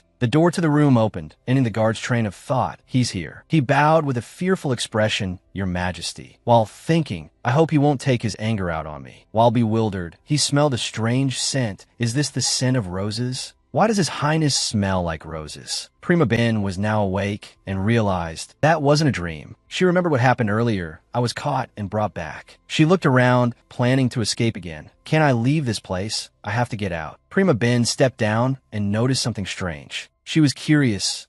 That's strange. I didn't wash my feet before going to bed. Looking down at her feet, she couldn't help but be surprised. My feet had been cleaned and treated. Outside the room, a woman called at the door. May I come in? Prima Ben replied, Come in. She opened the door to the room. Good morning. Prima Ben was a little surprised to see it was the maid from the other day. Oh, it's still you. Has there been no change? The maid just asked very briefly, the wound. Faced with such conciseness, Prima Ben was out of ideas and replied, my leg hurts. Did you treat it? The maid immediately denied it. No, it wasn't me. Seeing this, Prima Ben became even more puzzled. What? Then did someone else enter this room? The maid, maintaining her speaking style, replied, His Highness and I are the only ones who can enter this room. Prima Ben was confused in her heart. What? So Rin was the one who treated my wound? No way. She looked out the door, thinking, then the only one, and asked the guard, excuse me. This one, having learned his lesson, said immediately, No, are you planning to run away again? Prima Ben, a little startled, said, I have no intention of running away. I have a question. Who entered my room last night? I feel much better. I think someone treated my wound. Hearing this, the guard let down his defense. His face became very serious, and he lectured Prima Ben. Is that what you want to ask? He asked why she was still here as he thought of Rences's murderous figure. He said, You should know better since you still have your head. Know the majesty of His Highness. At that point, he said no more, but simply hinted that Rences could chop off her head. Looking at him, Prima Ben still asked, What do you mean? The guard could only explain helplessly, he could have killed you instantly last night. Hearing that, she was surprised. You're saying he was in my room? The guard asked, You didn't know? Prima Ben replied, No, I was asleep at that time. The guard was stunned to see Prima Ben hadn't lost her head. What? Really? Realizing that Run had treated her, she wondered, did Run really treat me well last night? Why? Let's use my brain. She suddenly realized and began to reason. If he didn't want me to run away, shouldn't he have let my feet stay injured? Could it be he wasn't angry that I ran away? She held her head, continuing, Why would he treat someone else's injury? Is it to soothe their pain? Or does Rin not want to see me in pain? In that case, I'll try that method. She looked into the distance, her face determined. Elsewhere, David was biting his nails, annoyed and worried, thinking to himself, but no one knows. Rin never wanted to kill the witch. He just wanted to find her. He suddenly stood up, shouting, I should have caught her first. Damn it. He kicked the chair, which fell with a loud bang. Leaning against the iron gate, he cursed under his breath, Rincis, you bastard. Hick, hick, a man was cursing. Shut up, accompanied by someone's sobs. David held his head, thinking, this is bad. I can't handle it on my own any longer. Now there's only one thing I can do. At the same time, at the palace, Ivino was resting his chin on his hand, thinking, with Hader beside him. Suddenly a man approached His Majesty. David, His Majesty said, surprised to see the man before him, asking, what brings you here? Ivino asked, didn't you say you would never leave your domain? He smirked, his face cold as he inquired, are you well, Your Majesty? His Majesty clenched his teeth, trembling as he suppressed his anger. Just look at the Empire now. What do you think of me? Since Ren took the throne, all the artists have started painting this kingdom drenched in blood. An image of Rincis appeared in his outfit, a red cloak with his hand holding a bright red sword. His face furious, teeth clenched. He continued angrily, I worked so hard for its beauty, but he destroyed everything. As soon as he rose, he immediately became a tyrant. He's waiting for the moment to kill me.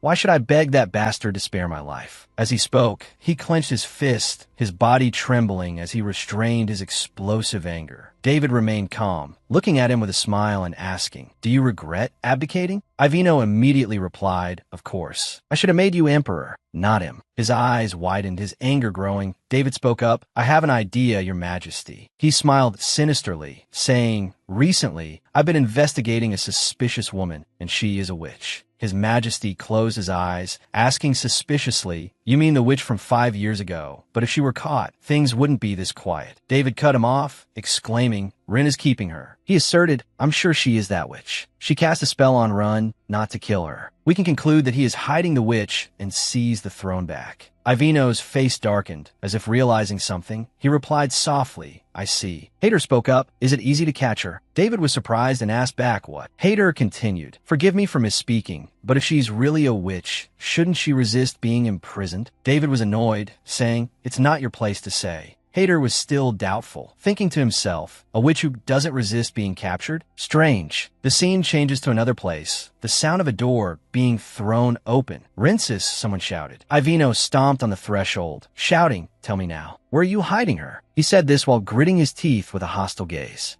What are you talking about? Rincis asked with an annoyed frown. Ivino growled, you were supposed to kill her. Why did you let her live? Rin said, from the moment you abdicated, you no longer have the right to stick your nose in my business. He stepped forward majestically from his seat, his handsome face and hot body appearing before Ivino, as he said decisively, I am the emperor. I will decide what to do with that girl. Ivino became even more furious, saying with a contemptuous look, how dare you use that tone with me, just because you're king now? You insolent bastard. He clenched his teeth. Then he drew his sword, continuing, I'll show you the consequences of disrespecting your father. Oh no. Ivino cried out in alarm. He weakly held the sword and was about to fall. He thought dejectedly, I'm not even strong enough to lift a sword. I was wrong. Rincis, with a calm expression, said, do you remember the prophecy? That I would drench this kingdom in blood. You probably don't want to know, do you? His face changed, radiating a murderous aura from deep within his eyes as he looked straight at Ivino. How that prophecy ends. He gave a sinister smile, and his eyes were filled with anger. At the palace, Ivino was still not over his anger, biting his nails, saying, Rincis, you dare threaten me? Hader approached and asked, what's the matter? He said hurriedly, Hader, I was just about to look for you. He said with a serious expression,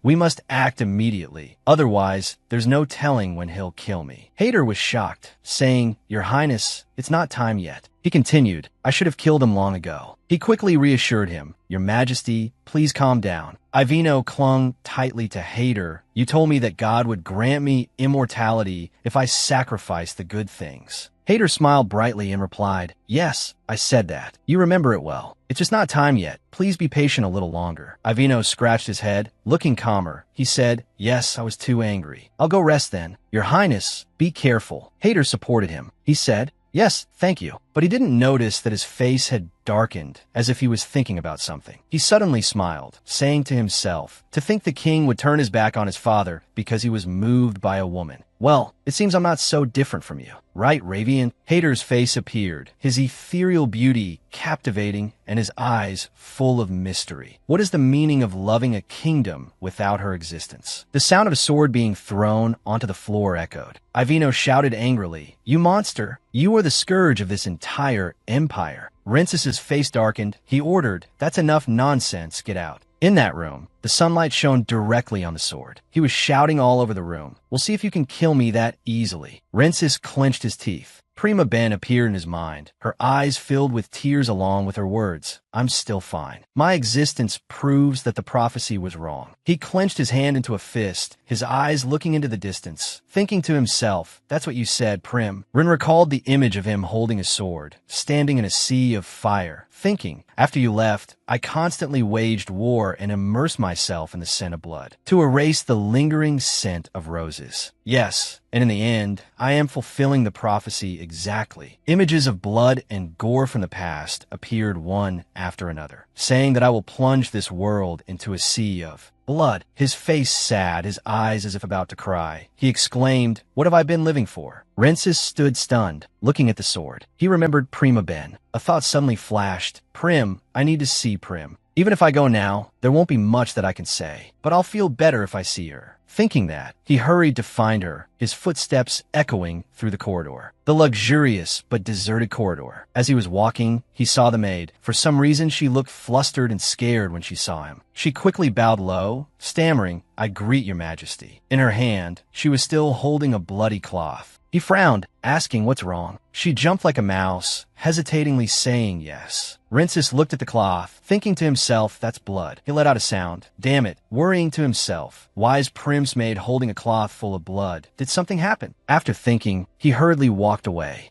A handsome man who was a guard was leaning against the wall and suddenly saw Rensis approaching. "Greetings, your Maja's dash." His greeting was cut short by a hurried and angry word from him, "Move." As he walked, his thoughts and worries still filled his head. "I know she's fine. She has to be." His sturdy back stood before her door. Looking at the empty room, he was confused. It's too quiet. Swallowing, his fear and anxiety grew. Where's Prim? Arriving in front of a white screen, he hoped to himself, "She's probably behind this screen." He pulled back the screen, but didn't see a person. Instead, there was a red stain on the bedsheet. Prim. Rensis became more frightened. Where is she?" Suddenly a voice rang out. "Are you looking for me?" Prima Ben appeared beside him, her familiar red hair, and a simple yet beautiful blue-black dress, and a heart-stopping smile. He quickly asked, Were you hurt?" She waved her hand, explaining, "No, I'm not injured. I'm completely fine. What you see is just paint." Pointing to an oil painting not far away, she continued, "I was wondering if I could paint some pictures because I was so bored, so the maid brought me some oil paints and paint." She looked at him, thinking amusedly to herself, "I just put a little red paint on the maid's cloth as soon as he entered here. I knew it." Prim spoke up, teasing, "Were you worried about me?" Rin showed a disgusted face. He said, "Ridiculous." She looked up and asked, "If that's not it, why did you treat me? That night, I ran barefoot into the forest. You treated it." His face wrinkled, showing anger. He blamed her. "Don't make excuses for everything, Prima Ben." She cut in, "Please listen to me, your majesty. I will tell you everything." Hearing her speak, he was surprised, his body trembling slightly, his eyes filled with worry as he stared at her. Her face was sad. She continued, "I know you think I'm a witch. I'm sorry for deceiving you. But I don't know who I am. I know it's not believable, but I've lost my memory." He listened to her seriously and attentively. "What I remember is that I had a very long dream. The image of a man with his hands clasped, kneeling before a grave in a deep forest appeared in her mind as she recounted, in that dream, there was a man who could only see in black and white because of a witch's curse. And that boy was moved by a woman, a beautiful, long black-haired woman with a gentle smile. And thanks to her, the curse was broken." Rin continued, "I thought the main character in that dream was you." She said, "In other words, I couldn't tell truth from falsehood at that time." He smirked, saying, "That's the best excuse you could come up with. I will never believe the words of a witch again." She tried to remain calm, her eyes pleading, and said, "Sir, if I were truly a witch, I would make you love me." The words left him stunned. Brim tried to persuade him. "I know you hate me so much you want to kill me, but please listen to what I'm saying." He was confused, looking at her with a jumble of thoughts. "Brim, she's trying to convince me again." "Even so," he said firmly, "I won't believe your lies anymore." He turned and walked away, leaving her standing there, leaving behind 3 words: never again. Scene change. Rensis sat on the sofa, his gaze distant, sighing. His face was so sorrowful and pensive that 2 maids noticed. One said, "He looks very sad today." The other advised, "Yes, be careful." The young boy standing nearby, both worried and a little scared seeing his changed appearance, thought to himself, "I came back just in time for Ren's coronation, but he has become completely different." Veda stood behind the 2 maids, observing with wide eyes and an open mouth, curious about the scene before him. One maid called out, "Don't go, Your Majesty." The one next to her added, "His Majesty doesn't seem to be in good spirits today." He asked what. A maid answered, "I heard he had an argument with the former emperor." Holding the maid's hand as they walked, Veda continued to ask, "About what?" She hesitated and said, I'm not sure. There's a rumor that His Majesty has captured a witch." He wondered, a witch? The beautiful image of Prima Ben appeared in his mind. He guessed she means Brim. There's no way someone as kind as Brim could be a witch. Doesn't also think Brim is a witch? His bright face shone. The determined eyes of a child seemed to be calculating a plan. Continuing his thought, once he finds out that Brim is not a witch, he will go back to being the kind older brother I know. Night fell at a magnificent palace. Lights shone under a starry sky, a truly romantic scene. In the room, Veda was fast asleep. Ghana, beside him, watched intently. It seems he is sound asleep. I should leave quietly so as not to wake him. With that thought, she turned and left the room. The sound of the door closing. Veda's eyes flew open. He jumped out of bed, hastily wrapped a shawl around himself, thinking, I need to see Brim. In the dark, deserted hallway, a small figure was hurrying towards Prima Ben's room. As he went, he calculated his plan. I'll tell Prim to convince Ren with me. Prim is, of course, in Ren's palace. Reaching the door, the dark, silent scene looked eerie and frightening. A sound made him jump, the sound of a carriage. I can't be caught here. The rolling carriage wheels were getting closer to him. He looked around frantically. Is there anywhere to hide? Then the carriage stopped. He took a risk and ran behind the carriage wheel to hide. His body was so small that even the wheel could hide him. He silently hoped, they won't see me hiding behind the carriage. The driver turned away. The small head peeking from behind the wheel was delighted. They're gone. Good. Let's go. Veda came out of his hiding place, ready to go where he needed to, when suddenly a voice called out, Your Highness.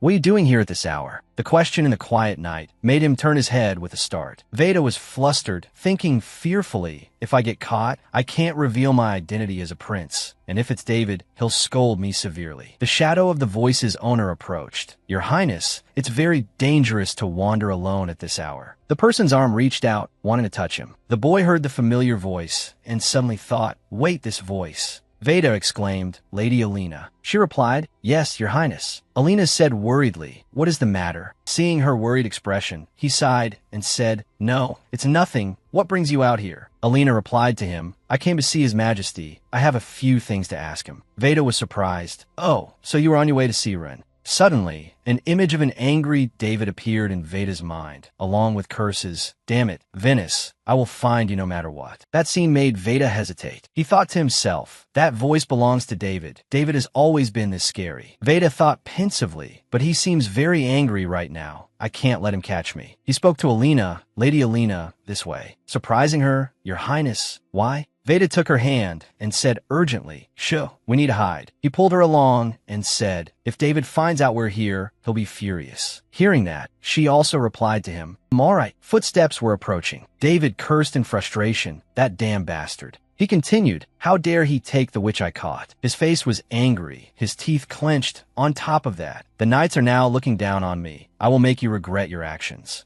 David rubbed his head, thinking to himself, No, I have to stay calm at times like this. He ruined my plan when he took that witch. He walked while thinking intently, but I can get her back. I will come up with a new plan. Inside the carriage, Veda and Alina were hiding. Alina whispered, He seems to have calmed down. Veda replied, Yes, but we can't get out of the carriage yet. Suddenly, a voice from outside was heard. David said, What are you waiting for? Let's go. The other voice replied, Right away, Your Highness. the carriage began to move. Inside, both Veda and Alina were alarmed when they felt the carriage start to sway. Alina spoke up. This carriage is moving too fast. I don't think we can jump out. We could get seriously injured. She continued. When the carriage slows down or stops, let's jump out immediately. Veda nodded worriedly and replied, all right. The carriage finally stopped, and the voice was heard again. We have arrived, Your Highness. Outside, David and the stranger got out. He said, follow me. The stranger quickly replied, yes, I know. Alina thought to herself, the footsteps are getting farther away. We should get out of here right now. Then she spoke up, I think we can leave now. The two of them began to sneak out of the carriage. Alina said, be careful. Replied to Alina, Veda said, thank you, Lady Alina. As they were walking, Alina wondered to herself, why would Prince David come to such a remote place like this? Then suddenly, her hand touched a bloodstain. She touched it and found it was very sticky. Thinking in panic, what is this? When she realized she had just touched blood, she thought in fear, blood. Why is there blood here? What happened here? She thought if I go inside the house, I might be found. Then Alina turned her head and said, Your Highness. Alina continued, please wait here for a moment. I will go into that house to check the situation first. Veda replied worriedly, can I go with you? Alina was startled. Veda, you want to go too? In her heart, she thought, I can't tell him I'm going inside because I saw blood. Then she quickly told him, I have a few things to say to Prince David. Veda heard that dreaded name and cried out, David. Alina continued, yes. Would you like to go with me to see him? After hearing the name David, Veda said fearfully, no, I'll wait here. Please hurry, Lady Alina.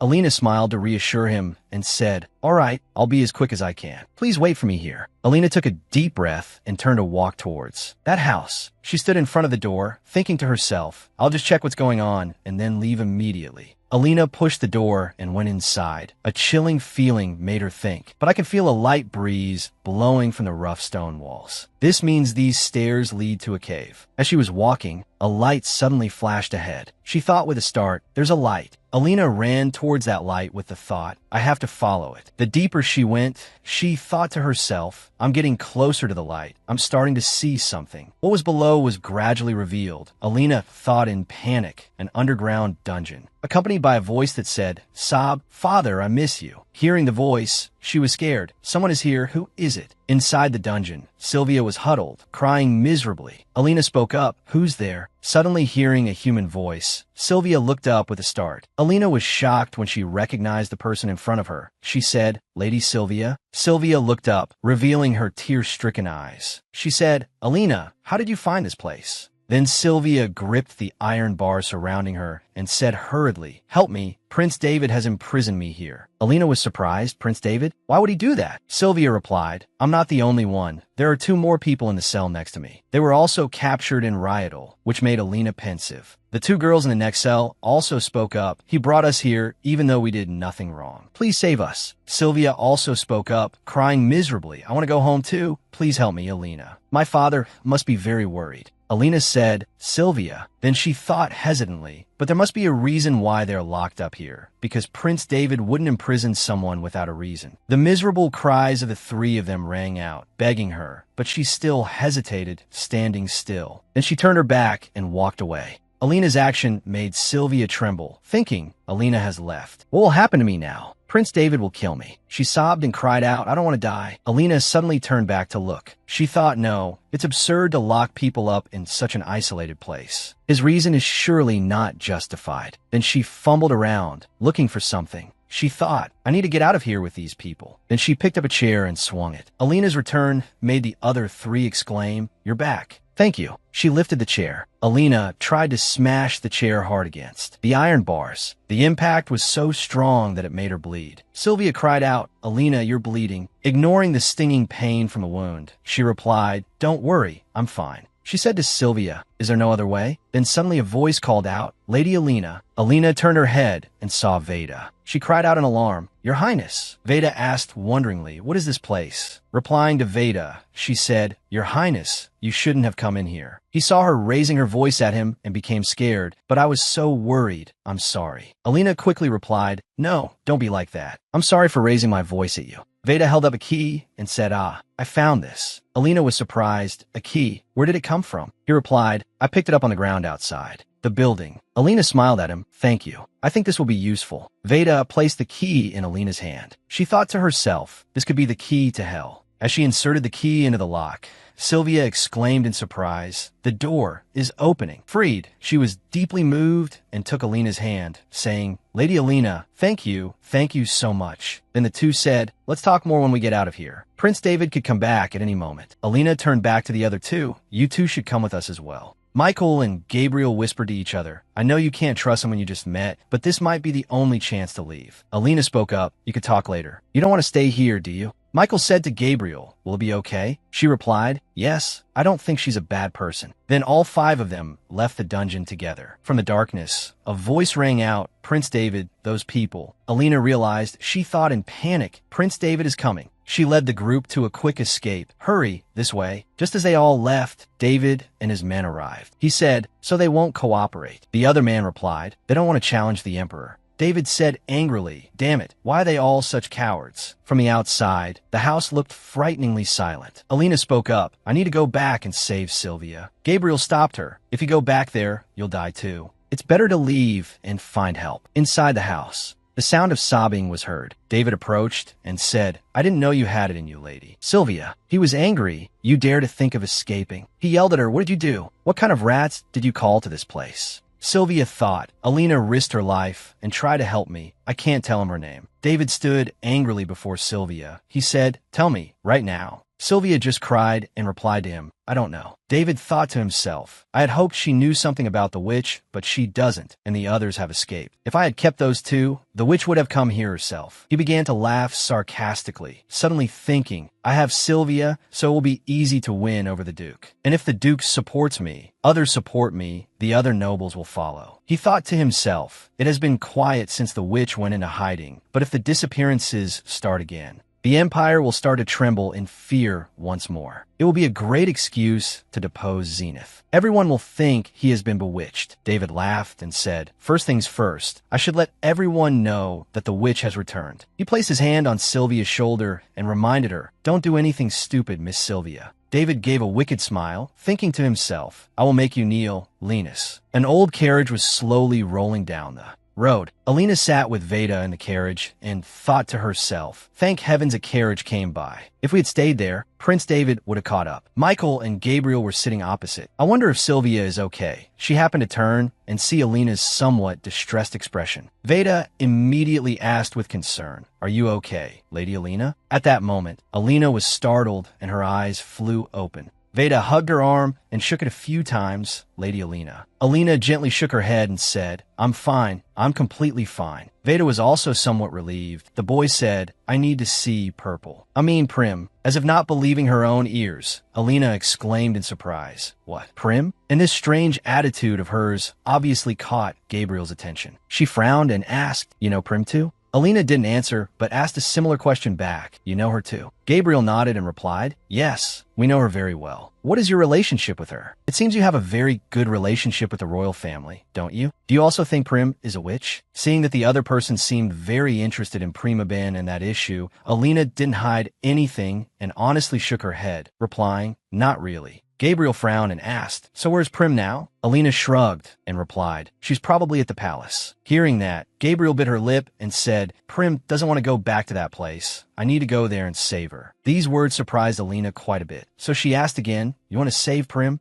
Receiving a firm nod from Gabriel, Alina excitedly smiled and said, "Then I'll go too. As much as Prim is important to you, she is just as important to me, so I will go with you to save her." The sound of the wheels clattered on ceaselessly, echoing. Gabriel suddenly spoke up and asked for her name first. "So what is your name?" Alina replied, Alina Beta." The familiar name suddenly appeared in her memory, causing Gabriel to frown and ask, "Alina, is it Alina? Are you the Emperor's woman?" Faced with this very blunt question, Alina couldn't help but give a wry smile and think, "I guess that rumor still exists, huh?" She answered with some hesitation, "I am not what the Emperor says I am. If I were, I wouldn't have saved you. I would have brought soldiers to arrest you." Gabriel still felt some suspicion. She thought to herself, "She looks very suspicious. But seeing how she harmed herself to save us, she doesn't seem like a bad person." It seemed Alina also sensed Gabriel's gaze. So she suggested, "So shall we continue our discussion after we reach my territory?" And this time, Gabriel must have agreed. The next morning, in a park in a small town, a strange person appeared, wearing a tightly hooded black cloak. The strange behavior and mysterious appearance obviously attracted quite a few whispers and gossip. As of now, two ladies, one with black hair and one with gray hair, were whispering to each other, "Why is that person walking around this area? Yes, are they lost?" A lady standing nearby recognized the strange person in black and answered for them. "That person works for Duke Luchan." Hearing that, the other two ladies exclaimed in surprise, "What? Why are the Duke's people here?" The blonde lady seemed very knowledgeable and answered immediately, because, as you know, Lady Sylvia is a free spirit. So even when Lady Sylvia didn't come home for a few days, he just thought she was out having fun. But a few days later, the Duke received a box, and inside was Lady Sylvia's hair. That extremely shocking news scared the black-haired and gray-haired ladies into screaming in unison. Her hair. The black-haired lady placed a small fan on her lips and speculated. So he is sending people to look for her. After that, there was no more information, but this reminds me of the disappearances from 5 years ago. The blonde lady's expression turned a bit strange. She said, "That's just a rumor, but I heard the emperor brought a girl back to his palace." This information was indeed true, so the other two ladies huddled together and continued to whisper, "Oh, I've heard that rumor too. What family do you think she's from?" "I don't know, but I heard she has red hair." "Red hair? Doesn't that witch also have red hair?" They continued to whisper and gossip. "What? Shoo, keep your voice down." The gray-haired lady cleared her throat slightly and said shyly, It's time for me to go." The black-haired lady nodded in response. "You're right, we should go." And so the two girls left together. Time passed quickly, and soon the dark night came to cover the blue sky. A guard was walking timidly, muttering worriedly to himself. How should I tell him? He was bumped on the shoulder by Hadit walking past. Painfully, as if it were the guard's fault, Hadit spun around and glared at him. Knowing he had the misfortune of bumping into the wrong person, the guard cried out, then quickly bowed a full 90 degrees and stammered, "Forgive me." It seems because he was in a good mood today, Hadit didn't give him a hard time. He said kindly, "It's all right." He smiled and asked, "Where are you going in such a hurry?" But the guard stammered, not daring to answer. So Hadit returned to his fearsome, intimidating demeanor and said, looking at the fearful expression on your face, "I guess you're on your way to see the emperor, aren't you?" Not expecting him to hit the nail on the head, the guard bowed his head and answered honestly, "Yes. I have to report to him about the recent disappearances. There are rumors lately that the witch has returned. And because the woman he brought back has red hair, people are worried that he is being bewitched by the witch." Having achieved his goal, Hadit's expression changed, and he chuckled. "I will help pass that message to the emperor." The guard heard this and asked with a bright smile, Really? Receiving a nod from Hadit, he once again bowed deeply and said, "Thank you, sir. Thank you very much." Hadit revealed a cold, calculating face. His eyes couldn't hide his curious interest. "Nothing has happened so far. So I wonder who spread those false rumors? I've never even seen that spirit, but people are talking about the witch again because of one missing person. Once the rumors spread, the truth no longer matters. People need someone to hate, so they will start to resent and fear Rensis. Well, that will be useful for me, because my purpose," Hadit smirked smugly, "is to plunge this entire kingdom into fear, utter terror." A few days later, at the royal palace, Rensis was sitting idly on a chair when a guard entered and said, "Your Majesty." He asked coolly, "What is it?" The guard hesitated slightly as he reported,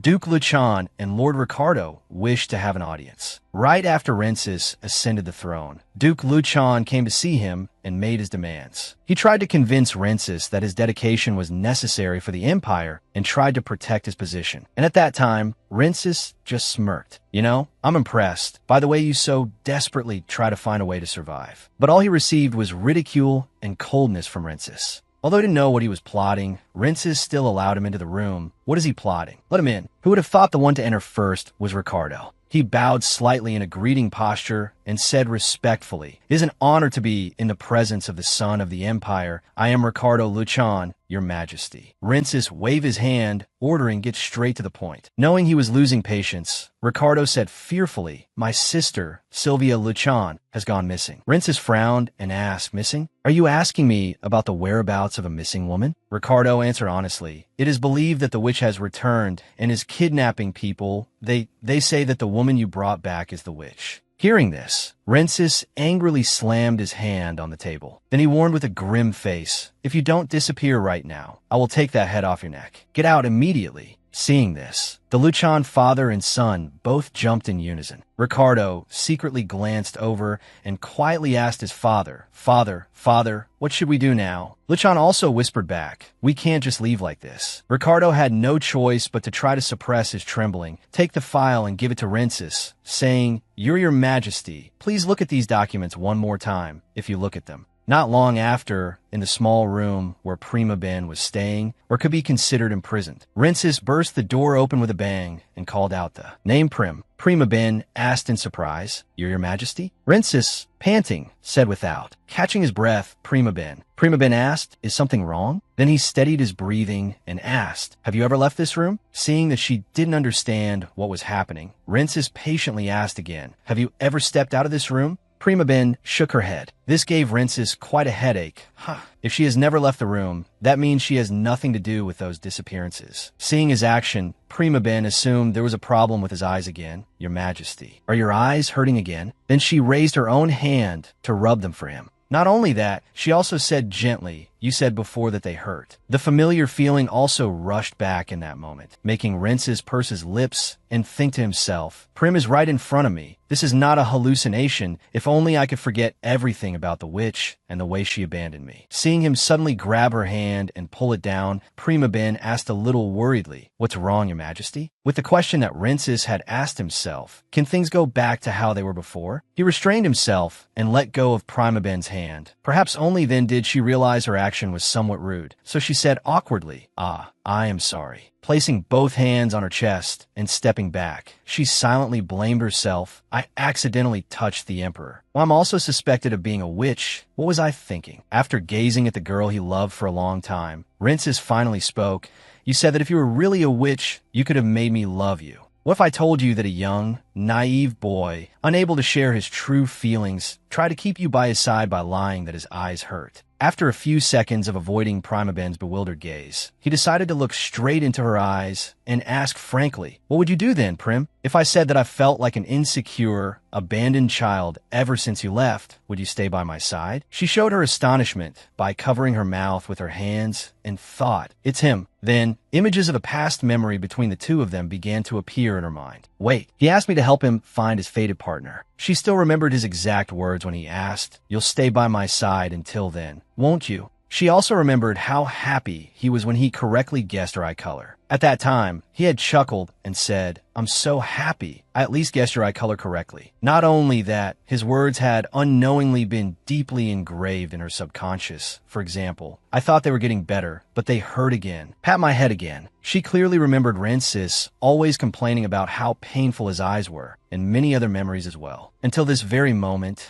she sadly realized, is all of this because he loves me? I realized it too late. She truly felt sorry for Rensis. Seeing her just standing there staring at him blankly, Rensis couldn't help but sigh and turn his head away. Tears streamed down his cheeks. Then he humbled himself and begged Prima Ben's, Please tell me you'll stay. If so, I could have forgotten all the rumors that you are a witch. I won't ask any more questions. I won't ask about your name, age, or anything else. So please stay by my side. That's all I need. However, Prima Ben still hesitated and said, Your Majesty, I... As soon as she spoke, Rensis was startled. He hurriedly thought to himself, I don't want to hear the answer if it's... No. He hastily cut Prima Ben's off, afraid she would say those words. No, don't say anything. I know what you're going to say, so you don't have to. Rensis tried to delude himself that, I'm just rambling. Seeing him like that, Prima Ben's was heartbroken and called out softly, Your Majesty. But Rensis quickly left, not daring to linger. Forget what I just said. Seeing Rensis turn to leave, she hurriedly called out loudly, Your Majesty, wait for me. But in the end, the door just slammed shut in front of her. Prima Ben's collapsed to the ground in devastation, dazedly questioning herself. Rensis, why didn't I realize that I am his soulmate? No, maybe I knew, but I pretended to be naive. But I never. She recalled when Rensis had once asked her, Tell me where your hometown is.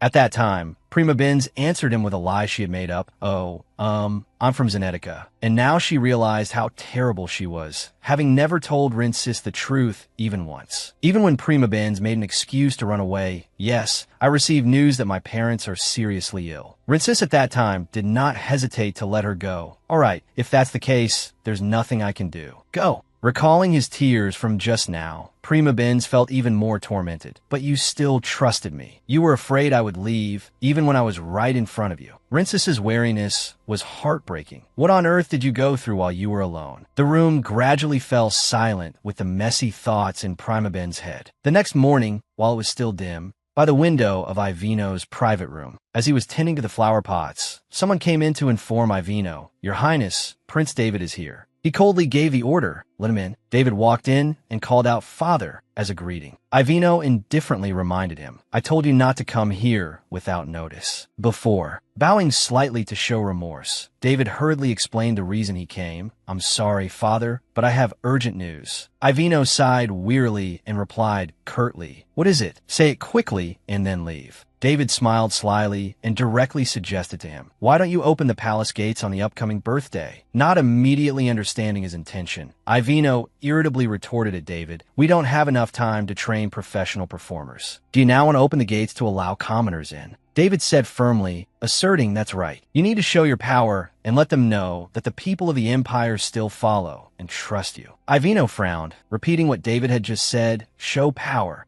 Suddenly, he understood the hidden meaning and delightedly agreed, "I like your idea." Bowing respectfully, David showed his absolute gratitude to Ivino. "Thank you, Father." He smirked sinisterly and thought to himself, retribution will come soon. Meanwhile, at the residence where Prima Benz was staying, the morning sun shone everywhere. Prima Benz, probably from thinking too much, had fallen asleep at some point. Her eyes were peacefully closed, unlike usual. Under the sparkling sunlight, she slowly woke up. Prima Benz sat up, pensive. How much time has passed since that day? She sighed deeply, endlessly blaming herself. Why hasn't Rinces come to see me? No, maybe it's better if we don't meet. Suddenly, from the hallway outside, she heard someone muttering and grumbling. Her heart ached as she quickly guessed, is that Rinces? On the other side of the wall, Prima Benz heard the guards discussing. Everyone is saying we need to catch the witch. She was stunned and thought to herself, witch. Another voice spoke up fearfully. Someone might hear, be quiet. Immediately after, they continued to whisper to each other. At this rate, there might be a war. Duke Lurchin is consulting with other nobles. Soon, all the nobles will start a rebellion if that happens. Prima Benz started to worry after hearing that conversation. People have realized I'm in the palace. If someone finds out the witch is still alive and the emperor is protecting her, then Rinces will be in danger. They will start a rebellion and dethrone the emperor because of a witch, which will end this war. Her thoughts became more frantic due to the messy ideas. If I disappear, everything will be resolved. If I run away, although Prima Benz was very scared, her heart was still with Rinces. She clenched her own hands and asked herself, run away again. Not wanting to repeat that mistake, Prima Benz now bravely faced reality that I won't run away again. I will solve everything with my own hands. Having made her decision, she pulled down the curtain forcefully and continued resolutely. So the first thing I need to do, that very night, as darkness fell, as Rinces was working in his study, suddenly he felt dizzy from a faint scent, the scent of roses. Rinces shot up and rushed towards the door. There is only one person with the scent of roses in this palace. He was furious as he strode and thought to himself, she's trying to run away again. But Rinces's anger was quickly replaced by extreme anxiety. If she disappears again, I can't have that. I have to stop her. His eyes became incredibly intense. I will beg her for forgiveness for confessing my feelings. I will kneel at her feet if I have to. Suddenly, Rinces heard a rustling sound from above and also saw a piece of a familiar dress. He was stunned and whispered to himself, what is this? Looking up, it was indeed Prima Benz climbing down from the window. Prima Benz, she stammered in surprise when she saw Rinces had discovered her. Oh, Your Majesty. Rinces froze and whispered to her, Prim, what are you doing? She had no excuse and could only give a strained laugh. Well, in her heart, she probably just wanted to find a hole to crawl into. I'm trying to escape through the window and the blanket is tangled, but I can't say that.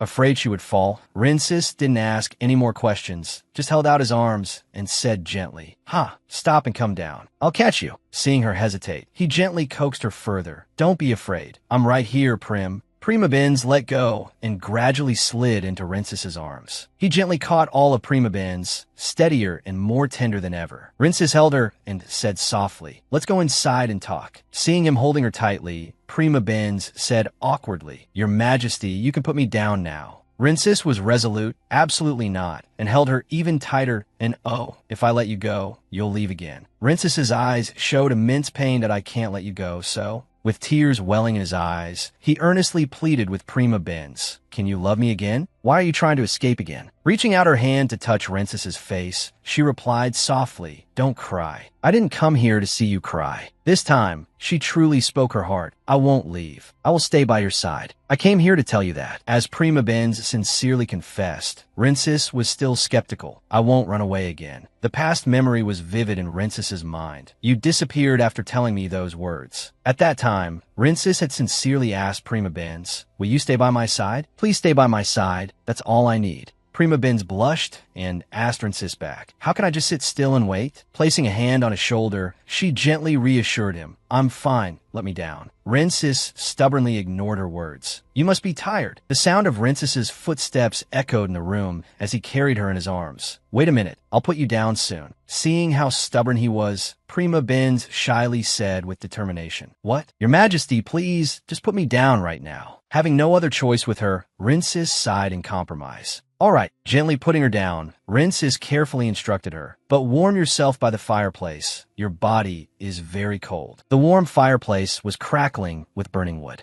After calming down, Prima Benz decided to tell Rincis her decision. "I have a few things to say, Your Majesty. It will be hard to believe, but will you listen to everything?" Rincis replied gently, "Okay, speak. I will listen to anything you say." She said, "We are in a novel. I know everything, from who the main character is to how this story ends. You're the cursed male lead. You will meet a beautiful woman and fall in love. Thanks to her love, your curse will be broken, and that female lead is not me. In the original story, you will kill Prima Benz. I thought I could survive if I found your destined soulmate faster." Rincis said to Prima Benz in a low voice, "Yes, my destined soulmate. You told me you would leave after finding her." He grabbed her arm and earnestly confessed his feelings. "But I want to be with you. I have waited until I became an adult." His eyes once again flashed with their usual indifference that what's the use of destiny. Rincis spoke as if to pour out his entire heart for Prima Benz to understand. "When you are the one who colored my life, how could I not like someone like you? I know you don't love me. I won't force you to return those feelings of mine." Once again, Rincis pleaded with Prima Benz, "But stay by my side. That's the only way I can feel better." Prima Benz gathered all her courage to ask Rincis, "Do you believe me, Your Majesty? Do you believe that I am not a witch?" Without hesitation, Rincis immediately affirmed, "Yes, I believe you. I will believe you, even if everything you tell me is a lie. I don't care. You can make a fool out of me." He decisively ended with a very reassuring sentence, "As long as you are by my side." Prima Benz was stunned and thought to herself, "He believes me." Having gotten the answer from Rincis, she decided to tell him everything. "Sometimes my eyes turn purple, just like the witch who cursed you. I am not a witch, but the person who wrote this story is me." Her lips trembled as she had to confess this to Rincis. "So you can consider all your suffering and the curse to be my fault. Of course, the one who cursed you is someone else. When I ran away, I went to a temple and found out that the god they served was the one who cursed you. It was the temple you and I went to see the roses." Prima Ben's voice became more determined than ever. "Now I know that I want to clear up the misunderstanding that I am a witch." Her face lit up as she sincerely told Rincis her own wish. "And I want to be with you without having to be ashamed." Rincis happily replied at once. "All right." Prima Benz added one more thing. "And I have never kidnapped anyone." Rincis looked straight at her and replied softly, "I know." She continued playfully, "You are so mean." Rincis smiled in agreement. "Yes, I believe so." Prima Benz was a little surprised and exclaimed, "You're so childish." Rincis didn't bother to argue with her. "You're right, I think so too." Thinking Rincis was teasing her, Prima Benz scolded him in confusion. "Right now you're like an idiot." He still didn't refute her. "Yeah,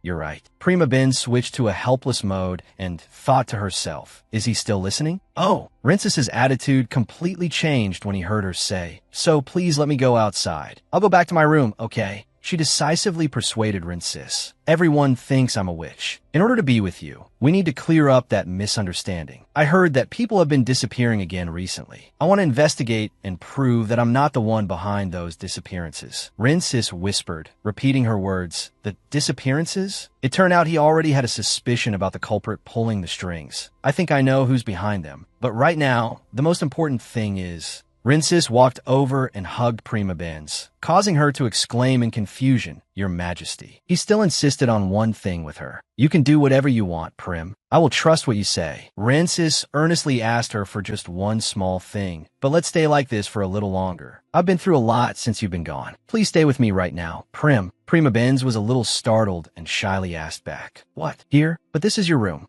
Rinsis turned and pulled her straight into his bedroom. "Yes, I'm tired. Let's lie down and rest." "Aren't you tired from that dangling blanket?" Prima Benz tried to resist out of shyness. "Your Majesty, why are you suddenly talking about that? And where are we going?" In front of her was the bed that Rinsis always slept on. Pulling her down to lie beside him, Rinsis asked gently, "I'll just stay here and close my eyes. Can I hold your hand?" Prima Benz lay silently next to him, listening to the sound of her own heartbeat. Their hands were tightly intertwined, not letting go. After the misunderstanding with Rinsis was resolved, Prima Ben's eyelids grew heavy. "I'm glad Rinsis believed me. I feel so relieved." Just like that, she slept peacefully until the next morning. Prima Benz woke up to the morning sun, so bright. "Is it morning already?" Stretching, she whispered to herself with delight. "This is the first time I've felt so comfortable." She looked around and then remembered last night's events. "But when did I fall asleep?" "Oh right, yesterday." Just then, Rinsis opened the door and walked in.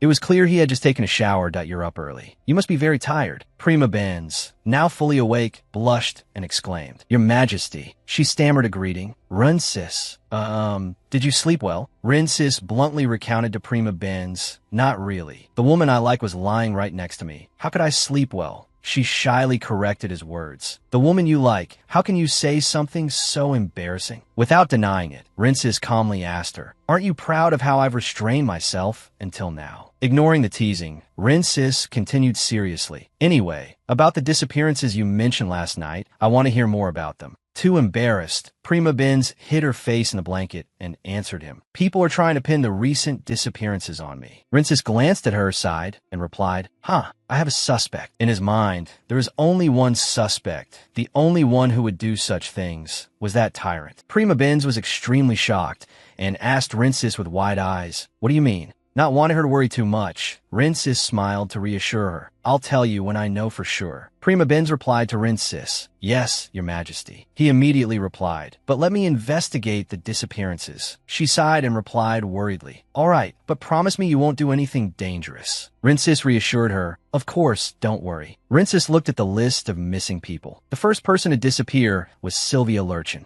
She disappeared after visiting a tent. Prima Ben's expression became even more tense. "Does that mean she disappeared after meeting me? What happened after she left?" Rinsis told her, "Ricardo Lurchin came to see me a few days ago." Prima Benz was very surprised to hear him mention this name and asked, "Ricardo Lurchin? Isn't he Sylvia's brother?" Rinsis's face was thoughtful, his brows furrowed as he answered her question. "That's right. He will soon succeed his father as a duke." He mentioned the disappearance. I said I didn't know anything, but it seems he didn't believe it. I think he believes I'm pretending not to know anything. Rinsis's eyes darkened, his brows knitted tightly. He clenched the paper, thinking, the disappearances have been happening for a long time, but I haven't received any reports about this incident. Someone must be blocking the news. Only one person could do something so convenient. At that moment, the image of David immediately appeared in his mind. Rinsis was angry and questioned him. "I let you live because I found your desperate efforts to survive interesting. And this is how you repay me, David?"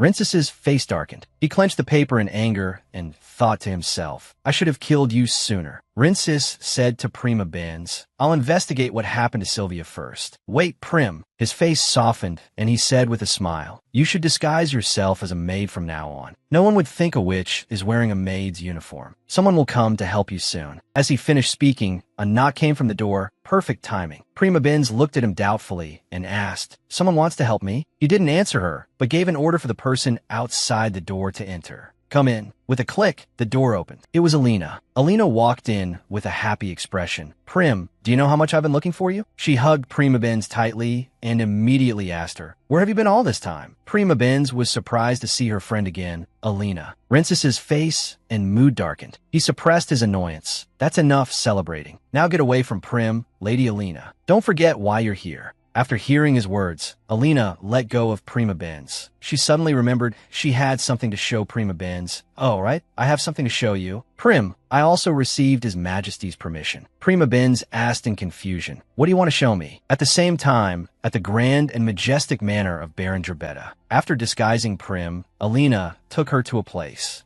She turned back and said with a bright smile to Prima Benz, you'll be more comfortable here than in the palace. So stay here and pretend to be a maid for the time being. Alina stepped forward and opened the door. And this is what I wanted to show you. When she saw what was on the other side of the door, Prima Benz was so surprised her eyes widened. Everyone, the girls inside the room, immediately ran to hug her. Prim, I was so worried the Emperor might have killed you. Prima Benz replied happily, Gabby, Michael, I'm so glad you're okay. Have you been here all this time? Michael answered her. Gabby and I ran into the forest but were caught and locked in a dungeon. But we escaped thanks to Radar and Alina. Prima Benz couldn't help but be surprised at these words. Alina helped you? Alina smiled shyly and replied, I happened to run into them and we escaped together, but I couldn't save Miss Sylvia, who is also in the same dungeon. Prima Benz took Alina's hand. Alina, did you say Lady Sylvia? Tell me more. Prima Benz asked Alina suspiciously. What was that, Alina? Alina reacted immediately. It's nothing. I didn't say anything. Alina sat on the chair and continued to chat with Prima Benz and everyone. And that's what happened,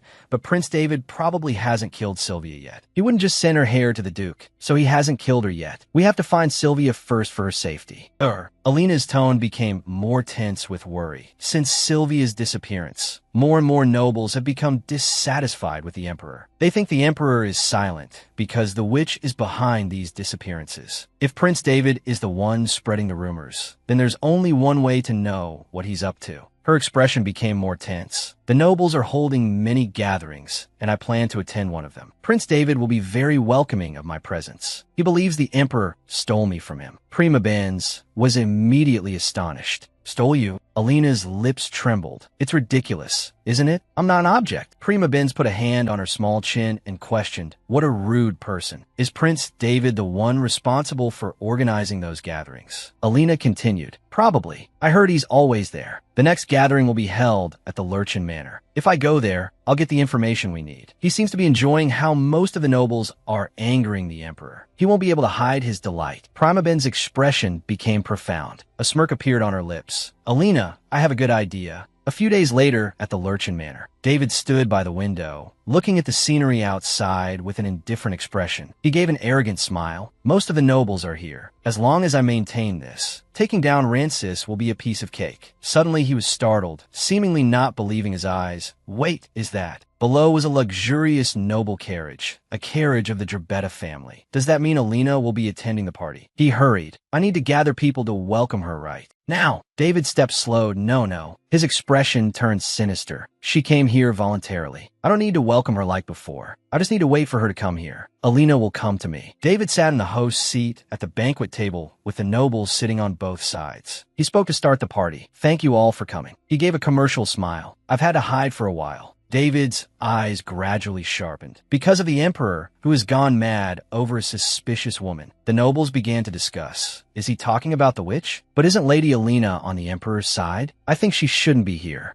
Alina began to feel anxious and tense upon hearing the discussions from the other nobles. David looked at Alina and told himself, she's finally like the old Alina, an Alina who used to tremble at the slightest glance. At this moment, David stood up, looked towards Alina, and said, I see a familiar face. It's been a while, Lady Alina. Alina was startled when she heard David mention her. The nobles whispered and gossiped incessantly. The sarcastic whispers continued to echo around. So shameless. I guess she wants to survive. The awkward atmosphere made her just bow her head, speechless. A nobleman whispered in her ear, Alina, you should go back to your carriage. Given the current situation, I think it's best for you to leave now. The nobleman straightened up and gestured lightly to Ricardo, standing behind. Why don't you escort her out? Ricardo awkwardly bowed, using a polite tone to invite Alina outside. Lady Alina, could you step outside talk? Alina replied awkwardly, Yes, Sir Ricardo. Although Alina had followed Ricardo out, the gossip continued to buzz behind them. She's so shameless. How could she even think of coming here? I thought you didn't have to do anything to gain His Majesty's favor. How could she seduce the tyrant when she's so timid? People often say the quiet ones are the ones you need to watch out for. David was secretly furious hearing the nobles gossip about Alina. Once my plan succeeds, Alina will be mine. How dare they talk about her like that? His anger was about to explode. He clenched his fists. And also, because of his anger, his face became distorted and ugly. He gritted his teeth and said, "As you all know, the emperor has lost his mind. He is infatuated with a woman, no, a witch." David gradually calmed down. He doesn't care about the empire and only craves war. His smile became more cunning. He took the witch I caught and let her run free to do all her evil deeds. David continued to present his case before the eyes of the nobles. A witch who kidnaps people and an emperor who loves a witch. We cannot let this incompetent emperor rule the country any longer. The nobles all nodded in agreement with him. He is right. We agree. At this rate, the empire will fall into the hands of the witch. David was excited to receive the approval of the nobles. It seems that many people are willing to follow me. If so, then I will tell everyone my plan. He stood up with a confident posture. On the former emperor's birthday, the palace gates will be open to everyone. Nobles and commoners alike will be present. At that time, we will expose the truth. The sound of discussion echoed continuously. His eyes once again became dark and sharp, and there, I will behead the tyrant. He continued to speak with a look of anticipation for that day. For our beautiful empire, the sounds of whispering, sarcasm, and contempt echoed ceaselessly behind Alina. She's so shameless. To even think of coming here, she must be doing it to gain that guy's favor. With such a timid personality, how could she have enchanted that tyrant? You know, silence is golden. Be more careful. The sound of clicking heels stopped. Ricardo worriedly asked Alina, "Alina, are you all right?" Alina replied with a tired face, "I'm fine." Her steps were unsteady, staggering as if about to fall. As Alina was about to fall, Ricardo quickly caught her. Alina was still swaying, almost about to faint. Ricardo worriedly supported her and looked at Alina, saying, "This won't do. Let me call Baron Beta." Alina fearfully gripped his sleeve. She hastily stopped him. "Don't. If I'm not well, my father will be in a difficult position."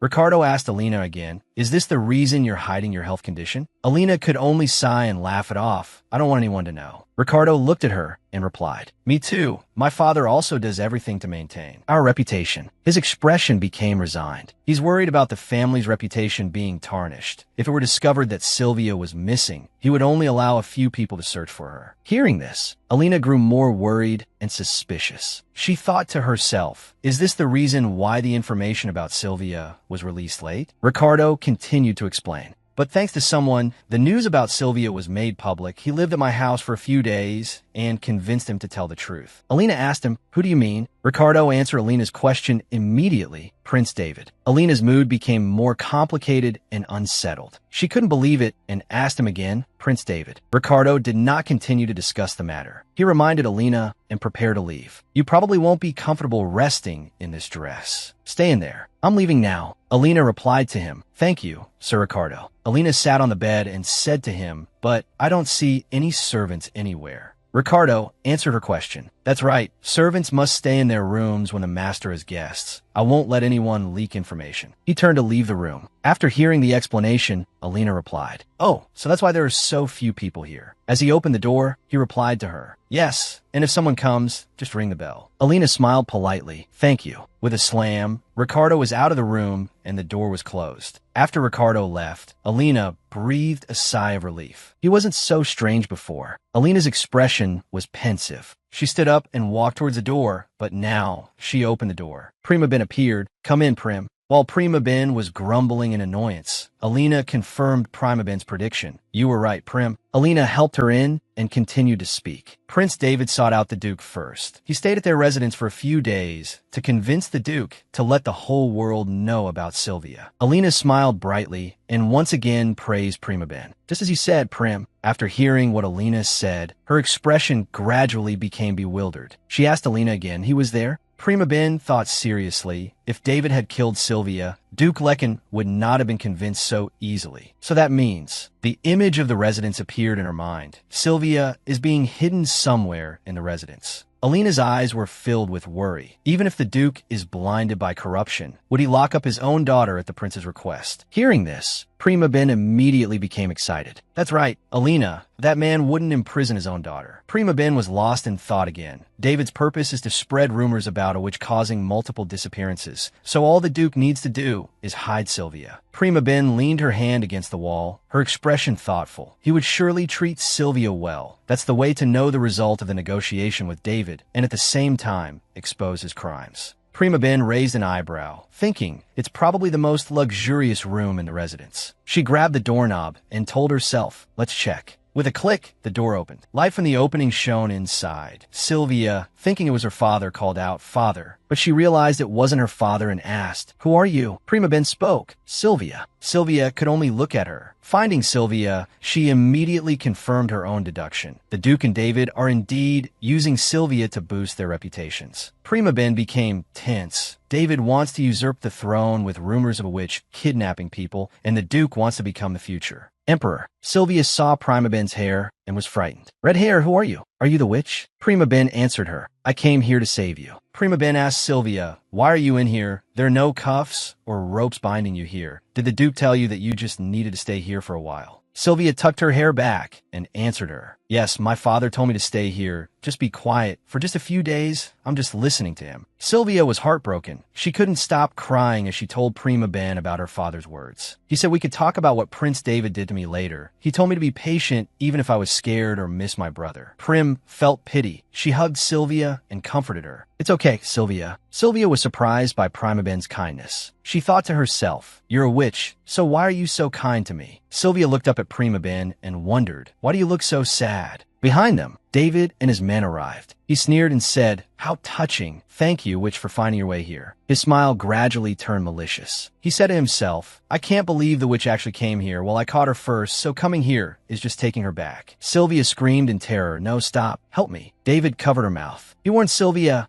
"Don't scream so loud." Sylvia couldn't form words, only able to make muffled sounds. David glanced at his subordinate and reminded him, "What are you waiting for? Drag her away quickly." Prima Ben was seized by the men. She resisted. "What are you doing to me? Let me go." David's men restrained her. "Stay still." David gave a contemptuous smile. He sneered at her and he thought to himself, "It's a good thing I came to check on Sylvia when Ricardo brought Alina to her room instead of the carriage." He laughed scornfully at Prima Ben and praised his own plan. Everything is going perfectly. A few days later, in Rinces's study, David smiled sarcastically and asked Rinces, "Your Majesty, isn't it true that your witch is gone? Missing?" Rinces angrily questioned him. "Was it you, David?" David smiled as if to suggest he was harmless. "Not at all, Your Majesty. She came to me on her own, and more importantly." His smile became more wicked. "I think we should hold a birthday celebration for the Emperor, shouldn't we? I want to open the castle gates." A flash of anger appeared in Rinces's eyes. He asked him why on that day. David raised an eyebrow and said with a smile, "I will return your woman." Rinces became somber. "Is that what you want?" David answered immediately without thinking. "Yes." Rinces closed his eyes tightly. He reluctantly had to accept his offer. "Fine, then I grant you permission." David had achieved his goal. He thanked Rinces and left. "Thank you, Your Majesty. I'll be going." He turned towards the door and didn't forget to raise his hand in a farewell gesture to Rinces. He thought happily to himself, "If I had known it would be this easy, I would have snatched that witch from him long ago." Thump, thump. David left the room. Iviano asked him, "How did it go, David?" David replied, "He gave permission." Iviano asked David again, "That easy?" David bowed and answered him, "Of course. What other choice did he have? He must have realized he's worse at running the kingdom than you." He raised his hand to his chin, mocking himself. "Exactly, very clever. I should have named you success from the start." Hades, standing nearby, questioned inwardly. He agreed to David's condition without asking anything more. How strange. In the bustling streets, people were coming and going busily. Stalls lined both sides of the road, attracting many people to look. On a street corner, many people gathered to chat. "What? They're opening the palace gates? Even for commoners like us?" "Yes, I told you so." From within the crowd, Sophia, Rinces's mother, and her wet nurse Ria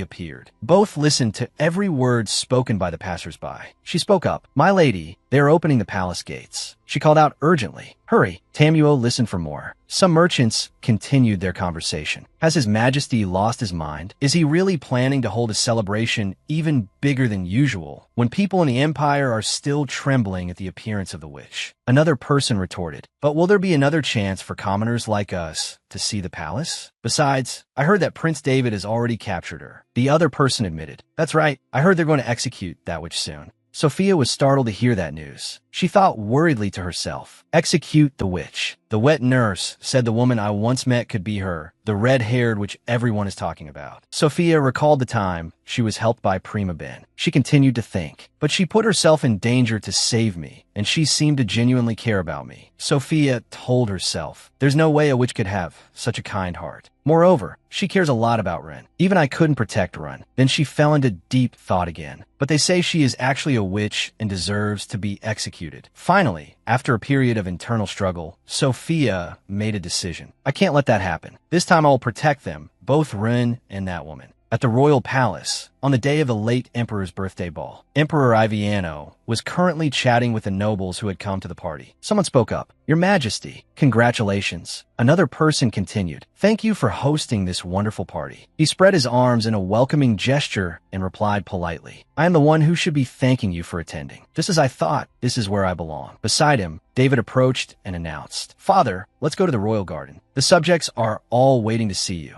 Iviano laughed loudly and replied, Haha, all right, let's go. He smirked triumphantly. This position never belonged to Run. It has always been mine. David extended his hand to guide Iviano. This way, Your Majesty. They both laughed loudly, truly like father, like son. Behind them, Ricardo, with a face full of anxiety, stared at the two of them. He replayed his father's words in his mind. Ricardo, this is for the good of the Empire. You understand what I'm saying, don't you, my son? He clenched his fist. This is the best I can do for my late sister. Suddenly, a voice called from behind. Sir Ricardo. He turned his head in annoyance. It was Alina. She asked, have you had time to think about it? About the things you witnessed that day, flashing back a few days at Duke Lekin's residence. Ricardo opened the door to the room with a bewildered expression. In the room, David saw him and asked irritably, Sir Ricardo, did Alina voluntarily agree to take the carriage? Ricardo answered fearfully, yes, I thought she would be more comfortable in a room, so I escorted her to one of our guest rooms. David asked suspiciously, really? Then we'll have to end the meeting here. Tell everyone to go home. With that, he walked to the door and went out. Watching David's retreating figure, Ricardo wondered, why did he leave so quickly? He immediately thought, I should follow him, and then he tailed David.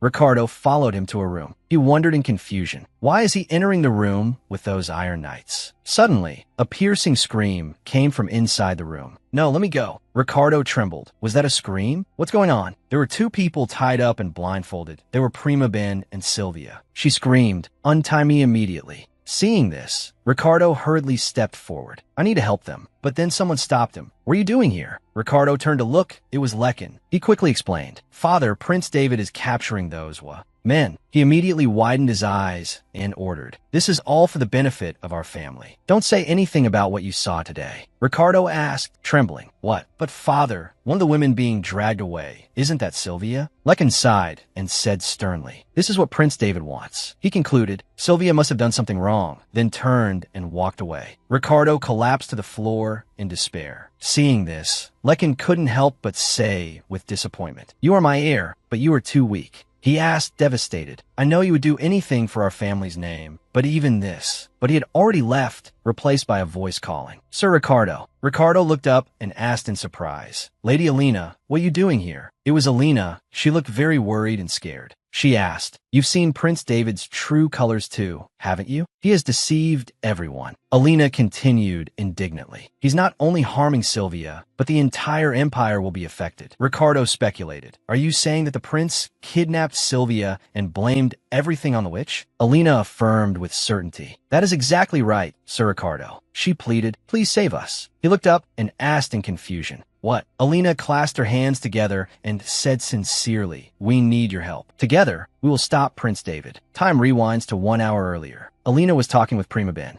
Prima Ben curiously asked Alina, Alina, what kind of person is Sir Ricardo? She quickly expressed her good impression of Ricardo. He's quite different from Duke Lekin. He is very kind. The word that best describes him is probably compass, cyanate, but he can't go against his father's words. Prima Ben listened attentively, her expression pensive. She rubbed her chin, processing the information. In that case, it might not be a bad idea to include Sir Ricardo in the plan. Alina was a little skeptical, looking at Prima Ben. What do you mean, Prim? Prima Ben immediately broke into a radiant smile. She asserted confidently, if he went to Rin for help in finding Sylvia, he surely doesn't even know where she is now. Let him see. We will show him where his little sister, whom he has been searching for every day, is being held. Alina was still a little hesitant. Have you thought this through? Back to the present. Ricardo bowed his head, his face darkening. I'm sorry, Lady Alina, but Alina quickly cut him off. Prince David will find a way to kill Sylvia. He will erase her from this world. Hearing these words, Ricardo's hand clenched into a fist. He will surely do that to spread the rumor that the witch kidnapped Sylvia. Hearing this, Ricardo's eyes widened, his face set with determination. I will help you for Sylvia.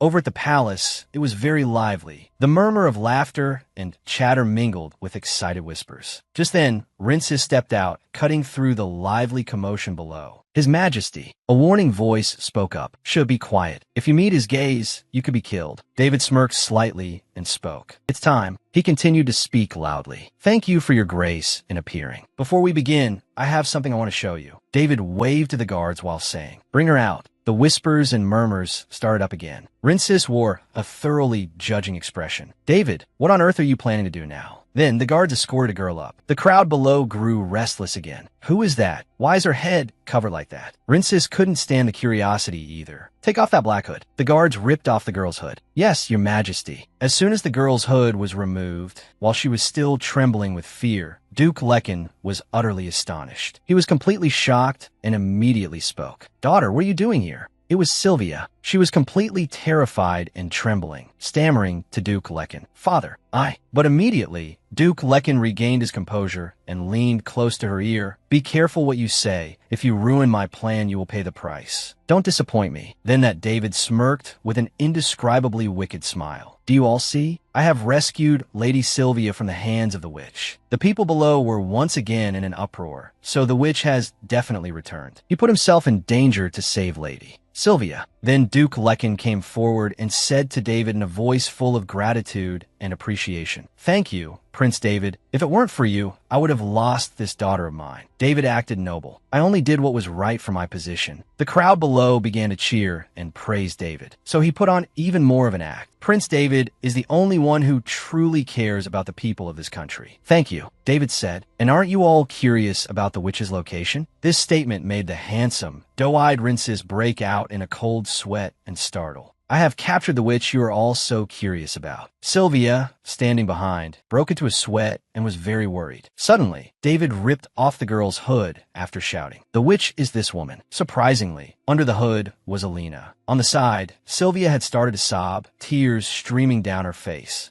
Stunned and completely shocked, Alina's father was utterly bewildered, calling her name. Alina. Alina ran into her father's arms. Her father, still bewildered, reached out to hug his daughter and gently asked, Alina, what are you doing here? The crowd below had another round of gossip and lively whispers. Does that mean Alina is the witch? It's true she supports the emperor, but is she really a witch? The words from the crowd below made Rinces even more confused and bewildered, not knowing what to do. Then he also spoke up. Prince David must have misunderstood something. Then he turned to ask Alina, Lady Alina, what is the meaning of this? Still too frightened, Alina couldn't compose herself and could only lean on her father's shoulder and sob. Father, I was scared. Alina's father also gently comforted her. It's all right, Alina. Tell me what happened. Finally, Alina slowly regained her composure. I went to Prince David because I had something to tell him, but he suddenly covered my head with a cloth. Then she hugged her father again, burying her face in his shoulder and continuing. And he threatened to hurt me if I didn't keep it a secret. Hearing this, her father angrily gritted his teeth. Immediately after, David started to break out in a cold sweat and quickly made excuses. I didn't do that. What are you talking about? A sword was swung, held right at David's neck, scaring him out of his wits. The one who did it was none other than the handsome Rinces. He asked in a very cool manner, is Lady Alina the witch you mentioned? And Alina was also less afraid. She began to speak again, and Prince David was not the only one there. Alina delivered the final blow. Duke Lecken was also there. What a twist. Duke Lecken turned purple with anger at being exposed. Lady Alina, may I have a word with you? But her father immediately held his daughter tightly. Duke Lecken, take your hands off my daughter. A father's love is truly as warm as the sun. Knowing he couldn't use force, old Lekin resorted to dirty tricks and sabotage. Come to think of it, you are very close to the witch, aren't you? And you're doing this to help her? He asked with an impossibly insolent expression. The crowd must be thinking why there's so much drama today, plenty to take in. Then Ricardo felt that what his old man was saying was wrong, and he spoke up. Father, what are you talking about? He couldn't stand his old man anymore, but didn't dare to say it, even for the family's reputation. How could he falsely accuse someone else? He bit his lip in anger, not want to hold back anymore. He would expose everything. He said, I saw it. He continued loudly. I saw my father and Prince David. Lock up Sylvia. Sylvia's eyes widened in surprise as she called out in a low voice, Ricardo. She yanked her arm away from Duke Lekin and said, Let me go. The old man didn't even have time to react, just stood there with his mouth agape. She sobbed, confessing everything. My father and Prince David did this to me. They locked me up and tried to deceive everyone that it was the witch's doing. The crowd below erupted in chatter and pointing. So the Duke locked up Lady Sylvia, his own daughter? My God, that's disgusting. Some people started to curse Duke Lekin. Old Lekin started to get scared out of his wits and began to try to justify himself. Sylvia, you must have been bewitched. What you're saying is absurd. Sylvia retorted with a determined and unyielding expression towards her father. You did it. You can't deceive me anymore. Fuming with rage, old Lekin angrily shouted at her. Sylvia, how dare you? He raised his hand quickly in a fit of rage. And smack, quick and dangerous, he slapped his daughter hard across the face. But a voice stopped the old man. Duke Lekin, that's enough. The voice continued to shout. Have you no shame? No matter how much you want power, how can you treat your own daughter like that? The old Lekin immediately looked up, anxious and worried. That voice belonged to none other than the handsome Rincis. He looked at the old man coldly and sharply. Now it was Ricardo's turn to speak. Your Majesty, on behalf of my father, I plead guilty. He continued to confess. My father tried to rebel against the empire. He tried to justify his actions by saying you were bewitched and had become neglectful of the country. That is why he locked up Sylvia and spread the rumor that she was kidnapped by the witch. Ricardo explained everything. Old man Lekin's face turned pale, and he began to panic. That bastard betrayed me, and I had no other choice. Let the great betrayal begin. He did a complete 180 and turned to blame David. He pointed at David and justified himself. I was following Prince David's demands. He continued to speak. I am not at fault, Your Majesty. He threatened to kill Sylvia. Suddenly, he slowly sank to the ground, continuing to whisper. If I didn't listen to him, he continued, Please forgive me, Your Majesty. On the other side, David, seeing him turn like that, could only smirk. The smile vanished. David's face froze as the sword was once again swung to his neck. What is going on here, David? David sweated more and more, growing more tense. Rincis ordered, Explain yourself. David spoke to Duke Lekin. Lekin, tell the truth. I will reveal what you did to the Empress if you continue to lie. David just realized he had misspoken. Well, this life is over for you, David. David panicked and was struck dumb in that moment. Rincis turned to glare at David, asking in a cold and dangerous voice, What were you about to say? David was panicking and thought to himself, Damn it, I didn't mean to talk about Rincis's mother. What a catastrophic blunder.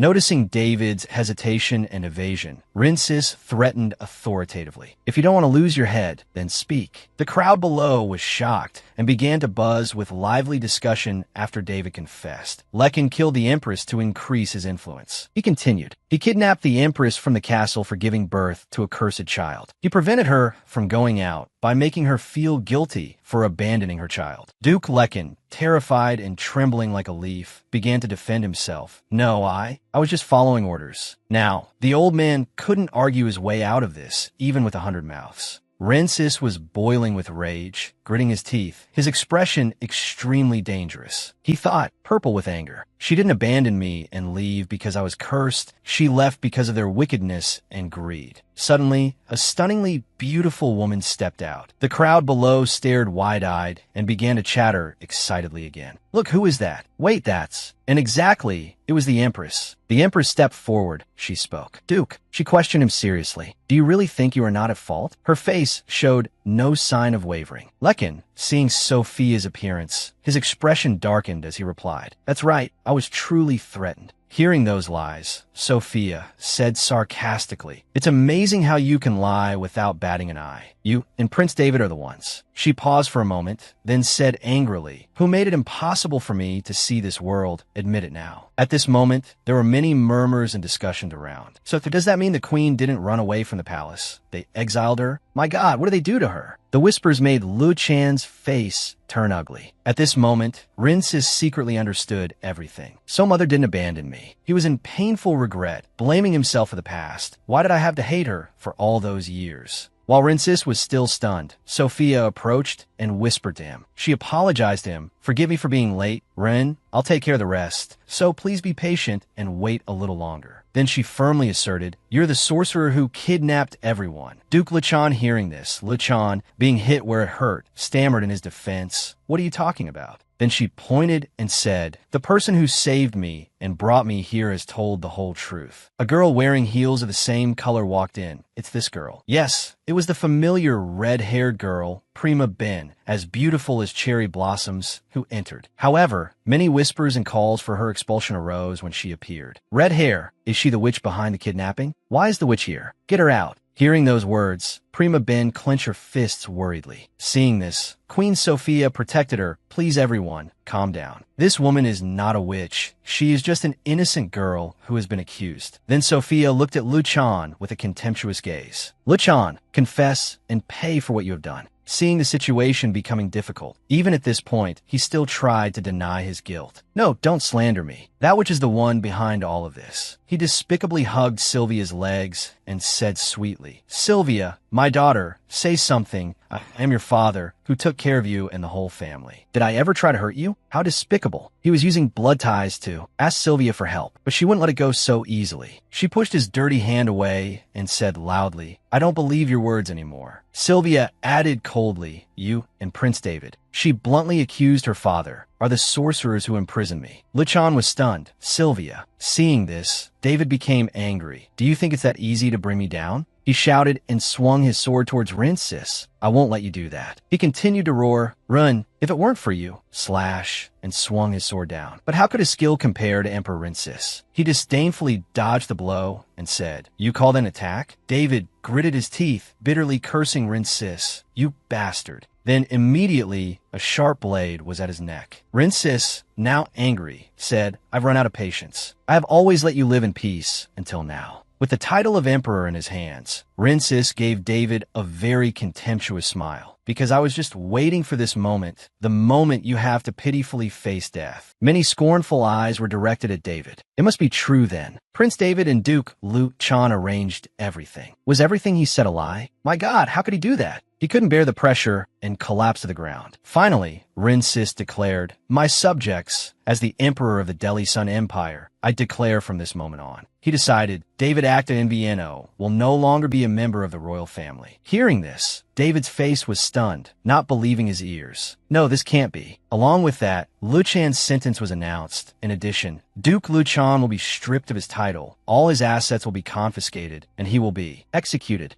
However, Rinsis frowned and glanced away. He thought punishment is fine. Sophia was frowning sadly beside him. He thought with a heavy heart for his mother. But how can I make up for my mother's years of humiliation? But it seemed he still couldn't accept the truth. So he turned away. Besides, I also need time to accept her. After the truth about David and Luchan was exposed, everything seemed to have returned to its proper order. Rinsis thought, but where did Invieno disappear to? There's no way he didn't know about David's plan. Then he thought firmly about the appropriate punishment Invieno must receive. I must expose and punish him for those despicable schemes. But he is hidden like a mouse. While he was pondering, a knock on the door was heard. Knock, knock. He replied, "Come in." It turned out the person who interrupted Rinsis's train of thought was his mother, Sophia. She was quietly peeking from behind the door as she entered. She walked worriedly towards Rinsis. "Run, what can I say?" Then she blamed herself for not being with him during difficult and dangerous times. "I was gone for too long. And now to suddenly reappear as your mother, you must not be happy to see me." Sophia was lost, not knowing what to do to make it up to him. Where should I start? Rinsis was the first to speak. "Is it true? Rinsis asked her sadly. Do you hate seeing me that much? Why haven't you come to see me all this time? Hearing that, Sophia quickly denied it. She said with a choke in her voice, I felt ashamed. She took the blame on herself for being too cowardly, ashamed of being a mother who abandoned her own child, and I ran away. Then, mother, that sacred call rang out, making Sophia astonished. She asked emotionally, did you just call me mother? Rinsis continued, I'm fine. That sentence somewhat eased the anxiety of Sophia. At this moment, Rinsis continuously shared with his mother, I can see everything. I can see the color of your eyes, which I thought was black. Rinsis made Sophia feel both heartbroken and regretful. I'm not disgusted at all, and even though I was cursed, you shouldn't feel guilty. He reassured his mother, so she wouldn't have to carry the weight of her guilt in her heart anymore. After that, the mother and son happily hugged each other, because you have returned. So I don't mind that you were once forced to leave me for a while, but please don't abandon me again. Night came as the full moon shone brightly in the sky. A strange sound was heard in the palace corridor. Clack. Surprisingly, Invieno was the mouse sneaking around the palace. He tiptoed while cursing. Damn it, I was once the emperor. How could things end like this? He said resentfully, if the people find out that I ordered the kidnapping of others for my collection and framed that witch, forget about retaking the throne. I'll be killed on sight. He sighed. Where's had it gone now? He continued, I need to destroy this evidence, referring to the mysterious boxes neatly arranged on the shelf. I don't know what it is that makes him so scared. He thought, it's painful to have to destroy something so beautiful, but I can't let Rin find it. I must destroy them quickly before someone appears. Invieno pushed the door open, clack, and he keenly noticed the room was better than usual. But not paying too much attention, Invieno lit a fire. The fire spread, burning the entire large room.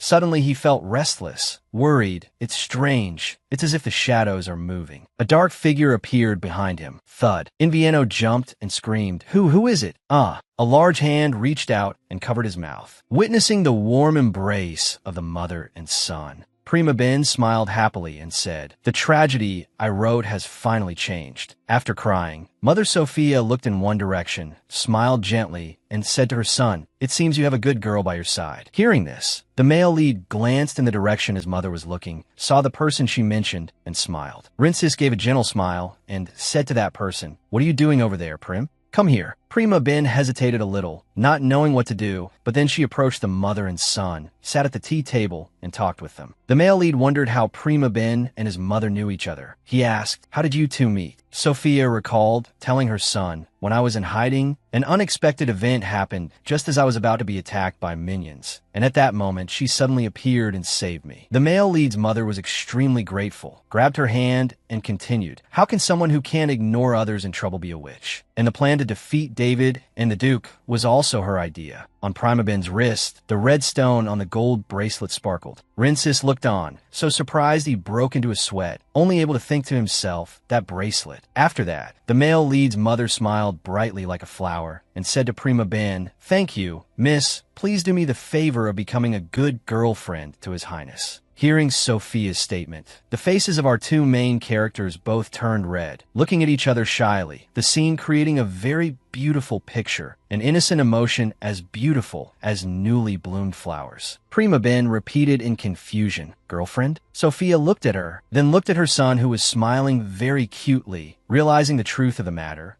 She reacted like that. Perhaps they aren't really in a relationship yet. But Rin seems very infatuated with her, because his eyes are looking at her so adoringly. Thinking that, Sophia chuckled, coming up with a very good idea. I should give the two of them some privacy, then decided to act on it. I've been a third wheel, I'll be going now. Prima Ben could only jump up hastily, wanting to escape the strange atmosphere with the male lead. I'll take my leave as well. But at that moment, he gently tugged the flared sleeve of her dress with his finger and asked, can't you stay a little longer, Prim? The male lead's mother wanted to matchmake the two of them. Feeling very satisfied with her son's attitude and initiative, she smiled and persuaded Prima Ben. That's right, you two must have a lot to talk about. The male lead, satisfied, held the hand of the girl he loved and said to Sophia, thank you, mother. At that moment, Prima Ben's face was beet red. Not knowing what else to do, she could only sit there quietly with him. Rinsis touched her fair wrist, where the bracelet with the red stone was now adorned, and curiously asked Prima Ben, "When did you get this?" Her shyness had not yet subsided. She answered bashfully, "This bracelet was given to me by Marion, your nanny, 5 years ago. The queen told her to give it to a suitable person, but I don't know why she gave it to me. I've had it since I was 16, so I don't really remember." Rinsis looked at her face, which wore a strained smile, then leaned down and placed a kiss on the back of that hand, thinking to himself, "She has kept my mother's memento for so long. Prim is not just destiny, but also a miracle that belongs to me." He had one more thing he wanted to ask Prima Ben. "Have you ever fiddled with this bracelet and thought of me while we were apart?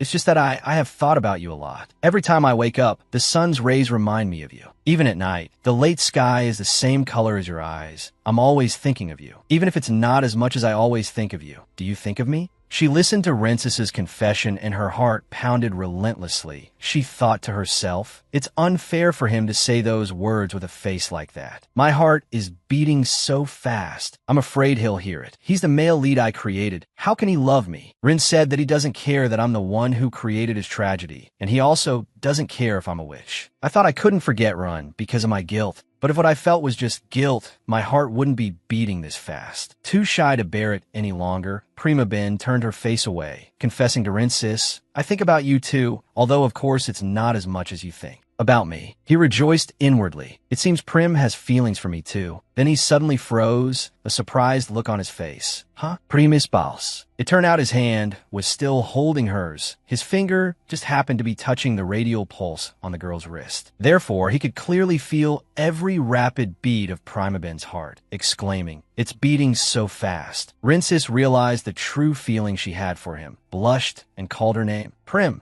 Rinsis was a little agitated by this truth. He said tremblingly, "You can't look me in the eye. You keep holding your breath and biting your lip. Is it because you feel the same way I do?" Prima Ben blushed again, replying, She hesitated. I don't know how I feel about you anymore." Hearing that, Rinsis became pensive. "You don't know?" Then, as if he had decided something in his mind, he looked at her firmly and said, "I will try harder. I will try to make you like me." Having said that, the male lead took her hand again and placed another kiss on it. After that, with a distant look, Rinsis continued, "Therefore, Prim," but he was interrupted by someone knocking repeatedly on the door from outside. "Your Highness, I have urgent news." Standing outside the door, the person reported, "We have punished the nobles according to your orders." The private moment between the two was interrupted by the urgent news, causing Rinsis's face to darken. He could only sigh and say, "Very well, I'm coming out now." But he didn't forget to take Prim's hand to say goodbye before leaving, implying to her that he wanted her to wait for him to continue their unfinished conversation. "I'll be back, Prim." As they were walking, Rinsis, now in full royal attire, asked the attendant beside him, "Did anyone resist?" The other person answered, stammering, "No, but we found the former emperor, but he..." The attendant's face had turned ashen, but Rinsis didn't have enough patience. He urged, "Speak up, what about him?" The attendant replied, "It's very difficult to explain." Clearly, the male lead was not satisfied with the attendant's roundabout way of speaking. He cut him off directly. "Lead the way. If you stutter again, I'll cut out your tongue." Glared at by Rinsis, the attendant could only apologize. "Forgive me, Your Highness." The two of them walked through a long corridor. The male lead was pensive. "I've searched the entire palace, but still haven't found Ivieno. He must be hiding very well, just like a timid mouse." Arriving at the location, Rinsis met two knights standing in front of the door. They said, "Your Highness, please open the door." Inside, Ivieno was sitting there, his face turned to the side, muttering something under his breath. Rinsis stood watching for a long time, wondering, what is he muttering? His eyes were cold, devoid of any light, as if soulless, saying, "This is all that bastard's fault. I simply wanted to protect beautiful things. That's all." Rinsis gritted his teeth, looking at Ivieno with annoyance, thinking to himself, is he pretending to be insane to stay alive? Then he sighed, turned to the two guards and said, "Take him away." The two guards bowed respectfully. "Yes, Your Majesty." The two guards immediately pulled him up. "Get up." Ivieno staggered to his feet, muttering, "I mean, it's all over, it's really over." He smirked a pained smile, half conscious, half delirious, muttering incessantly, "I was deceived, that bastard deceived me. I've been found out, so it's really all over." In contrast to his miserable appearance, Rinsis was cold, his eyes filled with a deadly look as he continued to command, "What are you wasting time for? I said, take him away." The two guards dared not delay and immediately replied, "Understood, Your Majesty, please forgive us."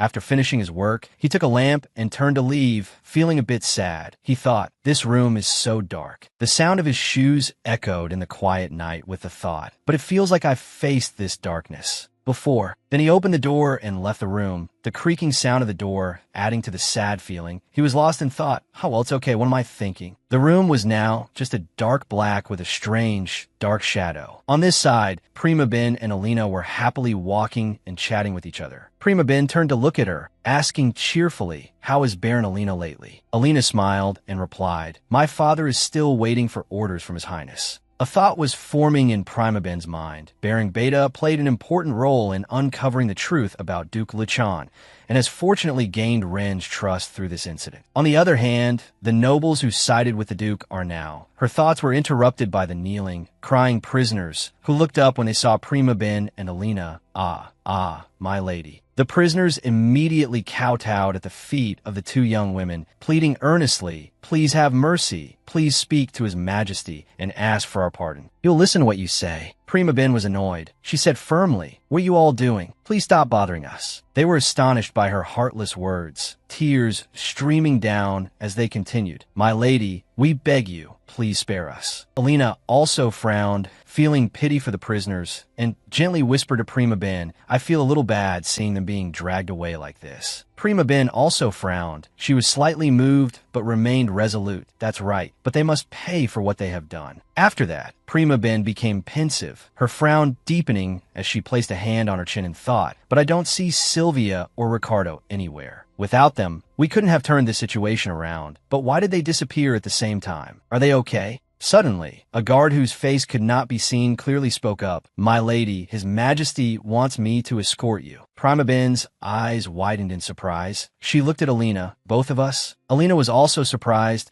and asked Prima Ben back, what are you thinking about? In a forest with many tall trees lined up in rows, there were a few people in black cloaks, their faces barely visible. Someone was preparing to leave. Could it be? Prima Ben suddenly ran up and grabbed the wrist of one of the people in black. It turned out to be Sylvia. She asked hastily, as if afraid of losing this chance. Sylvia? What is happening, Sylvia? Sylvia quickly pulled her black hood down to cover her face. And once she was safe, she began to speak. We will live in seclusion from now on. His Majesty has shown mercy. Prima Ben was surprised to hear Sylvia speak, thinking to herself, Ren showed mercy? Sylvia's eyes filled with tears. She continued to speak with pain and regret. The people will think we are dead, of course. Then, Prima Ben's memories replayed some past events. Duke Luchan and his children, Ricardo and Sylvia. So death was unavoidable. But Ren helped Ricardo and Sylvia escape, as a final gesture of care for those who had once helped him. Breaking free from her memories, Sylvia cried while looking at Prima Ben with gratitude. Thank you for helping me escape the abyss and giving us a new path. Prima Ben smiled lightly when she saw Sylvia's gratitude and strong will to live. She silently thanked her in her heart. Thank you for your courage. Sylvia, remember to take care of yourself. Sylvia climbed onto her horse and turned away, leaving this place. Prima Ben stared in the direction Sylvia had left. She gently asked Alina, don't you want to say goodbye to Sylvia?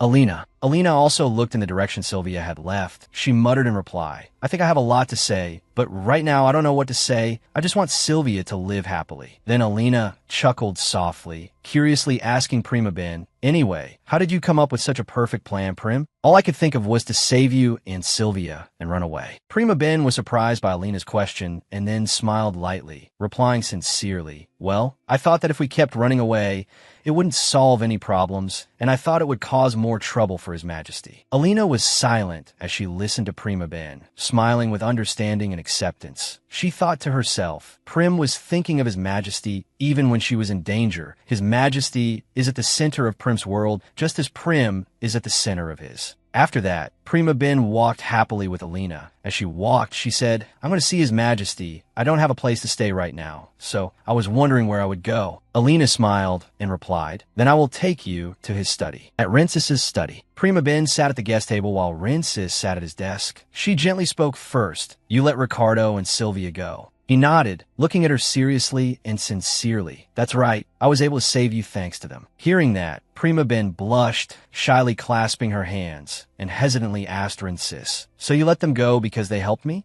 Rensis looked at Prima Ben's expression, thinking to himself, Prim is blushing while talking to me, just like last time. That's how I treated Prim 5 years ago. Suddenly, her eyes widened as she realized something, and she hastily asked him, "Would you be okay if I stayed here for a while?" She gave a forced smile while muttering self-deprecatingly, "I know, I'm not worthy to stay in His Majesty's palace. And no, but I'm not suspected of being a witch anymore." Rincis smiled gently at her and replied, his face lighting up as he confessed, "Who says you're not worthy to be here? You are the one I love." After hearing this, Prima Ben blushed, her cheeks puffing up in happiness, the one he loves. On the other hand, in the dungeon, a continuous muttering could be heard. Ivieno asked in a doubtful voice, trying to prove himself, "Something's not right. I did nothing wrong." Hadit suddenly appeared in the dungeon, startling Ivieno, who shouted, "Hadit, why are you here?" Ivieno, agitated, grabbed the 2 iron bars of the cell door, repeatedly shaking them as his voice grew louder. "You ruined everything. You said I would live forever if I got that face." Hadit laughed contemptuously upon hearing this. He replied calmly, "You have become extremely ugly, Your Majesty, but rest assured, I will make you better soon."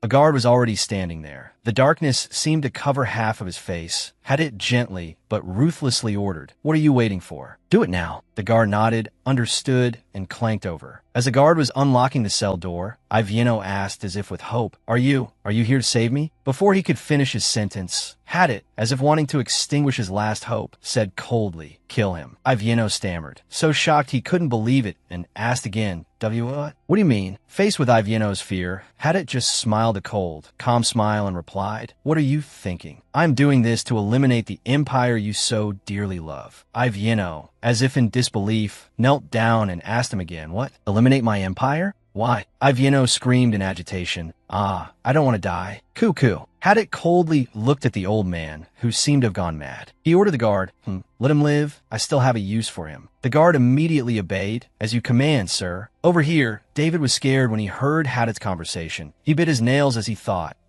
why is Hadit killing father? Never mind, this isn't important. I need to get out of this place first. Thinking that, he closed his eyes and spoke up. Don't kill me. If we cooperate, we can turn the tables again." Hadit's eyes glowed with a purple color, as if by some magic. He said mockingly, "You're despicable to the very end, David." Then he ordered, "Open the door." The purple in Hadit's eyes seemed to hypnotize Ivieno. He stood up soullessly. Hadit continued to speak arrogantly. Rincis was said to have killed his own family. What a shame. Did everything go wrong in this life? Because she didn't appear at all. Hadit looked towards Ivieno, his eyes icy as he said, "Everyone thought Rincis killed his family. What a pity. Or perhaps the story of our past life will be just like that." He suddenly laughed, as if mocking his own previous statement. He continued, talking about a past life, as if it was a long time ago. In the previous life, when Hadit turned back time, Rincis was a tyrant trapped in a black and white world, hating everything in this world. Immersed in the flashback,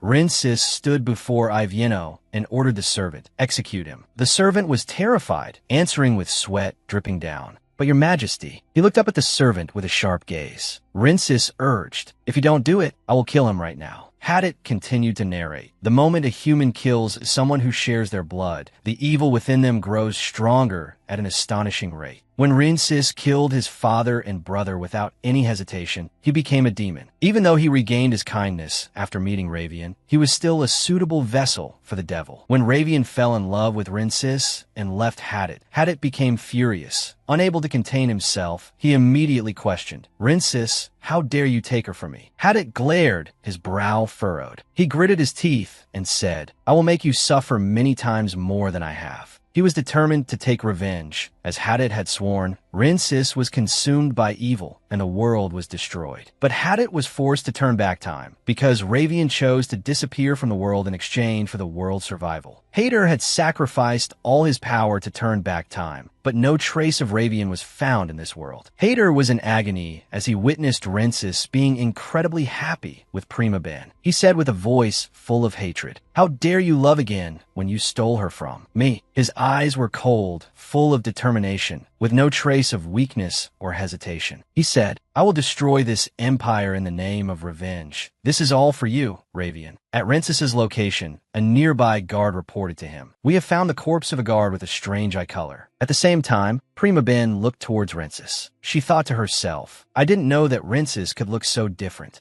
So the thing that impressed him was me. As his eyes glanced over, she instinctively took a step back. Surprisingly, he paid her no mind. Rincis even smiled. His smile was like a sunbeam, radiant and warm, brightening the entire space around him. Seeing this, Prima Ben was startled. Her eyes widened in astonishment as she looked at Rincis. Soon, she became flustered. Does he think I was spying on him? Seeing Rincis keep approaching her, she placed a hand on her chest, her eyes wide as if she couldn't believe what she was seeing. Huh. She looked up behind Rincis. She thought, is that one of the dead guards that was mentioned? Rincis immediately glanced in the direction Prima Ben was looking. And Hong Time, two hands blocked her. Don't get too close. Prima Ben remained resolute. I want to check a few things. Rincis was unshaken, replying to her. No, it's not a pretty sight. Hearing this, Prima Ben couldn't help but feel helpless. She looked at him with a pouting expression. She said, I just need a minute, Your Majesty. At the same time, her eyes changed color, glowing strangely. Rincis was surprised. As if not believing his eyes, he thought to himself, Prim sighs. He turned back, looking at the guard with his usual cold eyes. He ordered, I will hear the rest of your report later. Take the body away. As soon as he finished, he immediately turned back to his current concern, Prim. Rincis stared into her eyes, thinking to himself, Prim's eye color has returned to normal. Did I just see it wrong? Cutting off his train of thought, he took the initiative to place a gentle kiss on her forehead. Prima Ben was startled by Rincis's kiss. Her cheeks flushed pink like a newly blossomed flower. She jumped, shouting, What are you suddenly doing? Rincis didn't answer. He just smiled lightly. His hand reached out to gently stroke her head. There were too many people here just now. I'll let you see the body later. Prima Ben couldn't believe her ears. She asked again, Are you serious? Rincis replied softly, Yes, I promise. Without another word, he hugged her tightly, as if wanting to hold the most precious thing in his arms. He gently pleaded, as if trying to hold on. Let's stay like this for just a little longer. Suddenly, a knock came from the door. Knock, knock. Rincis turned towards the door. His eyes darkened. They just keep coming and going, he said as he sighed. A voice came from outside. Your Majesty, I apologize for. Rincis lost his patience. He said irritably, What is it? Seeing this, the guard faltered. He answered tremblingly, Yes, Lady Elena Gerbetta and her friends have arrived at the palace. They wish to see Miss Prima Ben. Hearing this, Rincis turned his eyes to Prima Ben. He thought to himself, Elena and her friends, she must have brought Michael and Gabriel with her. Hearing the announcement, Prima Ben smiled brightly. Her cheeks were still flushed. I think she came here with the people who helped me. Rincis was extremely annoyed. What terrible timing. Prima Ben saw Rincis's troubled expression. She gently took his hand to coax him. I'll be quick, Your Majesty. Rincis frowned. He reluctantly agreed. Fine, but promise you'll come back soon. Hearing this, Prima Ben's heart filled with joy as she agreed. I promise, don't worry. After getting Rincis's approval, Prima Ben's eyes widened like a fawn's, looking towards him as if expecting something. She said, Ah, and Your Majesty. As soon as she finished, she stood on her tiptoes. Prima Ben planted a very light kiss on his cheek. After her unexpected kiss, Rincis immediately blushed. Prim, this is... His hand unconsciously went to his neck, rubbing it lightly as if to hide his growing embarrassment. Prima Ben didn't answer his question, only replying, I'm leaving now. After rushing out, she blushed and let out a breath. Phew. Rincis smiled at her adorable embarrassment. She stood on her tiptoes, but this was the highest she could reach. So cute. Suddenly changing his mood, he shifted his concern to another matter. He said to himself, Anyway, besides that, I'm sure Prim's eyes were purple just now. I believe Prim is from another world, and I believe she is the creator of this world's story. This is the first time I've seen someone with purple eyes. He sat down, as if struggling with himself. But even if she is a witch, I can't push her away. Suddenly from outside came a knock on the door. Knock, knock. Rincis ordered, Come in. The guard entered, reporting in a panic, Your Majesty, the dungeon is empty. Rincis was startled and replied, What? He glared, his gaze as sharp as if to pierce through the guard. What do you mean? Explain in detail. The guard trembled and replied, We found the bodies of Prince David, Duke Luchan, and 3 other guards. Sir Hayter and the former emperor have disappeared. Someone helped him escape. Rincis was silent for a moment. Thinking, he asserted in a low voice, Someone is helping Ivino. Then he ordered the guard, Send men to escort Prim to a safe place. She will be in danger if she falls into Ivino's hands. The guard replied, Yes, Your Majesty. Rincis gave a serious order, his voice without a hint of hesitation. Don't tell Prim about this. The guard obeyed, understood. Suddenly he chuckled to himself, wondering, why did I ask him not to tell Prim? I'm acting as if I'm trying to cover up what Prim did. And don't let Zeta know about this either. Rincis remembered his father. Father killed our half-brother and disappeared. I can't let the child know about this terrible thing. Alina brought Zeta to everyone, surprising them all. This is the third prince. Zeta, Michael, Gabriel greet him. Zeta smiled and said to everyone in the room at that time, "Hello, Michael. Gabriel, I heard you two are friends of Prim. It's a pleasure to meet you." Michael and Gabriel replied in unison, "Yes, Your Highness. It's a pleasure to meet you." Both of them seemed quite scared. We were very worried because he is the tyrant's brother, but he is so adorable. Everyone heard a knock-knock and looked out to see the guards blocking Alina at the door, arguing. His Highness said to come another time. Please excuse us. She asked what? You're saying I can't see Prim anymore? The guard replied, that is correct. Prince Zeta said to the guard, Lady Alina is not a stranger. She has helped His Majesty before. The guard could only reply with a face that was 3 parts helpless, 7 parts like 3. Yes, Gabriel's voice rose. Then I think we're the only ones here who need to leave. Michael looked at her blankly, only able to say her name. Gabby. Gabriel continued, we may be outsiders, but Lady Alina is not. If it weren't for Lady Alina, His Majesty would not have caught those who conspired treason. Gabriel pulled Michael's hand. Let's go, Michael asked. Gabby, aren't you worried about Prim? Gabriel replied as she walked, I am. That's why we have to leave now. The knights won't let Prim and Prince Radha go anywhere. They will check if Prim is safe. The carriage stood still in the palace courtyard. After getting into the carriage, the two sat opposite each other. Gabriel spoke, let's just wait for Lady Alina. Whispers came from outside. Michael speculated, Gabby, I think those butlers out there talking. About Prim. He pressed his ear against the glass window to listen. I heard that Prince Radha painted her eyes purple in some of the pictures he drew as a child. The person next to him let his mouth wander. What purple eyes? Isn't the person who cursed His Majesty also have purple eyes? Hey, speak softly. What if someone else hears? Michael was worried. The god we worship also has purple eyes. Gabriel also agreed. That's right, the only one with purple eyes. Michael suddenly realized, so, is that true? He then remembered Prim's words. Ah, and I also understand how everyone feels when my eyes turn purple. Then he told Gabriel, Gabby, the first time Prim came to the temple, she said that sometimes her eyes turn purple. Gabriel was stunned. What? Why are you only telling me this now? Michael replied in confusion. I thought she was joking. It didn't make any sense. How could she have purple eyes? Gabriel broke out in a cold sweat, asking Michael back, do you think the Emperor knows? The two looked at each other with serious expressions. If the Emperor knows Prim's eyes are purple and thinks she's the witch who cursed him, the two said together, he will kill Prim. Then Gabriel spoke again, we have to save her. Michael asked blankly, what? How? We can't get inside the palace. Gabriel said with a very experienced look, there's a passage that no one knows about. We'll take that way. An old, white, worn-out window appeared. This is the window.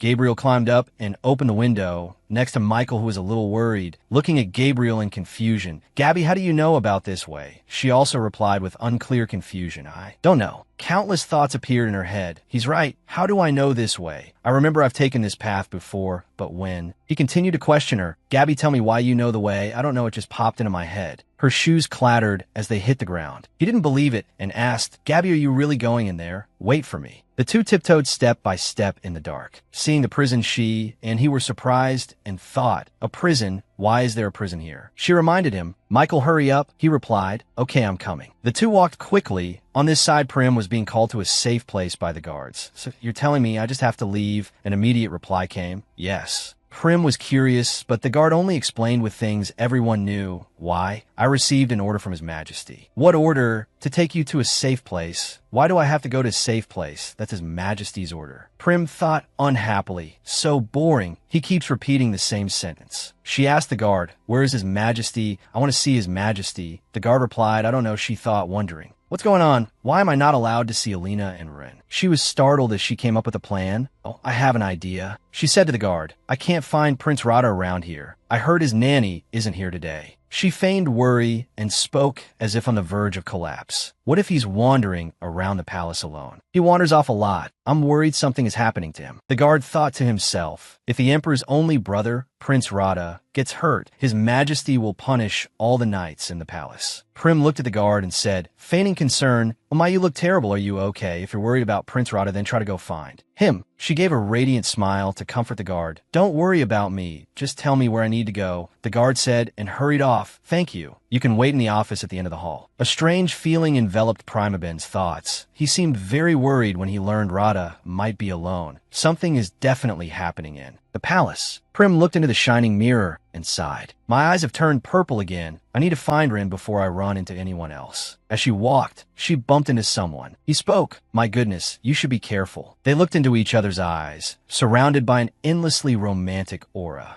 While supporting her waist, he asked, are you okay? She said softly, Hater. Prim thought fleetingly. Isn't he Ivino's aide? I heard he was already imprisoned. Her eyes shone with a sparkling purple light, causing Hater to stare for a moment. He couldn't help but exclaim in surprise, your eyes. She blinked, not understanding, and said, excuse me, what's wrong with my eyes? He replied calmly. I knew there was something very strange. Sensing trouble, Primaben stammered in reply. What are you talking about? Hater grabbed her hand tightly, as if afraid she would run away. He suddenly interrogated her. How do you have her power? She resisted with all her might. Let me go. Hater struck Primaben on the back of the neck, aiming to subdue her. So annoying. Prim fell into Hater's arms right after. A thought flashed through her mind before she lost consciousness. Oh no, I can't lose consciousness now. Prim looked at Hater, and behind him was the faint image of a white-haired boy. She murmured dreamily. Someone, in a gloomy place. Iron tools were hung all over the walls. Primaben began to wake up, blinking a few times. Everything started to become clearer. She suddenly realized the strange scene before her, was startled, and sat up in confusion, and couldn't help but worry. Is this a dungeon? Why am I here? She began to calm down a bit. She thought back on what had happened. I bumped into Hater while looking for Rensis, and he saw my eyes turn purple. Suddenly remembering the moment, Hater unexpectedly grabbed her wrist and said, how do you have her power? The question made her curious. Who was the woman Hater was talking about? She must have some connection to Primaben. In the quiet, silent space, besides the light from the lamp, a strange sound suddenly emerged. Pat, pat. Hater appeared, leaning against the door, looking at her with radiant purple eyes. You're awake. Suddenly, he gave a cunning smile. His brilliant purple eyes made others wary. My eyes. Do you know the reason I imprisoned you here? Primaben was a little scared, sweating. You're the one who cursed Rensis, but you helped the Emperor. His face was still dark and dangerous, his tone calm. Well, the reason is simple. It's for revenge, precisely, revenge for our past lives. Hearing what he said, she couldn't help but be surprised, but her fear continued to rise. His words only made her more panicked. What do you mean? Hater approached, slipping his hand through the gap in the iron bars, his hand grabbing her chin to make her look straight at his face. In a past life, the Emperor was also blinded by the desire for beauty, so he killed people to take the eyes of those victims. In the quiet dungeon, only his voice echoed, but when I cursed him, the Emperor stopped killing people. Below, his arm tightened with hatred. Instead, the 8th prince fell in love with the person I love. She listened intently to the story he told, and her love broke the curse. The only one who could break the curse for Rensis is his destiny. An image of Hater suddenly appeared, his face tinged with sadness, as if he were about to cry. Then he continued his story, so that woman really is his destiny. At that moment, over on this side, Ravian was raising her hand to rub her eyes, a little drool escaping her mouth. She suddenly startled, looking blankly at the person in front of her. Gabriel sighed, looking at Ravian with a helpless expression. Wipe your drool. The girl's expression suddenly changed. From looking sleepy at first, she was now full of life, radiating an aura. She said, drool, the bodily fluids of a non-saint, should be considered holy water. Ravian put her hand to her mouth, imagining an image of Ludic with an admiring face. Ludic tells us daily about the prosperity of the empire. She was happy, speaking gently. That's right, I am a lowly person born on the streets, but I am Ludic's preacher, so don't call it drool. In the warm sunlight shining through the window frame, Gabriel could only helplessly obey,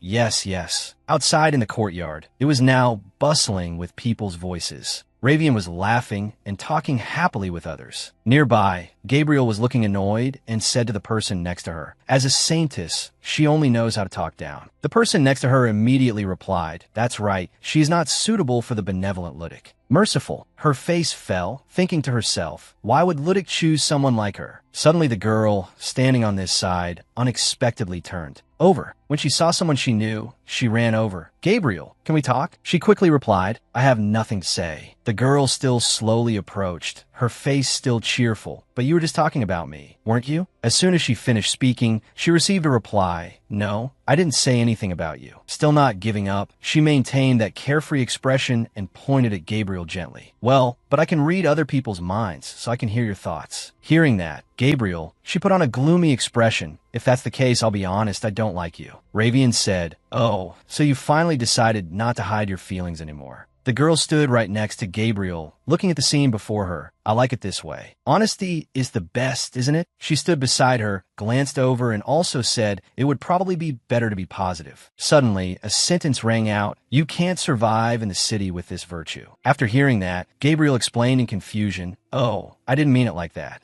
Ravian still had that gentle smile. No need to be flustered. I didn't mean anything by it, but if you really feel sorry. She nudged Gabriel's arm lightly. Can you smile when you talk to me? But the answer was not what she expected. That will never happen. Ravian had been smiling the whole time, with a positive attitude. That means you'll be with me forever. When those words were uttered, her face changed color. She glared at Ravian. She was about to leave when Ravian added, Just kidding. Don't worry. I'll be leaving soon, you see. I don't think I'm suited to be a saintess. Suddenly a voice rang out. What's this? I heard someone is about to leave. Ludik appeared, his face beaming with a bright smile. The girl was surprised. Ludik. Flustered by the recent moment, she stammered, Ludik approached, placing his hand on her head. Don't worry, I know you didn't mean it like that. There's no way you'd have thoughts of leaving. Her face darkened, afraid. He continued, right? She replied timidly, of course. Her expression hadn't changed, both apprehensive and awkward, thinking to herself, lately, sometimes Ludik's love is a bit over the top. Can that be called love? In her thoughts, his image appeared accompanied by surrounding chains. She continued to think, no, it's more like shackles. Then those chains shattered. No, she bowed her head shyly. After all she had just thought, she tried to push it aside. Who gave me the right to think like that? Trying to reduce the tension, she reassured herself. Ludik is just concerned about me. A few days later, at the temple, the sunlight shone down on this place, looking sacred and so peaceful. Suddenly a voice rang out, Hello, miss. Ravian pushed back a lock of hair and bent down to look at the speaker. Hello, ma'am. It's been a while. How have you been lately? The other person replied, Thanks to you, I'm fine. This is my son, Mago. A child stood behind her, his hands clasped, his face shy. After his mother mentioned him, the boy stepped out to greet her. Hello. His face was as red as a tomato. His mother continued, Mago has been chosen to become a royal painter, so he will be moving into the castle soon. So we wanted to receive your blessing first. The girl showed a surprised and delighted face. She said happily, Oh my, really? Isn't that a position that even a skilled adult painter would find hard to get? She looked at the boy. I heard the royal painter will have to live in the castle. Can this cute little child stay there alone? Then she placed her hand on Mago's head to pat it. I suppose the castle will be like. His mother smiled at that. Can you say a prayer for Mago, miss? I think he'll be less anxious if you give him your blessing. She placed Mago's hand on her heart. Of course, if it helps, I'll do it by all means. The boy looked at her, not yet over his initial shyness, his face now even redder. Her eyes widened, sparkling, gentle, and kind. Then the boy stammered, Thank you. Then he ran to hug his mother's skirt and whispered, The saintess is really beautiful. Then his mother placed a hand on his back, pushing him forward. Mago, we brought a gift for the saintess, remember? Go give it to her. The boy said softly, Saintess. He held out a rose. It's beautiful. The boy was nervous. Please take this. She took it, cradling it in her hands. Thank you. I've never seen such a beautiful rose. Like this. The boy smiled brightly. Really? Ravian hugged the fresh flower. She smiled and said, Yes, thank you so much. You gave me this flower to express your inner feelings, right? The girl thought happily I should put in a vase. Suddenly a voice called her name, Ravian. Ravian saw the man approaching and immediately spoke. Up, Ludik. He came closer to her and said, You seem to be happy. She also replied, That's right. A child named Mago gave me this rose. What a lovely child. Suddenly Ludik frowned. There are many roses here, ones that are much more beautiful than it. Ravian stepped back in confusion. She said bewilderedly, Yes, the flowers in this temple are very beautiful, but the most beautiful thing, I think, is the sincerity of that child. Hearing that, he looked at the flower and said, I see, if you say so. Who did you say gave you this rose? Ravian looked up at Ludic. She repeated the child's name. A child named Mago. He is the son of Count Mate. She didn't understand and asked him, "Why do you ask that?" Ludic looked at her and replied, "Ravian, you must share everything with me. I have a responsibility to keep your kindness from being corrupted. Can you do that? This temple is located deep in the forest, so that people don't go there on rainy days." Heavy. Because of this, Ravian often had to be alone. Ravian was sitting alone in the temple in a daze, when suddenly something rushed towards her, startling her into looking over. A hand grabbed Ravian. A hurried voice rang out, "Saintess." A woman was crying pitifully, crying as she spoke, "Please, please help me, I beg you." The woman looked like she was about to collapse. The two men beside her had to support her. The woman seemed to have lost her composure. She said, "My son Mago is missing." Hearing this, Ravian was astonished and quickly said, "Ma'am, what do you mean? Please calm down and tell me what happened." The woman couldn't hold back her tears. 2 streams of tears rolled down her cheeks. "I sent a letter to Mago, but it's been many days without a reply, so I came to this palace. But no one here has ever seen my son. But I remember very clearly bringing Mago to this palace." The woman collapsed, clutching at Ravian. Suddenly there were whispers. "What's going on? Another person missing?" 2 men were whispering to each other about the disappearance. "Isn't that Countess Mate? Now, even nobles are disappearing. At this rate, the empire will collapse." Ravian heard those words. She couldn't help but think in fear, missing the empire collapsing. Ravian looked towards the 2 people who were talking and whispered, "What is all this about? This is the first time I've heard about this." The woman cried, begging, "Father, please tell God what I have said." A man bowed his head solemnly and said, "I apologize. The empire is in a state of chaos, and the Mate family's case is very complicated, so the Countess is not thinking clearly." Ravian asked the man worriedly, "Is something happening in this empire?" The man frowned, looking at her with a strange expression. "You really don't know anything?" The girl said truthfully in confusion, "This is the first time I've heard about these things." Ludic never said anything. The 2 men in front carried the fainted woman away. "We will leave now. We apologize for this sudden intrusion." Ravian asked regretfully, "What, leaving already?" Ravian hurriedly called out, "Please come again when the Countess has recovered. I will wait." Ravian's face was uneasy. She was bewildered by what had happened. Ravian said doubtfully, "People are gradually disappearing, but why hasn't Ludic said anything to me?" She sat down on the bench, her hands clasped tightly in prayer. Ravian prayed with great reverence. A hand grasped the soft lock of her hair. A familiar voice rang out, "You rarely visit me first. To what do I owe this pleasure?" Ravian spoke up. "Countess Mate came here today, and I heard about the recent disappearances happening in this empire." Ludic listened to her attentively. Ravian continued to speak. "Why am I the only one who knows nothing about this? All the other priests and nuns know. You knew about this too, right?" Ludic frowned and muttered, "I told them to keep it a secret." "Who told her?" The space in the temple suddenly darkened, with only a few slivers of light illuminating both their faces. Ludic looked at her and thought to himself, "How can I calm her down?" Ravian said worriedly, "Is the Emperor starting to collect people's bodies again?" Ludic smirked menacingly. She's become quite sharp." Ravian trembled more as she spoke. "You do that to obtain beauty?" Only to see Ludic nod, he whispered, "I had hoped you would stay here forever, living in fear." Ravian shot up. She said loudly, "This is terrible. We have to find out what's going on." Ludic suddenly called her name, Ravian. Ludic sat on the chair, his face calm as he thought to himself, "All she needs to do is stay in this temple that I created like a sweet rose in the garden." Ludic's face darkened slightly. He said, "You know that I cannot interfere in the lives of humanity, even though I am a major god. And you must also know that I need you, because I cannot appear before them." Ravian nodded in understanding. She continued, "But you said you could turn back time. You could save everyone by going back to when the empire was cursed." Ludic cut her off. "Ravian, resurrection requires a great price." He stroked Ravian's head with his hand. "Turning back time doesn't help change that." Suddenly his eyes flashed purple. A strange power enveloped them both. He stared at Ravian and said, "Don't worry. I love this empire just as much as you do. I'll think of a way." With just a whoosh, Ravian's eyes lost their focus. She was dazed and silent. Suddenly Ravian fainted. Ludic caught her with his hand. He said, "So don't worry about anything and forget what you heard today. You just need to stay by my side like a beautiful rose." Ludic picked her up and said to himself, "You finally forced me to use this power." It's unknown when Gabriel had appeared. She said, "Ludic." Hearing his name, Ludic asked, "Do you have something to say, Gabriel?" She clenched her fists as if trying to hold back, and then spoke, "No, I do not." Hearing this, Ludic let out a cold laugh, then go. Gabriel bowed and said, "Yes, have a good evening." She turned her back,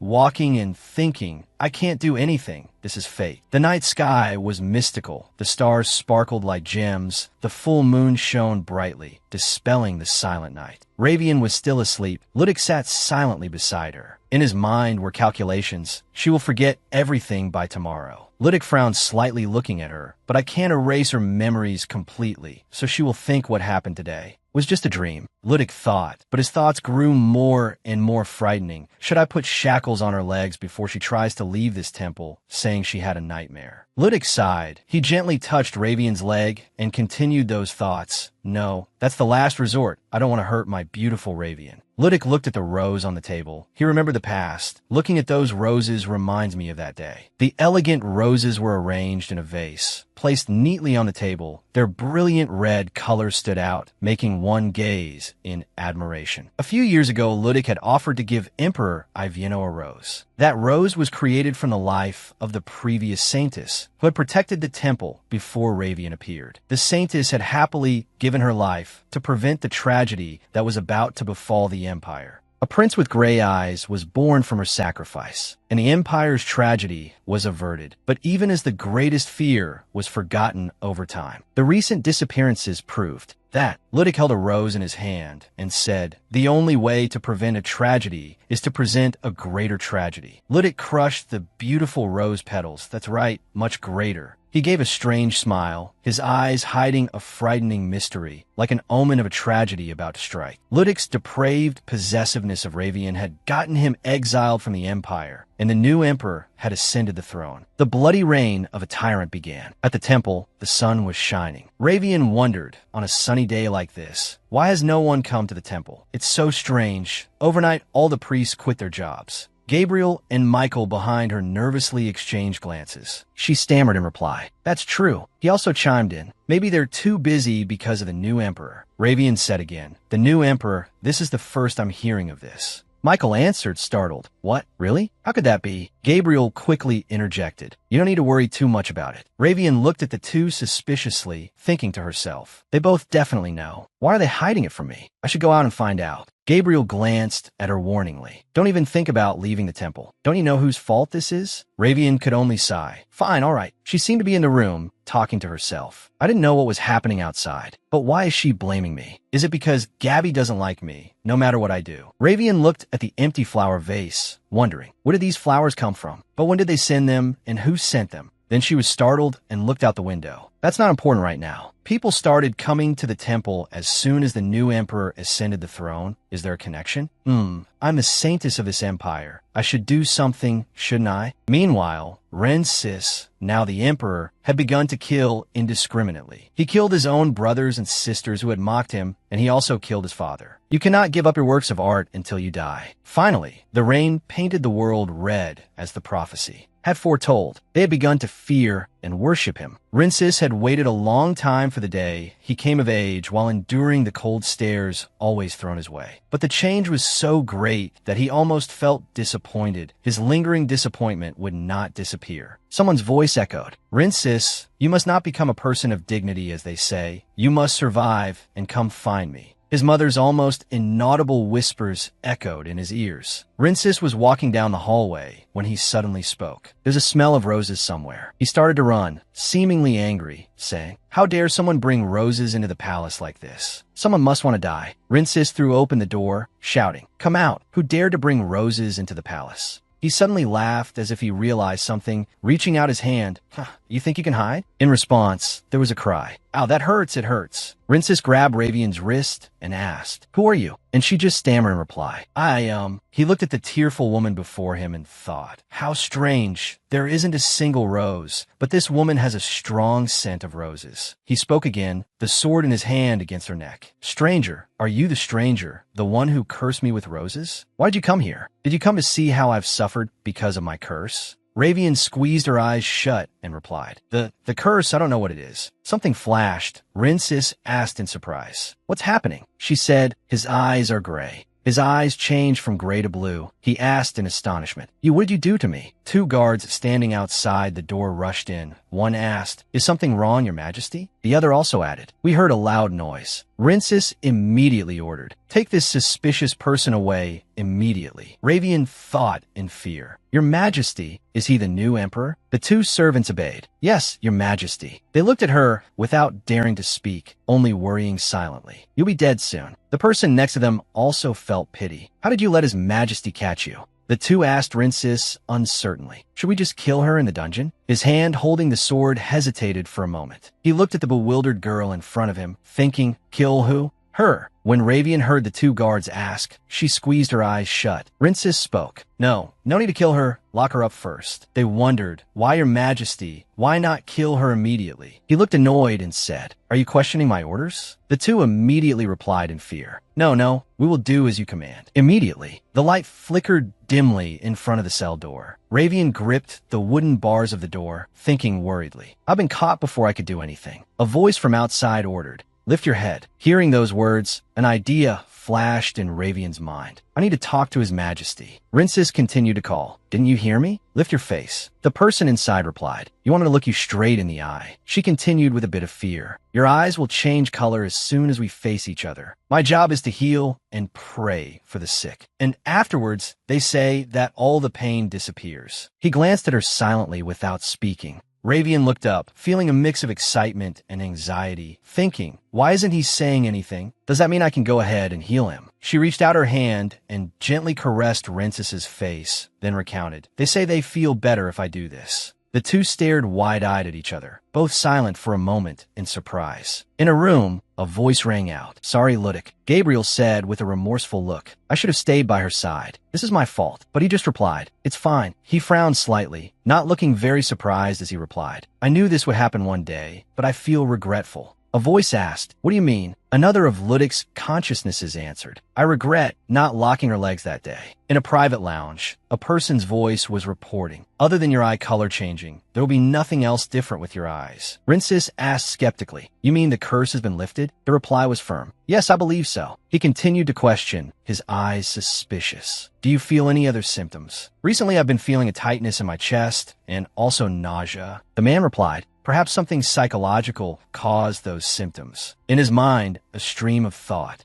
Chest tightness and nausea. That's almost like the signs of someone newly in love, a tyrant and first love. What a ridiculous combination. He looked towards Rincis. He waved his hand slightly and said, "That's enough. Take the doctor out and bring that woman here." Ravian walked forward trembling, asking cautiously, "Your Majesty, you called for me?" Rincis seemed to notice, asking back, "Are you trembling?" He looked at her, continuing to speak. "Well, do you have something to say?" As if she had been waiting for this question for a long time, she quickly replied, "Please don't kill me. I will heal you." Rincis looked on, bored, still listening to her continue. "Your Majesty, please keep me by your side." With that, Ravian reached out to touch his face. He didn't avoid it, just asked back, "What are you doing?" She answered hesitantly, Healing you." Ravian quickly added, "This will help you get better." Inside, her thoughts were swirling. If I say this, will he keep me by his side? That way it will be easier for me to find out what's happening in this empire. Rincis looked at her and said, It's changing." Ravian also looked back at him and asked, "Should I continue?" Rincis didn't answer, just closed his eyes as if in silent agreement. Both Run and Ravian had gradually fallen for each other. Every day, Ravian would go to Rin's room on time to treat his eyes. Rin would often express his misery and ask her to try looking straight into his eyes, and Ravian would caress Rin's face tenderly. They both understood clearly that treating his eyes was just an excuse, but no one stood up to say it. Ravian was gently rubbing the corner of his eye when Rin suddenly asked, "When will you stop caressing my face?" Hearing this, Ravian's face flushed red. She said shyly, "Then today's treatment is over." As soon as her hand left, he forcefully grabbed it. "Don't you know? I'm just pretending to be sick." His eyes were earnest, pleading with her. "Please just come to my side without the excuse of treating my eyes. I'm begging you." Seeing Rin like this for the first time, Ravian anxiously reassured him. "Your Majesty, please don't cry." Hearing these words, Rin was startled, he thought. "Am I crying?" As if understanding his thoughts, Ravian said softly, "Crying isn't just about shedding tears. Being with you all these days, you have always been crying just like this." He smirked with a self-deprecating smile. "A tyrant shedding tears? How ridiculous." Ravian giggled. "Don't you like the way I soothe you?" As if afraid Ravian would leave, Run grabbed her small hand. No, I like the way you soothe me, so please continue. Night fell. The sky wore a cloak of sparkling stars. On the large bed, Rin rested his head on Ravian. He suddenly exclaimed, "You have the scent of roses." She replied shyly, "There are many roses blooming where I live. Maybe that's the reason." Hearing this, Ren also replied slowly, "I see. I used to always hate roses. I thought roses were the reason for everything I went through." Hearing Ren mention the past, Ravian's face gradually darkened. I need to tell him the whole truth. I have to tell him that I am currently serving the god who cursed him. Lost in thought, Ren suddenly looked up straight into her eyes. "But thanks to you, I have now fallen for roses." Ravian gently stroked his hair. She replied in agreement. People often use roses to confess their feelings to others. They confess love,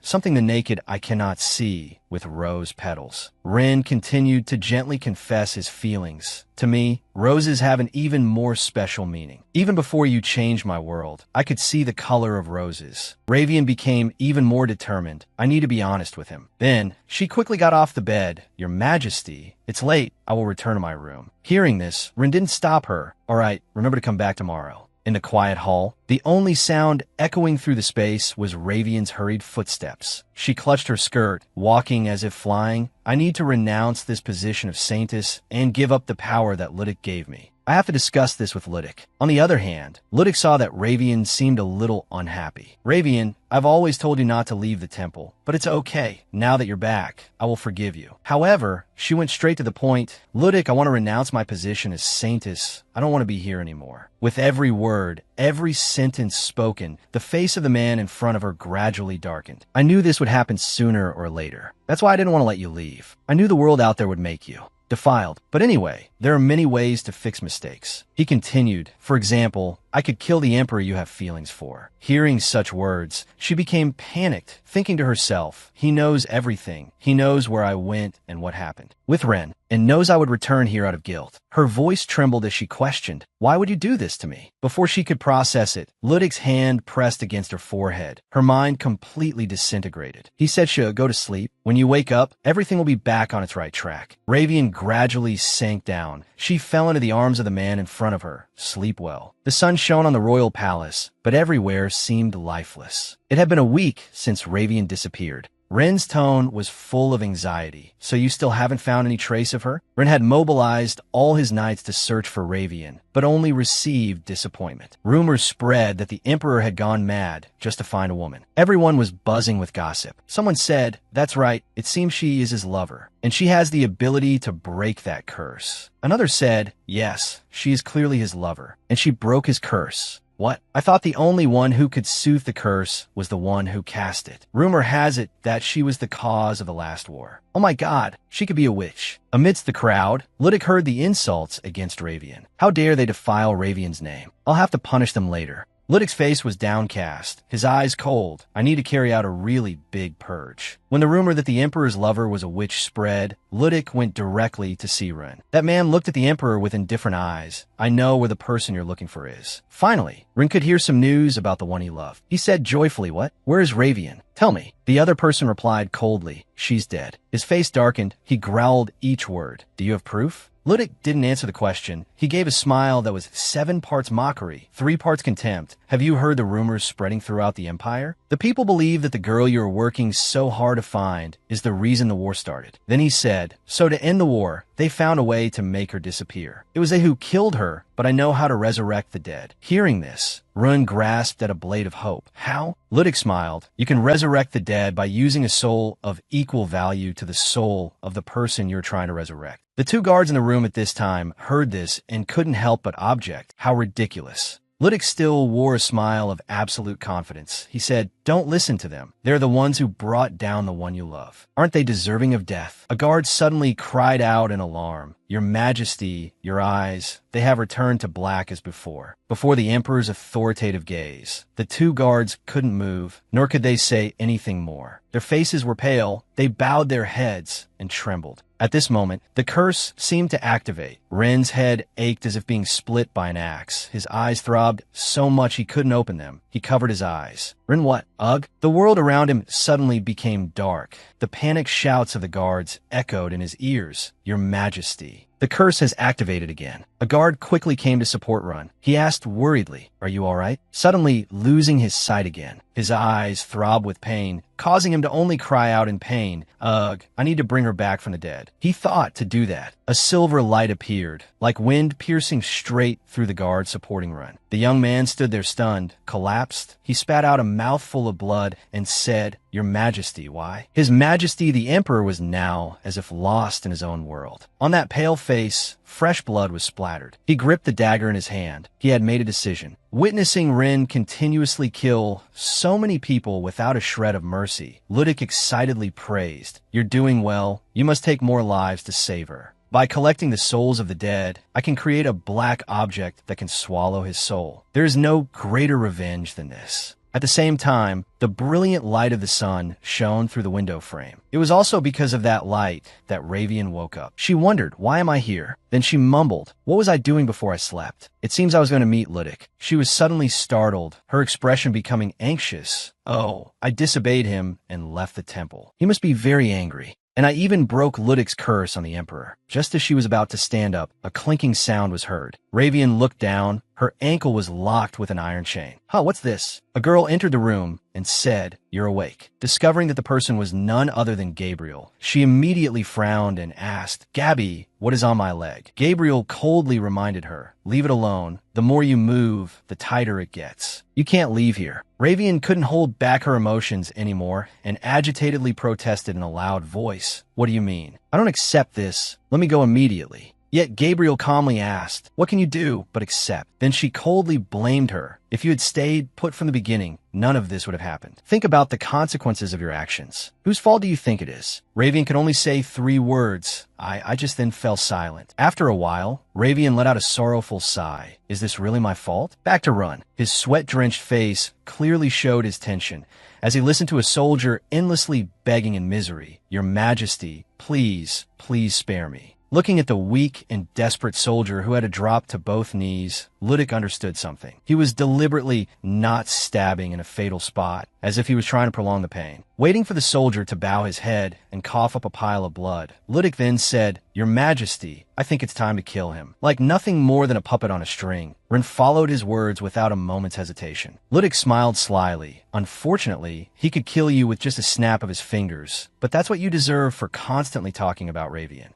The black shadows are slowly gathering together. How many more does he need to absorb? Shifting his gaze to Rensis, who was panting heavily, he asked, "Are you tired, Your Majesty?" Rensis shook his head slightly and replied, "Not enough yet. I need to absorb more." Even though his hands had started to show signs of trembling, he still managed to ask, "Ugh, how much longer do I have to do this?" This question made Ludic frown and think to himself, his reason hasn't shattered yet. It's as if he's holding on by reason. Maybe it's due to the remnants of the power Ravian used to break the curse. Then he answered, "We need more souls to bring her back. We need more deaths." His unfocused eyes gradually closed. Streams of purple magic flickered continuously and wrapped around him. Then he raised the sword covered in dark red bloodstains again. Knowing he had succeeded again, Ludic smiled and praised Rensis. "That's it, Your Majesty, you are doing very well." At the same time, he was also determined in his heart. "I need to paralyze his reason. He will drown the kingdom in blood and destroy it. Once Ravian sees him like that, she will come to hate him and return to me, and we will be together again." When he thought of this, Ludic involuntarily imagined a scene of him and Ravian laughing and talking intimately with each other, and that was the great desire deep in his heart. Not long after, Ludic went to a suitable place where he could see almost the entire town. He stood there and thought, "What will you think, Ravian, when you see this kingdom fall? She has a soft heart. Maybe she will cry. Who cares? I can wipe away those tears." Just at the moment when he put on that despicable face, again, Gabriel appeared and asked, "Ludic, you want to see me?" Retracting his sinister smile, Ludic nodded and replied, "Bring her.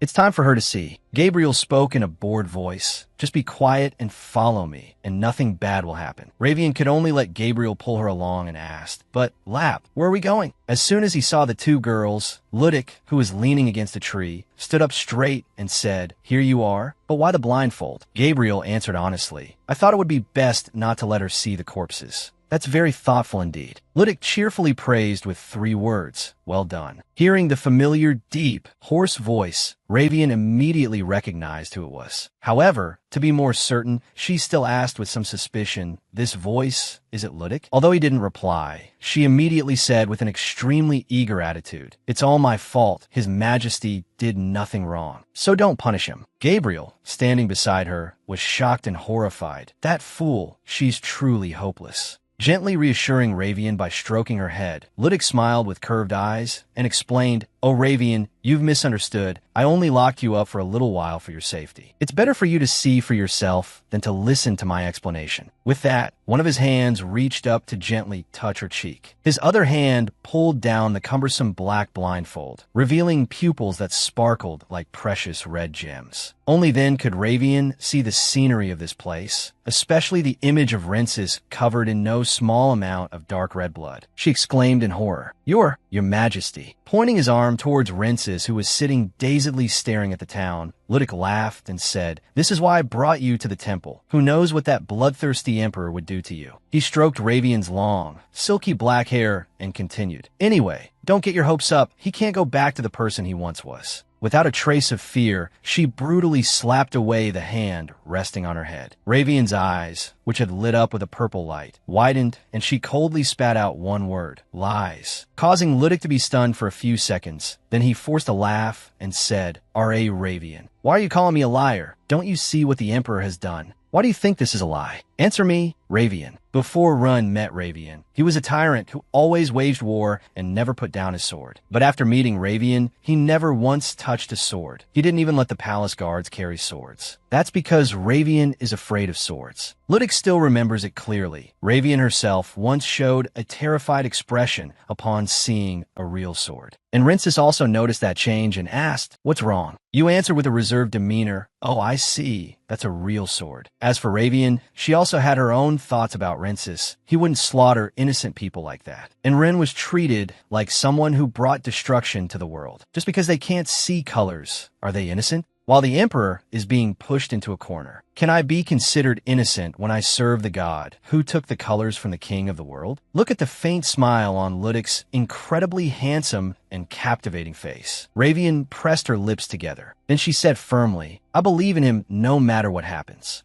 Ludic heard this and just laughed, saying, "You're enchanted by him, Ravian." His eyes looked with hatred at the one who made the person he loved change, thinking to himself, if it weren't for him, Ravian would have obeyed my command, but I can't just kill him easily. Ludic turned to Gabriel and gave an order. "Gabriel, take Ravian to the castle dungeon." Her face showed some disagreement, but she hesitated before obeying. "Yes, sir." Ravian stood there, her expression a little bewildered. She asked, "Ludic, what do you mean the castle dungeon?" He took her hand, gently reassuring her, "This is all for your own good. Don't you see?" She refused fiercely, "No, I'm not going anywhere." Seeing that Ravian wouldn't obey, Ludic resorted to his old method of forcing her, thinking, "You're forcing me to use this power again." Threads of energy seeped in her mind, making Ravian drowsy, and oh, I can't lose consciousness right now. Although Ravian tried to resist, it was insignificant. In the end, she fell into Ludic's arms, sinking into sleep. Gabriel, tired of watching their tangled love affair, blurted out, "Aren't you going to erase her memories? Wouldn't it be easier to erase her memories like last time? You can make Ravian forget everything, even how she left the temple." Michael, standing behind, was startled. "Gabby, why would you say that?" In contrast to him, Ludic didn't pay much mind and just smiled in reply. "Calm down, Michael. Gabby is right, but I intend to use this opportunity to teach her a lesson. She needs to know what happens when she disobeys my orders." Ludic looked up, no longer elaborating, "So before everything is settled, keep an eye on her for me. Is that clear?" His smile was angelic, but his whole being was that of a beast in human form. Michael quickly went to hold Ravian, saying firmly, "Yes, we understand. Please rest assured." Ludic replied with satisfaction, "Very good, Michael. I trust you can handle this task." After assigning the task, Ludic turned to Run, thinking now, my revenge truly begins. Gabriel stood pensively, watching her master. What is he thinking? Is he planning to do something crazy? No. Why would I dare to question the actions of God? My thoughts don't matter. What matters are Lord Ludic's thoughts. However, her heart was still filled with disappointment. But I feel so bad for Ravian.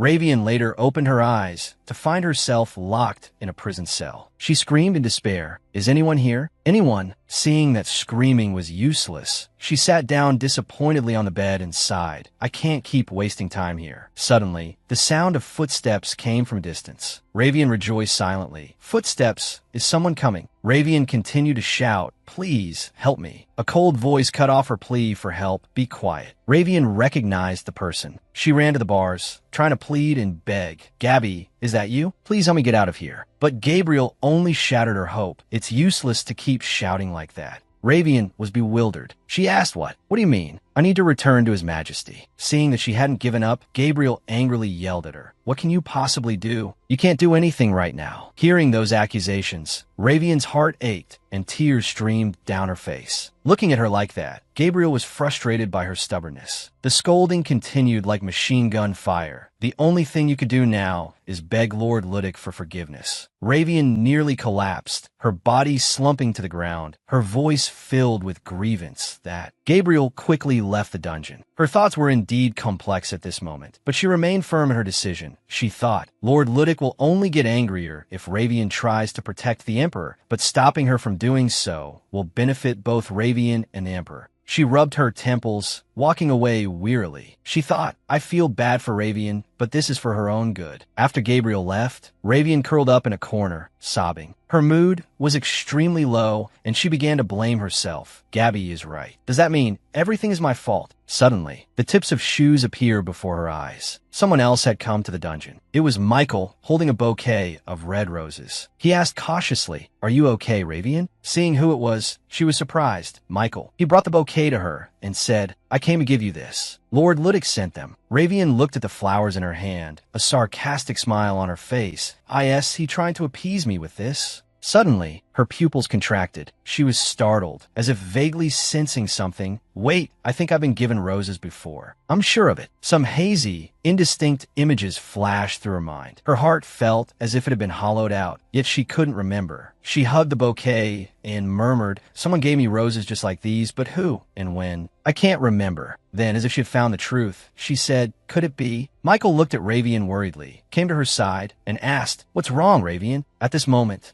she suddenly looked up at the person before her. With a serious face, she questioned him to resolve her own doubts. Michael, is it true that Ludic has erased my memories before? Michael hesitated. Well, seeing his reaction, everything became clear to her. Her voice grew more certain. I'm right, aren't I? He has erased my memories before. Then she asked him again, Michael, do you think Ludic loves me? Her large, pitiful eyes looked at him. She asked weakly, Do you think imprisoning the one you love is true love? Tell me your own thoughts. As she spoke, she raised her hand, and without a sound, streams of light appeared, surrounding her. She commanded in a stern voice, And give me the key. I know you have it. Michael's composure shattered. His whole body seemed to sway. He was shocked. Ravian, how can you use this power? She herself was also surprised, thinking, Do I still have some of Ludic's power? A glimmer of hope flashed in her eyes. She knew she had to seize this chance. Then I can use this power to get the key and escape from here. Michael seemed to know her intention, and his heart skipped a beat. Elsewhere, under the influence of the curse, Rin was still on a mad killing spree. Wherever he went, fresh blood stained the ground red. With every swing of his sword, his breathing became more labored. His mind was at war with itself. One side thought, Is this really the way to bring Ravian back to life? The other side couldn't stop the slaughter. He was nearly exhausted, his whole body collapsing, yet he still unconsciously called her name, Ravian. Ludic was confused at what's happening. Why hasn't he been devoured by the shadow entities yet? He should be writhing in pain and begging me to kill him by now. From a distance, a voice suddenly called out, Your Majesty. Ravian rushed over, shouting in a strained voice, trying to wake her up. Wake up, Your Majesty. Ludic was surprised to see that small figure.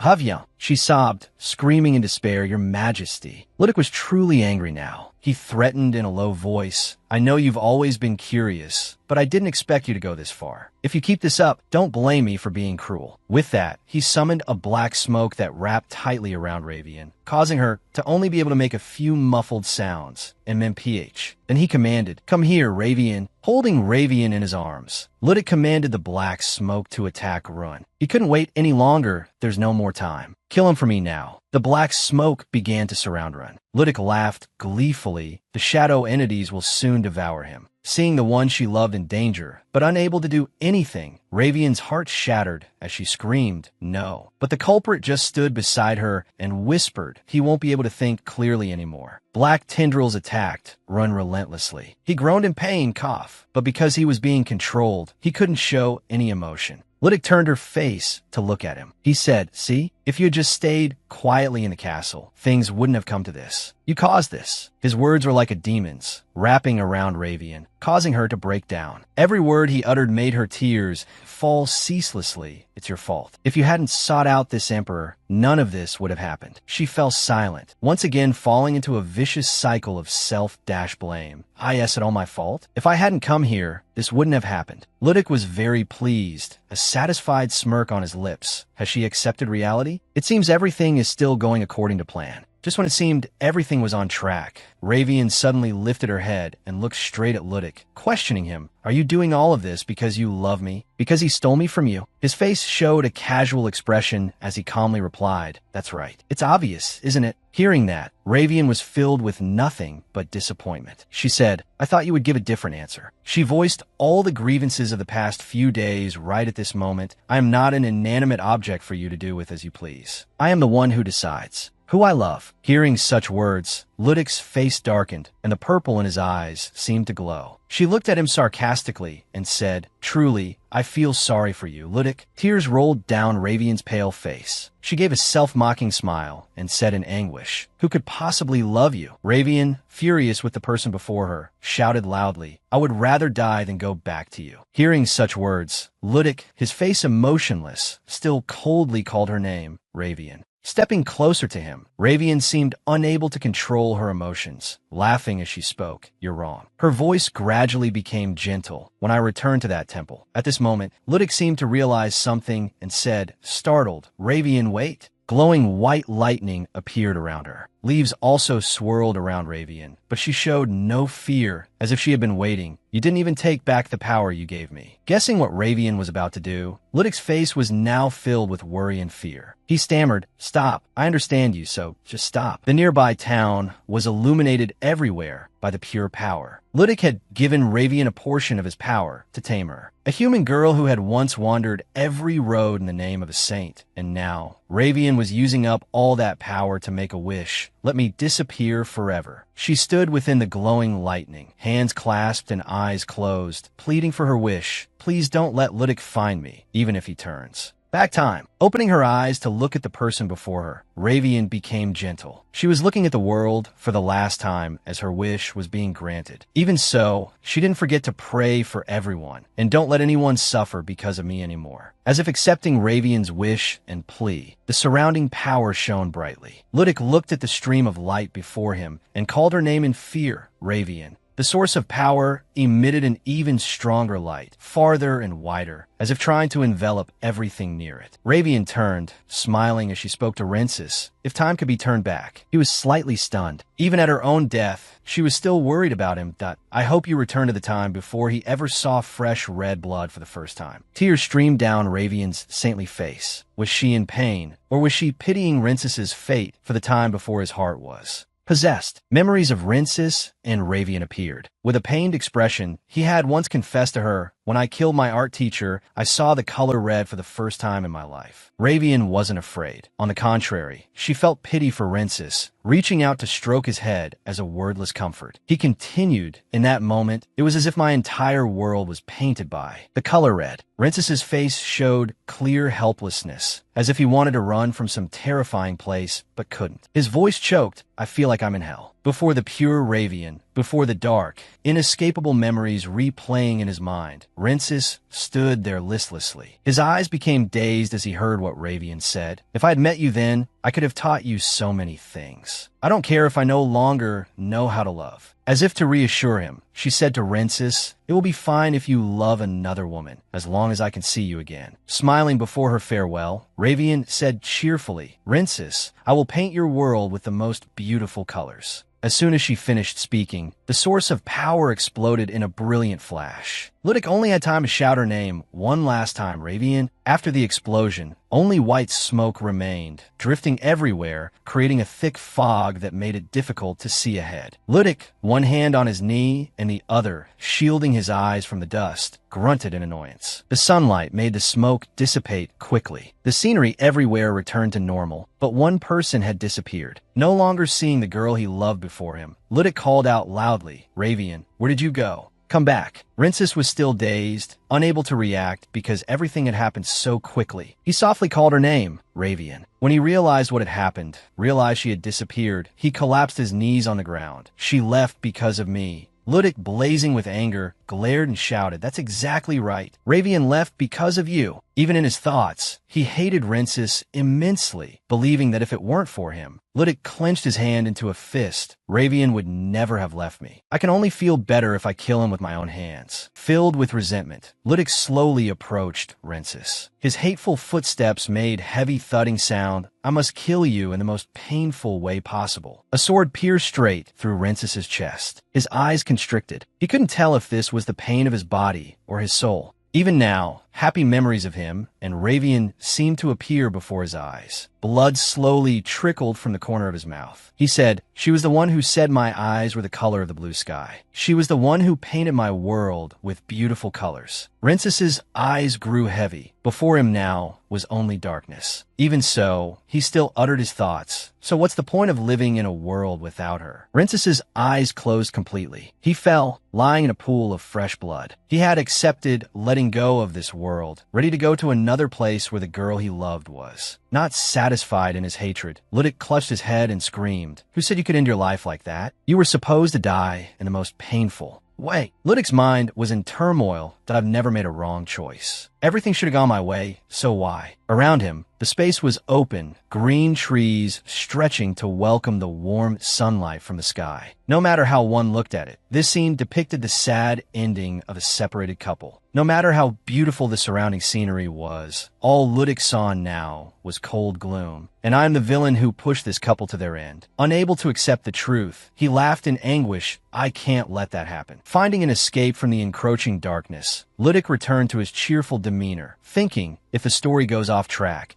I can just erase it and start again from the beginning. Looking up at the high sky, he whispered softly as if to Ravian, I can't feel any trace of her presence. You must have erased your own existence. Ludic's gaze sharpened, but her soul hasn't completely disappeared. She will be reborn in this world in a different form, in a place where all beauty is lost when one loses the person they love. That beauty also turns to darkness. It was the same for him. I don't care if you come from another world. It might even be better, because you won't remember anything. Ludic focused all his power. Purple lightning crackled around him to resurrect Ravian. Ludic also needed to resurrect all the souls he had killed. He could only do this by using up all his power. Clearly feeling his power being drained, Ludic's body ached. But even as he lost all his strength, Ludic was happy. He was willing to sacrifice everything as long as he could meet Ravian again. Ludic succeeded. It was now daytime, and bright sunlight shone down on the temple, just as he wished. In this way, Ludic returned to the past with the little power he had left. This place was still the same, with its familiar layout. He arrived just in time before Rincis became emperor, but the door was forced open by a strong impact, creating a deafening bang. Ludic rushed forward, ignoring his exhausted body, as if even a moment's delay would be too late. As he moved, he thought, this time, I must imprison her immediately. She won't be able to take a single step outside the temple. No, not even out of her room. Gabriel and the other two were startled by Ludic's strangely hurried actions. She asked urgently, Ludic, what's wrong? Ludic, drenched in sweat, asked Gabriel, where is Ravian? Where is she? At that question, she was confused and didn't understand. Asking him back, what do you mean? Ludic, growing impatient, repeated, Ravian, the saint of this temple, where is she? Gabriel still didn't understand who he was talking about. What do you mean, saint? This is the first time I've heard the name Ravian. Ludic stopped, stunned by Gabriel's answer. What? You've never heard of her? None of you remember her. The two people behind Gabriel answered Ludic worriedly. The young man said, I don't know who you're talking about. The girl next to him quickly added, this is also the first time I've heard that name. Ludic seemed to go mad at this point. His expectations unmet. He closed his eyes and let out a loud laugh. His eyes opened, flashing with a light of extreme indignation. Only now did Ludik accept the truth. Has she completely left this world? Ludik regretted his past actions and cursed, "Damn it, I shouldn't have let myself be blinded and given you my power." The two people behind Gabriel glanced at each other, not daring to breathe loudly at Ludik's incomprehensible words. "I loved you with all my heart, Ravian. How could you betray me like this?" Ludik was like a demon now, his whole body seething with anger, looking at the people in front of him. "Fine, if that's your choice." Ludik rushed out of the room, thinking as he went, "I no longer see the need to protect an empire that doesn't remember your existence, so I will destroy it with my own hands." Outside the chaos was a peaceful place like a fairy tale picture. Ludik now hated this picture. "Ravian, this is my last gift to you." Elsewhere, on a dark corridor, the sound of footsteps echoed. In the room was a man in a red cloak, his back to the door. A voice called out, "Your Majesty." At the doorway stood a smiling, long-haired young man who said respectfully, "Hello, my name is Hadit." Hadit is the name of a demon who craves the blood of sacrificed beings in exchange for granting prayers for prosperity. Ban is his other name. At the unexpected appearance of a stranger, Ivieno couldn't help but wonder, "What is this?" Hadit didn't answer his question directly, but instead stated what he desired. "I know how to obtain eternal beauty." As if his innermost thoughts had been exposed, Ivieno's speech became a little rushed. What is this? Tell me now." Hadit smiled until his eyes closed and said, "It's simple, Your Majesty. With it, you can have a face like the Grand Prince." In another, more modern world, with a desktop computer and neatly arranged objects in the room, the female author gradually woke up. She blinked a few times to see her surroundings clearly. She was suddenly startled and lifted her head, wondering, when did I fall asleep?" She quickly regained her senses to continue her unfinished work. "I have to finish writing this, and then go to sleep." The light from the computer screen shone on her, her skilled fingers gliding expertly over the keyboard. Behind her, a mysterious magic circle seemed to appear. She carefully typed out the words in her head. The Empire was no longer beautiful. In a dark dungeon, without a trace of light, Hadit spoke in a sad voice. "That is the story of my past life, a story about the god Ludik, who once protected this beautiful empire." Grimabin said softly, "But according to your story, the Emperor did nothing wrong." She spoke with a decisive tone. Ivieno was the one who caused everything. He was the one blinded by empty dreams of eternal beauty, and he was also the one who coveted another's body. It was all because of Ivieno. "Then why do you blame everything on Run?" Hadit said, bewildered. "What?" Crying, she silently blamed herself. "All this time, I always thought Rensis suffered because of the novel I wrote, but I'm not the one who cursed Rensis. Ludik, the god blinded by love, is the one to blame. Does that mean I can overlook the crimes he committed against me?" Hadit suddenly laughed loudly and said in a meaningful tone, "How interesting." He continued calmly, "You talk just like Ravian." Grimabin heard this and immediately looked up. Hadit asked in a low voice, "Why do you think Rensis did nothing wrong? He stole the person I love, and more importantly, he's at fault for being born on the day I created the curse." Hearing that, Grimabin bowed her head and asked doubtfully, "Are you saying it's Rensis's fault for being born at that time?" "I see. That's why the person you love left you." She gave a mocking smile. "Who else could possibly love you?" Her words reminded Hadit of Ravian's sorrowful figure. She had also asked him a similar question. "Who else could possibly love you?" He trembled with anger and growled, "What?" Hadit spoke in annoyance. "How disgusting. No matter what you say, your love is just love for an ordinary, weak human. If I could go back to the past one more time and another woman appear by Regis's side, he would fall into that woman's trap of love. In the past life, that person was Ravian, and now he only loves you because you appeared by his side in this life." Hadit probed, "Do you think anything will change in this life?" Prima Ben heard that and spoke in a panic. Seeing this, he smiled with satisfaction, thinking smugly, "Where's your confidence now? It's not hard to provoke you, is it?" Hadit reached out and lightly touched the iron bar, saying softly, "I'm simply curious." He placed a hand on her shoulder and asked suspiciously, "Why do you have Ravian's abilities?" Prima Ben replied, confused. "What?" She thought pensively, "So Hadit also doesn't know the reason I have these abilities. If I could take advantage of this, I'll find a way to escape from here." Thinking this, Prima Ben gave a mocking smile and retorted, "Why should I tell you that?" Hearing that, Hadit slammed his fist against the bars with a loud bang and growled, "How dare you? Fine. You want to tell me once your lover is dead." Hadit pulled Prima Ben's face close and said in a cold voice, "You will soon feel the pain I suffered when I lost Ravian." After speaking, he stood up, turned, and left. He told himself, "Once I kill the Emperor, my revenge will be complete. He will pay for taking Ravian from me, and the commoners of this kingdom will also pay for insulting Ravian." Prima Ben sensed the situation was not good and shook the bars, angrily asking loudly, "What are you going to do to him?" At the same time, elsewhere, Regis was sighing in frustration. He asked irritably, "You're telling me you couldn't find her?"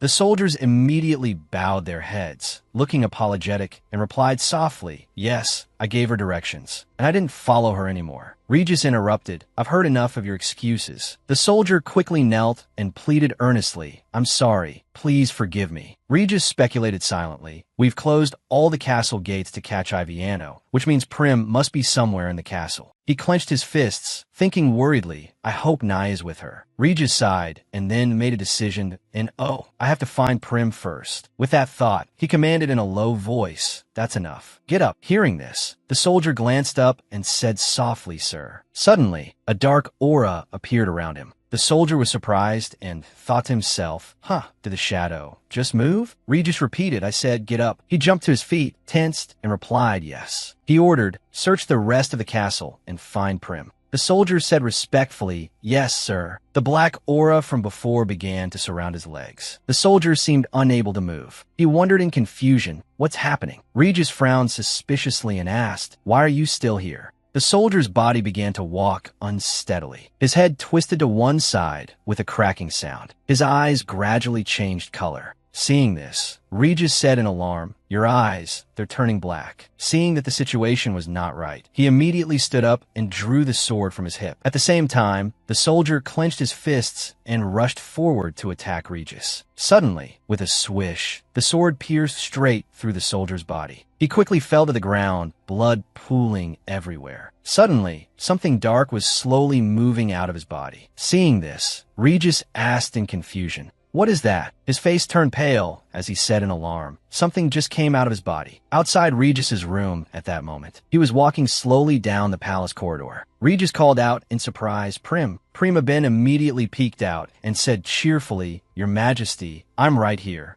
Seeing her, he was overjoyed and asked with a smile, "Where have you been?" "I was so worried." A dark aura surrounded Prima Ben. She replied softly, "I was just exploring the castle." Regis asked kindly, "Is that so? Did you have fun?" He advised, "Next time, please let me know where you're going beforehand." "I was very worried." Suddenly, from the ground, a strangely shaped black shadow slowly crept towards him. Regis was a little startled and thought with suspicion, "Wait a minute, something's not right." Prim's eyes, "They're purple." Prima Ben called softly, "Sir." She tucked her hair back and said with a suggestive tone, "So, you know now? I was afraid of scaring you, so I hid it." Prima Ben opened her purple eyes wide and continued in a low voice. Regis asked in confusion, "Prim, what are you talking about?" She put on an innocent act and replied, "Why are you so surprised? You said you wouldn't care even if I were a witch." Prima Ben said in a gentle voice, "When I saw how you couldn't open your eyes without me, I felt very sorry, so I intended to keep this a secret." She suddenly changed her attitude, "But I'm starting to get bored. You're not what I want. What I want is your face." Hearing this, Regis's face became sad. He bowed his head in thought and did not answer. Prima Ben's voice was now enchanting. "So give it to me. I want to have your beauty." Regis asked angrily, "Prim, are you just like one of those who crave my beauty?" At this time in the dungeon, the real Prima Ben was constantly crying for help. "Is anyone there? Please." Crying until her throat was hoarse was of no use. She sighed in disappointment.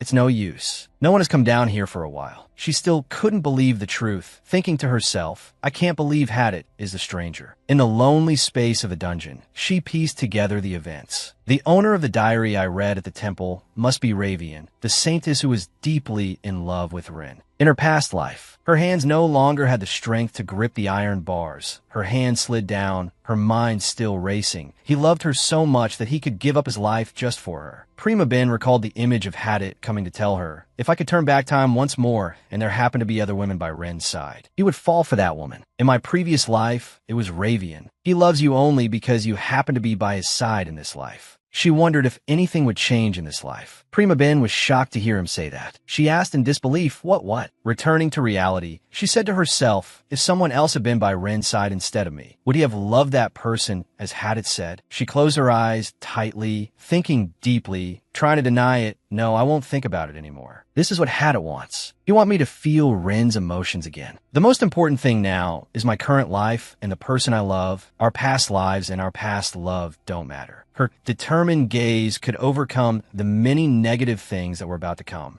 A clucking sound echoed in the silent space. She guessed, is that the sound of footsteps? Someone is coming here. It's Gabriel. She is walking towards Prima Ben. When she saw her, Prima Ben was surprised and said hurriedly, Gabby, why are you here? Never mind, that's not important. Please get me out of here quickly. Gabriel looked at her and said, I'm sorry, Prim, but you can't leave. I must obey the orders of the One Eye. Serve. Anxiety and fear filled Prima Ben. She asked what? You don't mean Hadit, do you? Right. Gabby, that bastard is a madman. The words made her glance at her uncomfortably. Showing her anger, she said, don't talk about him like that. If the Emperor hadn't desired things that weren't his, our God wouldn't have been so angry. Prima Ben asked in confusion, your God? What kind of God uses one person's misfortune to save another? Not only angry, she also clearly stated her thoughts, continuing, and what did those who sacrificed in the name of salvation ever do wrong? A God like that is better off dead. Her strength and determination made Gabriel feel dizzy. She vaguely felt this feeling is. She asked in confusion, have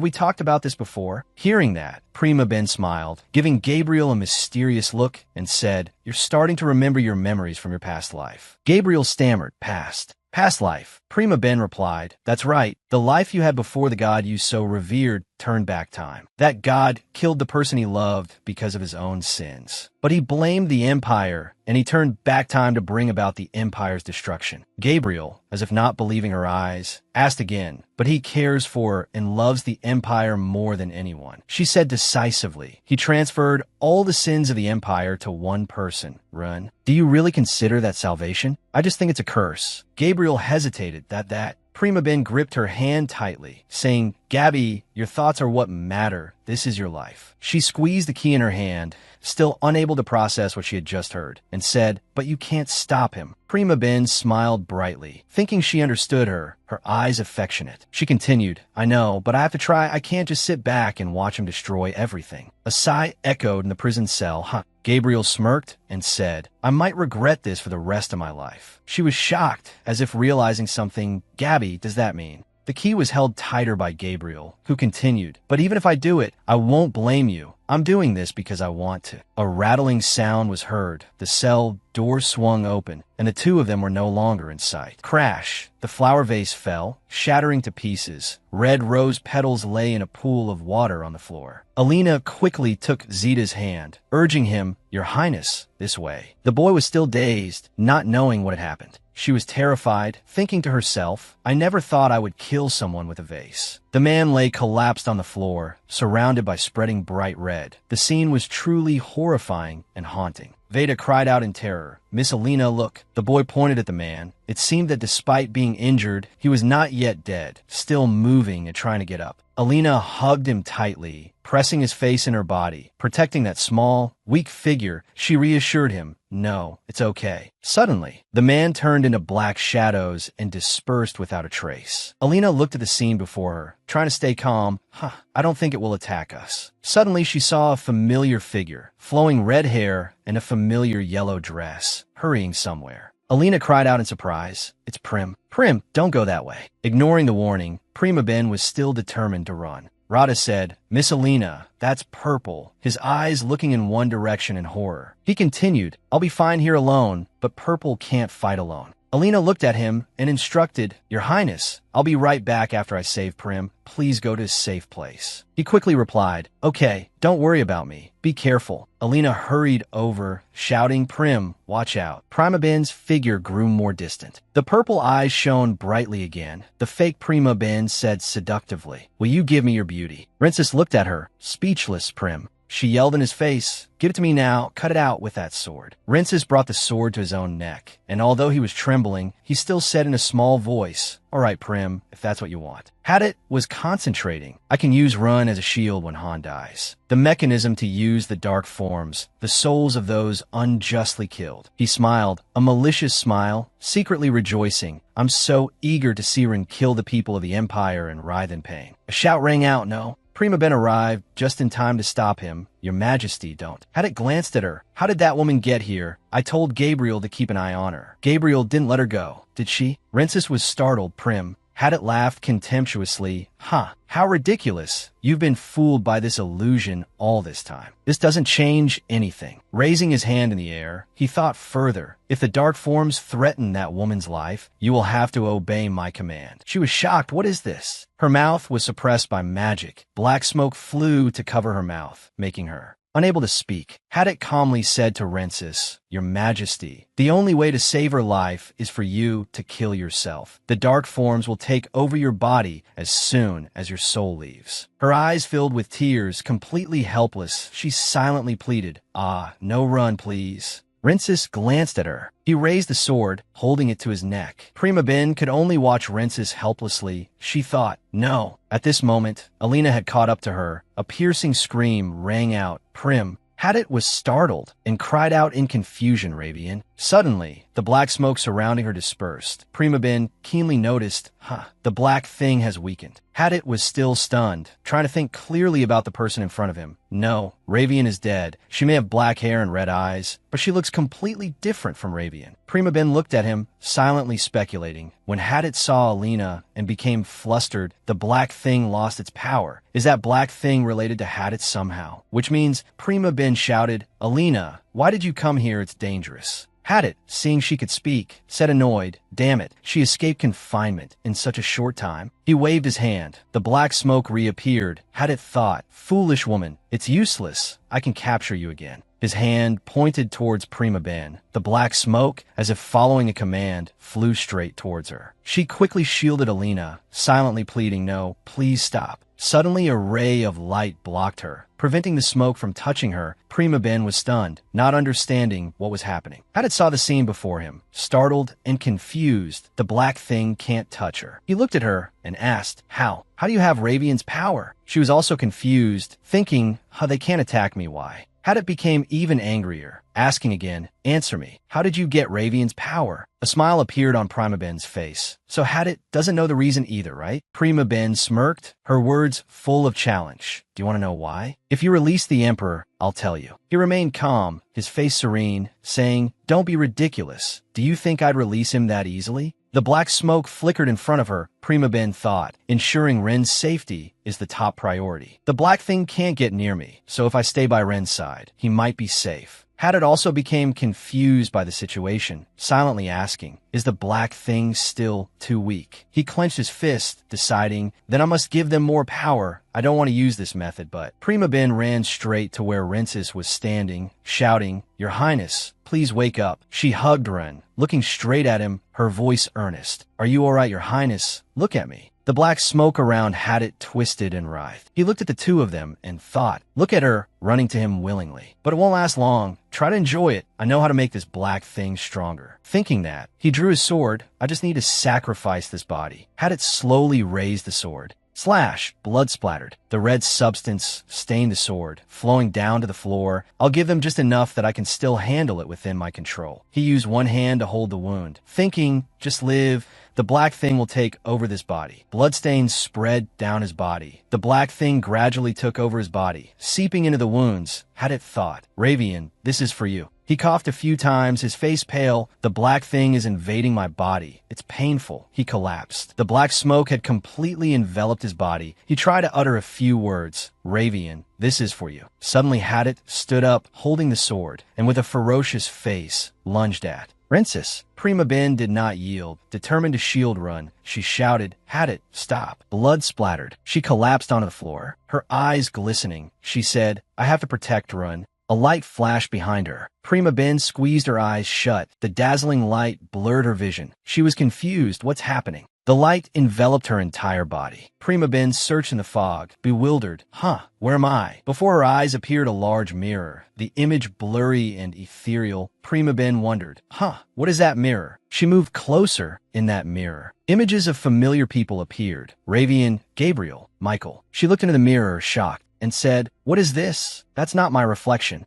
What's happening to this mirror? The mirror was gradually cracking, a cracking sound echoing. Then it shattered before her. She asked in confusion, What are these memories? In her mind, a jumble of thoughts began to run. At that moment, I began to remember the fragments of memory I had forgotten. The girl in the dream who inspired me to write this story was, in fact, me. Images from the past gradually appeared. The image of Ravian sobbing, hands clasped in prayer. Ravian had made a wish to disappear forever, but only half of it came true. Ravian closed her eyes tightly, her face darkened. Her soul had traveled to another world and entered a completely unfamiliar body. She said, looking at Ravian's image in the mirror. Prima Ben was surprised. From within the mirror, Ravian was looking at her and smiling. Ravian extended her hand out from the mirror. Prima Ben's and Ravian's hands intertwined. She suddenly remembered, I remember now, before Ravian died, The image of her from her past life, Ravian, appeared. She clasped her hands in prayer. If time really turns back, Rensis, I will paint your world with the most beautiful colors. Rensis fell into a pool of blood, still trying to speak. What's the use of living in a world without you? The past lives had it stood nearby and said, I don't care if she's in another world. That might even be better because she doesn't remember anything. He smiled brightly, thinking to himself, I will bring you back. You are mine, my woman. She exclaimed in horror. I remember everything. I remember what my past life was like,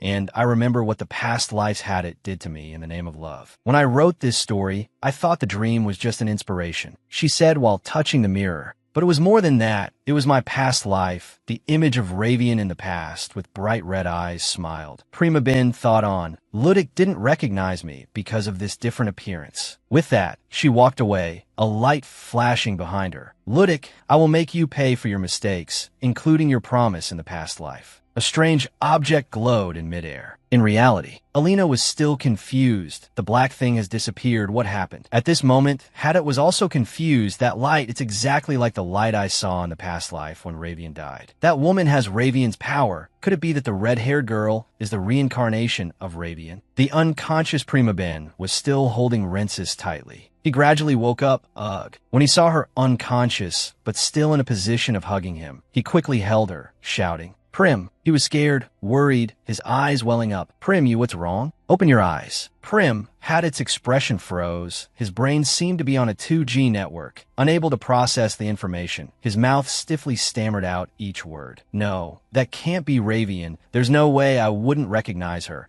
I can't accept this unbelievable truth. Suddenly his chest throbbed again. Black smoke enveloped him thickly, his long hair disheveled and messy. Brother Rensis. Ugh, a sound, and he thought to himself, I don't feel anything as the black forms fill my wounds. At the same time, he quickly regained his composure. Wait, none of this matters. I must not forget my mission. His hand tried to tighten its grip on the sword. The past lives had it staggered. He gritted his teeth with all his might, his inner voice screaming, I must kill Rensis. The sword was raised high, ready to strike down, when suddenly a weak voice called out. No, stop. Rensis heard the familiar voice and calmed down. He called her name, Prim. At this moment, Prima Ben gently reached out to stroke his face and reassured him in a soft voice. Your Majesty, don't cry. The closed red pupils now opened. She gave a radiant smile, her voice full of confidence. We have merged. As she spoke those words, a faint image of Ravian flickered over her. Prima Ben woke up. Rensis was overjoyed. He hugged her tightly, a relieved smile on his face.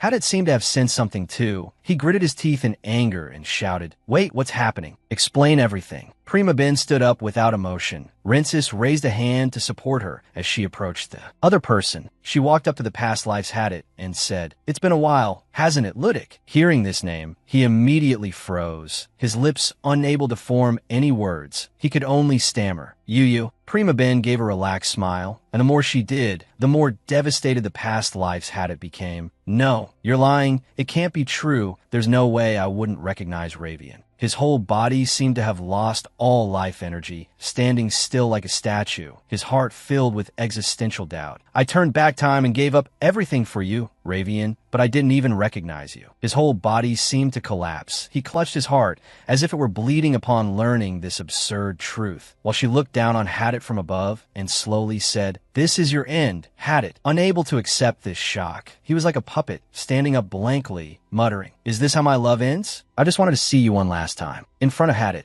The image of her past life as Ravian and her current life as Prima Ben seemed to merge. They asked Ludik, "Did you ever?" which was also like asking, "Had it, did you ever love me?" At this moment, a purple light suddenly exploded, enveloping the entire space. Rinces came up behind Prima Ben. He wrapped his arms around her. "Prim, I'm so glad you're okay." Receiving a surprise hug, she was a little startled. Your Majesty." She turned around, her fingers clutching his shirt, thinking to herself, "I know it's late, but I should still tell him everything." As if determined, Prima Ben stammered, "I have something to tell you. I remember everything." Her large, sparkling eyes looked at him earnestly, her voice chirping as she explained, "In my past life, I was a saintess. I served the god Ludik, who cursed you. I can soothe your curse because he shared his power with me." While she was still speaking, "The reason my eyes are purple is..." Rinces looked down at her. He used his deep, warm voice to reassure her. "Wait, Prim, look at me." Prim looked as dazed as a golden deer. She asked timidly, What?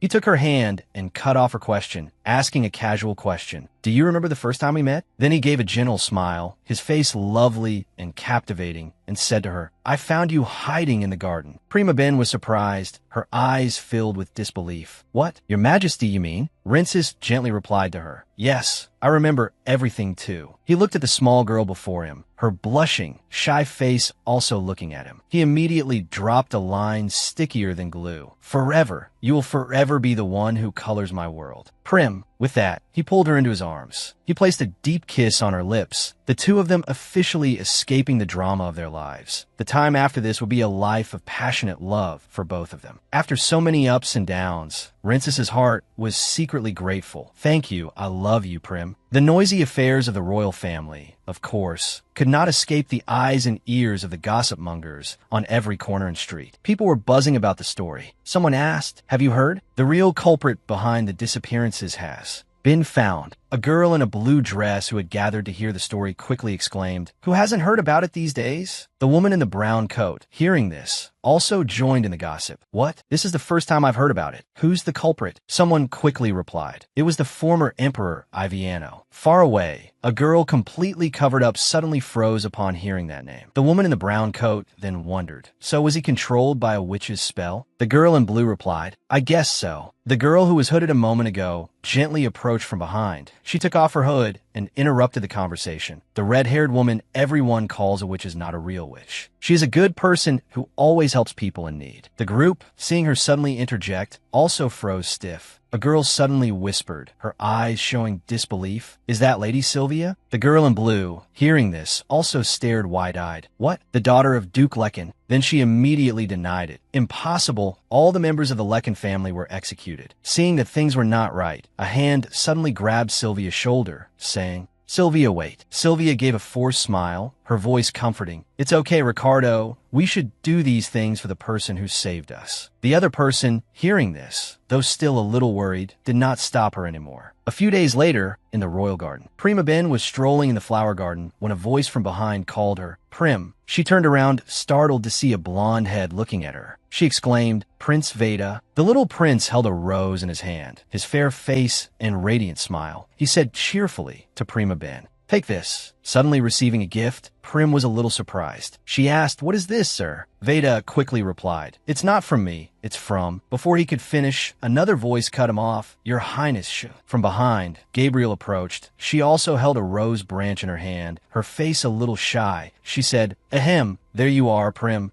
One person after another appearing unexpectedly made Prima Ben not believe her eyes. "Gabby, what is this for?" Gabriel quickly handed her the rose, her face blushing as if it was the first time she had to do something so embarrassing. She said, "Just take it." After completing her mission, she immediately shooed Prima Ben away. "You can go now." Prima Ben held the two roses in her hand, her face blank. She asked dreamily, "Go where?" Gabriel pushed her forward, without much explanation, just saying evasively, "You'll know soon enough. Just go straight and don't stop." Hearing this, Prima Ben became even more confused. She carried the two small gifts and walked into the great hall, thinking to herself, "If someone is going to give me flowers after Gabby, it can only be." Approaching from a distance, the lively and cheerful Michael came towards her. In his hand was also another rose. He said, "My turn." Prima Ben was not surprised. She knew she had guessed right. Her crescent moon eyes filled with joy. Michael, I knew it would be you after Gabby. Michael also smiled in return. You catch on faster than anyone in the Empire. Prim, receiving another gift, she continued to walk. Who will be the next person to give a gift? From a distance, the next person to arrive was Sophia. She gave a gentle smile, handing Prim a rose. Lady Primable, take this. Prim didn't expect the next person to be Sophia. She received the gift in a state of panic. Every word she spoke was hesitant. Your Highness, thank you. Seeing her expression, Sophia burst into an amused laugh. She looked affectionately at the person before her and said cheerfully, I'm the one who should be thanking you. You soothed Rinces's curse, and everyone is happy, thanks to you. With that, she whispered in Prim's ear, murmuring, if Rinces ever bothers you, just look at his face, and your anger will melt away instantly. At this, Prim no longer felt awkward. She let out a clear laugh. I will remember that, Your Highness. Wasting no time, Sophia pulled her by the hand to the next stop. Now, hurry up. That boy is eagerly waiting for you. At the final door, the person standing there was none other than Alina. Today, she wore a white outfit, a fond smile on her lips as she saw her friend. Prima Ben called out, Alina. Hearing her name, her voice was a little pouty. You know what I'm going to say, don't you? I really don't want to do this. Every word carried a hint of sulking. I already don't see you often, and now I'll probably see you even less. Seeing her friend's disgruntled expression, Prima Ben giggled.